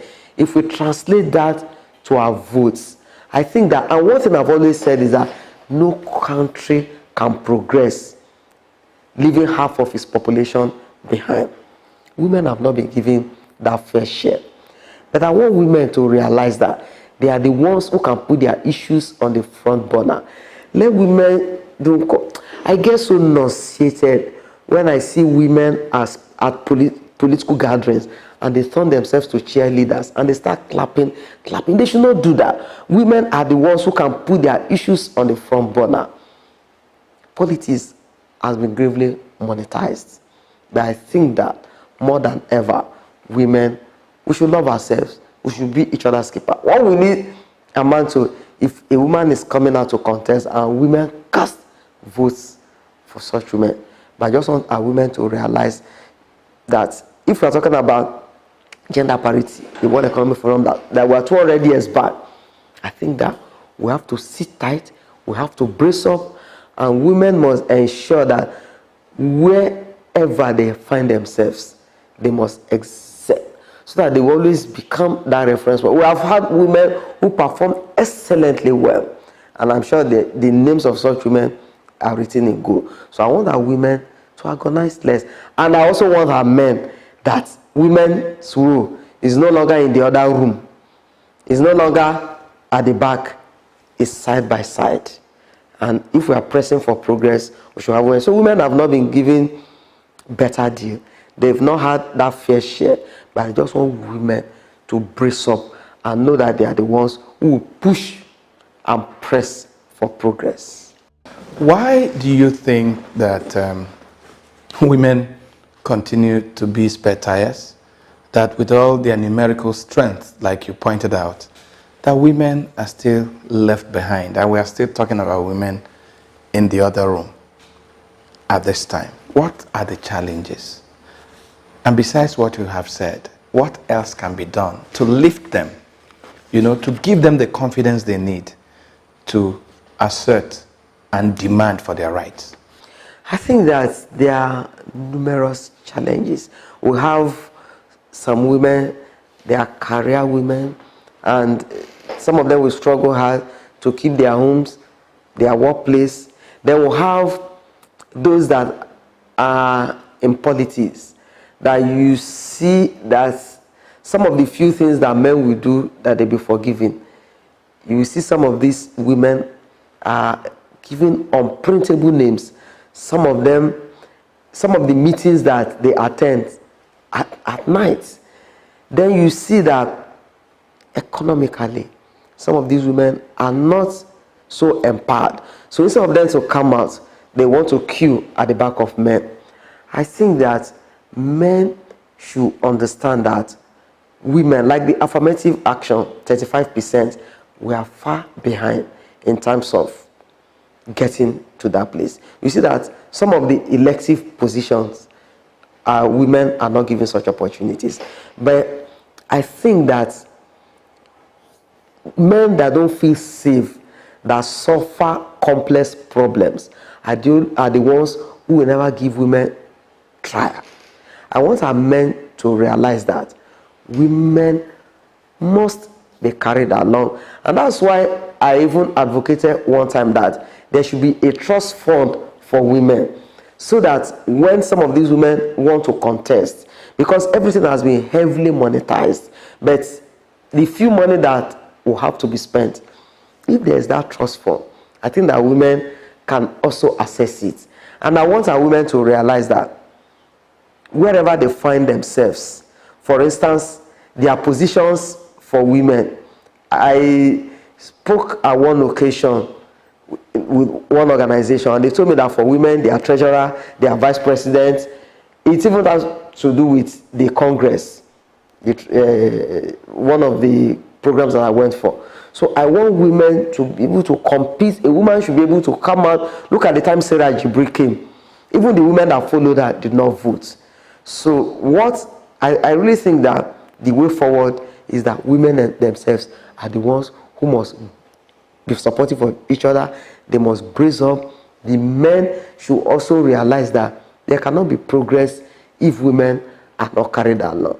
By and large, I want our women to realize that when they are determined, when they have the passion, no one can push them aside.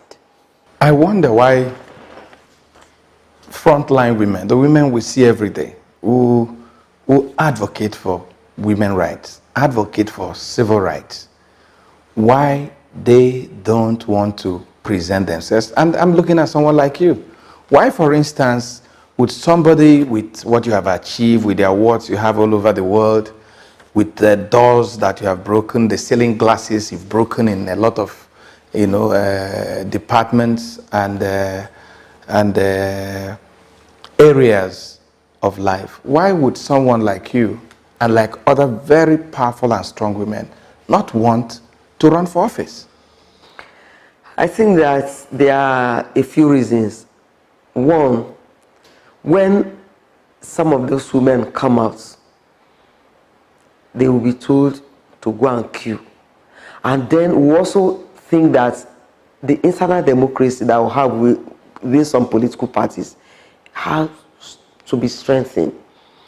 Personally, I've always said that I don't really want to participate in any elective office. And I always want to encourage women that want to come out. At times we do training on the platform of Women Arise. We even help women to develop their manifesto. But the thing really is, one has the passion for.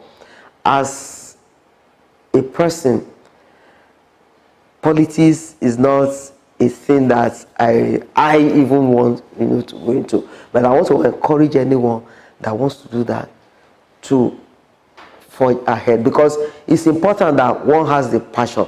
One should not be begged to contest.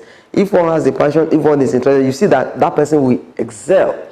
I don't want to participate in any political office, take part in anything that will lead me to occupy any political position. But for those who want to, I will encourage them.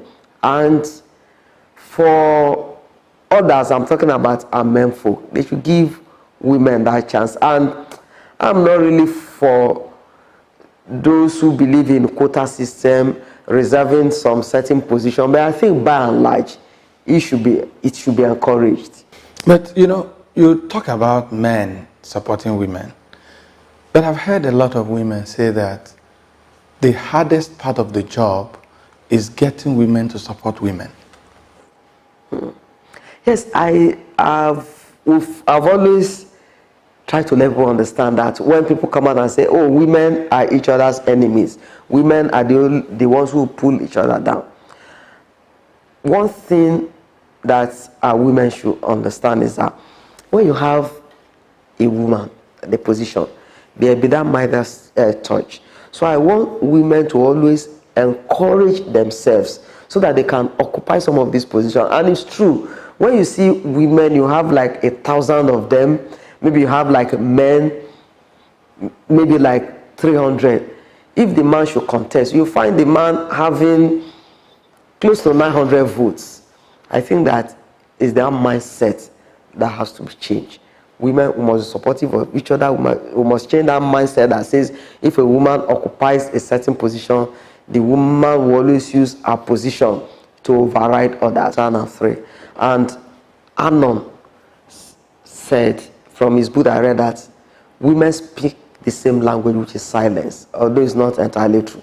So Women Arise was formed to break the culture of silence and also to help in the empowerment of women. We've also seen that violence is on the increase. When you find 3 women, one of them has been assaulted in her lifetime.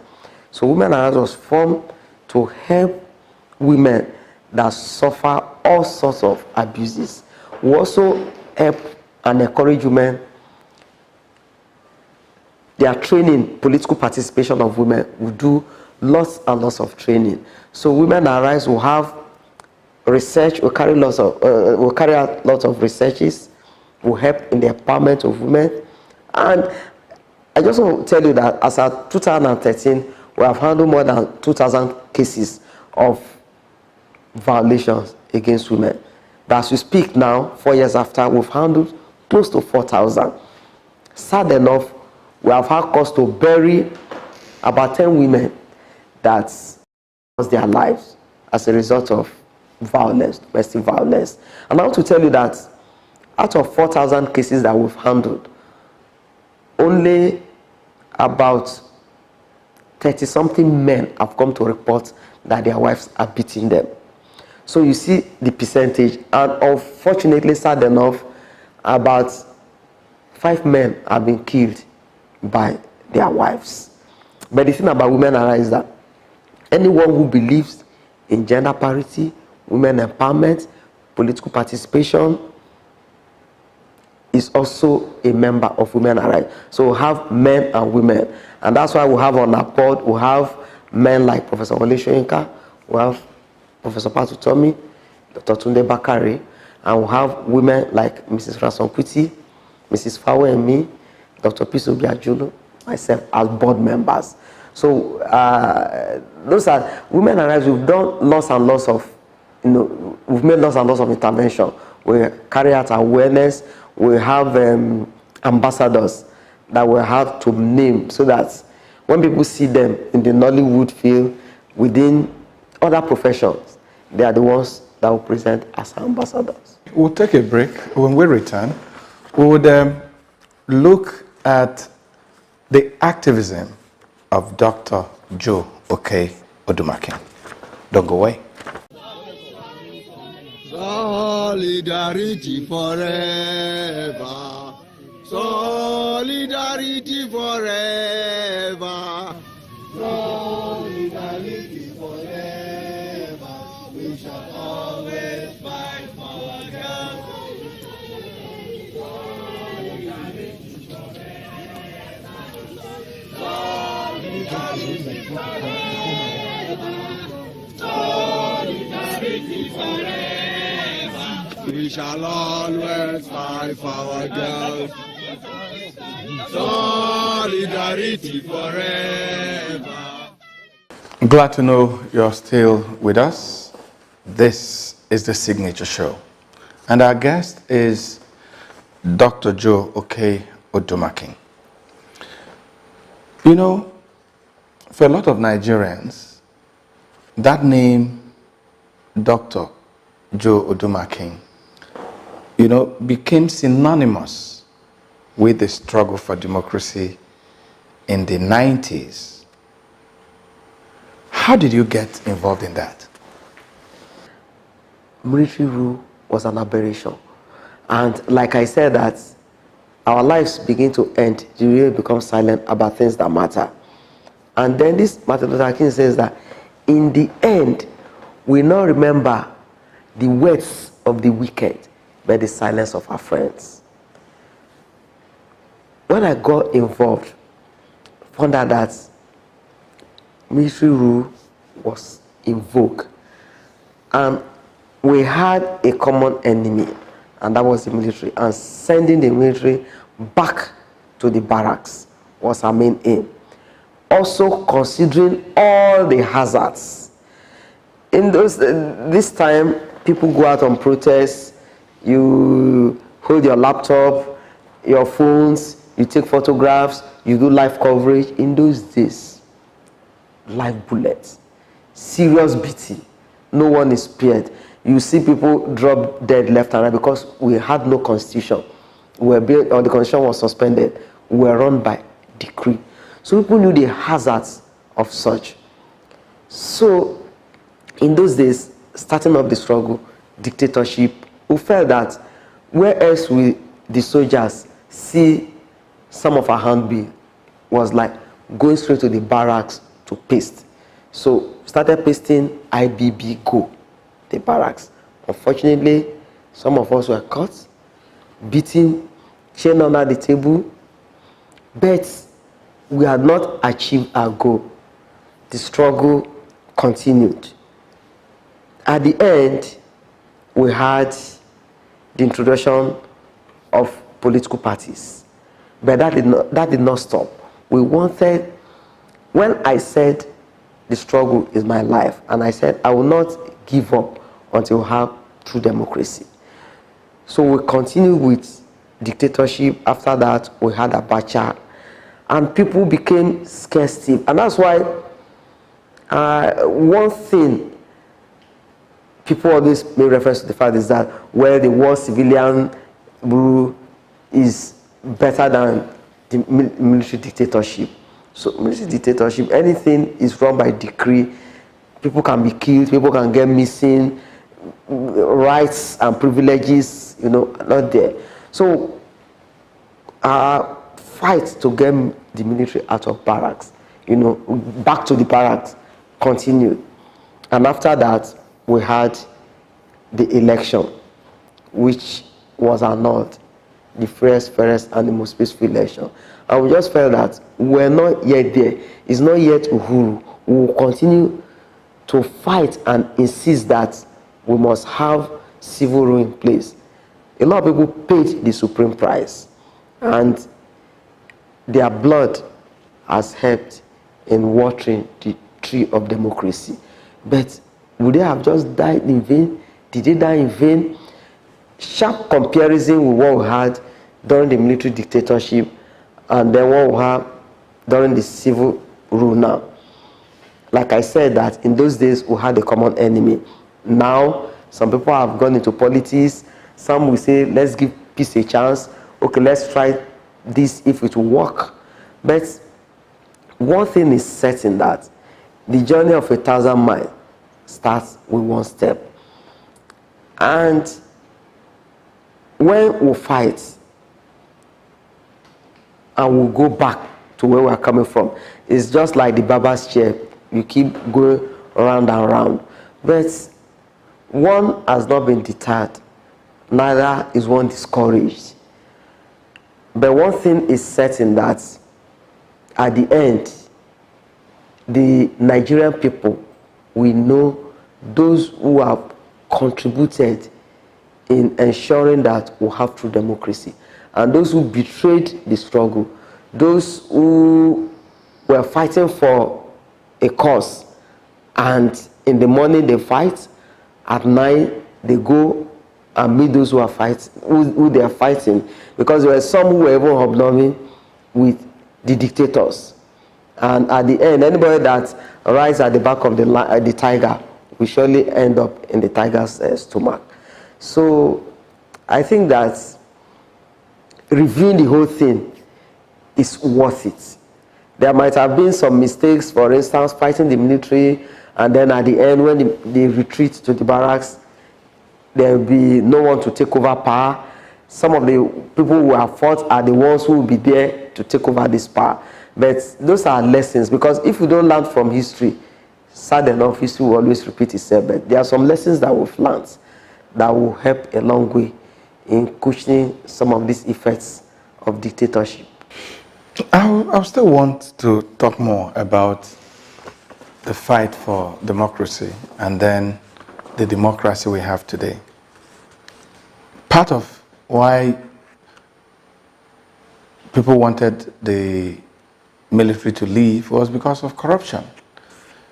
Part of why they wanted them to leave was because you had this kind of governance where people had their relations, their classmates, and all that.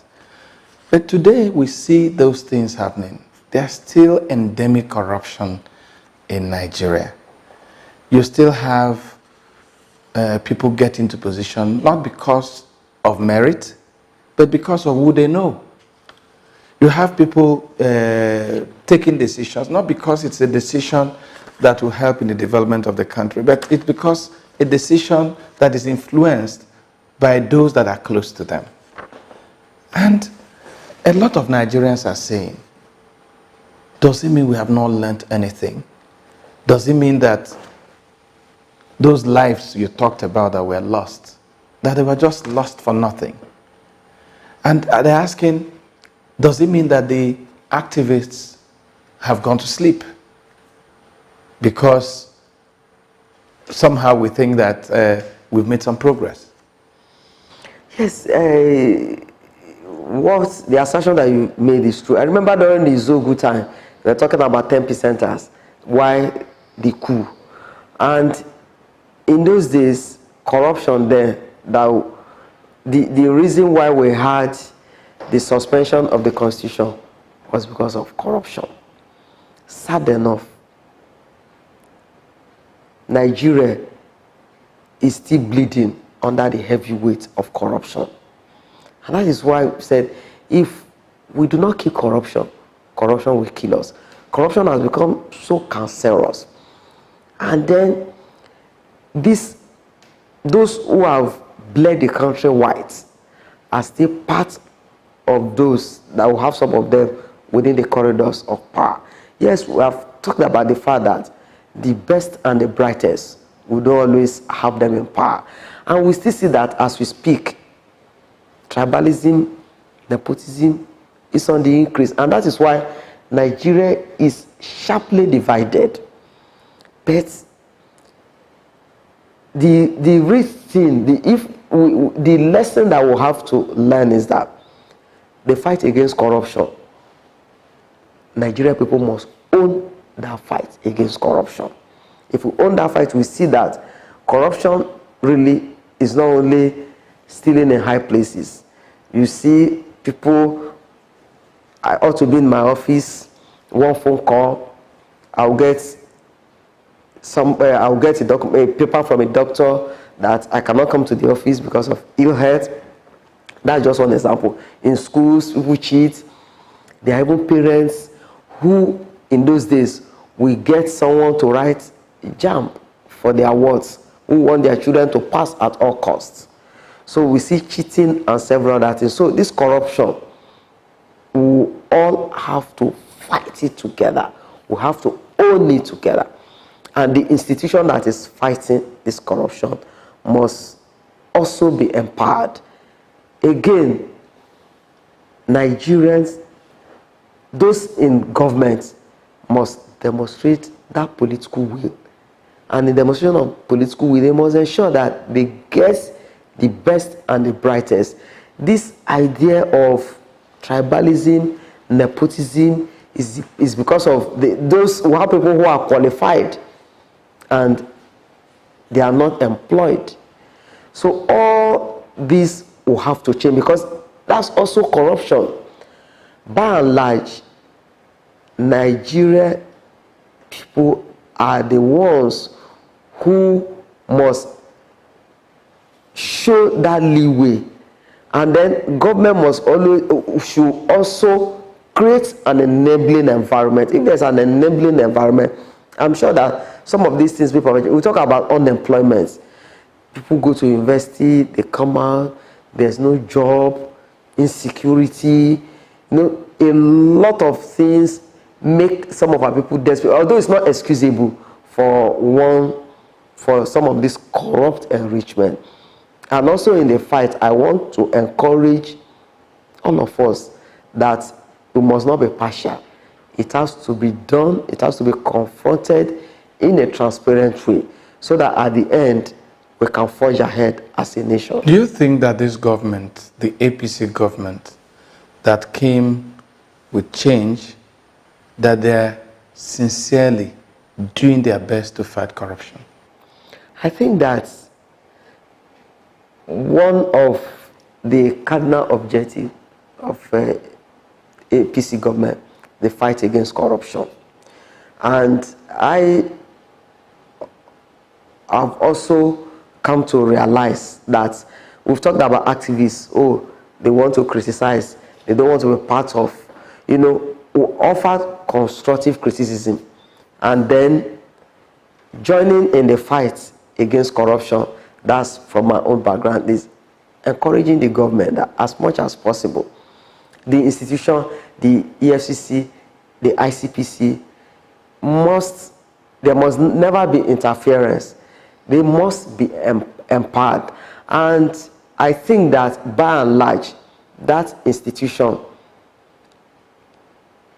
has tried, but a lot more needs to be done.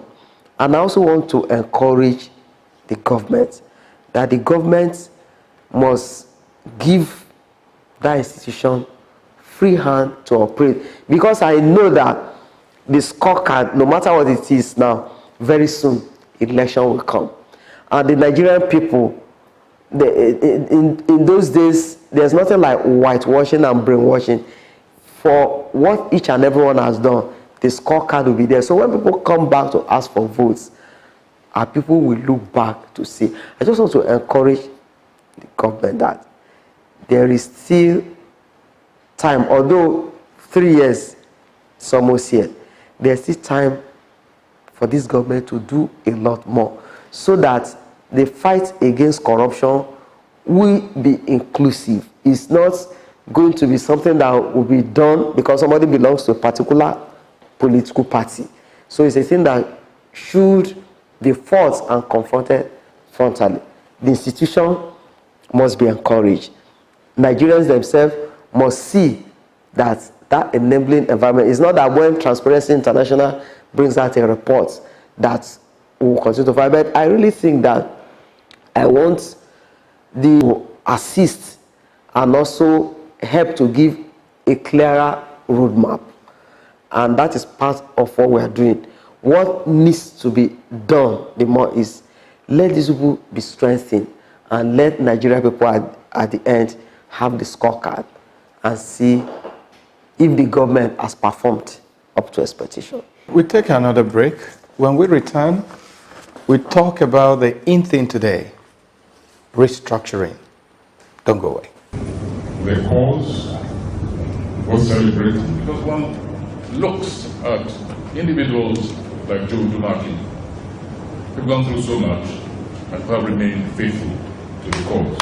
I've had the dubious pleasure of sharing tear gas with her, and I look forward with even greater pleasure to sharing achievements, the sense of achievement, further achievement, actually enduring achievements with her. Ladies and gentlemen, please welcome the 2013 International Women of Courage Award recipients.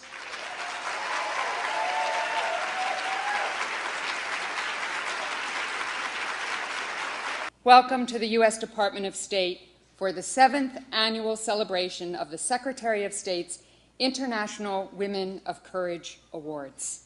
During the past 20 years in Nigeria, Dr. Josephine Odumakin has handled more than 2,000 cases of government security agencies violating women's rights.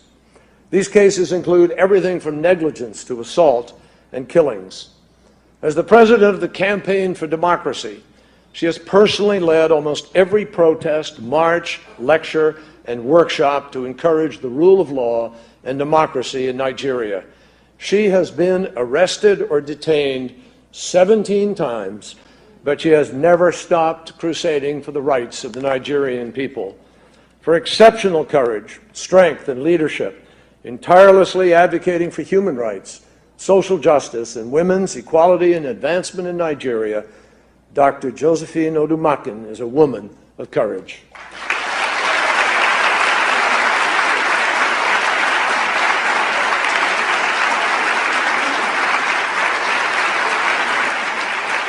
And as the popular saying goes, the struggle continues. The Signature Show. I am Vin Martin Obiora Ilo, and my guest today is Dr. Joe Odumakin, President, Women Arise. Well, in Nigeria today, we have so much going on. The headsmen are here, Boko Haram, kidnap of schoolgirls. We've had the Dapchi. We still have some outstanding number of students in Chibok. In Dapchi today, we don't know what has happened to about 9 of those kids. And it has brought back the debate about what system of government should prevail. Some people call it restructuring. APC calls it true federalism. Where do you stand in this controversy? Well, I firmly believe in restructuring. I remember the last national conference, 2014, we sat down and then we have piles and piles of reports. It's going to be colossal waste of resources if we keep having conferences and conferences and then it gathers dust. We will see that the 2014 national conference provide lots of solutions in terms of devolution of powers, in terms of even what, if we're talking about true federalism, we will see that the country is becoming more and more polarized. The duty of the government is enshrined in our constitution. The government must secure lives and then properties, also protect the populace. But we'll see that, sad enough, what happened almost close to 4 years, the Chibok girls, what have we learned? If we had learned our lesson, there wouldn't have been a DAPCHI. And that part of the country where education is not even encouraged. So discouraging these young girls from going to school. Few weeks ago, we had DAPCHI. They stayed for a month with the terrorists, forgetting that psychologically and everything, these young girls will have been raped. I remember during the Chibok time, seeing some of the few girls, and one of the girls had to say, oh, what she could remember is someone will sleep, another person will sleep, and she will lose count. What will these girls, grow up to be? Look at what is happening between herdsmen. And that's why I opposed cattle colony. There's nothing, we have people dealing in fisheries, we have all sorts of trade. So why should, I believe in ranching. If ranching is done, and if there is also sincerity in the part of some of these, at times, it appears to me as if it's fiction. Is it Nigeria that life has become so cheap, so worthless, that I got so angry one day when I listened to someone speak on television and the person said, no, people have been shouting that 40 people died, only 10 died. One life should matter, no matter what. And that is why I think that we must not fail all our girls in captivity, our fathers, our mothers. Things must be done in the right way. And those who play around religion must never divide us. Nigeria is a secular country. And that's why I also feel that Leah, that is yet to come back, should be reunited. Our military should be equipped. And then the terrorists too should know that wherever they are, that they were also born by women. And they should let these girls go. Let them be reunited. But more importantly, if we take 10 steps forward and take 30 back, it's not going to pay us. I think once and for all, those who have the phobia for restructuring think that is going to break the country. No. Nigeria needs to restructure. If we restructure, then all these problems confronting us will be solved. And when it is solved, there will be no need for us to go back. And anyone, all these people talking about seceding, and that they think that they don't have fair deal, better share in this country called Nigeria. If a child that was born in 1960, that person will have grown up, will have become a man. So I think that we must call a spade, and not until we restructure. We might just be moving around and around. It will just be like Baba's chair. We'll have motion without movement. As we end the program, each time I visit and I look at your walls and all the awards and all the plaques and all the certificates of honor and all that. I wonder how you feel when you look at some of these things. Well, one, I feel encouraged. You know, doing all these things, I never expected any reward. So some of this award is out there to encourage me, to motivate, to even, I never even believe that people notice some of the things I do. So at times when I'm called up, I remember when the United States International Woman of Courage, standing on that global stage and seeing those who are within the system, like the former U.S. Secretary of State, the system that has given hope to the world. I feel encouraged, and the reward for this is more work. I've received several awards, and each time I look around, I see some of these awards, then I think that there's that wake-up call. There must be more work.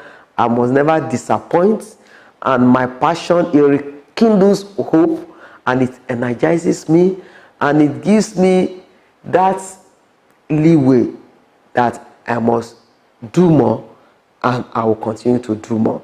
And I know that with God, I will never let down the people of this great country. And I look forward, and I'm so optimistic that Nigeria will be great in my own lifetime, in our own lifetime. Nigeria will be great in our own lifetime. And like she said, it needs everybody to come on board so that we can move Nigeria forward. Dr. Joe Odumakin, thanks for being my guest on the Signature Show. Thank you, pleasure, always. And that's our program for today.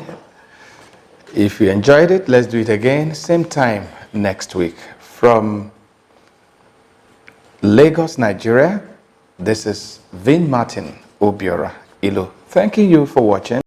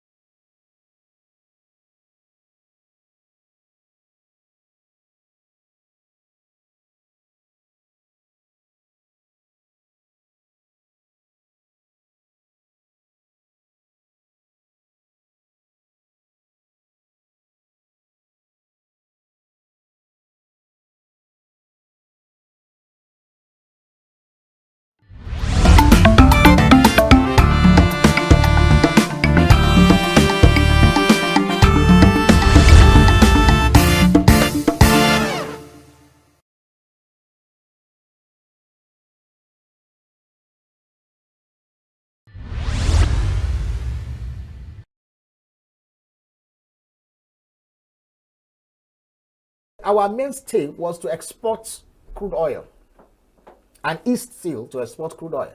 But we reserve a certain proportion of those crude oil that we are drilling for local consumption. So we refined, used locally, and we're able to sell to our neighbors. Benin Republic, as far as Togo, Cameroon, and Chad, Niger, and all those places. Now, when the government... A beautiful day it is. It's a lovely day. Doesn't it look like it? Welcome, everybody. It's a week that will actually give birth to a brand new month. So we're right at the tail end of the month of May, and you know what this means. It means a huge period for governments, especially in Nigeria, because it will be marking its second year anniversary in office at the federal level. And we understand that other states, like the ones that we are in, ENUGU State, would also be doing the same thing. And they will be out with their scorecards and score sheets. And who better to really give them the better score? You. So I would assume that every one of you would be on your launch pads, on your phones, checking which particular promise that they have actually kept. Remember, every one of them gave certain promises from the day one, going a raid for those who are actually going astray. So however it is, I hope you're ready for it. Welcome, everybody. This is the morning show here on Signature. We would be back after this to give you some of the headlines on the dailies this morning. Just stay with us. We're beginning on the Nigerian Tribune this morning, and on the Nigerian Tribune there's a screaming headline: PDP, Wike withdraws from peace accords, where the writer blames Makinde, vows to fight until justice is served, claims credits for most PDP governor's election, controversy rages over national secretary. All the details on the Nigerian Tribune. Ekiti communities endorse Oyebanji for second term. Federal government moves to deepen $1.5 billion Lekki Port Channel beyond 16.5 meters. UNDNDLEA intercepts 6.5 billion opioids in Lagos. Rivers ports arrest 2 Britons. Interesting.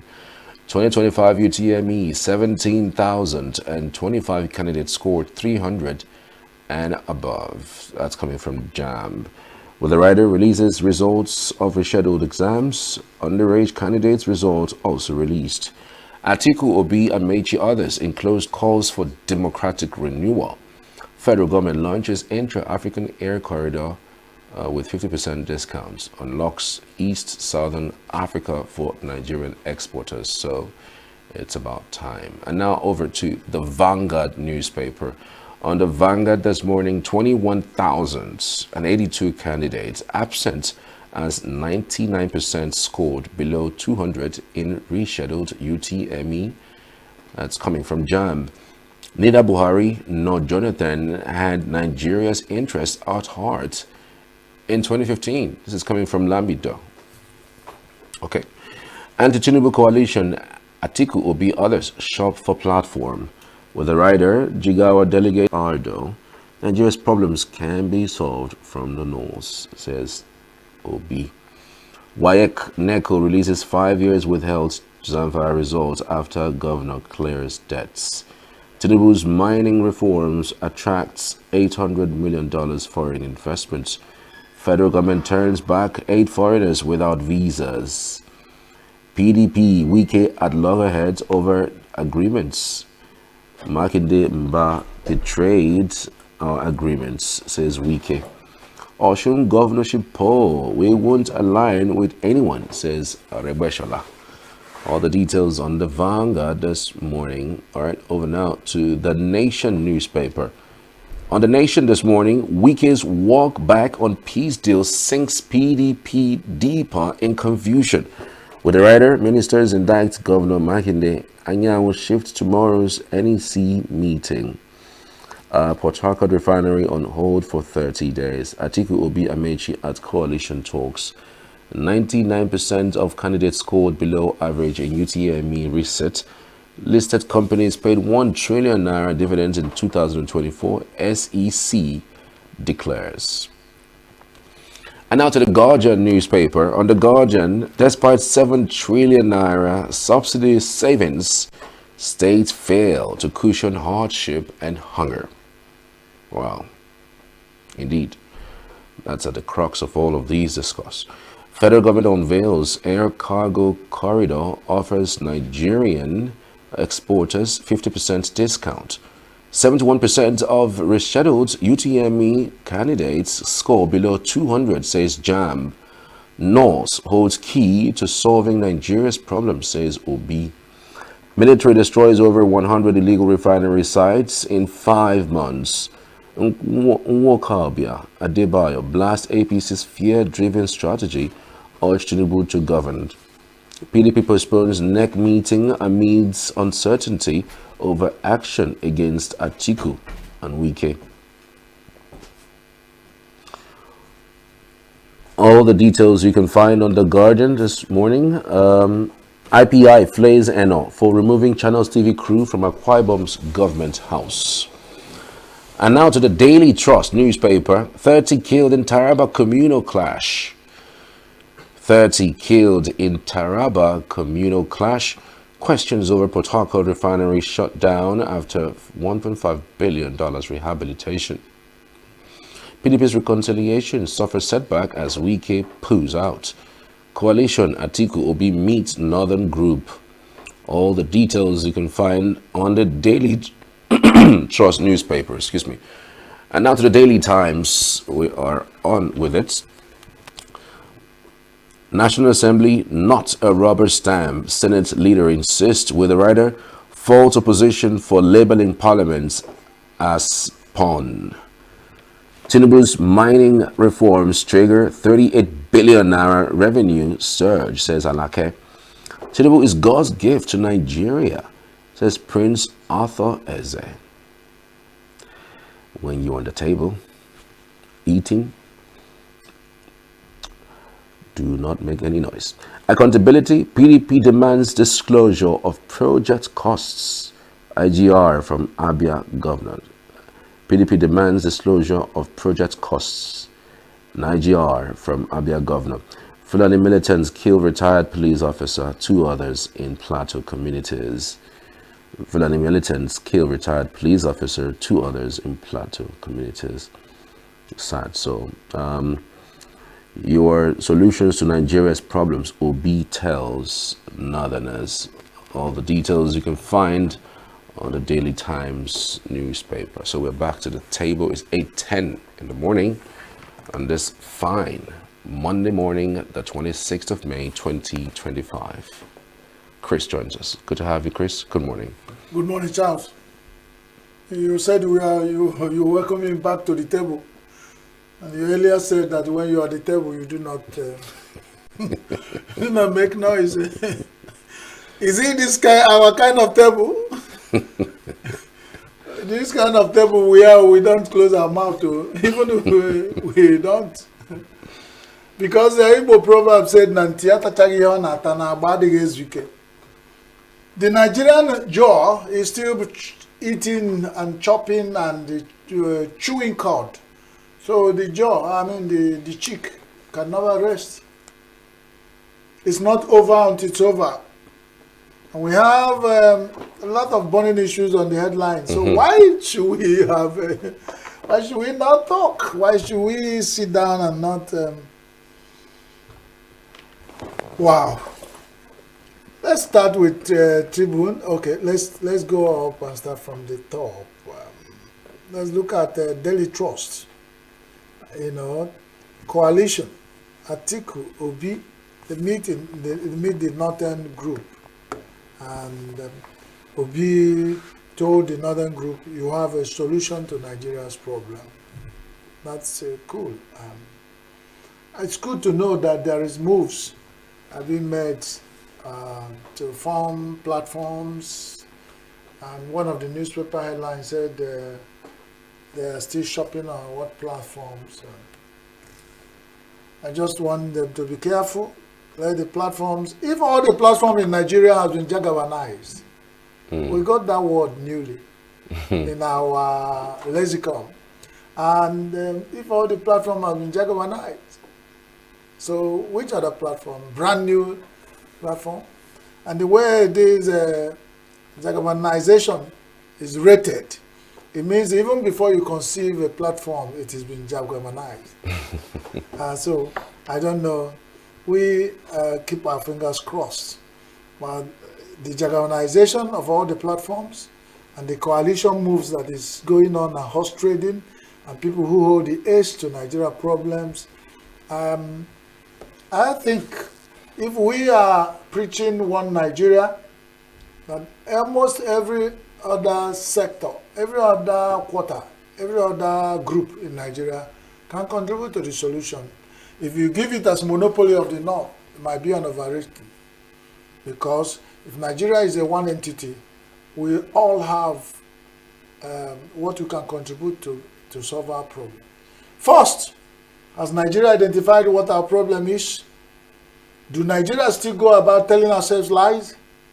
Hoping that we will be okay? Nothing will make lies ever turn to truth any day. So if we want to solve the problem, all of us will come together and look our face in the eyes, talk about our biases, settle it, talk about the sacrifices. Let's know what are you sacrificing, whatever. In any place there's peace, somebody is sacrificing something. And like in Nigeria complex society, no particular group has a final solution to our problem. It has to be a collective thing. And that reminds me, what happened, Charles, to the 2000, during the Goodluck's era, there was this confab, national confab. In Nigeria, is it not a continent? No, it's not a continent for Nigeria. Okay, that's where we differ. I was thinking, pardon me if I am thinking Nigeria government is continuing. So whenever you start, the winner takes it all. You take a total decision, jettison every other policy made earlier. Even if they are good ones, then come up with a new one. Surround yourself with new corrupt politicians who will give you an idea of how we share the national cake. But the national cake, I often wonder, Nigeria's national cake is like the Israelites moving in the wilderness. They want that the bread that when you eat it, it will replenish. What they call that? You don't go to church, Charles, so you don't disappoint me. That is what the Israelites were eating while they were going out of Egypt. And when that thing, they call it, that doesn't drop, that was dropping from heaven. Oh, manna. Manna drops from heaven. When you eat, the problem you pack, you'll be eating the thing with. Nigerian national cake has turned to manna. It drops.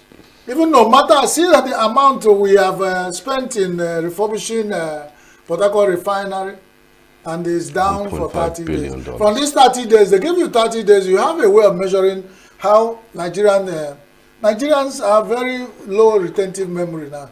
In the next 1 week, they've forgotten that Port Harcourt refinery is not there. So when they give you 30 days, they shut it down. When it has not lasted for up to a month, it was opened. So if you do turn-on operation in NNPCL controlled refineries in Nigeria, when will Nigeria be consolidate and have a steady price in oil and gas? And they will still not allow Dangote, who is a little, with his new refinery, they don't allow him to breathe. You carry your juju to go and spoil our blues, somebody's blues. If all your refineries are moribund, that you do 1 month on, 1 month off, with all the money being sunk, putting salt into the ocean, and we come back and be talking like this, and somebody who is taking decision on our behalf will still approve money for Port Harcourt refinery with over 870 something billion for worry. We don't not talking about it. Nobody's talking about. I don't know whether it's operating or not. All our minds were transferred to Port Harcourt, and we were before we could say Port Harcourt refinery. They say, oh, no, we are shutting down. And Petro, whatever association is that said, is because of lack of capacity.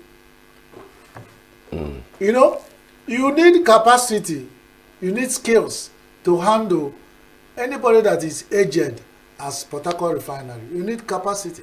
It's not something you give to Gen Zs. When I mean Gen Zs are not that they don't have, the experience is not something you buy in the market.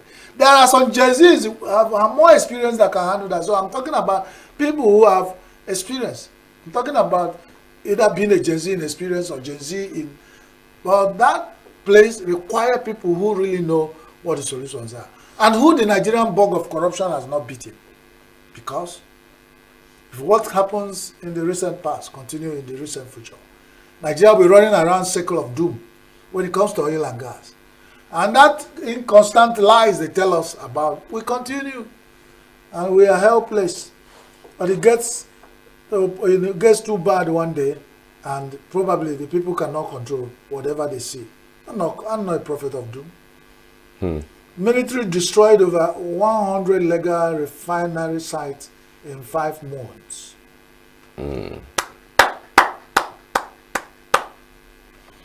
Some refineries are termed illegal, and we are spending resources destroying them. The ones that we termed legal, we're spending billions pouring in there without capacity, without seeing results, and we still pour. Who did this to Nigeria? Remember one time I was saying, people are looking at me, why?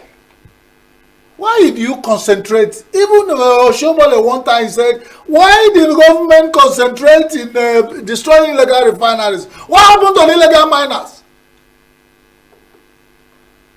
If Nigeria will move the military to destroy illegal refineries in South Nigeria, let them go up and use the same force to destroy illegal miners, so that we will be seeing equity and equality in what we are talking about. But I do not see any reason. Why not mop up this crude technology that these people are using to refine? Have some set of control. If you want to own, come and register. We'll tell you some guidelines about the environment, and then let's take whatever you refine, take it, put it at the center. Let's see. But you want to close their mouth. You don't have enough refineries working in Nigeria. Even the ones who are surviving doing this, you are fighting another 100 illegal refineries. You know what I mean? Assuming these ones are bringing, even if it's 10 liters, out of 240 million Nigerians, the percentage of these 240 million Nigerians that use vehicle, do not export it. Use it for foreign market. Use the ones that you refine in the NNPCL. Have a control over what these people are doing. But in Nigeria, you don't do that. There are so many things you will do if it's coming from somewhere. Suppress it. Let it not see the light of day. Even if when you know that your power to survive in Nigeria depends on that. Somebody was having an argument of record, was saying some people in Nigeria have generated science and technology that Nigerians would have pulled together and said, by now, over time, they should have been top, counted among Japan and some countries of the world as also science-based country. Now we only this oil, they scratch ground small and get, that's all our concentration. We chop and chop and chop our future today, and we still will not get enough. But look at it. So I don't know. Who did this to us is the question we keep asking. But I found that nobody did it to us. We are doing ourselves. It's actually a great feat, really. I mean, so I'm just thinking if we can harness the modular refinery, because I mean, it wouldn't have been 100 refineries that are professionally done. Okay, so I'm thinking harnessing that aspect is what I don't know why the Nigerian government hasn't been able to do. People plant cocoa. They have collection center for what they call it, the produce, the agri-produce. People who have gathered it and put it together, package it and send it to either cocoa, the factories that add value, or they export the cocoa seeds like that and make money. Modular refineries, if you license them in regions, these people that do these cocoa fire refinery will be collecting at that place. They will be supervised that you know where they are. Because by the time you give them confidence in themselves, they now show you this is what we are. You even know what they do. Now they hide. They hide to do what they do, and one day you hear that Nigeria or somewhere explode into fire. Because when people are, you don't even know whether they do these refineries under the ground. Because they don't want them to breathe. You are pursuing them. You don't want.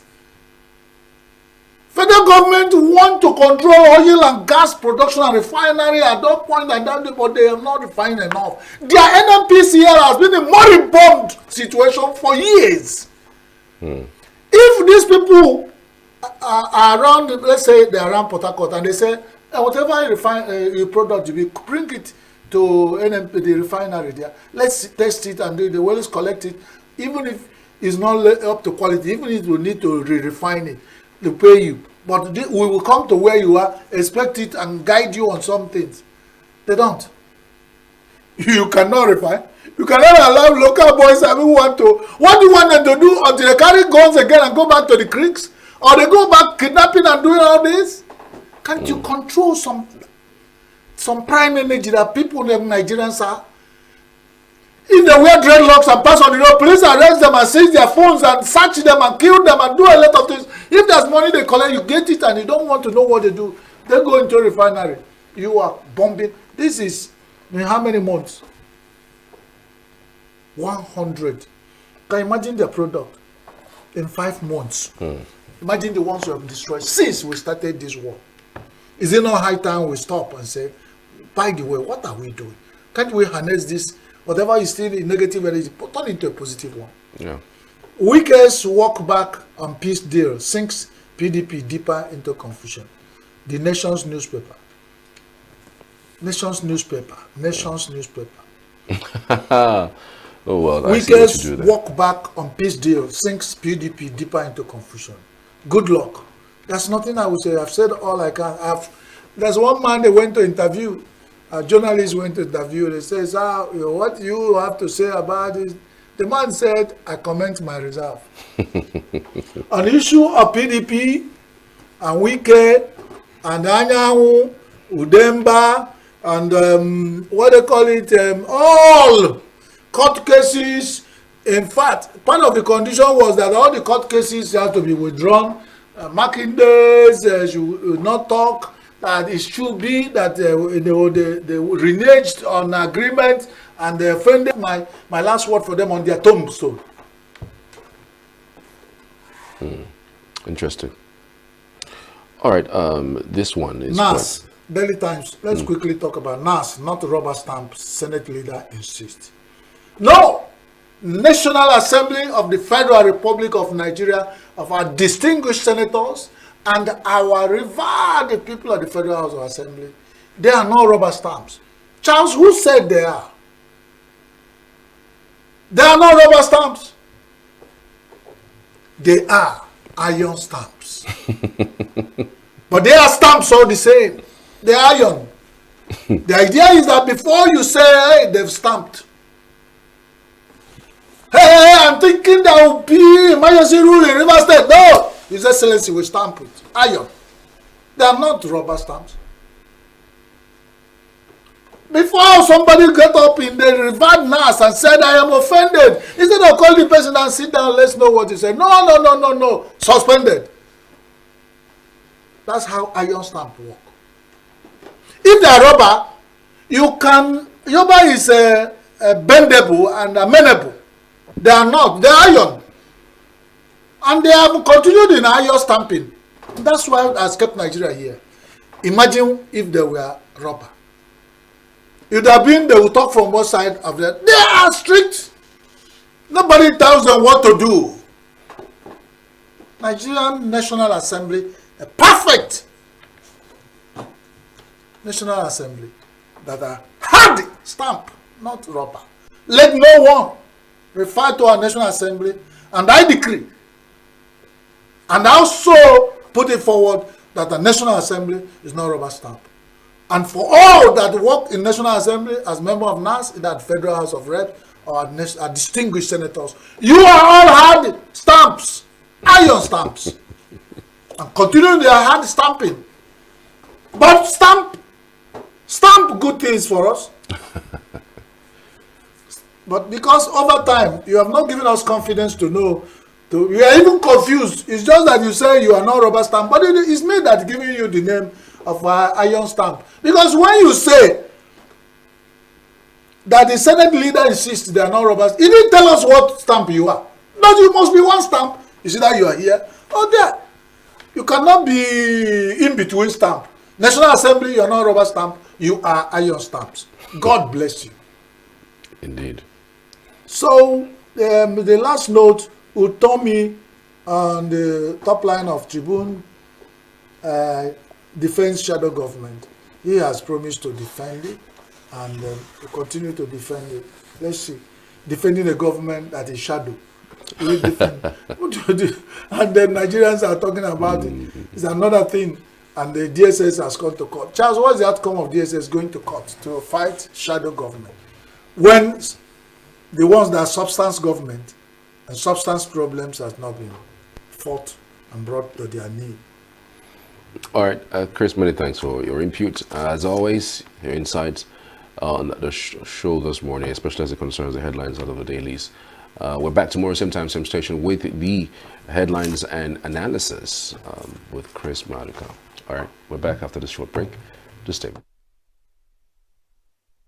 Every second, every minute, every day, news is breaking. Events occur, and there are new developments. At Signature TV, we follow these stories objectively, bringing all sides without bias, explaining the complex issues, breaking down the numbers, and investigating the issues behind the news. Anywhere and everywhere, near or far, wherever the news is, we will be there. Signature TV.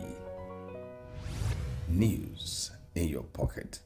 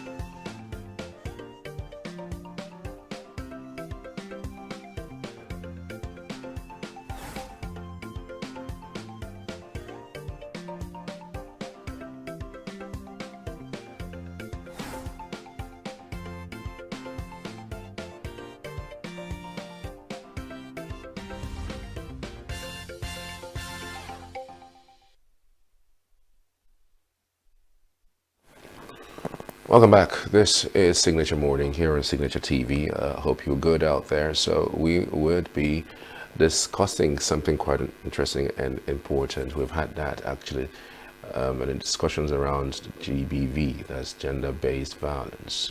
We're going to be expanding on that today because it's a Monday and something that we thought might interest you. We're back after that. Just stay with us.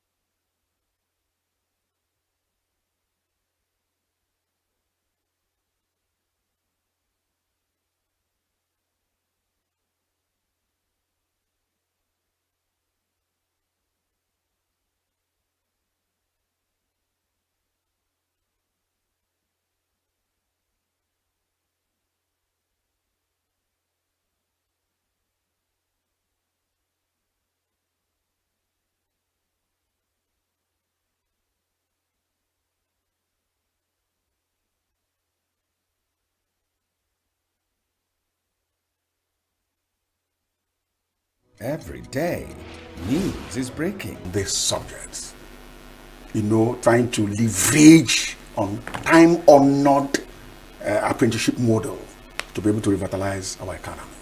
So we're now looking at why do we have unemployment? Why are young people not taking advantage or leveraging on this time-honored model that saw us recover from the losses our people encountered during the war period, just post-war period. Within 1970, 71 to now, just a few years afterwards, they bounced back. The key that helped them to do that bouncing back is essentially the apprenticeship model, where a trained professional, a trained trader, commercial, whether artisans, whatever skills, tailoring, whatever, mechanic, and all of those things, will hire young school leavers or even dropouts. Once they get them, they train them on a particular skill, so use them for a period. And within the period, you expose them to the market dynamics, the interface with the customers, you understand the trade secrets and all the competencies required. And within those periods, you save part of their labor. And there are two, the Eba boy side and the Emuahia side. Eba boy is that you're real an apprentice. You live with your master, understudy your master, live with him, offer. So you're living with him for the period, after which, maybe 4 or 5 years, he will now settle you and empower you to stay on your own. The aim here is that maybe you come from your parents' place, or you live alone and you want to learn the trade. Sometimes you are required to pay. For the most part, you are supposed to pay if it's aim here. But if it's a boy, you're settled at the end of the period. That's the model. And we're now looking, the research we're undertaking, actually, we undertook, actually. We were trying to look at why our young people not subscribing to this very time-honored model. Even in other climes, in Harvard, in other institutions, they are beginning to study this model. That become the greatest innovation hub worldwide, globally. So they begin to look at this. And so we're now looking at how can we replicate this model in other professional areas. But the question is, why are young people not subscribing to this? Sometimes, this certificate-based education that we're doing, we are much interested in title rather than functionality, your content, what you can produce to the table. And I keep telling anybody who cares to hear, the society has long evolved. We have moved away from certificate-based society to competence-based society. Worldwide, Mark Zuckerberg, Bill Gates, most of these people who engineered or conceived or innovated or brought to the table something that changed the entire world, most of them were dropouts. Nobody asks you, what did you study? What can you bring to the table? That's where the society has come into. So, but our people, I'm a graduate, how can I become an apprentice? So that's one of the reasons. Two, so it was largely, the apprenticeship model was largely practiced within the commercial area. That was what was in the vogue at the time, commercial area, artisan area, those petty trading and all of those. What we are now looking at is that, can we escalate this to professional areas? Law, engineering, medicine, and so on and so forth. There's some form of tutelage that you could call an apprenticeship model, but not structured like we have it in the apprenticeship, Igbo apprenticeship scheme model. We have a typical graduate of medicine, for instance. You are taken in as a resident, working with under a consultant for a period of time, but you take exams and all of those things. The rules is public sector driven, and they are paid salaries and so on and so forth. And if you look at it, if you look at that sector critically, those are the people who make more noise than even their masters training them. So you can see that they are apprentices, but also they are masters in their own little ways, formed into a association NAD, and they make a lot of. You have in profession, in law profession, you also have people go. But if it is structured, intentionally structured, a mentor-mentee relationship called apprenticeship, you recruit people in your professional areas, have a structured relationship, train them for a period of time, sort them out. You can open up a clinic for them, you can open up a chamber for them, you can open up a consultancy for them. That way you replicate your skills and get them off the streets, and they learn, you know, that if that is the trade, you know. So that's what we're looking at. But reasons why young people, reasons why values also changed, because apprenticeship will take time. Evolve, it takes time for you to acquire the skills and so on. Some people, our people now society has unwittingly reinforced make money quick syndrome value. It was not there before. So because of it, instead of and we have also exalted materialism over and above character and value system, you know, honesty. So that's why even in the village, people will not marry you if you are poor, even though they see your path, your trajectory that you're going to, you know, they will not give you, you know, chieftaincy. They will not confer on you chieftaincy titles if you do not show signs of throwing around wealth immediately. So now you see people who you don't know the antecedents, you don't know the school they attended, you don't know how they make money, and they are being encouraged by society by either awards. Even young youth organizations were conferring an award on so. What has he done? What is his CV? And then of course the polity has even worsened the situation. Political appointments are not based on clear skills, competencies, and your contributions in the past. Your antecedents are not part of it. Loyalty over and above. Okay, look at what is happening in some of the states where protegees are now beginning to want to carve the decision. Why did you have to choose somebody who has no pedigree? Because you want to use the person as a lackey. And when he gets there and the power corrupts, and absolute power corrupts absolutely, the guy comes up and he wants to call his shot. So you understand what I'm saying? So we are, you know, we're culpable, all collectively culpable, mutually culpable. Society and the individuals there. We reinforce, society encourages what they reward. So when we reward materialism that has no clear path, values, without values, even appointments across board, across various, you know, spectrum of society, appointments are not based on clear trajectory, clear value system, clear competencies. What are you bringing to the table? So you pick people who you want to. The young people will want to become more lackeys, more of sycophants, you know, team oops, if you like, because that's what society rewards. That's what people reward. So you encourage what you reward, and that's where we are now. So young people are no more patient enough to go the proper tutelage. They need to go under the apprenticeship model. So they'll be able to, in the 5 years' time, they'll be able to. They want to make it in here and now, and then Japan. That's why a lot of people are moving. They are trying to, they can swim. If they can turn themselves into a fish and find themselves in Spain, they will want to do it. That's the society we find ourselves in. So it's a potpourri, if you like, of factors that brought us to where we are. All right. We're headed for a short break. When we get back, we'll continue this conversation. Do stay with us. With a population of about 36 million people, the Southeast is awash with stories. Every day on Southeast News, we tell the peculiar story of the Southeast and her people. Our Southeast should be the Silicon Valley of Nigeria. Their successes, achievements, and daily challenges. Do you have a Southeast story to share? Community achievements and challenges, completed and uncompleted projects, bad roads, water scarcity, erosion, flooding, insecurity, or even disagreements? Bring it on to Southeast News. On Southeast News, no story is too big or too small. Southeast News. Let's tell our story. Showing on Signature TV every weekday at 4 p.m. WAT, 1600 hours GMT.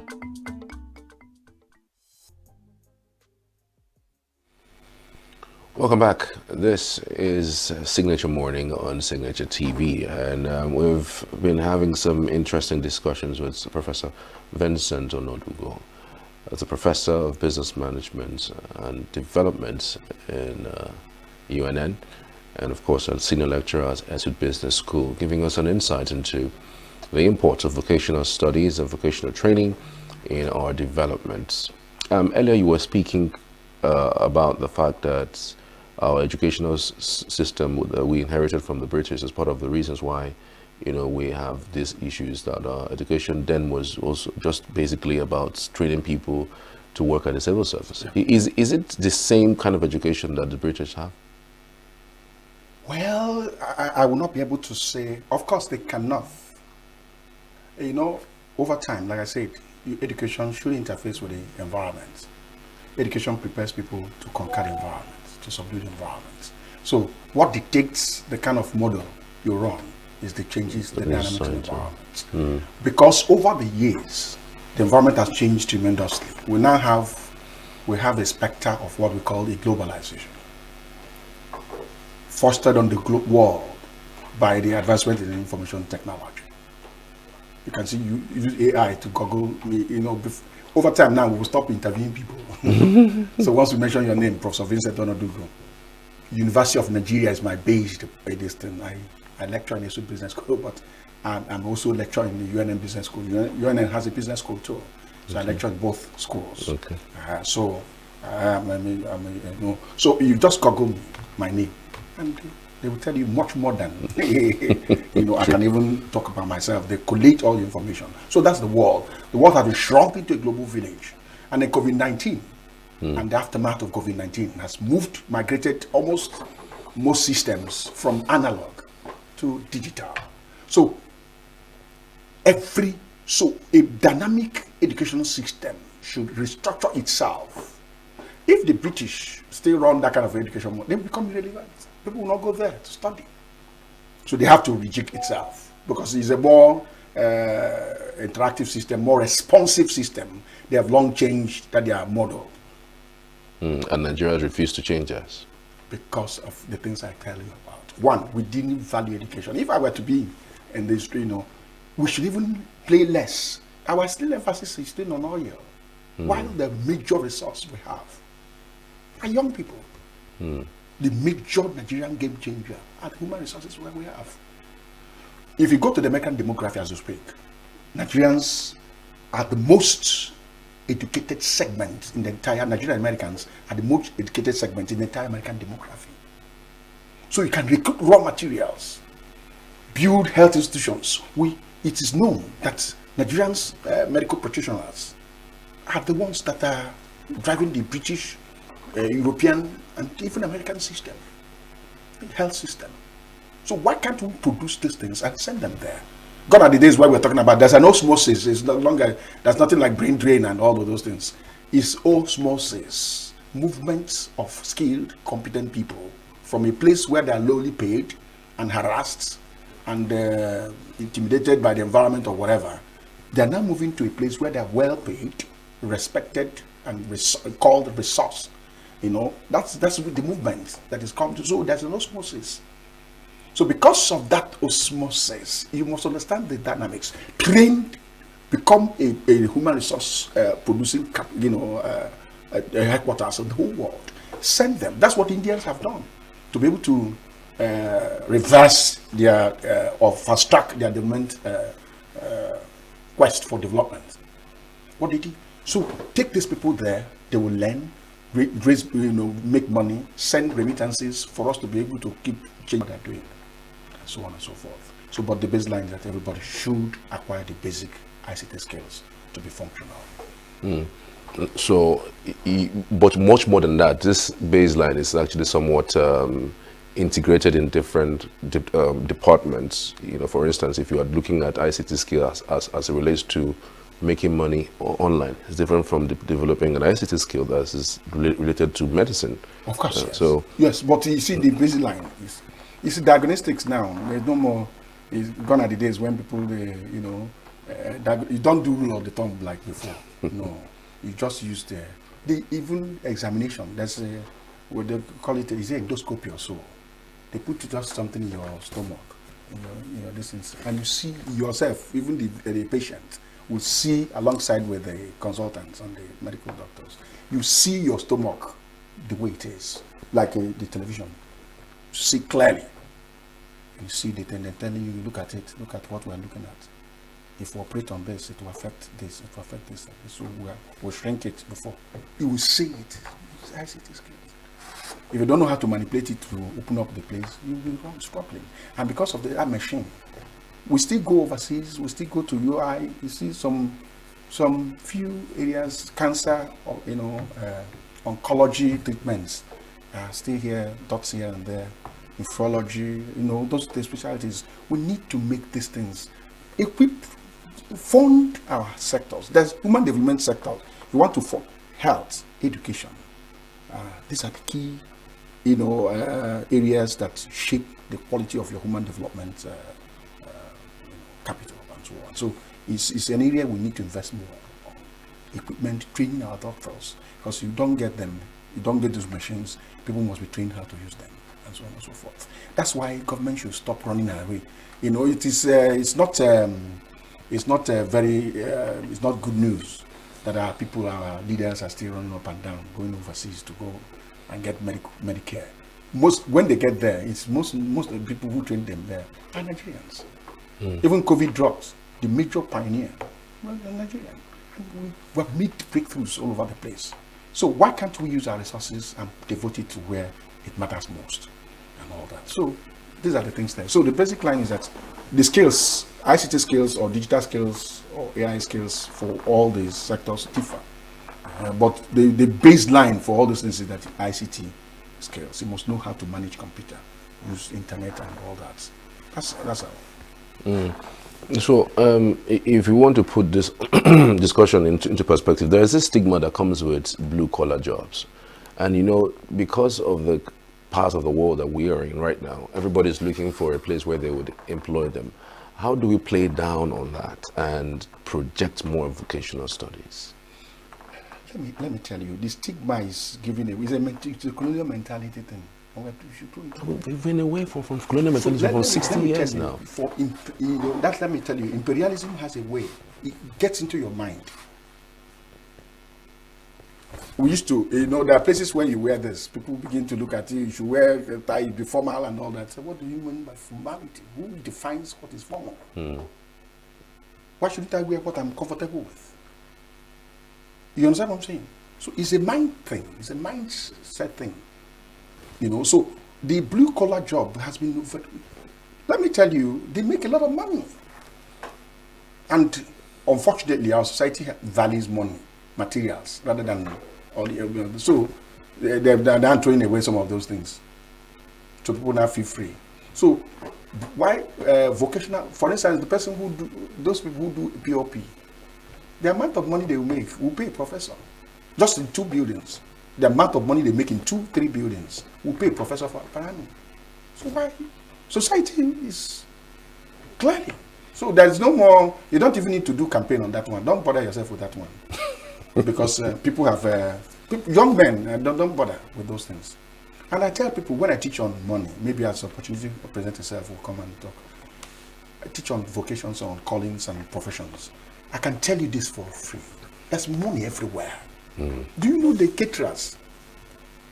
They can run one wedding, just one wedding. So they can run even one burial outing, and they make millions. Caterers. Just, I know how to cook food. There's money everywhere. A professor, how much is my salary as a professor? Strictly on the salary. Some of these people only take in a big wedding or big occasion. Some of these caterers can make that money in one outing. So you don't need to blue collar, white collar distance. These are just, for me, these collaborations are just colonial mentality.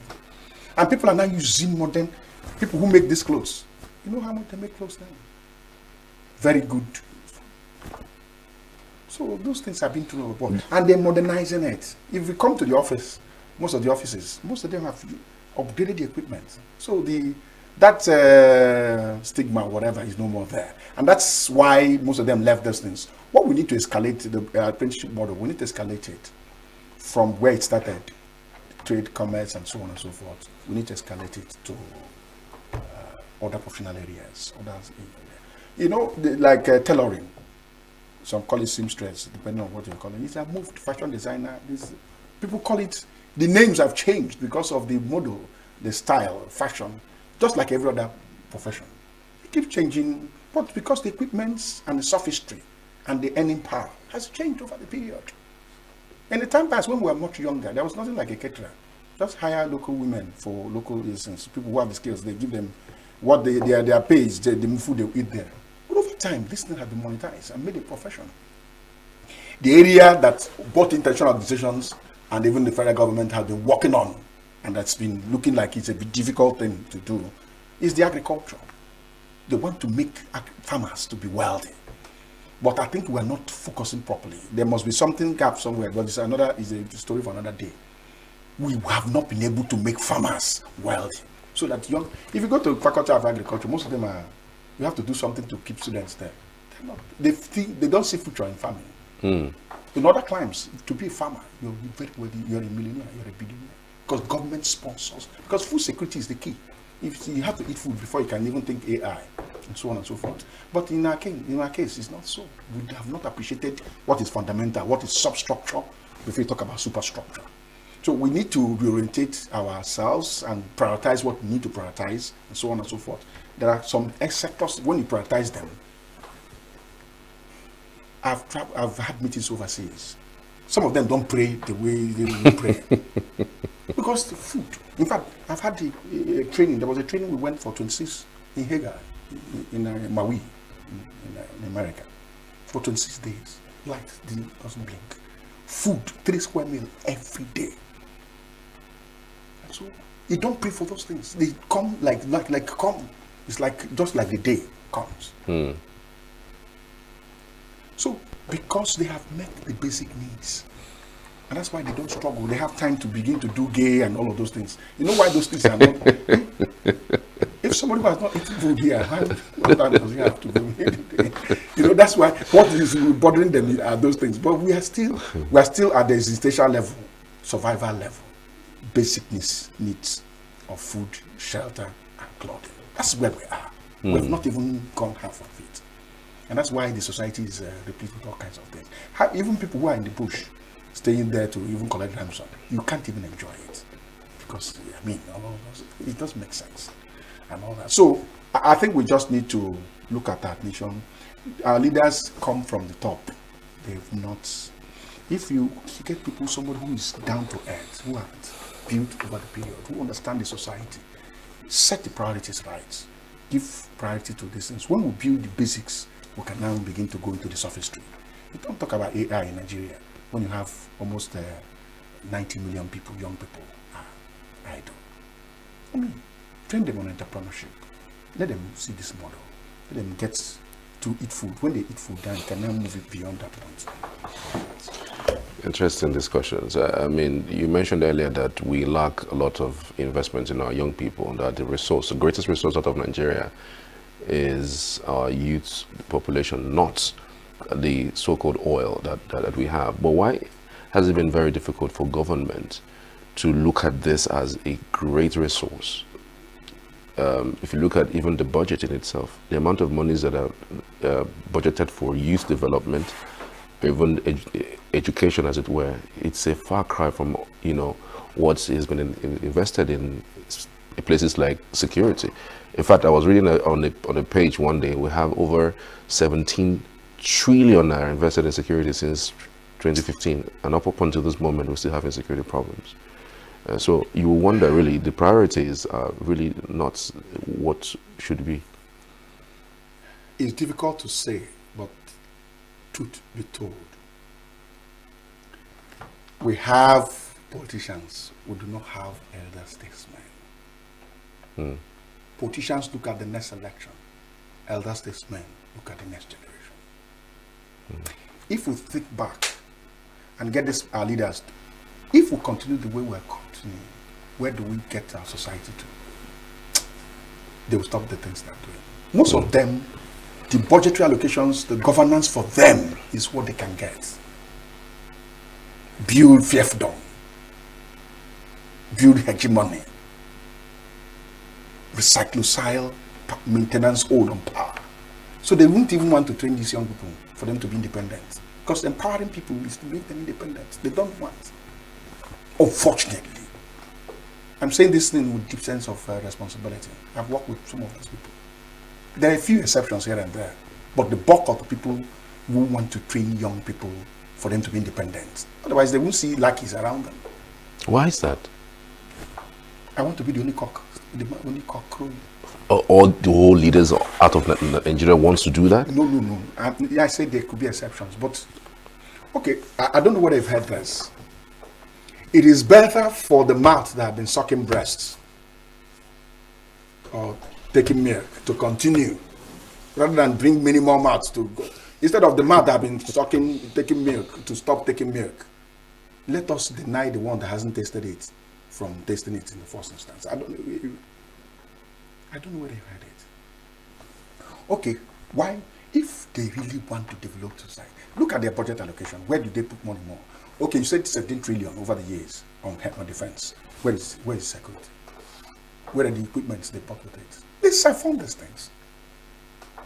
What it takes to build a road, a kilometer road in Nigeria, will build about 100 kilometers or 50 kilometers elsewhere.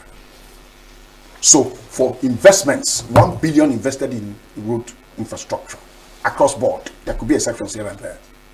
1 billion invested. Only 300 billion, I'm being magnanimous, gets into the real thing. 700 million is padded, and at various levels. Nobody is excused. Both public servants, politicians, and everybody alike. Even the sycophants around them. The people that will even link them to get the contract and so on. There's a cobweb. We need to sit down and tell ourselves the truth. Our children are there languishing. Okay, tomorrow and all that. How many young people have been given access to the political platform to be able to ventilate? Nnamdi Azikiwe, Gowon, most of them operated in their late 20s, early 30s, and so on and so forth. Where are our young people? We are begging people like Atiku, in his, who is touching distance to 80, to leave the scene for young people to come, who have energy, and so on and so forth. So you can see the thing. So are you thinking that? Are you thinking this? These are politicians who just want to. Okay, if it is the thing that you want to just answer the president, when you become a president, prepare ground for young people to take over. Nelson Mandela took 110 and retired. So it's a whole lot. I don't know what, and I've asked myself, what do they do with the monies they are piling up? What are they doing with the money? Most of these people will not go hungry. Even if they eat 1 million every day, they can't go hungry. So why are you struggling to continue? So sometimes it becomes, become addicted to it, become a primitive sense of accumulation, unnecessary. So I think we just need to, if we can pray, we need to pray to ask God to send us elder statesmen, people who think about tomorrow, and not thinking about within the next election. Fantastic. Professor Vincent ENUGU has opened our eyes to a whole lot this morning. Many thanks for your time, sir. It's my pleasure. I truly appreciate your insights. It's rewarding and it's refreshing. Thank you again. It's my pleasure. Thank you. All right. I want to appreciate every one of you being part of the program this morning. So we are connecting to our Abuja studios for the continuation of the morning show. I'm Charles. Good morning.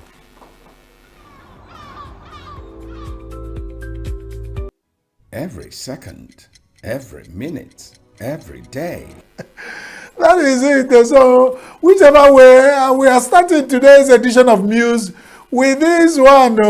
We hear Nigeria is cheap one also. Whenever I need a break, you hear another story. We hear now that meat, the beef, the rising cost of beef in Nigeria is now out of the reach of people. So Nigerians are looking for alternative. So if you can go into the bush looking for snails, you know, because even chicken is no more there, and not to talk about goat. I was seeing a video of somebody selling a 1 ram for 3.5 million for Salah. And he said it's not for civil servants. Civil servants were protesting. I said, when the man put the price of his ram at 3.5 million, if you are not a corrupt civil servant, why should you be able to buy ram for 3.5 million for one Salah? You know, even your salary for the whole year is up to 3. So when people were shouting that the man was insulting the civil servants, I was saying, the man said the bitter truth. You know, they say truth can be bitter. depending on who is telling it. You know, there are people who tell truth. It cannot be bitter when they mix it with lies, and they will tell it is sounds smooth and good for us to accept it. But at the cost of beef is out of the reach of any Nigerian. Say, how when one cow is priced at 1.5 million, even as some above that, no wonder, I begin to ask, no wonder people value cattle and cow more than the average Nigerian. So it's not out of place. When one cattle is 1.5 million, how many Nigerians are what? that's the thing, you know. When you find yourself in any environment, you behave like, say, if you are in Rome, you do like the Romans. Now we are in Nigeria, where cost of beef is out of the reach of a common man, where one cattle or cow is over 2 million naira, still counting. Why should we even bother about it? How you remember those days we were growing up, if in a kindred, Umunda meeting in Igbo land, if they manage to afford one cow, they will share it up to the point that you become tablet of meat, you know. With the high cost of beef in Nigeria, you ask me, you will be looking at my mouth to say, if you can't afford it, look for alternative. But where is the alternative? I know those nutritionists and dietitians will say, hey, eat vegetable. While our people in a privileged position will eat beef. What did we never see for Nigeria? There was a time a minister told us that even telephone is not for the poor. That era came and gone. If I will get one here, you know, telephones became the cheapest thing a poor man can afford. But remember, if it's those Chinese touch phone, it used to be, but not now anymore. Because an average Chinese touchlight phone is getting out of the reach of Nigeria. What can an average Nigerian afford these days? What can? So when people now, you see people go into the bush, they start picking ants and they poop, you know, all those things that you can imagine that Nigerians, the resilient, hardworking Nigerians can begin to eat in alternative because they cannot afford to get beef. Who did this to us? Well, we are not dead yet. So if I say call for 1 minute silence, they will think this man is just wishing. No, we will be here even if we do not eat meat. After all, some people are vegetarians. Must they eat meat? And now that is out of reach, even when the thing is associated with meat is causing so much issue in Nigeria, and is out of the reach of common Nigerians, I mean, that Nigerians are seeking for alternative is not out of place. When it gets to that level, Nigerians are creative, resilient, wonderful people. They must survive.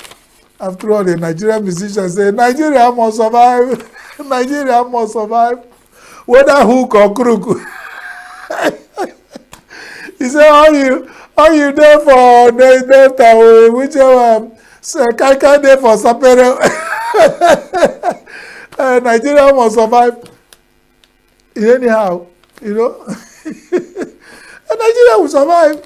Whether the refineries are working, Ipman will import food, Nigeria must survive. Whether there is killing and insecurity, hardship and hunger, we are surviving. What the people call Undu Isisi Apu. There is kind of surviving, you are surviving, it's a cassava stick kind of survivor.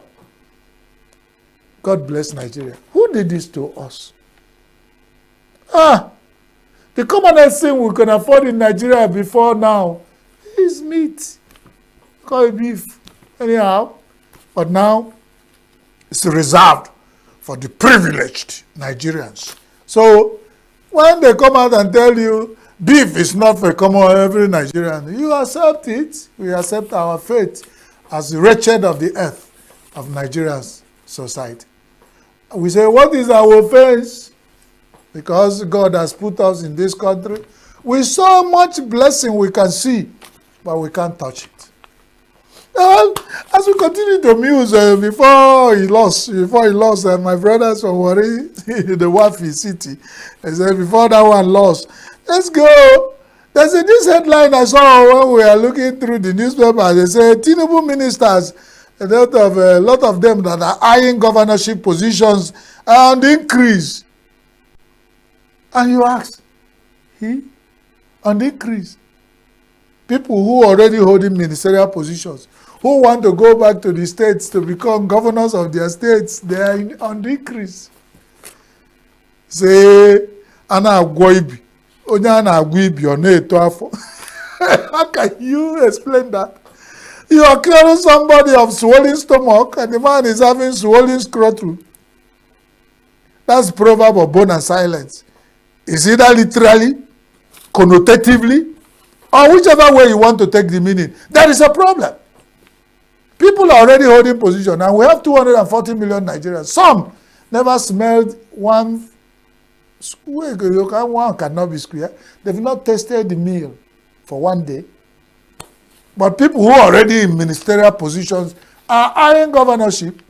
Now we tell you the insatiability. We are told those days we are doing primary economics. If you were then, we did all our economics and commerce. The man is insatiable. But there's level of insatiability that we call it greediness, wickedness, and insensitivity. With this thing happening now, so our dear President Ahmed Bola Tinubu, Jagaban, you have so many things to manage. You have to manage those who are carrying a swollen stomach, and they are and they're already, getting infected with swollen scrotum. Definitely, they have a place. According to my people, you have to carry them to the evil forest so that you can rest. Hold the one you are holding.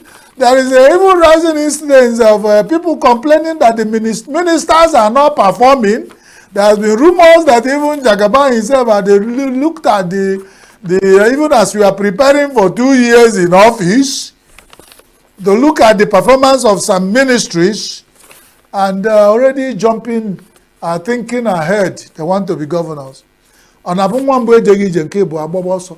the first child do not even crawl, will the second one run? Gina Panisi Epome, yam promotes on the head. How can you have not performed in your ministerial positions you are given? You're already eyeing to be governors back in your state. Now only you follow. Hi, Nigerian politicians are wonderful. But then we are not here to legitimatize or whatever word you call it. We are not here to legitimate or legiment. We are not here to control your ambitions of what you want to achieve in Nigeria. The only thing, Nigeria is not like all those countries we cover where you are free to aspire. Here in Nigeria, you fight, kill, maim, carry ballot box to reach certain position of authority. And that's what we are saying. Is it right? Is it well? Is it people? Make you wait now, make the sickness go and I say, no, yes, okay. Sickness has now gone around to the whole 240 million people of Nigeria, and you are asking the man who has swollen stomach to also have a hernia. That's wickedness and insensitivity. That's greediness. Yeah? Let the sickness go around. Let there be people who get to test positions of governorship, even the SAs, SSAs, SSSSS to raise to power 10As. Our issue is not that we say the result of a good work is more work. If you have performed well in the first position, we give you the second one. I am one of your job. We Nigerians are very simple people. We are very simple people. And when we are doing this thing, we go. If you do well, we do. We wish you more performance. You keep performing. But some people who will look into our eyes directly and they've not performed, they are asking for another position. No only una follow come, we go kill ourselves for now. That's not good. So we are watching. We go on music. This is, remember this signature television where we muse, we think and talk. And how well we are thinking and talking is for you to be there. Follow us on online, on all our social media handles, or go to SLTV channel 265. You will be live on Signature TV. You muse and amuse, talk and think with us. Even if you cannot talk and think, you talk. In Nigeria, you talk before we think. Any of them is allowed. As you see me here, I'm talking. I'm not even, before I think, I will talk. As it comes to my mouth, I will talk before I think about it. You can see why I stop at times to know what I've talked and what I've thought. It's not easy to think and talk at the same time. And most Nigerian politicians don't think. They're not creative. They're not creative. I tell them, if you want to tell Nigerians lie, at least to show you are working, think a little. You don't just wake up over a bottle of beer or on thoughts of expensive whiskey. Those kind of things. You find the house of rich men and privileged Nigerians. And then you face the press and say some ignoble things that we cannot imagine. If you want to talk to Nigerians, at least think. At least when you are, before they can realize you are telling them lies, they would have taken time also to think. But here in Nigeria, I remember that time the Nigerian government came up and said that one helicopter they were using in government has crashed. It's because the previous government used it for 16 years without servicing it. And they told Nigerians that in this country and they got away with it. Nigerian politicians, before you lie to us, think. Before you lie to us, think. We are also human beings. We are not fools. You don't wake up and tell us anything and think we accept it. Of course, who are we? I mean, once you are there in previous position, you assume that anything you tell us we accept. It's getting to a point where we say, no. As if you cannot talk to you because you're in privileged position, whether appointed or elected or rigged in. There are so many positions, ways to get to Nigerian position. It's either you grab it or you run with it, or whatever you snatch it, or whichever way you do it, you run. You always find people who will run with you. Maybe in Nigeria we have seen it happen. People have snatched. And we see five people who clapping and shouting for them. Ijebego. We have seen people who snatched. We have seen people who are clapping for them. Ijebego. Whatever that means. Ututane to one kita. According to Mike Ejaga. Ututon to bunebu one kita. Those who praise and worship, they give you people in position of authority only to wait for you at the back, and they will just do like this to you. So give me. If you are performing, the world will see it, and not be this one where those hired crowds that praise sing. I am also looking for a job. If you hire me as a praise singer, the only thing is that I'm a loud-mouthed juju man. I don't make medicine for criminals and the